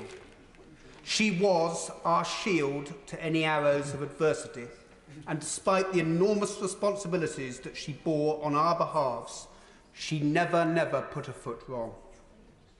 Her Majesty was a family person, and in some respects, we were all part of her wider family. She enjoyed those things, those aspects of life that we all enjoy. Animals and pets, whether corgis, ponies and horses, or racing pigeons. Family meals, whether that be barbecues, picnics, or Christmas dinners. As we have heard, Her Majesty had a lifelong passion for horse racing. Back in Coronation Week in 1953, her horse Oriole ran second in the Derby, the nearest she ever got to securing that cherished prize. One might have expected a hint of disappointment, but there was none.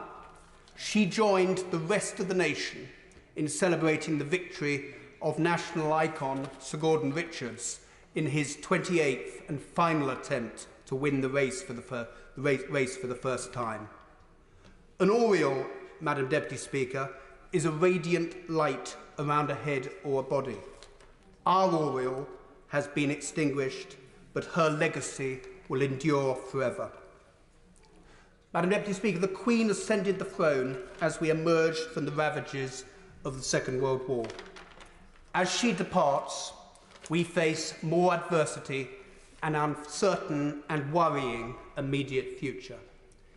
If we strive to conduct ourselves as she did, if we apply a mere modicum of her wisdom and sound judgment, then we will get through it. Your Majesty, on behalf of the people of Waveney, thank you for all that you have done for us. Our deepest condolences to all of your family, and God save the King. Yeah. Kirsty Blackman. Thank you very much for affording me the opportunity to pay tribute on behalf of my constituents on this sad day. Aberdeen's had a long association with and fondness for the royal family. Beautiful granite statues of former monarchs can be found watching over many parts of our city. People across Aberdeen are feeling a profound sense of loss today. In 1964, Aberdeen suffered one of our darkest hours. A typhoid outbreak in the city hospitalised 500 people and led to 3 fatalities. Dr. Ian McQueen, our Chief Medical Officer, described Aberdeen as a sort of beleaguered city. Our reputation as a centre for tourism was badly damaged. Hearing of our local issues, and at very short notice, Queen Elizabeth diverted a planned journey to Glasgow in order to visit Aberdeen. This thoughtful gesture, which expressed the Queen's confidence in the safety of visiting Aberdeen, has been long remembered by our citizens. Throughout the years, Her Majesty's retained a relationship with our city. In 1970, she visited the VSA Children's Centre in Aberdeen's Hardgate.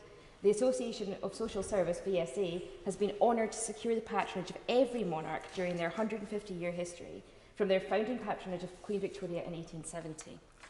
In 1990, Queen Elizabeth II opened the Bonaccord Centre in Aberdeen. The people of Aberdeen loved to turn out for a public event, and this one was no different, with crowds thronging to try and catch a glimpse of her. Even Aberdonians who were not present on that day will almost certainly have walked past the plaque that she unveiled to commemorate that. In 2017, the Queen again visited Aberdeen to open the Robertson family roof garden at Aberdeen Royal Infirmary. Like so many of my constituents, I've had occasion to seek solace in the roof garden while a loved one was in hospital, and we very much appreciate that she came along to open that. I want also, Madam Deputy Speaker, to mention Her Majesty the Queen's long involvement with the Girl Guiding movement. In 1953, she became Girl Guides patron and has remained a stalwart supporter for all of her years. She first joined the Guides at age 11, taking part in camping trips and earning badges for swimming. Over the years, thousands of girls and young women across the UK and overseas have worked hard to achieve the highest award in guiding, the Queen's Guides Badge. I want also to send my personal condolences to the Queen's family. In 2011, my great-granny passed away, also well into her 90s. I well remember the devastation and sense of shock that we all felt. Somebody who had been there for so long, we had begun to think that she would be a constant presence in our lives and there would never be a day that we would be without her presence. I can feel, therefore, an echo of what the royal family, what the generations that followed her must be feeling today, and I send out my heartfelt best wishes to them at this time for getting through this difficult moment. From the people of Aberdeen North, Madam Deputy Speaker, I want to thank Queen Elizabeth for her lifetime of service. Felicity Buckley. Thank you, Madam Deputy Speaker.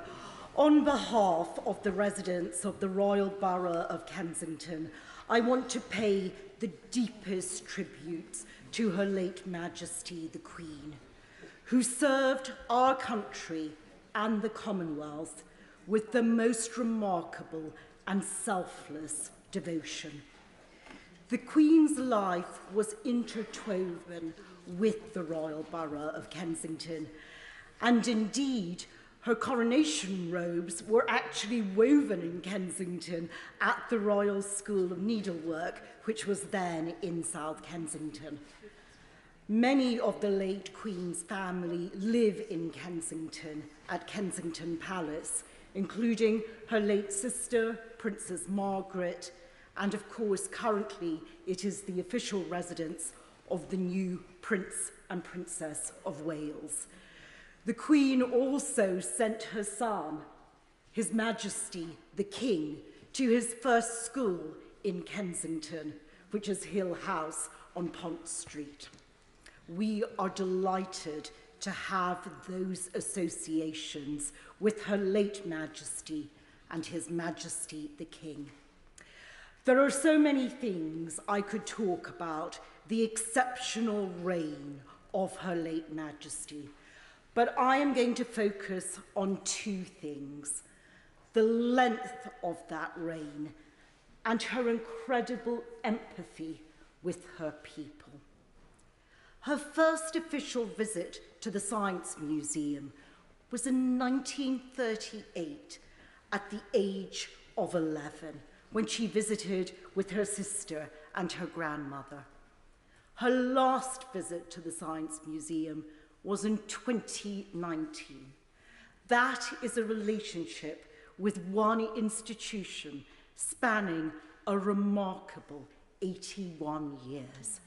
And she had those relationships in my constituency, whether it was with the V&A, the Natural History Museum, the Commonwealth Institute, which she was so passionate about when it was in High Street, Kensington. Remarkably, someone said to me yesterday that the Queen's reign of 70 years is actually 30% of the existence of the United States of America. That is remarkable. And secondly, I want to talk about her empathy with her people. During the course of the last 25 years, sadly, my constituency has had two tragedies: the Grenfell Tower fire and the Ladbroke Grove rail crash. In both instances, the Queen visited very, very quickly, and she gave the most remarkable comfort and succour to the bereaved, to the survivors and the residents. She was so humble, and she only thought of those who were suffering rather than of her own emotions. So I want to thank you, Your Majesty. I want to send all of the condolences from the Royal Borough of Kensington to His Majesty the King and his family, and I want to wish His Majesty the King a long and healthy reign. God save the King. Mohammed Yasin. Thank you very much, Mr. Deputy Speaker. Watching our family rushing to the bedside of the gravely ill Queen yesterday will have brought back traumatic memories for many of us who have received the heart-stopping call with the news of the imminent death of a loved one. For as we remember the 70 years of dedicated and loyal service from the Queen, we first pay our respects to a grieving family who have lost a mother, a grandmother, a great-grandmother, and a friend who was very special, and so has our country. This is a profoundly and sad moment for the UK, the Commonwealth, and the world. Our Queen Elizabeth II is an icon throughout the world who makes our nation proud. She earned our respect and embodied all that is good about public service, duty, fortitude, and diligence. Her reassurance presence, her dignity and constancy, especially in times of discord, bound us in a way we may only be about to understand.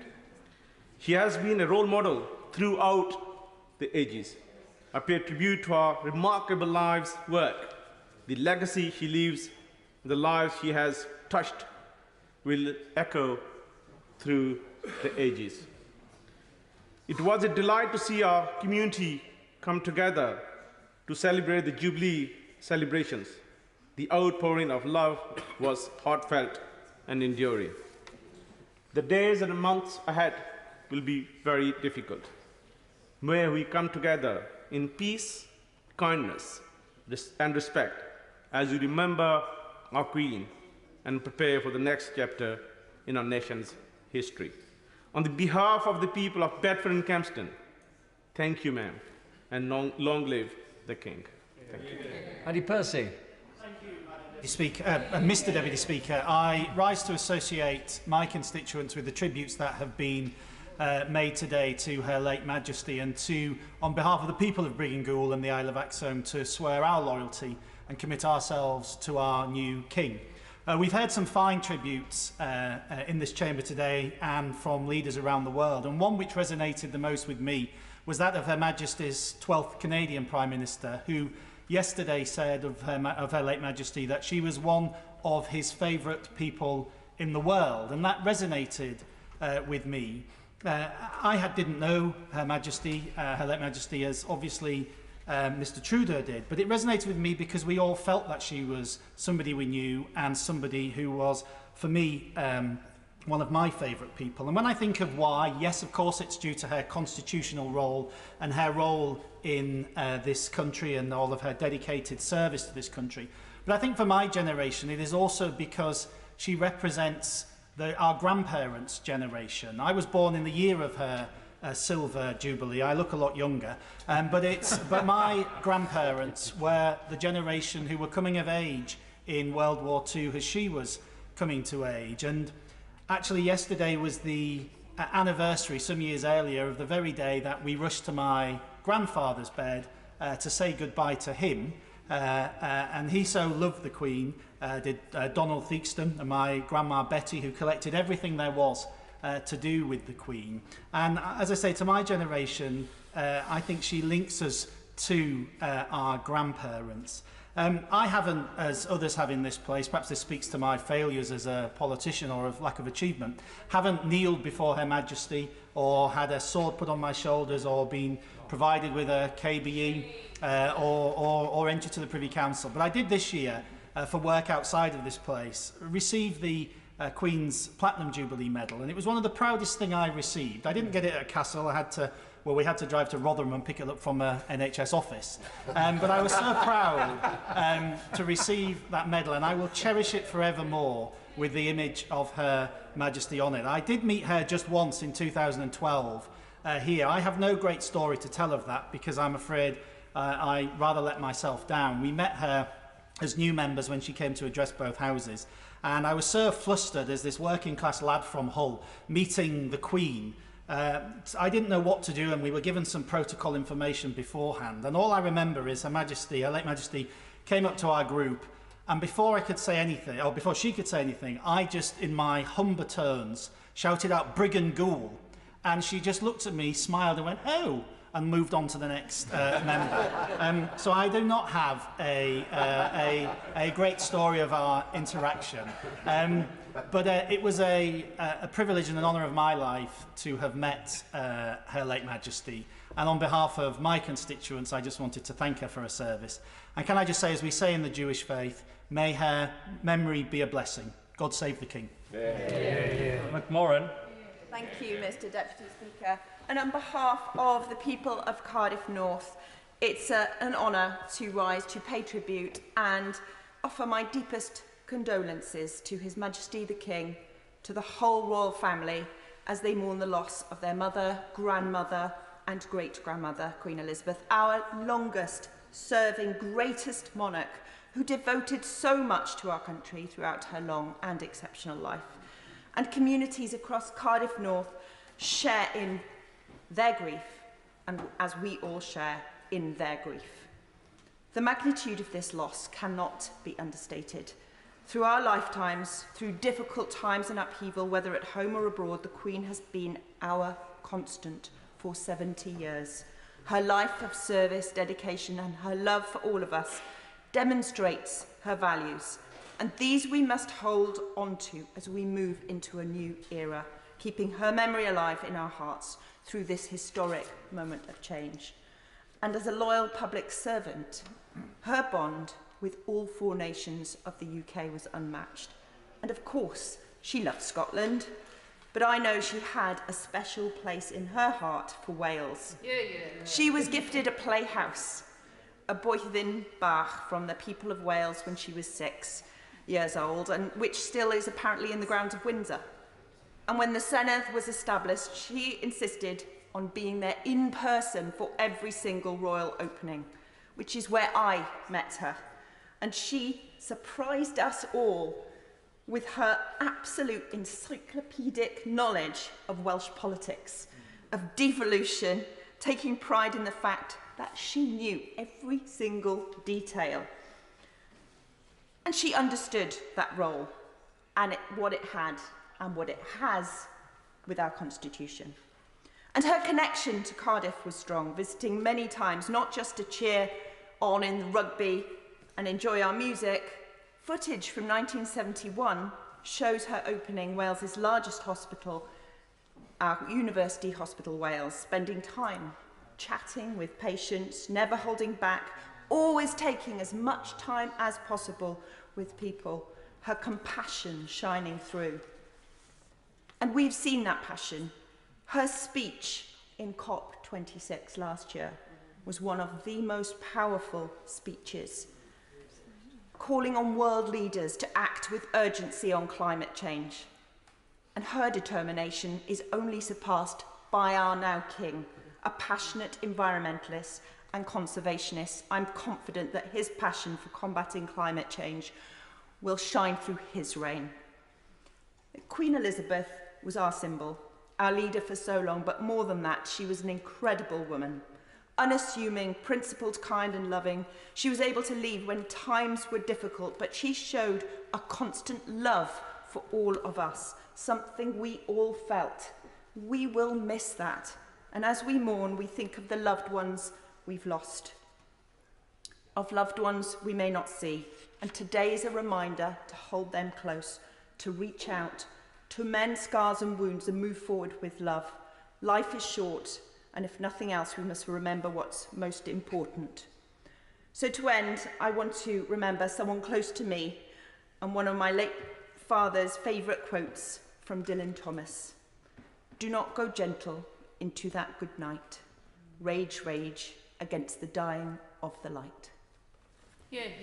Caroline Ansell. Thank you, Mr. Deputy Speaker. I rise to extend the love and heartfelt condolences being expressed in Eastbourne and Willingdon today to His Majesty the King, the royal family and the royal household. How mightily our sovereign lady will be missed. Her legacy, of course, will be global in its reach, but will find form in very local ways too. In my constituency, one such way will be in the shape of the Queen's Green Canopy. This 10-year community jubilee project has a goal to plant 5,000 trees from the foot of the South Downs at Beeds all the way to the highest point in Eastbourne at Butts Brow. The project will regenerate and reimagine this beautiful, inspiring landscape for generations yet to come.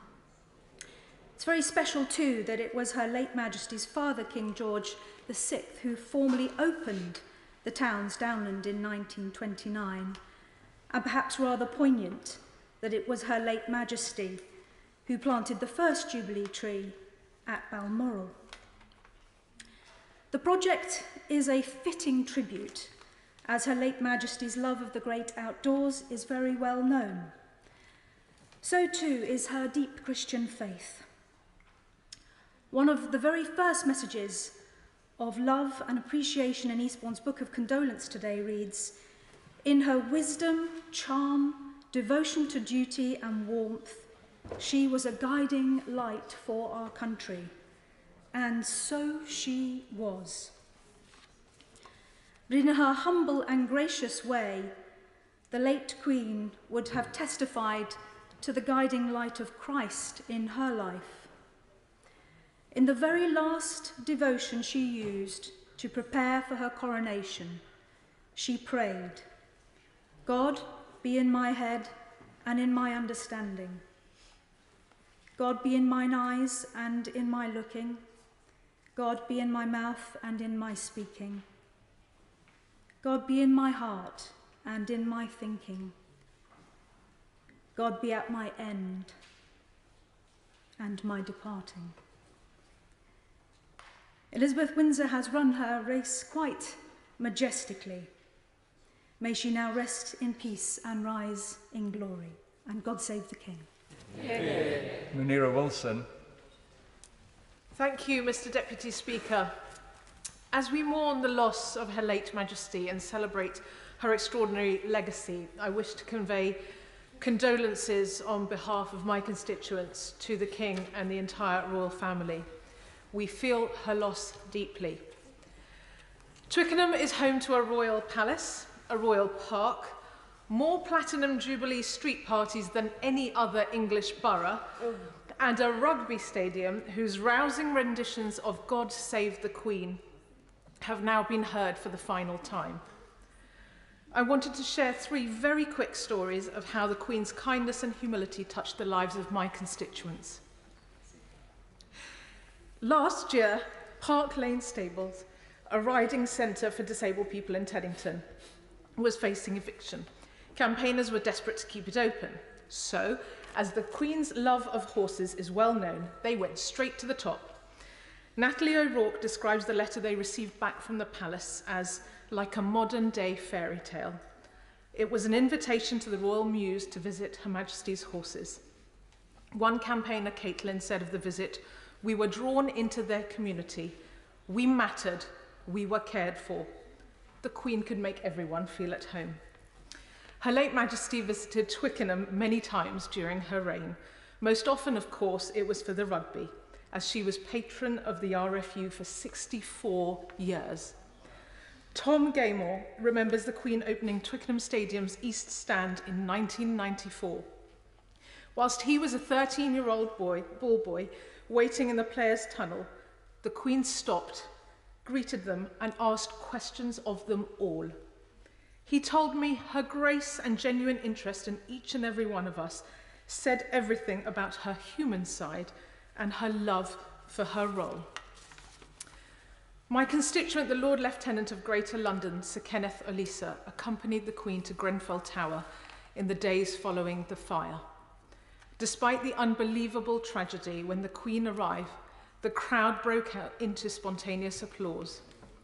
He said she showed then, as she has so many times, her ability to unite, console, and bring hope to her people in their times of need. I want to finish by sharing what I personally most admired about her, her deep Christian faith. It underpinned her commitment to devote her whole life to public service, to her country and her Commonwealth. During the Platinum Jubilee, the Vicar of St Mary's with St Alban in Teddington reminded us of the words of the Queen's 2016 Christmas message. Christ's example, she said, helps me to see the value of doing small things with great love, whoever does them and whatever they themselves believe. Queen Elizabeth II did many things with great love. Few of them were small. May she rest in peace. God save the King. Wait. Thank you, Mr. Deputy Speaker, and it is the greatest of honour to be here today to rise and pay my tribute on behalf of my constituents in Derby North and, of course, of myself. Since the heartbreaking news of yesterday that simply took my breath away, I have been reflecting on the influence she had had on myself and so many across the world. All of my life, I have known of the legacy that she has given us. All of my life, I have admired this amazing woman. And today, my heart is so sad to say goodbye to her. She was universally our Queen, and she cared so passionately for us all and truly embodied what it means to serve. She promised to devote her whole life to serving her people, and her generous heart never missed a beat. It was a heart of compassion, love and kindness, through joyous times and turbulent times, so difficult that I can hardly imagine, yet she carried herself with grace and dignity, a role model for future generations, just like my wonderful granddaughter. She was the very best of all of us, the very best of humanity, strong yet compassionate, loving and steadfast. She laughed with us as a country, her fantastic smile lighting up our lives. She mourned with us and led us through the darkest of times. A great diplomat, leader, mother, wife, grandmother and great-grandmother, and like me, an animal lover. She carried us through the very worst of times and has held our hand through the very best. I know that my constituents of Derby North thank the Queen from the bottom of their hearts for a lifetime of service, for her guidance and for a never-faltering service. To quote King Charles III, a life well lived. Thank you, Your Majesty. Rest in peace. Anna Davey. Thank you, Mr. Deputy Speaker. I rise to pay tribute on behalf of my constituents of Lewisham East and myself. Our late Queen Elizabeth II is the nation's longest-serving monarch who reigned for 7 decades. She was, for so many of us, a constant, enduring and a reliable figure for our great nation. I was deeply saddened by the news that our beloved Queen had passed away. She served her country with dignity and grace, and one of the finest quotes I've heard recently about her is, "Neither did she explain herself, and neither did she complain. She rose to each challenge with grace, and she dedicated her life to her nation. She was a queen who loved, and in return was loved." One of my earliest memories of meeting the Queen was when I was 7 years old. I met her during a visit to South East London. Strangely enough, my mother's earliest memory of seeing the Queen was around the same age, many years earlier in the Caribbean. My mother said in Jamaica, children used to run to her, and nothing really changed there. She is adored by so many across the Commonwealth and indeed our globe. And of course, as a child, my greatest street party was in 1977, the Silver Jubilee, and I fear that many people are giving away their age because we all seem to remember the Silver Jubilee. She gave us all so much cause for joy and celebration, and I'm grateful that she was able to mark her Platinum Jubilee earlier this year. This brought together thousands of people from across Lewisham, where there were over 100 street parties that were held to celebrate her many achievements. Her departure reminds me that there is a time to live and indeed a time to die. But let's all do our very best to do what we can while we live to make a difference in the lives of others in this place. But in the meantime, my thoughts are with her family, with our nation, and for all who mourn our beloved Queen Elizabeth II of the United Kingdom of Great Britain and Northern Ireland, but also across the Commonwealth and across the globe. May she rest in peace. and long live the King. John Howell. Thank you, Mr. Deputy Speaker. I recall my first encounter with the Queen's visit to a foreign country. This was in 1994, and this was the visit that she did to Russia. She went to Moscow and St. Petersburg at the request of Boris Yeltsin. I'd been invited along as part of this trip to conduct economic negotiations with Russia. It was based in St. Petersburg on board Britannia, a ship which thoroughly impressed all the Russian visitors. The press made much of the difficulty for the Queen of the trip. The press were obsessed with the details of which jewels she had brought and whether any of them had once belonged to Russian duchesses. She wasn't in the slightest interested in this. And I must admit that she took Boris Yeltsin fully in her stride, which is something that is quite remarkable to see if you can remember what he was like. It was a great success for UK PLC, and the Queen took a great interest in what we were doing and the results of that visit. As His Majesty said earlier, we remember a life well lived. We celebrate that life for all the human qualities as well as the duty and service which so many members have spoken about. God save the King. Ian Paisley. Thank you very much, Mr. Deputy Speaker. Forgetting the things which are behind us and reaching for the things which are before us, pressing on to the mark, to the high calling of God through Jesus Christ. The words of the Apostle, I think, not only are the religious philosophy of our former monarch, but also indicate her style of leadership.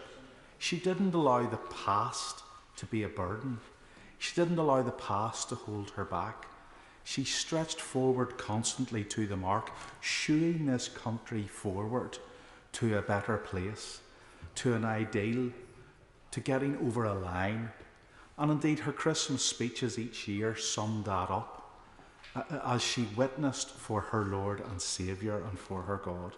I must say I was deeply impressed and struck by the speech this evening by the King, where he dedicated himself to his mother's God in a powerful way and in a singular way. And I think that that should be an encouragement to us all, that if he learns from that example of us urging this kingdom forward in all its strands and all its steps. My constituents are broken-hearted, I'm sure, like yours, Mr. Deputy Speaker, with what has happened over the last few hours to our kingdom. But they will be emboldened by the memories of Her Majesty's visits. Certainly her last visit to North Antrim, where she visited the Bushmills. Bushmills looked like the box of Quality Street. A contingent of the Irish Guards decked out in red tunics. Seamus the dog walking through the village. Whenever the Queen arrived to unveil the statue of the war hero Quig, she said to me as I welcomed her, "Is this all yours?" And I hesitated and I said, "No, ma'am, this is yours." And she, twinkle in her eye, she said, "Quite." I'll never forget it. I'll never forget it. It was a lovely moment. King Charles, Prince Charles was in the constituency also. He was way down in Grace Hill in Ballymena. But for some reason, he too made it to Bushmills. I don't know what it is, but there's something about a liquid which sits in a barrel for 12 years that he seems to like. And I know that my constituents are delighted by his patronage of Bushmills. You know, but our kingdom is a lesser place. We have lost a wonderful sovereign lady. But I do want to repeat what the King said this evening. Let's draw strength from the light of her example. Let's draw strength from the light of her example. God save the King. James Wilde. Thank you very much, Mr. Deputy Speaker. And it's only 3 months ago that I stood here to join in the wonderful tributes to Her Majesty the Queen to mark her Platinum Jubilee. and today the House and the country feels immense sadness at her passing. But that is tempered by the opportunity to recognise her extraordinary life of service, and by knowing that she witnessed the heartfelt displays of affection towards her in the 70th year of her reign. And that unprecedented occasion was celebrated passionately in my North West Norfolk constituency, which is unsurprising as it's home to Sandringham, the much-loved private retreat of the late Queen and her family for generations. And the continuity that that estate has provided to her family means her Norfolk home occupied a unique place in the Queen's affections. She loved the time that she spent there. Having ascended to the throne at such a young age, it offered an escape from the public eye, a place where she could relax with family, was often spotted behind the wheel of the Land Rover, and she enjoyed walking her dogs and, of course, her country pursuits and her prized horse stud. The people living in the villages around the Sandringham estate have great affection for the Queen, as she was a very special part of those close-knit communities. They have happy memories of encounters with the Queen, because as well as the private time she spent there, she chose to undertake many visits over the years. And whether as a member of the Sandringham WI since 1943, and then as its president, taking tea and cake with ladies, or presenting local children with awards, or visiting charities and businesses, she was a constant and cherished part of life in West Norfolk. And perhaps surprisingly, she was even able to go about her life there without fuss. Indeed, famously, when out shopping one day, a woman remarked to her, "You look just like the Queen." To which the Queen is said to have replied, "How reassuring." Presumably with a twinkle in her eye. And her affection with Sandringham was matched only by that of the Duke of Edinburgh, who gave such love, support and service to Her Majesty. And it was from the Long Library at Sandringham that the Queen delivered the first televised Christmas message in 1957. But perhaps one of the most profound comments in recent times was her broadcast during the pandemic that others have referred to, that we all meet again, a simple phrase expressing hope that we all needed. And it was the immediate response to her passing yesterday, was people coming together at Windsor, at Buckingham Palace, at Sandringham, at Balmoral and elsewhere to share their grief and give thanks for an amazing life. And on behalf of my North West Norfolk constituents, I offer the deepest condolences to the entire royal family. God save the King. And I'm Kaiser. Thank you, Mr Deputy Speaker, and I rise to pay my respects today on behalf of my constituents in Airdrie and Shotts. It is, of course, with great sadness that we are here today to pay tribute to Her Majesty the Queen. Over her 70-year reign, she's been a figurehead across 4 nations and worldwide, and she has worked tirelessly, demonstrating an unwavering commitment to her role as head of state.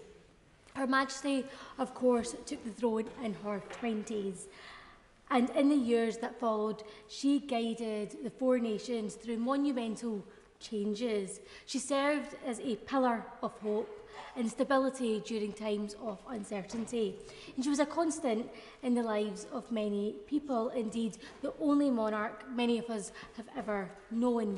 Mr Deputy Speaker, I was born in Scotland, but I'm also the grandchild of the Commonwealth.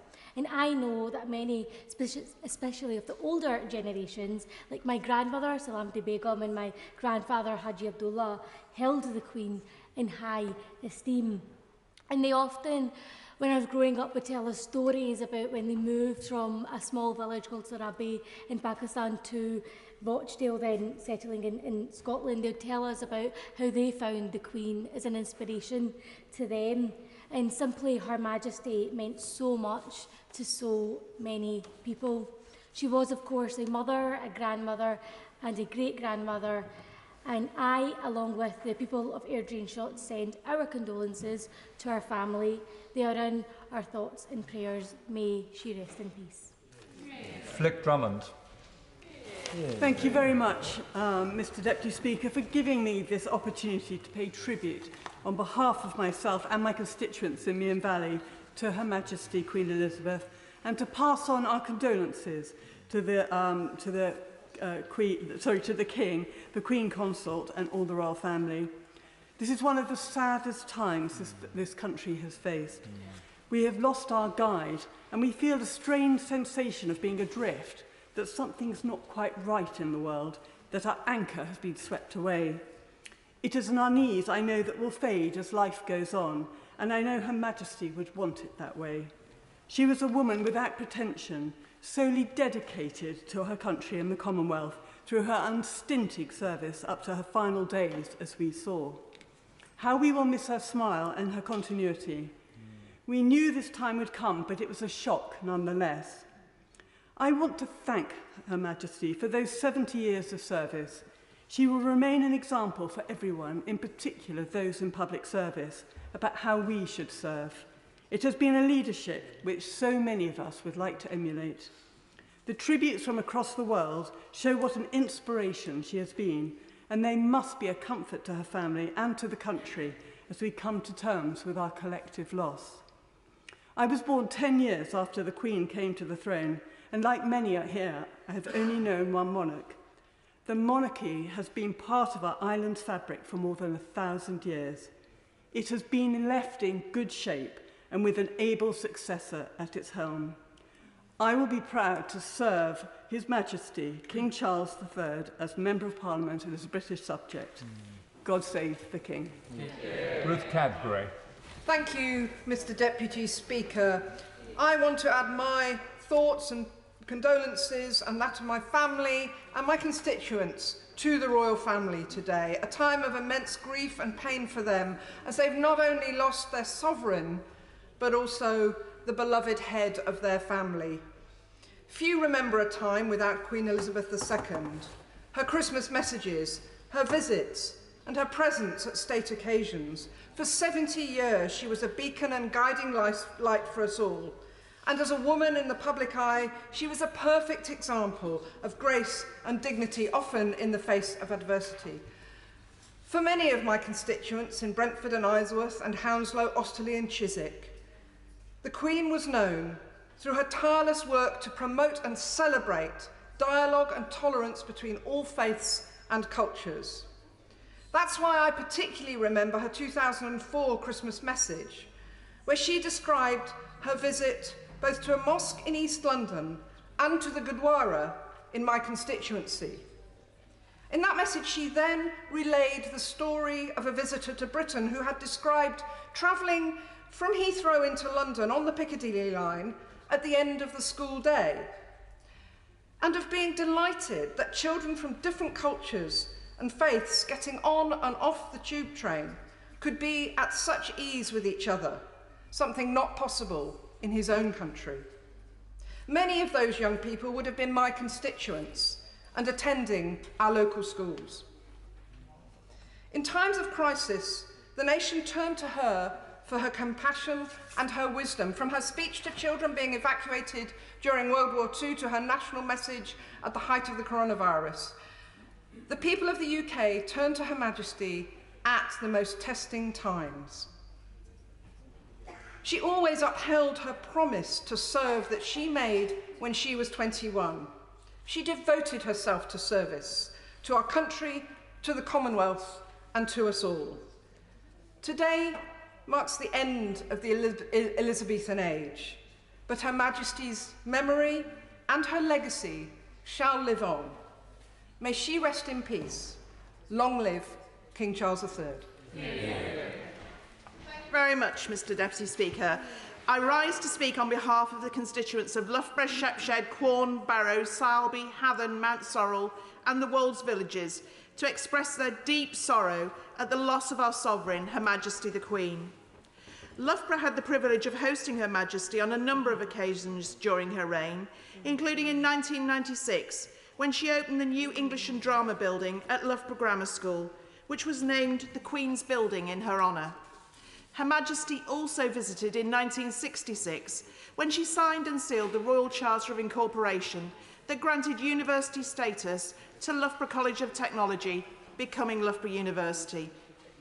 We were also very proud to be involved in the Queen's Baton Relay in the lead-up to the Commonwealth Games in Birmingham this summer.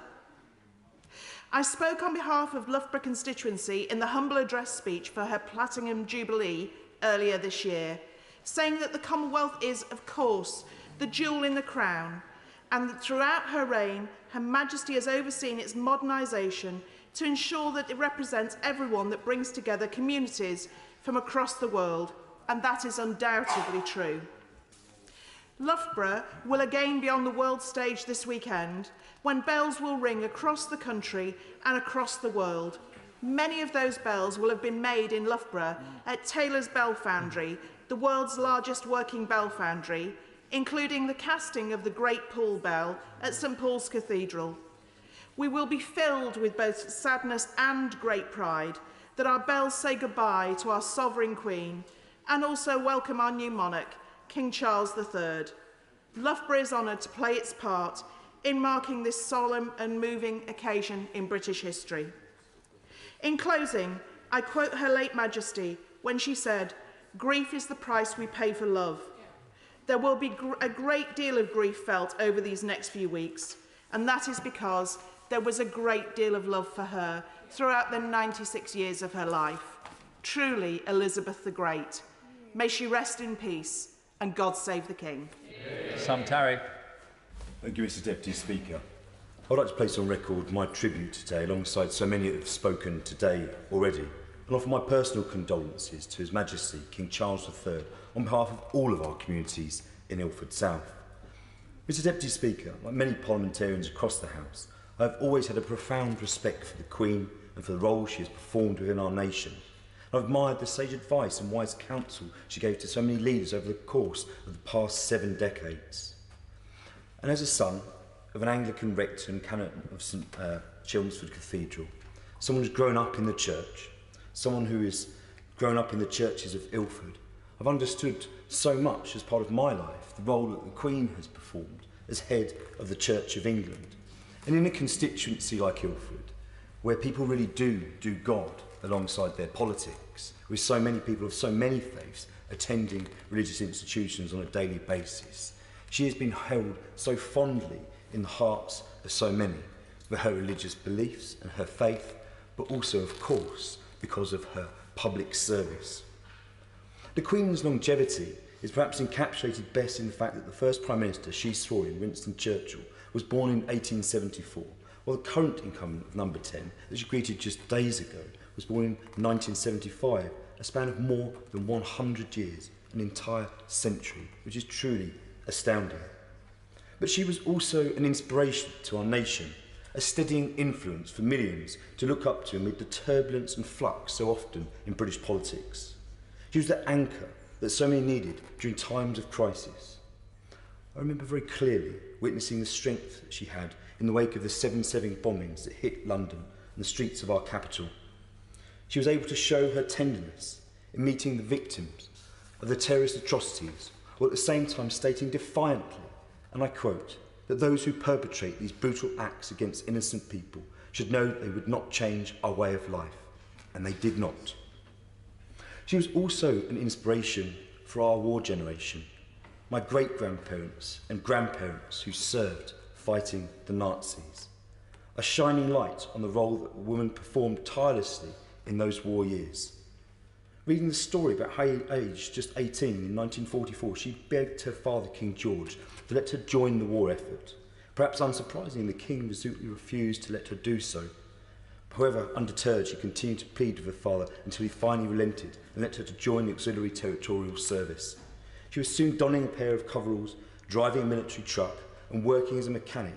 In doing so, Queen Elizabeth became the first woman in the royal family to join the armed forces and the first serving monarch to do so in over 1,000 years. And in the immediate aftermath of the Second World War, in fact the day after VE Day, in 9th of May 1945, Elizabeth took part in a tour of some of the bombed areas of Ilford, in recognition of the terrible conditions that East London and that part of Essex had endured under the relentless bombing raids of the Luftwaffe. On her walkabout, where she joined by King George, the Queen Mother and Princess Margaret, she was shown Leigh Street, not far from my constituency office in Ilford, next to, at that time, the bombed-out local cinema. Throughout her time as the monarch, Elizabeth was always supportive of the people of Ilford. I recall one of her last trips to Ilford when she visited Valentine's Mansion in Valentine's Park to mark her Diamond Jubilee in 2012. Crowds thronged to that park, and it was abundantly clear the love and respect that people from every generation and across every community had for the Queen. And as head of the Commonwealth, The Queen was held in particularly high regard by my constituents in Ilford, many of which were represented by her with their origins and heritage in the 54 countries that our Commonwealth now extends to. And, Deputy Speaker, I will quickly relay one very quick memento of my meeting with the Queen. As I was a young scout in the 2nd Seven Kings troop from Ilford, where I saw firsthand the work that Elizabeth did as the patron of the Scout movement. And I recall very fondly actually climbing to the top of a tree in Gilwell Park so I could actually see her walk past. And my Scoutmaster asked me to come down and to speak to her directly. Because even at such a young age, the work she did with the movement of Scouts as its patron was an inspiration. So in closing, I would like to send my heartfelt condolences. Her death casts a long shadow over our nation and all within the Commonwealth, but the lessons that she taught us will live on for many years to come. God rest the Queen, God bless all that mourn her, and long live the King. Simon Baines.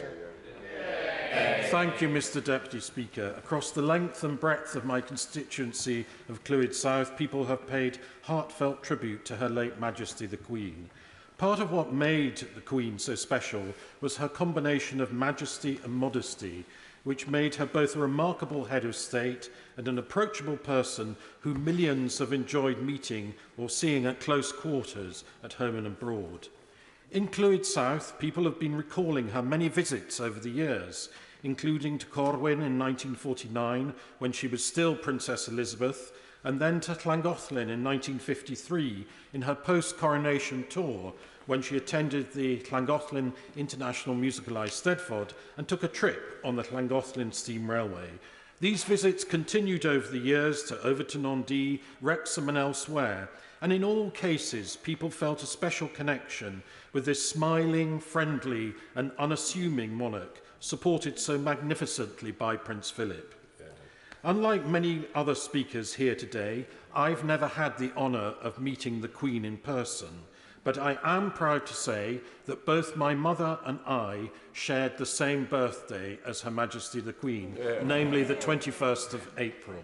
Perfect. Also, as a small boy in 1964, I remember the excitement in my own family when my father, who commanded the Queen's Guard at Balmoral, and we all spent the summer staying in Ballater while he carried out his official duties, supported by my mother. Like everyone else that I have met who served the Queen in an official capacity, my father thought the world of her. As has been mentioned many times, yesterday there were rainbows over both Buckingham Palace and Windsor Castle. And I like to think of her reign as a rainbow of dedicated service overarching my life and that of the nation. And I felt this most strongly in the wonderful address she gave the nation April 2 years ago, which again many members have referred to at the start of the COVID crisis, in which she said, "The moments when the United Kingdom has come together to applaud its care and essential workers will be remembered as an expression of our national spirit, and its symbol will be the rainbows drawn by children." The Queen embodied our national spirit with her great sense of community, kindness and dedicated service, for which we are eternally grateful. My thoughts and prayers and those of my constituents in Clwyd South are with her beloved family. God rest her soul, God save the King, and bless the Prince and Princess of Wales. Vera Hophouse. Thank you, Mr Deputy Speaker. On this sad day, I rise to pay tribute to Her late Majesty Queen Elizabeth II.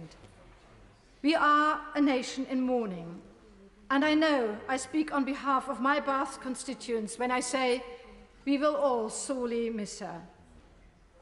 Whether you had met Her late Majesty in person or not, we feel we knew her.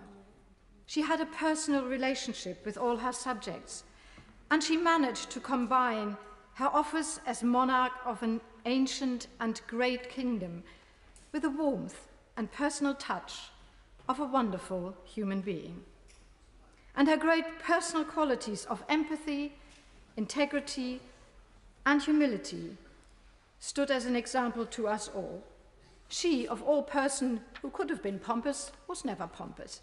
She saw herself as a servant all her life. That's rare, and we all owe her a huge debt of gratitude for that unstingent service.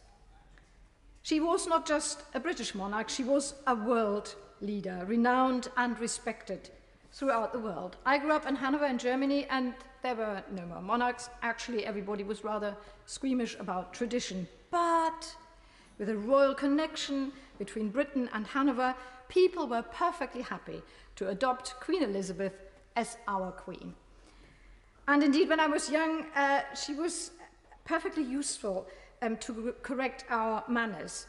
You better learn to behave in case you meet the Queen.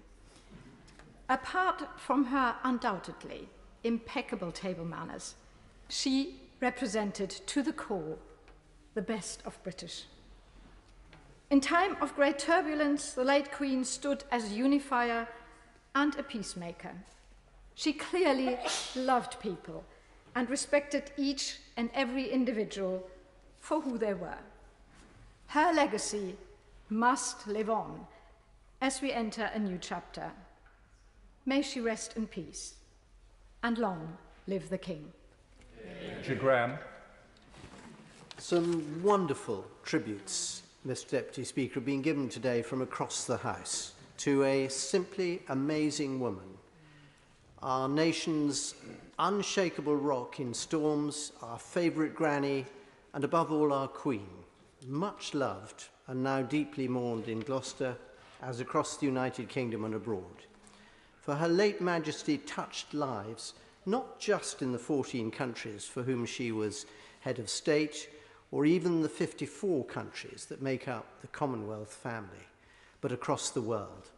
On July the 1st this year, I, representing Her Majesty's government at the inauguration of President Marcos of the Philippines, passed congratulations from the world's longest-serving head of state to its most recently elected. The President's face lit up. "The Queen is amazing," he said. "We all watched the Platinum Jubilee celebrations, and she has set the platinum standard for heads of state." Now, whatever our individual memories of Her late Majesty, whether of individual meetings or seeing her at visits like those to Gloucester in 2003 and 2009, or simply watching her smash hits on TV with James Bond and Paddington Bear, the President was right. The Queen was the platinum standard, the extraordinary example of leadership through service to which we all aspire. So in offering my and Gloucester residents' sympathy to the royal family, we are all grateful for that extraordinary legacy. None of us will ever forget our world's Queen or her second great Elizabethan age. And I believe King Charles's own long record of service and his moving speech this evening should give us all great confidence for the future. Thank you, ma'am. God save the King. James Murray. Thank you, Mr. Deputy Speaker. Mr. Deputy Speaker, this morning I left my constituency of Ealing North to come into Parliament by boarding an Elizabeth Line train. As we know, over time, Queen Elizabeth II's mark on our banknotes, our coins and our stamps and so on will gradually give way to the mark of King Charles III. But in our part of the country, those stations and trains mean that my constituents and I will always have a physical tribute to our greatest monarch running through our borough. Mr. Deputy Speaker, to the great disappointment of the countless primary school children who have asked me since I was elected, I never had the chance of meeting the Queen as an MP. But I know that I was not alone in feeling her presence across Greenford, Perivale, Northolt, Hanwell and Ealing during the Platinum Jubilee celebrations in June. In our diverse part of London, people of all ages, of all backgrounds, of all faiths and none, came out to celebrate the reign of our Queen and our love of our community and our country. After the separation of the pandemic, we were celebrating the Queen's Jubilee with our neighbours, and that celebration itself helped the Queen's assurance during lockdown that better days would return come true. And at those Jubilee celebrations, as in the House of Commons today, everyone had their personal reflection on the Queen and what it was about her they most admired. For me, what stands out above all else was her most incredible sense of duty, and her awesome devotion to service that quite simply was her life. Mr. Deputy Speaker, on behalf of the people of Ealing North, I offer our deepest condolences to the King and the royal family, and our most heartfelt thanks for the life of Queen Elizabeth II, whose legacy will live on forever. Paul Bristow. Thank you, Mr. Deputy Speaker. It's my solemn honour to pay tribute to Her late Majesty Queen Elizabeth II on behalf of the people of my city, Peterborough. Peterborough loved and mourns her.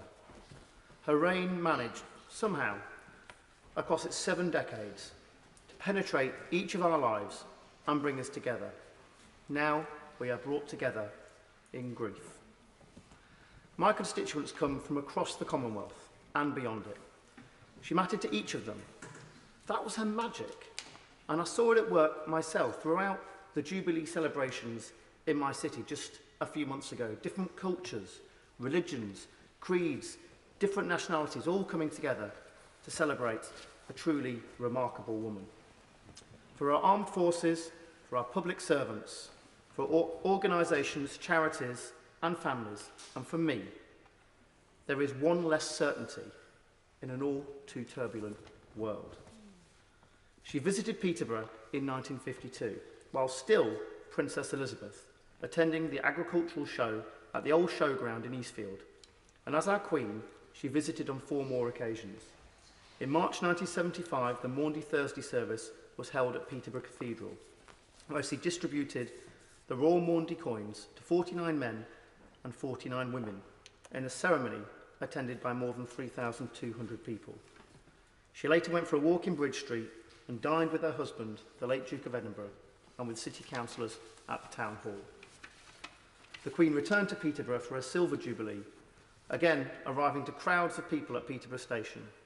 She opened our Magistrates' Court and the Cresset in Breton, while not forgetting to make a detour to the National Shire Horse Society's centenary show. Another decade on, and she returned for the 750th anniversary of our cathedral. She also opened the Edith Cavell Hospital, now Peterborough City Hospital. Her final visit was to the East of England show, where over 3,000 visitors made their way through the turnstiles, an extra 3,000, to catch a glimpse of Her Majesty. Sadly, she will never return. I find it difficult to put into words. It feels like losing a family member, even though I never met her. The institution is far more than the individual, but the crown was greater for resting on her head. No monarch brought such selfless dedication to the role asked of them. Few before held the strings to our country's heart. With Her Majesty Queen Elizabeth II, the most tangible connection to our history is gone. But with His Majesty the King, Charles III, her legacy will continue long into our future. Peterborough proudly proclaims, through its tears, God save the King. Alex Davies-Jones. Diolch, Mr Deputy Speaker. I am saddened but truly grateful and humbled to have the opportunity to add to my tributes here today to commemorate the extraordinary life of Her Royal Highness Queen Elizabeth II on behalf of my constituents and my community in Pontypridd and Taffili. May I first echo the sentiments of colleagues across the benches in offering my sincere condolences to the royal family and to all who knew and loved her. While we all know what it may feel like to lose someone close, it is difficult to comprehend the loss of such a central figure, knowing fully well the whole world outside is watching. Mr Deputy Speaker, I share the sentiments of a huge number of local residents who have been in touch to share their sorrow at the news of Her Majesty's passing, mainly my mum, but then she did name me Alexandra Mary. Many of my constituents also have great pride in working at the Royal Mint in Llantrisant, and they have spent their working lives ensuring her portrait is nothing short of picture perfect on all of the coins in our pockets. They have expressed their admiration for Her Royal Highness's lifetime of dedicated public service and her commitment and devotion to this great nation. As history's longest-serving monarch, Her Majesty played an incredibly important role in uniting the nation through turbulent times. Her Majesty loved this country, she loved Wales, and we all loved her in return, which is why we all grieve today and for what I imagine will be some time to come. All of us here in the UK and across the Commonwealth are indebted to Her Majesty. We have so much to be grateful to her for. And for that I say thank you. Diolch yn fawr, Mam. Her Majesty was committed to the demands of duty, the sacrifices of service, and understood the responsibility bestowed upon her. Listening to colleagues across the House today recount stories and tales of meeting Her Majesty in person, I too would like to share with you all my most cherished memory of my encounter with the late Queen. As a little girl who always dreamed, like so many, of one day becoming a princess, having the privilege of singing for Her Majesty as part of her Golden Jubilee tour in Trehavard is a day I shall never forget. Waving my paper flag a dry goch, belting out Calon Lan with Hoyle, and getting to see with my own eyes the actual, real-life Queen was nothing short of magical. She had a natural sparkle, a wicked sense of humour, and the ability to make everyone she spoke to, waved at, or simply smiled at, feel like they had the most treasured interaction. We may never see another monarch like her. As a nation, we will miss Her Majesty enormously. May she rest in peace and rise in glory. God save the King, and God bless the new Prince and Princess of Wales. Edwards. Grief is the price we pay for love, Mr. Deputy Speaker, as the Queen herself so memorably said. And as I laid flowers outside Buckingham Palace this morning, I was struck by the scale of the grief felt at her passing. For as my honourable friend, the member for Loughborough, has said, the greater the love, the greater the grief. In some ways, Mr. Deputy Speaker, the Queen was an ordinary woman, a person like us. She loved dogs, marching about in wellies, horse racing, a gin and dubonnet, a good wind-up, and sporting the ultimate rainbow-hued wardrobe. If I wore beige, no one would know who I was, she is reported to have said. Like us, she suffered grief, loss, and family troubles, but had to endure them being played out on the pages of the world's press. She did so with great dignity. We felt we could relate to her, that we knew her, even though many of us may never have met her. She held a special place in our hearts. And in many ways, of course, the Queen was also an extraordinary woman. There can't be many who can pull off walking in a 1 kilogram crown, but also claim to know their way around a car engine, or who have let Brian May serenade them from the roof of their house.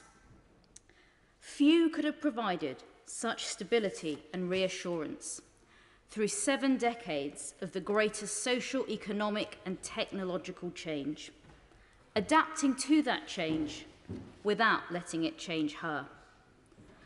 Her reign saw the first man on the moon, the invention of the internet. When she ascended the throne, Great Britain had an empire.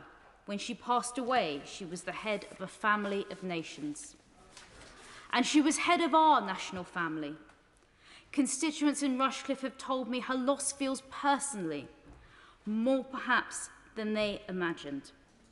Whatever our politics or creed, from the youngest to the oldest, from the most remote corners of our islands to the bustle and clatter of our biggest cities, the Queen bound us together, the thread through our national story. In triumph, she was our anthem, through trials, our strength. Her courage and steadfastness an example to us all. Who will ever forget her message to the nation at the height of the coronavirus pandemic? Her reassurance that we would meet again. And we meet here today to remember a woman who lit people's faces with joy, to remember a sovereign whose reign is one of the greatest in history, and to remember a public servant who gave her whole life to us, her people, her country and her Commonwealth, right until the very end. Daisy Cooper. Thank you, Mr. Deputy Speaker. Throughout her extraordinary reign, Her late Majesty Queen Elizabeth II was a beacon of stability, duty and selflessness, and many of my constituents in St Albans will find it impossible to imagine Britain's public life without her. On a personal level, I met the Queen a number of times when I worked in Commonwealth affairs trying to advance democracy and human rights. The Queen wasn't just a constant, but a few times a year she was literally part of the day job. Commonwealth Heads of Government meetings, Commonwealth Youth meetings, the annual multi-faith, interfaith Commonwealth Day service and reception. The Queen and Commonwealth were inseparable, the only modern intergovernmental organisation like it. Each year, we Commonwealth Secretariat staffers used to love celebrating the diversity of the Commonwealth on Commonwealth Day. But sometimes it was slightly surreal. The annual Commonwealth Day reception at the Secretariat was rumoured to be the only event in the Queen's diary where she didn't know who she was going to meet. There was no official lineup, it was all organic, not organised, and there was no protocol on ordering people and guests by rank or into different rooms. As a result, it was not unusual to see the Queen greeting a disorganised throng of diplomats, high commissioners, often with their husbands and wives, jostling to a backdrop of Fijian dancers in coconut bras, Ghanaian acrobats, and British pop stars from the 1980s, all jockeying for position to get a glimpse of the Queen or to shake her hand. On another day, I was tasked with taking a group of dignitaries to Buckingham Palace for an audience with Her Majesty. One such dignitary had just got a new smartphone, and he was particularly keen on telling all the other group members about the merits of this phone in spectacular levels of detail.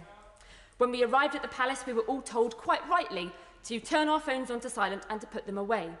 But during our polite conversation with the Queen, this particular person tried to persuade Her Majesty that she should get a phone just like his.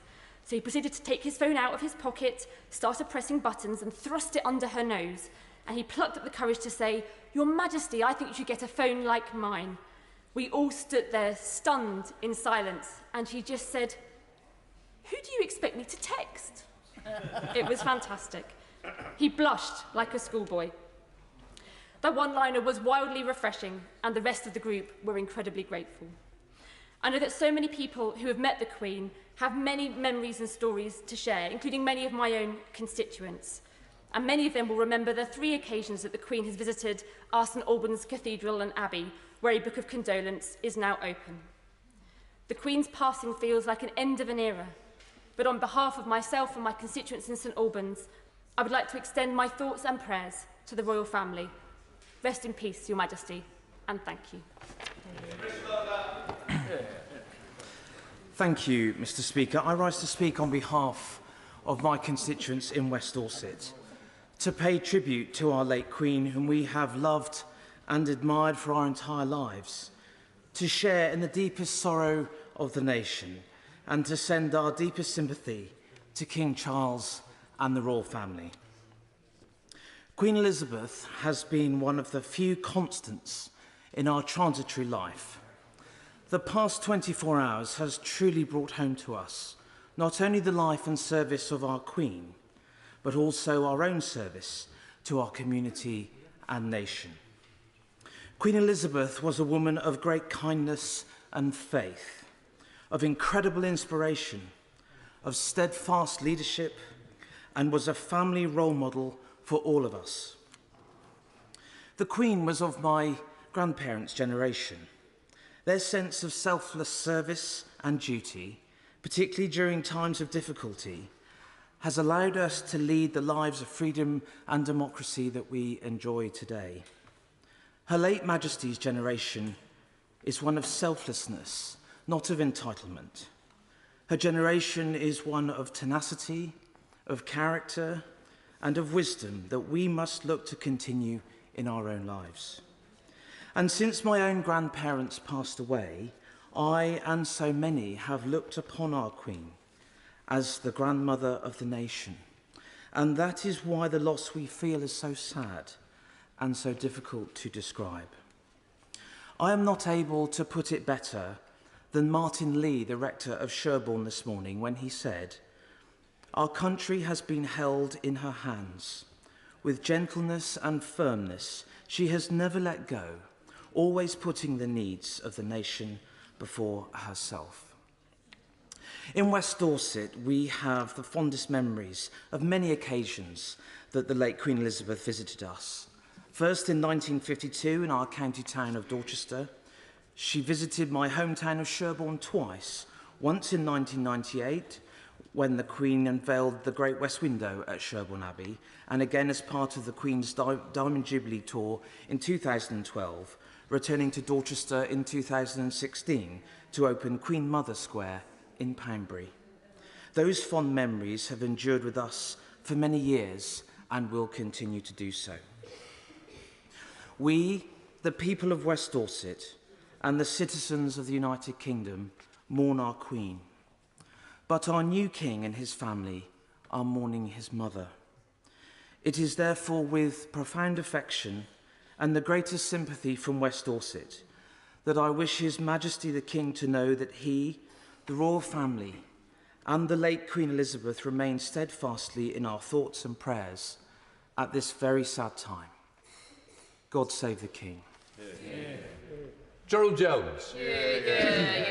Thank you very much, Mr Speaker. On behalf of myself, my family and my constituents in the County Borough of Merthyr Tydfil and the Upper Rumney Valley, I send my sincere condolences to His Majesty the King and all members of the royal family.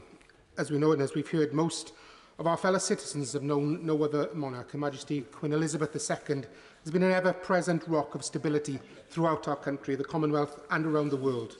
Her presence has indeed been the glue holding our country together for so long. And as we've heard, it's so difficult to think of our country without her. I feel there is no greater example of unstinting and exemplary public service anywhere. We have been so lucky to have lived during these times, to have witnessed her service, her grace, her dignity, which was an example to us all. We will undoubtedly never see her like again.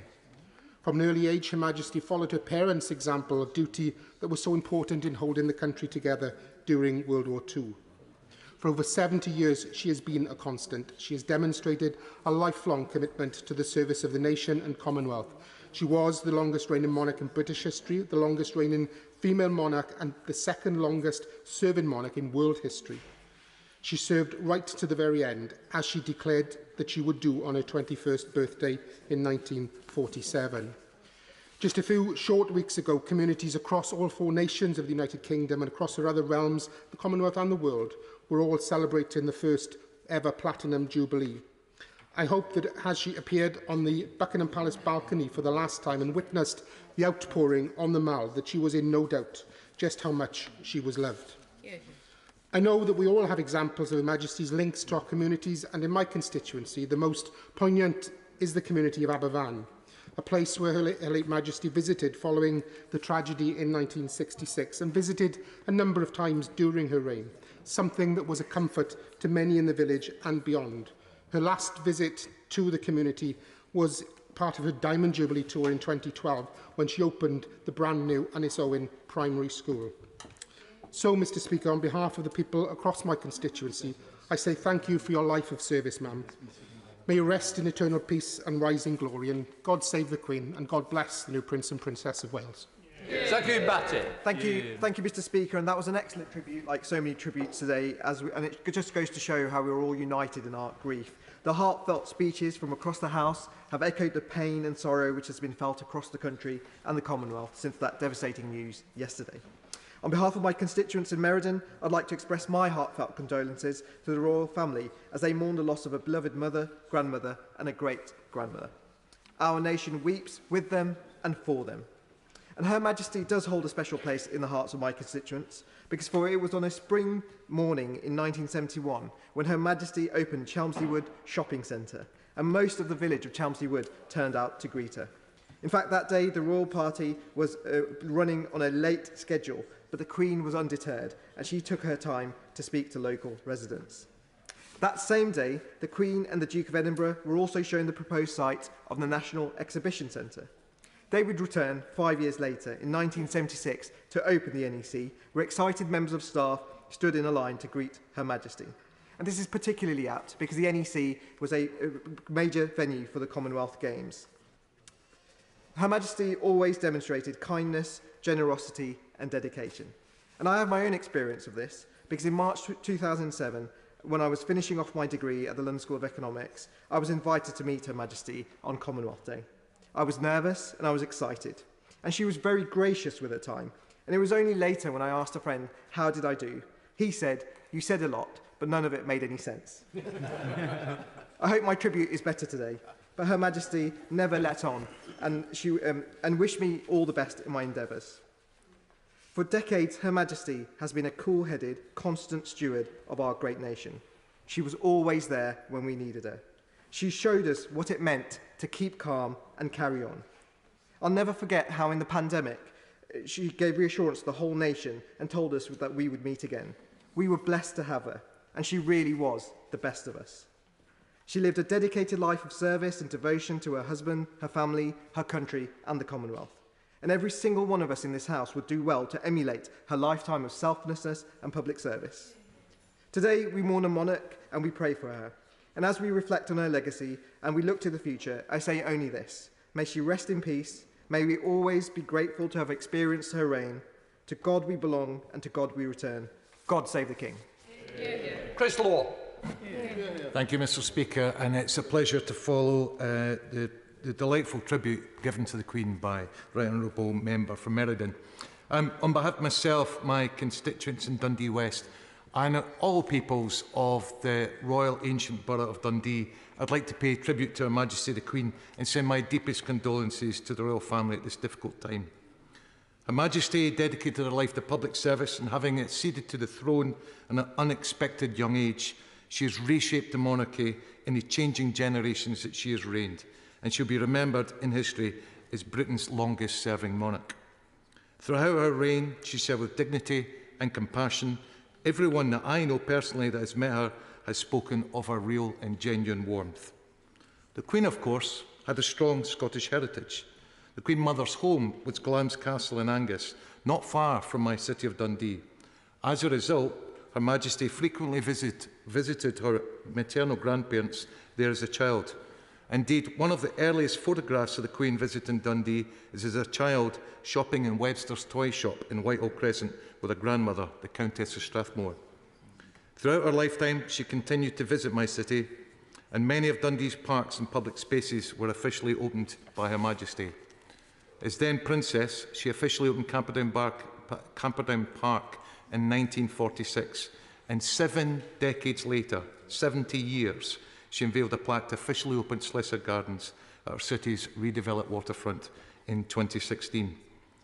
Buckingham Palace was, of course, not the only balcony that the Queen waved from. In 1969, she arrived by train into Dundee and visited Dudhope Court, one of the city's 44 multi-storey blocks. While there, she was welcomed by a local Dundee family and waved from their balcony to the crowds that gathered below. I'm also told that she stayed back for a cup of tea. Thousands of people gathered to watch the Royal Yacht Britannia berth in the city when she made her first royal visit to Dundee as Queen in 1955 with the Duke of Edinburgh, and I know that thousands will now wish to sign the book of condolence that has been opened at Dundee City Chambers to allow members of the public the chance to express their feelings at the death of Her Majesty. She will always be remembered in Dundee, in Scotland, the Commonwealth and the world for her unwavering service that has never ceased until the end. Thank you, ma'am, and may you rest in peace. David Johnson. Thank you very much, Mr. Speaker. When the announcement was made yesterday of Her Majesty passing, my tears started immediately. There's been lots of euphemisms for that in the House this afternoon, but I cried in the way that I would someone that I was close to. And of course, I'd never met her. I wish I had met her. I'd once been in the same room. That was as close as I got, but it was too big a room. There were too many people. She entered at the opposite end to where I was, and everybody swarmed, and I didn't stand a chance. But I did have the privilege of meeting 2 members of her family, including our new king, who spoke so movingly earlier this evening. And in them, we saw what she had inculcated in her family and in the nation. We saw the example that she set. And it's no surprise that the same words are used over and over again in the tributes about duty and sacrifice and dedication and selflessness. She personified them. But we have also heard about passion. We've heard about her passion, of course, for her family, for her country, for horse racing, for her dogs, but about humour, about mischief, which we saw at the Olympics and which we saw quite recently in the Platinum Jubilee celebrations with Paddington Bear, and in those celebrations, which were just a few weeks ago, of course, we all rise to speak on behalf of our constituents, and my constituents in Wantage and Didcot showed the great love and devotion they had to her, with street parties all across the 4 towns and 64 villages I represent. Far too many for me to get to all of them, although I tried to do my best. We have been blessed, and it's a constituency with a long royal history, the birthplace of Alfred the Great. And we have been blessed with visits, like every other part of the country, to Wallingford, to Harwell, to open the Diamond Light Source. However good any of us think we are at visiting things in our constituency, none of us are anything like Her Majesty in 70 years of day after day visiting things, openings, ceremonies. At the peak, she was patron of more than 600 charities that she supported. And we have lost the most impressive servant to our nation that we will ever see. And we should be forever thankful for what she has given to us. And Mr. Speaker, Winston Churchill, and in saying that, that should give you an indication of how early that was in her reign. But Winston Churchill said, if all the film people in all the world, if they scoured the globe, would not find someone as suited to the part. How true that was. May she rest in peace, and God save the King. Member Torlon. Mr. Speaker, I'd like to pay tribute to Her late Majesty the Queen on behalf of myself and my constituents of Enfield Southgate. In our grief, we remember a lifetime dedicated to extraordinary public service. Her steadfast commitment to the values of duty, public service and family provided comfort to so many here and around the world. And my thoughts and condolences and those of my constituents are with the King and the royal family at this most difficult time. As we all know, the Queen was the one constant in our lives. At times of incredible change, at times of crises, and during good times too, she was Britain's reassuring and constant presence. In 1953, the whole country joined in celebration to mark the Queen's coronation. In Enfield Southgate, I'm reliably informed there were many local events to mark the occasion, including a local parade, procession and athletics games in Broomfield Park. Footage from this time is incredibly poignant after Thursday's news, but also after this summer's Platinum Jubilee, where communities were able to come together once again to celebrate the Queen. In 1953, the Queen's coronation speech was broadcast over loudspeakers in Broomfield Park, but because of the rain, many listened at home on the radio. This summer, we had no such problems. We had street parties across the borough with bake-offs and crown competitions, and it was wonderful to bring the community together in this way 70 years later. Now, today, those events are all the more moving as we pay tribute to the Queen's life and her service to our country. And I'm sure we will see the same sense of togetherness again as the nation mourns over the coming days. As our longest ever serving monarch, like most of us, I do not remember a time before Queen Elizabeth II. In this time, she saw 15 prime ministers, but somehow managed to stay above party politics. As we know in this house, that is no mean feat.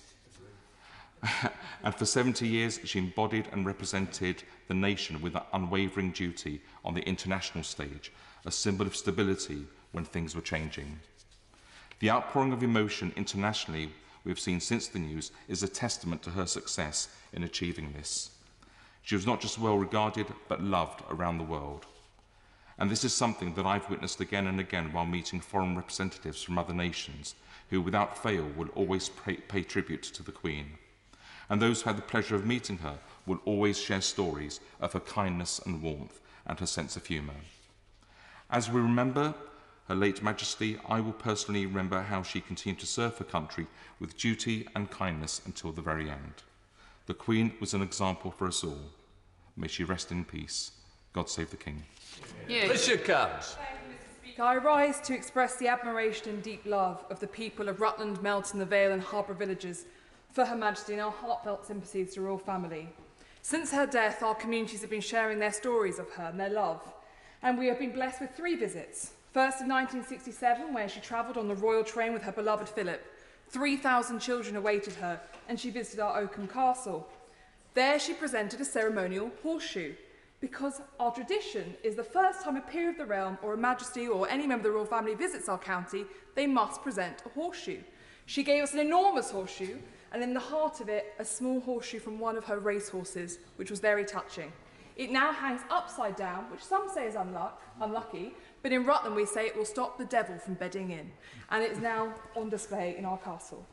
The second time in 1984, where she visited Uppingham and Oakham schools, and the Hospital of St John and St Anne, and finally in 1996, where to enormous crowds, she visited Melton Mowbray, walking up Nottingham Street, and of course she did stop at Ye Old Pork Pie Shop. She then finished her visit by going to RAF Cottesmore, and these visits remain in the hearts of our communities. I have to confess that over the last few days, it feels a lot longer, doesn't it? It was only yesterday.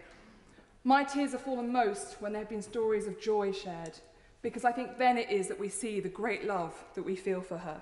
But it was also when His Majesty uses the word mama, which I think touched so many of us. But I also believe that this Christmas we will all shed tears again, because no Christmas will ever be the same again, and I hope we will all raise a drink for her at Christmas. But finally, my overriding memory of yesterday, and one that will stay with me for my life, is that double rainbow that we saw. And the reason for that is I see it as a sign of Her Majesty returning to her love, to Philip, to the side of her beloved husband, and him showing her the way. Because, Mr. Speaker, as with all ages of history, the end of an era brings a new dawn. And on behalf of all the people of Rutland and Melton, I say simply, thank you, Ma'am, and God save the King. Stephen Kinnock. Thank you, Mr. Speaker. I rise today on behalf of the people of Aberavon to pay tribute to our late Queen and to send my deepest sympathy and condolences to the royal family at this time of loss and grief. The Queen will always be remembered by our nation and by the world as the epitome of loyalty, humility, and grace. She always put service to her country above all else, and we shall never forget her duty-first, no-nonsense approach to everything that she did. Her unique talent lay in her ability to connect with the nation and to reflect our thoughts, our hopes, and our fears. She inspired affection and respect, and she was a source of comfort to us all. The last 7 decades have been times of seismic political, economic, and social change. And throughout these turbulent years, Her Majesty was a beacon of consistency and stability. She never failed to steady the ship. She was the personification of keeping calm and carrying on. Indeed, her leadership during the pandemic was testament to this. In echoing the immortal words made famous by Dame Vera Lynn, "We will meet again," she evoked in her typically understated manner the stoic spirit and measured optimism that guided us through that period of crisis and hardship. On behalf of my Aberavon constituents, I thank the Queen for all that she gave to our country, and I convey my very best wishes to King Charles as he assumes his new responsibilities and begins writing the next chapter in our national story. Long live the King, and long live the Prince and Princess of Wales. Marco Logie. Thank you, Mr. Speaker. Her Majesty the Queen has been a given in our lives, an anchor, as certain as the sun setting each day, but her star has set for one final time, and there is no worldly scale big enough to show the weight of our loss. I, like many, felt that she would always be there. On behalf of my Dudley North constituents, I wish to express my sincere and deepest sympathies to His Majesty, the royal family, and indeed the entirety of the royal household. Mr. Speaker, Her Majesty embodied everything we all aspire to stand for in this place: dedication to public service, dedication to family, dedication to people. The magnitude of what Her Majesty delivered in her time for us all is impossible to measure, and while I never had the privilege of meeting her, I felt a presence there, a guiding hand, one that was available to us all, including Paddington Bear. In Dudley North, I mourn alongside my constituents, a community united in grief. Her Majesty first visited Dudley in 1957, as a relatively new monarch to view the beautiful coronation gardens dedicated to her, which coincidentally my constituency office overlooks. So I will always have a physical reminder to follow her example of dedication and public service. Fast forward some decades to the 70s, but ultimately the 90s, and Her Majesty found herself in Dudley once again, although a little higher in altitude at Dudley Castle on Zoo, making her the first monarch to visit the castle since her namesake, Elizabeth I, in 1575. Her Majesty was given a tour of the centre before unveiling a piece of commemorative glass and receiving a crystal key to the castle as a gift of the borough. Many of the messages I have received are those of constituents reminiscing her visit. It is clear she left a lasting impression.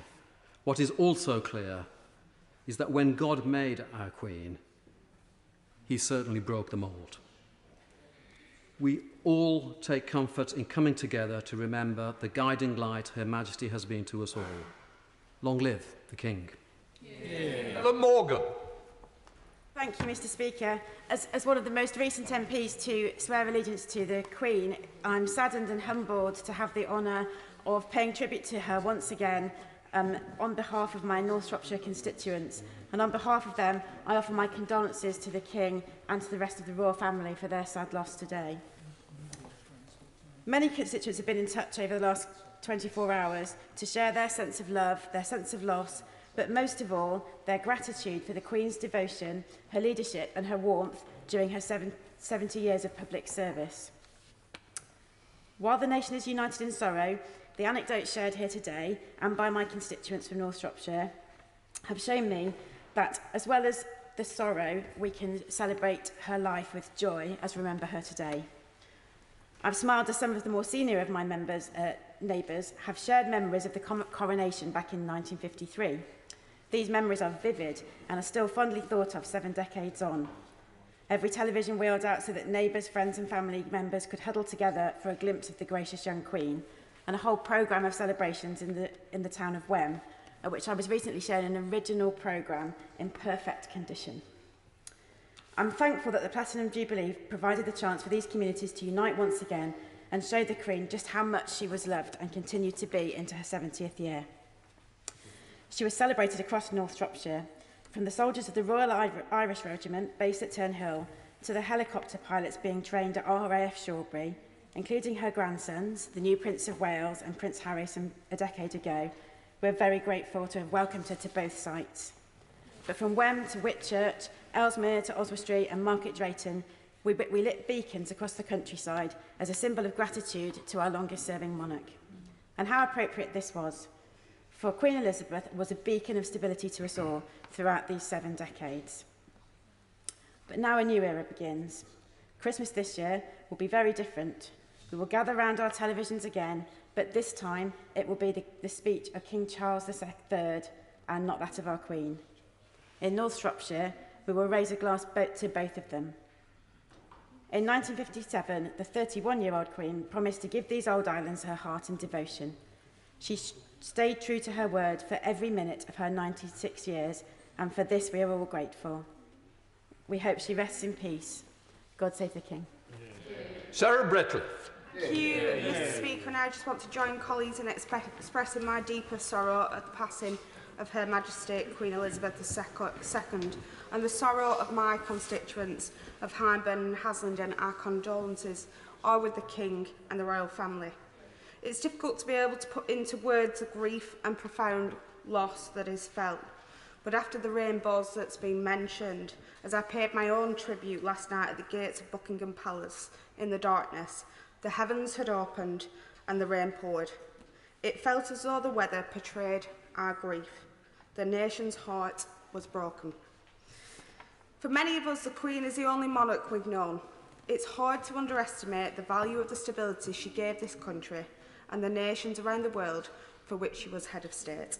When our politics or our society seemed so fraught, the Queen was a constant in our lives, a reminder of strength, dignity and stability, a reminder of what unites us.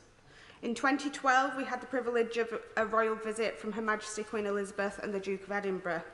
during her Diamond Jubilee. I remember my own personal memory of that day stood on the balcony of Accrington Market Hall at the age of 17 years old, outside my dad's cafe, Millie's, as she came to greet us. Her eyes twinkled and her warmth shone through. The crowds gathered in the thousands. They smiled, they sang, and one feeling that could be felt within the crowd: they loved. During her 1957 Christmas address, the Queen said that while she cannot lead us into battle, give us laws or administer justice, she could give us her heart and her devotion.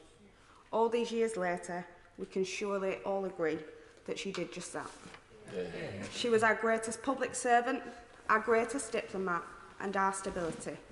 She has been the true light in our lives that none of us really believed would ever go out.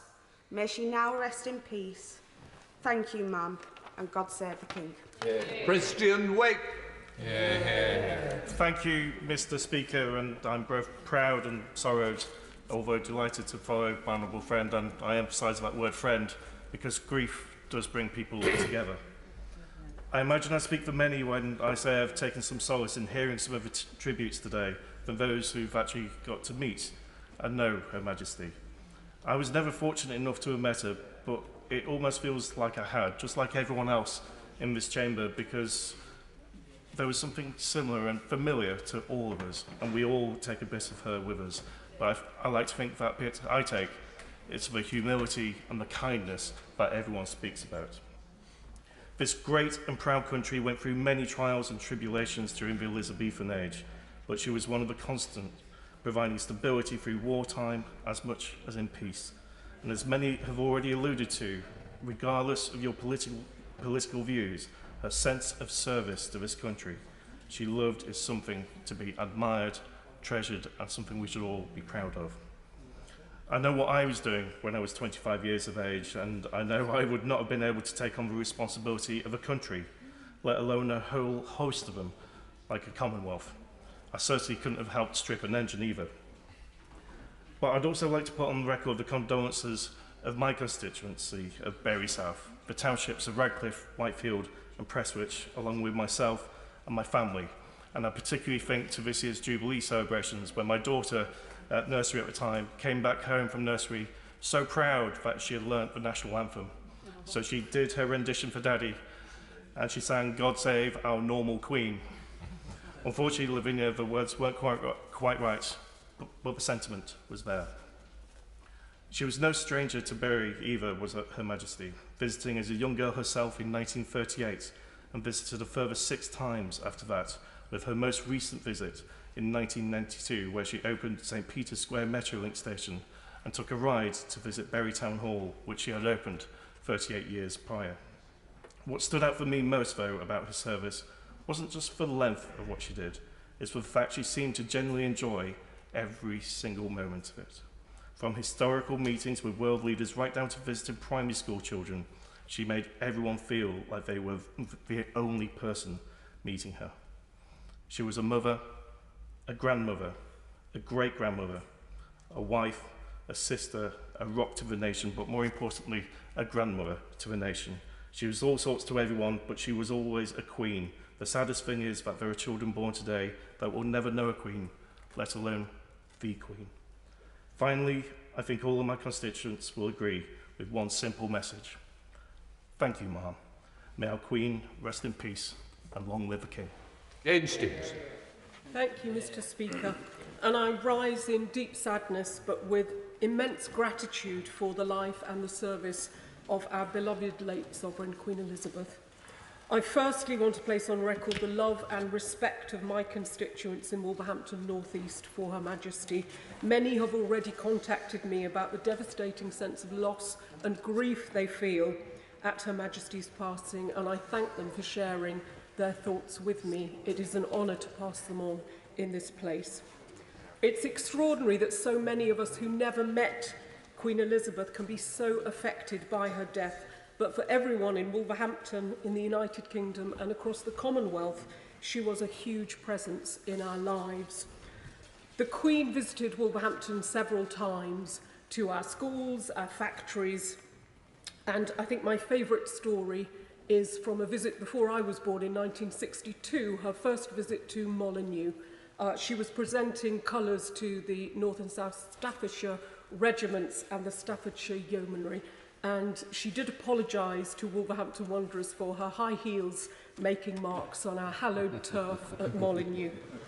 30,000 Wolverinians cheered her that day, and I know the strength of feeling for our monarch is still as deep today as it was then. For millions of us, Her Majesty was a constant presence at so many events in our lives, and every Christmas I, like millions of people, felt the Queen was in my living room when surrounded by my family. We waited for her words every year, words of wisdom, of comfort. Last year, at her last Christmas address, she spoke about her upcoming Platinum Jubilee and how she hoped it would be an opportunity for people everywhere to enjoy a sense of togetherness. At so many Jubilee events for Her Majesty, my neighbours became my friends, and she certainly succeeded at all the events I attended in Wolverhampton this year for her Platinum Jubilee. She brought us all together. Because of Her Majesty's age and because we knew she was struggling with some ill health, I think the celebrations this year were poignant as well as joyful, and I'm sure I'm not the only person who, through our smiles, also shed a tear when Paddington Bear thanked Her Majesty for everything. She has united our nation once again, and this sad occasion, she now unites us in national mourning. Our thoughts must be for her beloved family, the royal family, and especially our new King Charles III, as he takes on such responsibility. I hope the outpouring of love for Her late Majesty will bring the royal family some comfort over the coming days and weeks.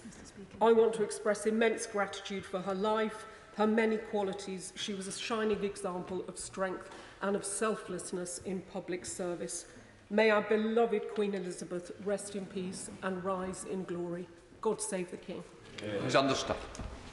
Thank you, Mr. Speaker. This day is a day many of us which will never come, but many of us believe will also never happen. I need not remind members of Her late Majesty's unwavering service as Britain's longest-serving monarch, her calmness and stoicism through difficult times, and the continuity and stability she offered our country and our people. She personified the virtues of loyalty and humility, never complaining, and setting a towering example for world leaders, future monarchs, and ordinary people alike. Her Majesty was the embodiment of our nation's identity, and for many people, she was the United Kingdom, with the uncanny ability to appear unchanging, yet also move with the times. She epitomised the concept of a constitutional monarch and took this responsibility seriously, thus cementing the role of the constitutional monarchy in this country. Remaining above politics is imparting profound wisdom to innumerable prime ministers and parliamentarians over several decades. But it was not her constitutional link to the lawmakers of this land that made her one of the greatest monarchs in our history, but it was her affinity with every single man, woman and child in Britain and across the Commonwealth. Nowhere is this better exemplified than during her visits, for it was in places like Rother Valley that Her Majesty excelled. Her visit to Rother Valley in 1977 was an unrivaled success. She was greeted by over 7,000 children from across Rother Valley at Maltby Comprehensive School, and on the Maltby Fields, more than 20 schools and youth organisations put on displays. Countless Rother Valley children would cherish the memories of this visit, but my favourite story is about a 10-year-old girl from Letwell who was dressed in a purple velvet cloak with a plea for the Queen written on a cardboard sign. It read, "Dear Queen of England, please crown me Queen of Aston Fench School, love Alison."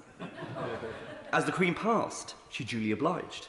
Taking the sign, Her Majesty asked Alison, "So you want to be crowned, do you?" Then, carefully picking up the homemade crown, held on a velvet cushion by Alison's page boy, a 7-year-old boy called Matthew Alton from Woodhouse Mill, Her Majesty regally placed it on Alison's head, thus crowning her the Queen of Aston Fench School. But this anecdote, like many across the country, encapsulates what Her Majesty meant to Rother Valley, the United Kingdom and the world. Despite all the grandeur, the pomp and the ceremony, and the serious constitutional role she played.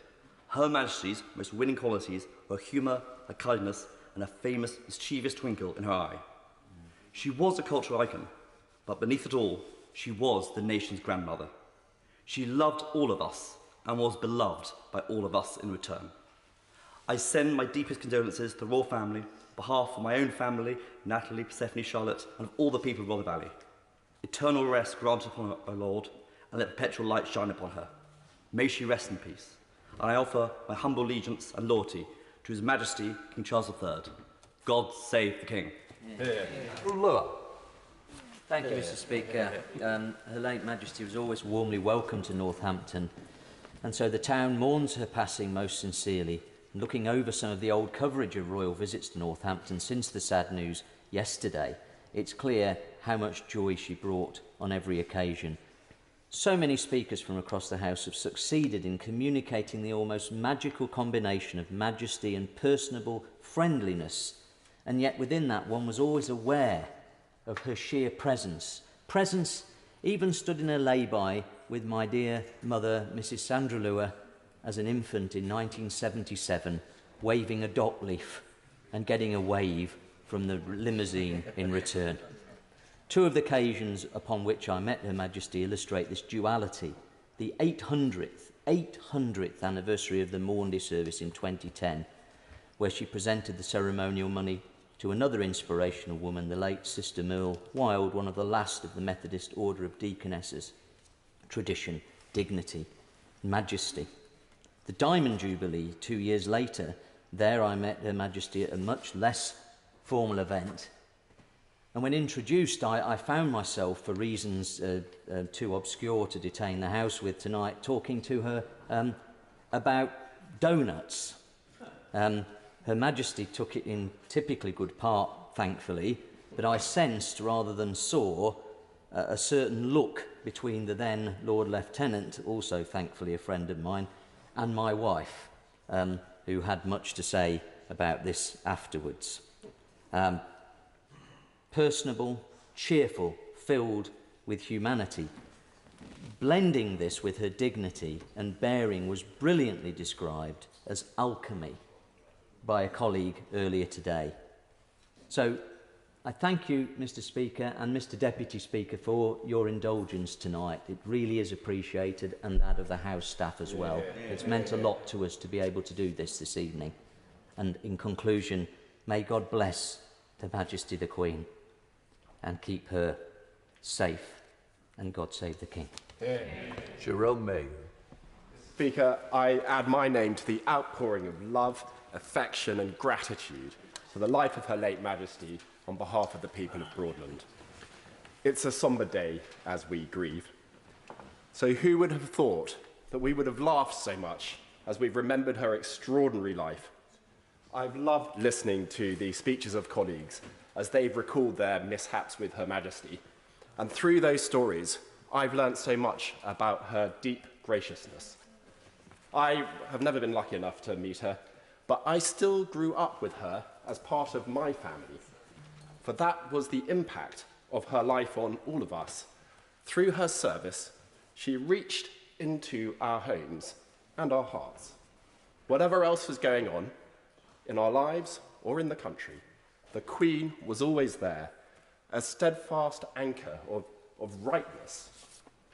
She did not represent the people, she embodied them through her steady, selfless service, year after year, decade after decade. By her life and how she lived it, she pointed out to all of us the real values by which life should be lived: integrity, devout faithfulness, duty. We, in return, have demanded constant attention, constant attendance, constant access, irrespective of any difficulties in her own life, often demanding the most at the hardest times. And yet, she never faltered, never stepped back, stayed true to her young oath. What a wonderful woman. What a wonderful monarch. Her heavy burden, which she somehow managed to wear so lightly, has now passed to the King.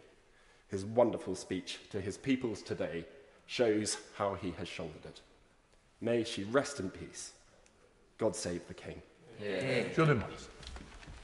Thank you, Mr. Speaker. It's a solemn honour to rise in this debate to pay tribute to Her late Majesty the Queen, both personally and on behalf of my constituents in Hertford and Stortford. And it's humbling to follow so many very wonderful and fine tributes that we've heard throughout the day. The King himself, in his moving address, made reference to the speech many others in this chamber have mentioned, where his mother, the late Queen, made on her 21st birthday a declaration that her whole life, whether it be long or short, be devoted to our service. We know now that her life was long, and that for every day of her 70-year reign, she magnificently honoured that solemn vow. In that same speech, she also said, "I am thinking especially today of all the young men and women who were born about the same time as myself and have grown up like me in the terrible and glorious years of the Second World War." And it is also this, alongside her vow of devotion to duty, which resonates with me today. Perhaps it's because she was speaking about those like my own parents, now themselves in their 90s and children of the East End and of the Blitz. And I'm struck more than ever that Her late Majesty, both as a person and as a monarch, represents a link between our generations. She's a tangible human link to our nation's past, its struggles, but most of all to its finest hour. And she's also a link to our own individual pasts, our personal and our families' histories, and we've heard many of those stories here today. Her ability to evoke the spirit of what we rightly call the greatest generation gave us what, in my view, was the finest speech of the COVID crisis. She said that she hoped those who come after us will say that the Britons of this generation were as strong as any. And of course, she said we will meet again. Her late Majesty personified that link with our past and with the greatest generation. We shall not see her like again. Arthur Balfour was Prime Minister in 1901 and addressed this chamber on the death of Queen Victoria. He said then that the end of a great epoch has come upon us. With the passing of our Queen, the end of a great historical epoch has indeed passed. But we are all privileged to have lived at least some of our lives in the great Second Elizabethan age. We mourn her, but we cherish her memory and her lifetime of service. God bless Her late Majesty Queen Elizabeth II, and God save the King. Yeah. Thank you, Mr. Speaker. It is humbling to take part in this very special session as we mourn Her late Majesty Queen Elizabeth II. We have heard powerful tributes. We have heard wonderful words spoken. And as I have sat and reflected through what is coming on 10.5 hours of those wonderful tributes, the thought that actually there may not be the words in our language, there may not actually be the phrases powerful enough to express the sheer scale of the significance of the reign of Her late Majesty to our country, to the overseas territories, to the Commonwealth, and to the whole world. But on behalf of my constituents, the towns of Buckingham, Princes Risborough, Winslow, and the villages that surround those ancient market towns to make up the Buckingham constituency, I wish to pass on my condolences to the whole royal family, to our new King, His Royal Highness Charles III, to the new Prince of Wales, for the profound loss that they feel as a family and that we share as a nation. Her Majesty was gracious to visit my constituency on a great number of occasions as I look back through the history books. Special occasions that, when you look at the pictures, you see the joy on people's faces as she joined them, as she greeted them, be it a walkabout in the town of Buckingham, when she visited the University of Buckingham whilst Lady Thatcher was its Chancellor. Her visit to Wadston, the pictures that hang on the newly reopened Stag pub in Mentmore of her visit to the village of Mentmore some time ago. You could see the joy in people's faces as she joined them. We have lost a most incredible lady, a world statesman, someone whose like I fear we will not see again.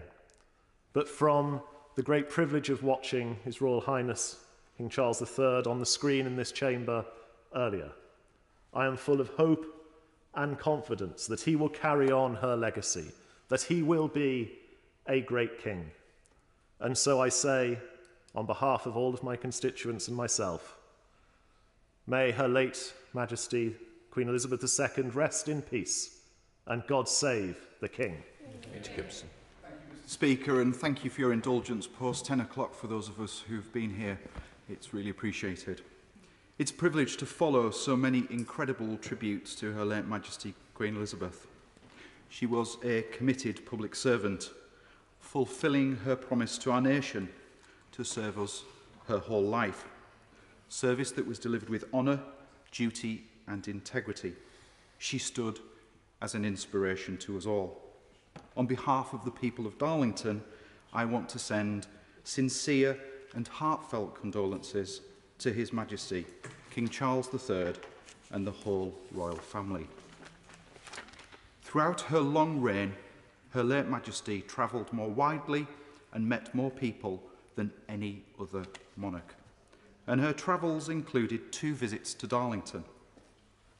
The first, in 1967, Her late Majesty and the Duke of Edinburgh visited Darlington on the 100th anniversary of the town being awarded a royal charter by her great-great-grandmother, Queen Victoria, and at the time granted supporters on the town's coats of arms.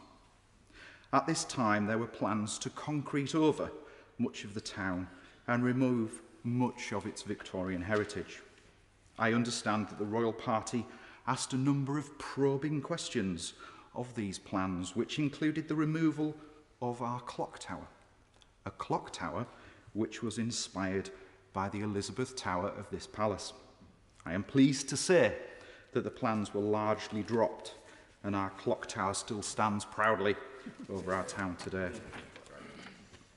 Her late Majesty returned to Darlington again in 2002 as part of her Golden Jubilee tour, and the town turned out in force to line the streets and welcome her. There were so many floral offerings that members of the Scouts were needed to help carry them all to the car. The crowds were so big that the palace issued a statement the following day, noting the unexpectedly large crowds in Darlington. The Queen was truly loved by the people of Darlington, and she will be deeply missed. Just yesterday morning at Auckland Castle, I attended a ceremony for the presentation of the Queen's Award for Voluntary Service to the community peer mentors in County Durham and Darlington, recognising the public service and duty in my constituency that Her late Majesty embodied. We mourn her, we miss her. Her place in history and her lasting legacies are rightly assured. Now reunited with her husband, may she rest in peace until she rises in glory again. God save the King. Yeah. Luke Evans. Thank you, Mr. Speaker, for allowing us to sit late tonight. Bosworth has an affinity and eternal history with the monarchy. After all, we had the Battle of Bosworth in August 1485, where we saw the death of Richard III and the crowning of Henry VII. So my constituency has a palpable, visible history with the monarchy, and it's still there and proud today. And we've heard the description over and over of duty, and I challenge any member in this House to find a better person in British history that personifies duty. To me, it's Queen Elizabeth the Dutiful. Now, as a Member of Parliament, we have the honour of representing and reflecting the opinions and feelings of our constituents. And something that's never happened over 1,000 years of monarchy is the ability to feel that immediately due to social media. That is the chance for us to reflect the feelings of the nation. And I've been struck by a poem that's been sent to me by several constituents and many councillors, and I'm sure it will have graced your screens too, and I'd like to read it to you because it's visceral and encapsulates the feelings of the nation.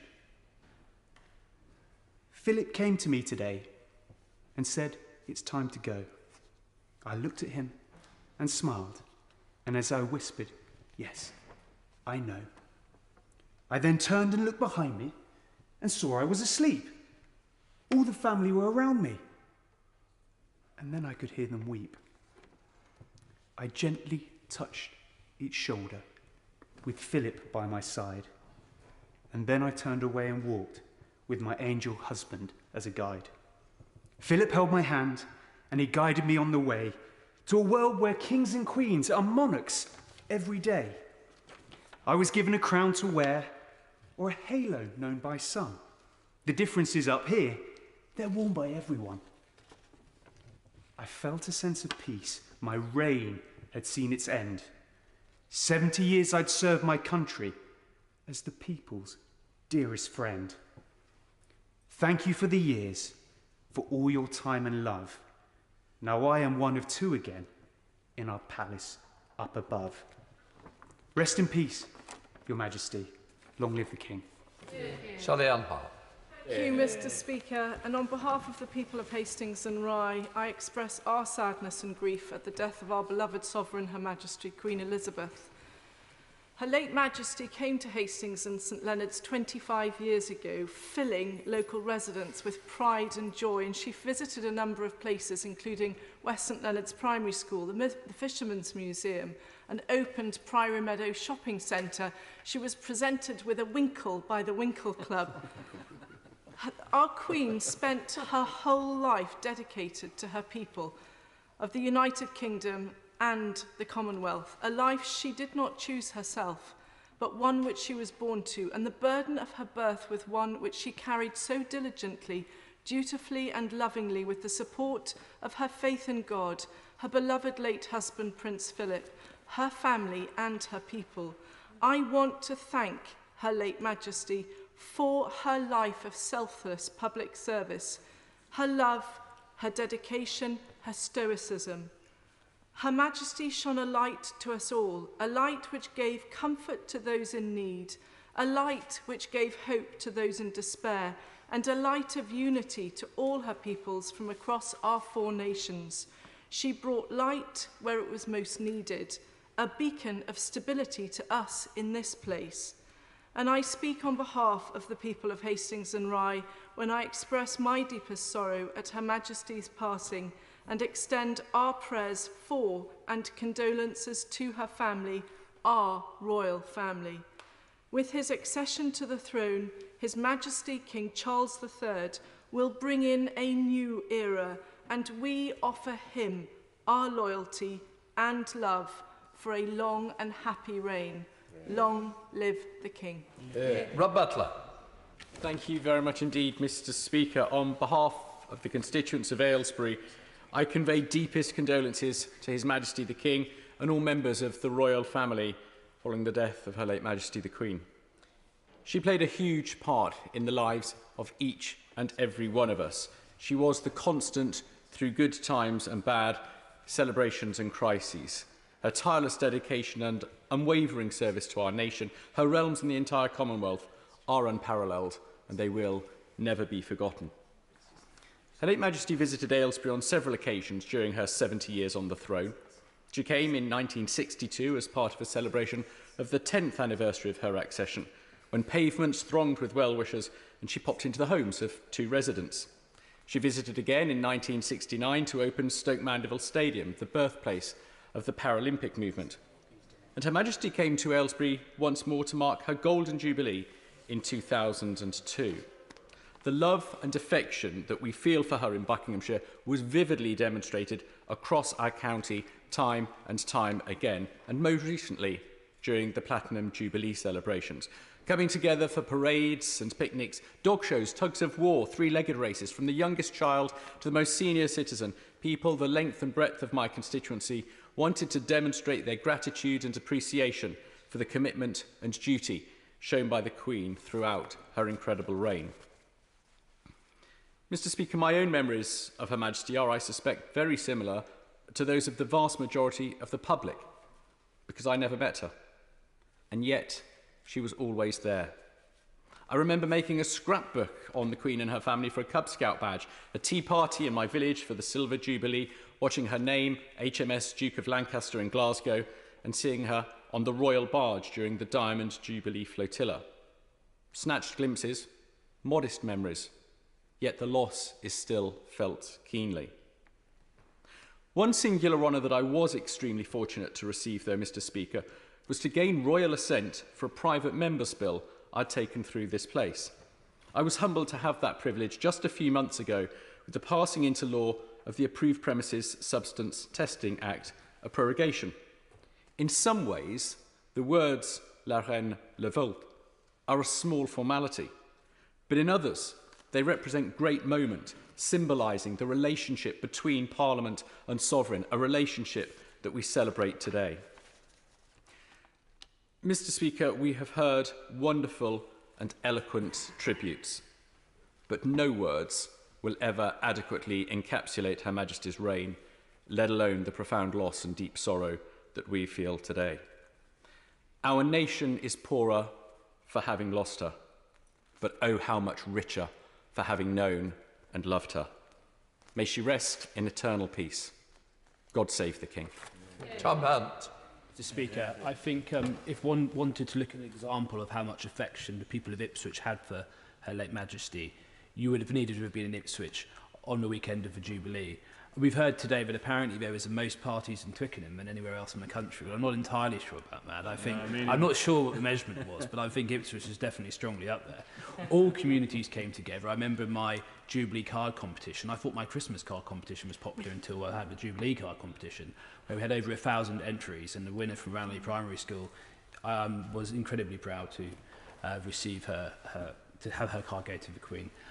Her late Majesty visited Ipswich many times, but there was two visits that really stand out for me. One of them was in 1961 to Chantry. At the time, it was a fledgling housing estate. It's now became the largest housing estate in Europe. It now is a community of 15 to 20,000 people, and it's a beating heart of Ipswich and our town. And I also think of 2002, her Golden Jubilee, where she visited the Ipswich waterfront. That just indicates how much the town has changed in her reign, and also her uncanny ability to time her visits, which gave a sense to the people of Ipswich. She was monitoring closely the town's development and cared passionately about her subjects who lived within that town, and that care and love was reciprocated. I must admit, Mr. Speaker, that I'm a big fan of I Vow to Thee My Country. I'm also a big fan of Jerusalem. On occasion, I have speculated that perhaps Those Anthem should have been our national anthem. Right now, Mr. Speaker, there is nothing I wouldn't give just to have sung God Save the Queen a few more times, maybe a few more years. Nothing I wouldn't have done. But right now, we need to ask ourselves what Her late Majesty would want us to do. And what she'd want us to do is unify as a country and come face the challenges ahead. And she'd want us to proudly say, God Save the King. Thank you very much, Mr. Speaker. Dr. Ben Spencer. Thank you, Mr. Speaker. I rise to speak on behalf of my constituents in Runnymede and Weybridge as we and the nation mourns. Her Majesty Queen Elizabeth II was an inspirational figure who embodied selfless service. She provides stability, support and succour in challenging times. Runnymede and Weybridge has the privilege to be neighbour to her home in Windsor, and my constituency is adorned with plaques inscribed with her name. We have a statue of Her Majesty at the Runnymede Pleasure Grounds, unveiled at the 800th anniversary of Magna Carta, which shows just how far we've come in Runnymede since 1215. Her first public visit following lockdown in March 2021 was to Runnymede and Weybridge, where she attended the centenary of the Royal Australian Air Forces at the Air Force Memorial, itself opened by her in 1953. This is a fitting example of her commitment to duty and service throughout her reign. I saw at the recent Jubilee what she meant to my constituents, with all the celebrations garden and street parties, and the lighting of the Chertsey beacons. One of the highlights of the Jubilee for me was my school visits, where I saw countless portraits of the Queen created by local school children, mostly Da Vinci's, some Picasso's, and everyone demonstrating Her Majesty. And now, as we mourn her passing, the scale of the impact on all of us, the UK and the Commonwealth, is clear. I believe that if we all aspired to have even a fraction of the compassion, integrity, dedication she displayed for the world, we would be in a much better place. I hope that part of her legacy is that each and every one of us use this time to reflect on her example and what this can teach us. Her attributes will live on in the long tradition of the monarchy, in the reign of our new king, King Charles III. Runnymede and Weybridge sends its love, its thoughts, its prayers to His Majesty the King and all the royal family. If our grief is raw, I cannot imagine the pain her family are feeling. Our Queen was loved throughout the world. Her legacy lives on.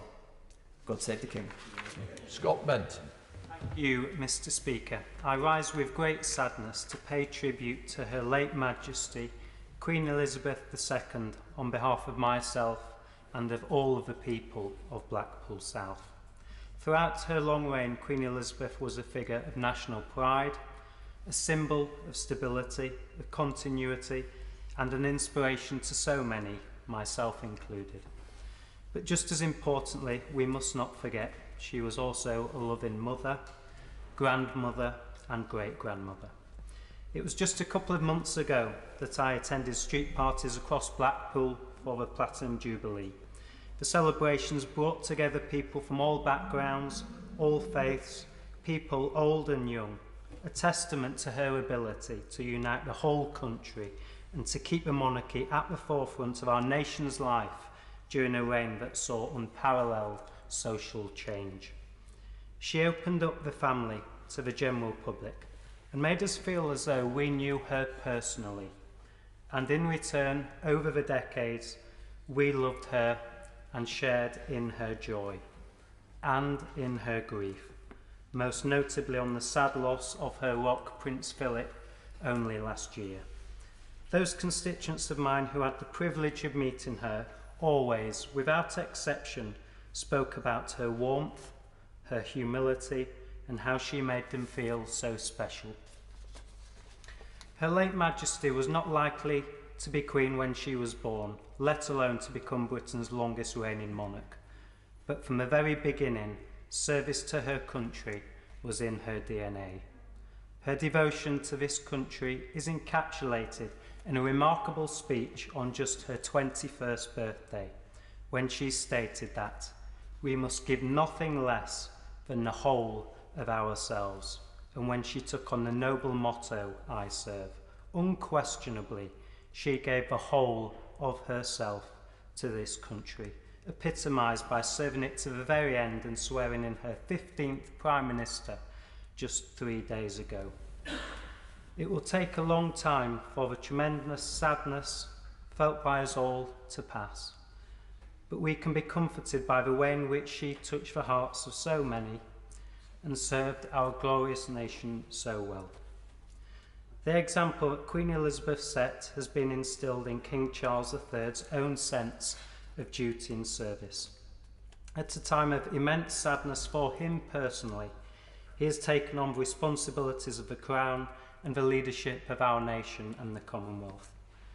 Our thoughts and prayers are with him, and we offer him our loyalty and devotion at this difficult time, just as we know he will give it to us. As we move into a new era in this great country's history, Her late Majesty will always remain in our hearts. God rest her soul, and God save the King. Nick Carter.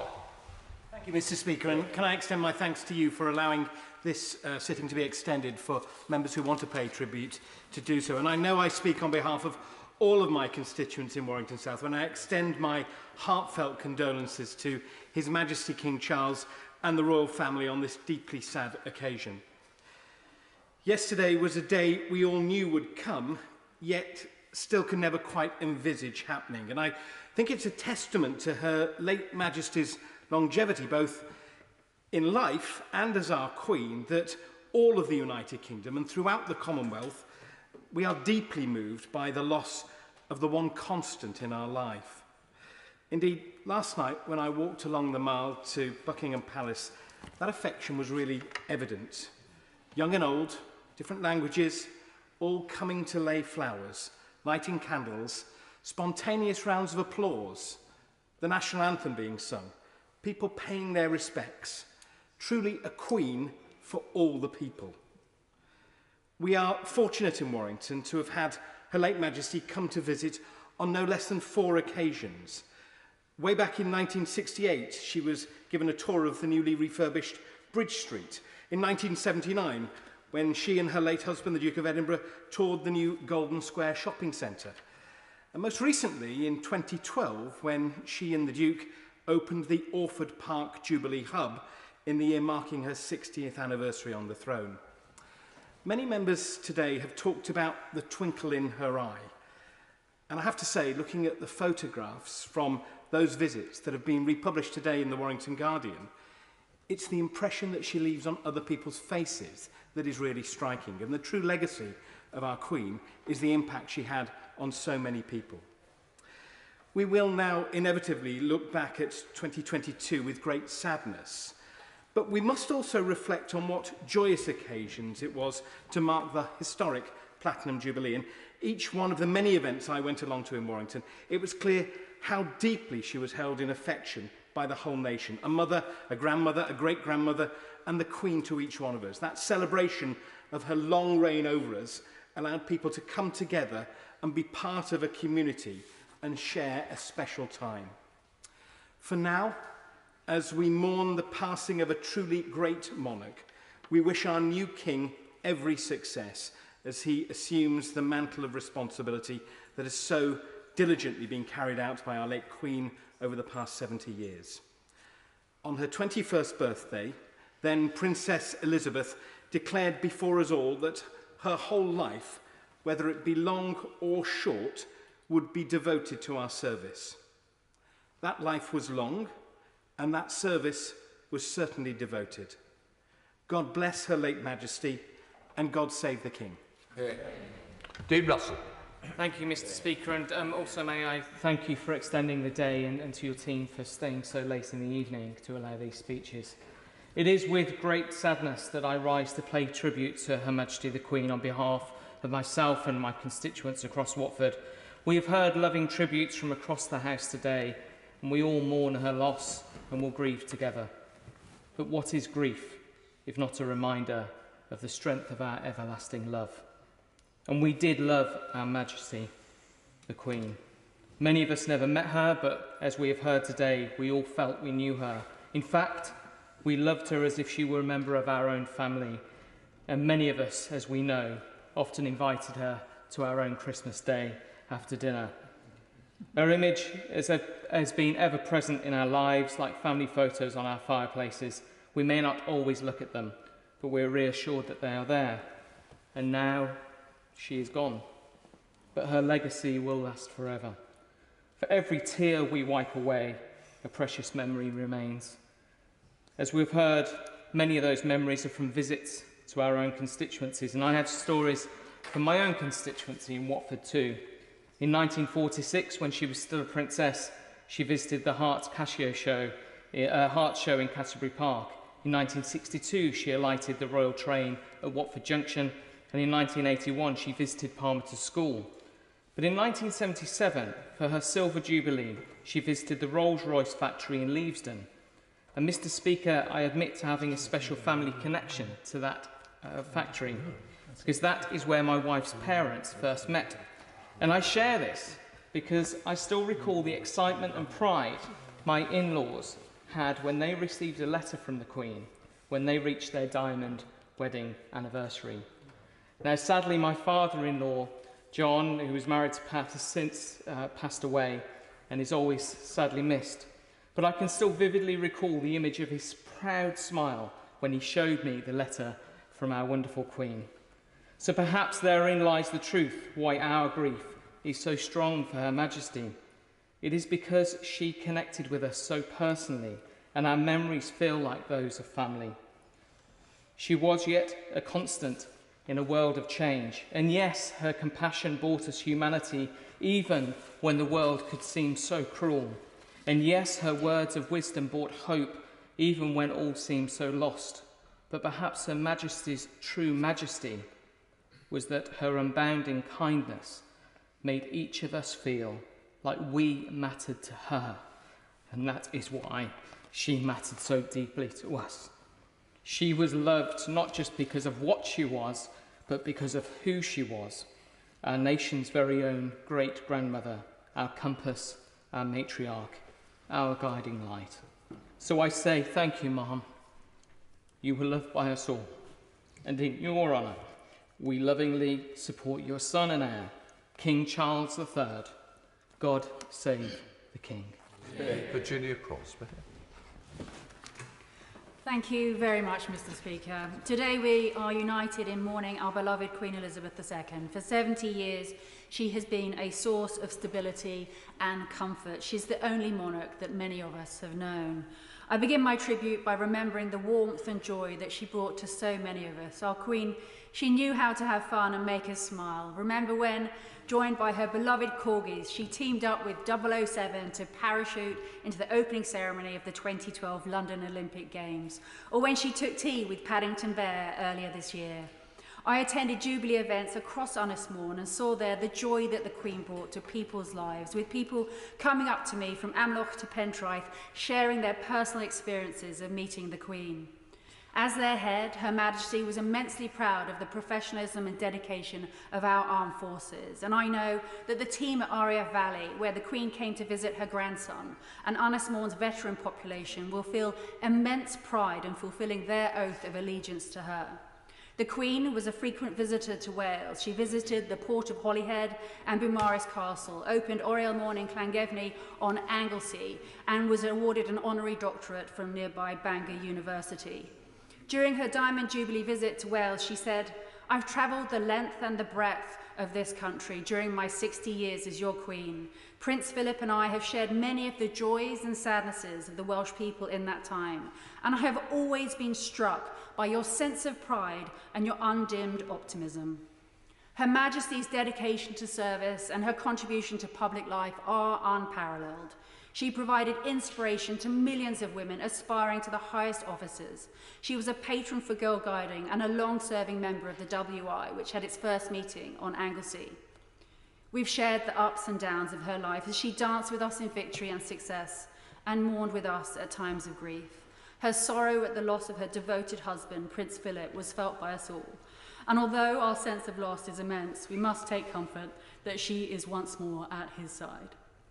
And as our United Kingdom moves into a new era, I welcome the announcement by our new king today that his son, Prince William, who began his married life on Anglesey, where he was stationed as an RAF search and rescue helicopter pilot, will become our next Prince of Wales. On behalf of the people of Ynysmore, may I say Diolch yn fawr and express my sincere thanks for a life well lived and send our condolences to her family. God save the King, and God bless the Prince and Princess of Wales. And we finally have Louis French. Thank you, Mr. Speaker, very much. A wonderful life of duty and service, and an inspiration to generations of people across the world. It is a huge honour for me to stand and pay tribute to the Queen on the behalf of people in Old Bexley and Sidcup, and also my family here in the UK and overseas in Canada. As a community, country and Commonwealth, we now come together to mourn the loss of our Queen, the ever-present in our lives, whether that be on national occasions, singing the national anthem at public and sporting events, or my personally fondest memories of watching the Queen's speech over family Christmas dinner. We all have our own personal and shared memories of the Queen, who will forever be in our hearts. I'm immensely proud to have discovered in the build-up to the Platinum Jubilee that an online poll confirmed Old Bexley and Sidcup, my home, as the most royalist constituency. Now, when the French journalist asking for an interview told me this, I stopped and thought about my own experiences locally, both growing up and now. Similar to colleagues, at every primary school visit, the first question asked, Have you met the Queen? At most community events, as far back as I can remember, what do? We stand together and we sing the national anthem. Experiences which I'm sure are shared across the country. And little did I know when I sung the national anthem with the ambassador for Nepal last week at a community event with our brilliant Bexley Nepalese Gurkhas and Nepalese community, little did I know that would be one of the last times that I would have the pleasure of singing God Save the Queen. During the wonderful Platinum Jubilee celebrations, there were over 140 official street parties in Bexley, which I understand was one of the highest in London, reflecting how cherished Her Majesty is locally, and it was my immense privilege to attend many of these community events. I also remember the excitement when the Queen last visited the London Borough of Bexley in 2005 to officially reopen Danson House, which is in my right honourable friend for Bexley Evan Crayford's constituency, just over the border from mine, where she was greeted by crowds of well-wishers. But it's also important to remember a previous visit to Bexley, which was in 1953 to Erith, the honourable member for Erith and Thamesmead's constituency, after the devastating floods, which is a reminder of how the Queen was there for us throughout the good times, but also the bad, and the way her presence brought both comfort and hope to people at times of concerns in an ever-changing world. The Queen was an inspiration to millions around the world, a fashion and sporting icon for her love of the horses, the mother and grandmother of our great nation, and who can forget the corgi emojis from the Platinum Jubilee, which highlighted the evolution of technology during her reign and how she embraced it. I think I found something no one said so far in 11 hours there, Mr. Speaker. Rest in peace, Your Majesty. As a working-class lad from Bexley, it was my greatest honour to swear an oath of allegiance to you when entering this place, and you make us all proud to be British, and in my case, an Englishman. We will continue to serve loyally your heir and son, King Charles III, and all the royal family are in our thoughts and prayers. On the behalf of the people of Old Bexley and Sidcup, I say, God save the King. Thank you. Can I just say, this is when the House is at its best, when it is united in grief that brings us together with so many stories and memories that's been paid in such moving tributes. Can I say we've had 182 contributions and tributes today, and it's a big thank you to you all, but it's a big thank you to the staff of this House, the police, the security, the catering, and everybody involved, and especially the clerks in their fine wigs today. And can I say, thank you to you all for what you've done. I now come to the motion on the sittings of the House. Minister to move. On this sad day, Mr. Speaker, I beg to move the sittings of the House motion. The question is, on the order paper, as many of that opinion say aye. Aye. The ayes have it, the ayes have it. Order, order! A German? Yes, no. He's going with the German. Okay. Have you moved the German? No, there is no German.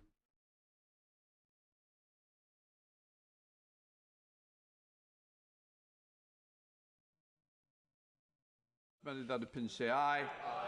Contrary, no. The ayes have it, the ayes have it. Thank you, Sergeant.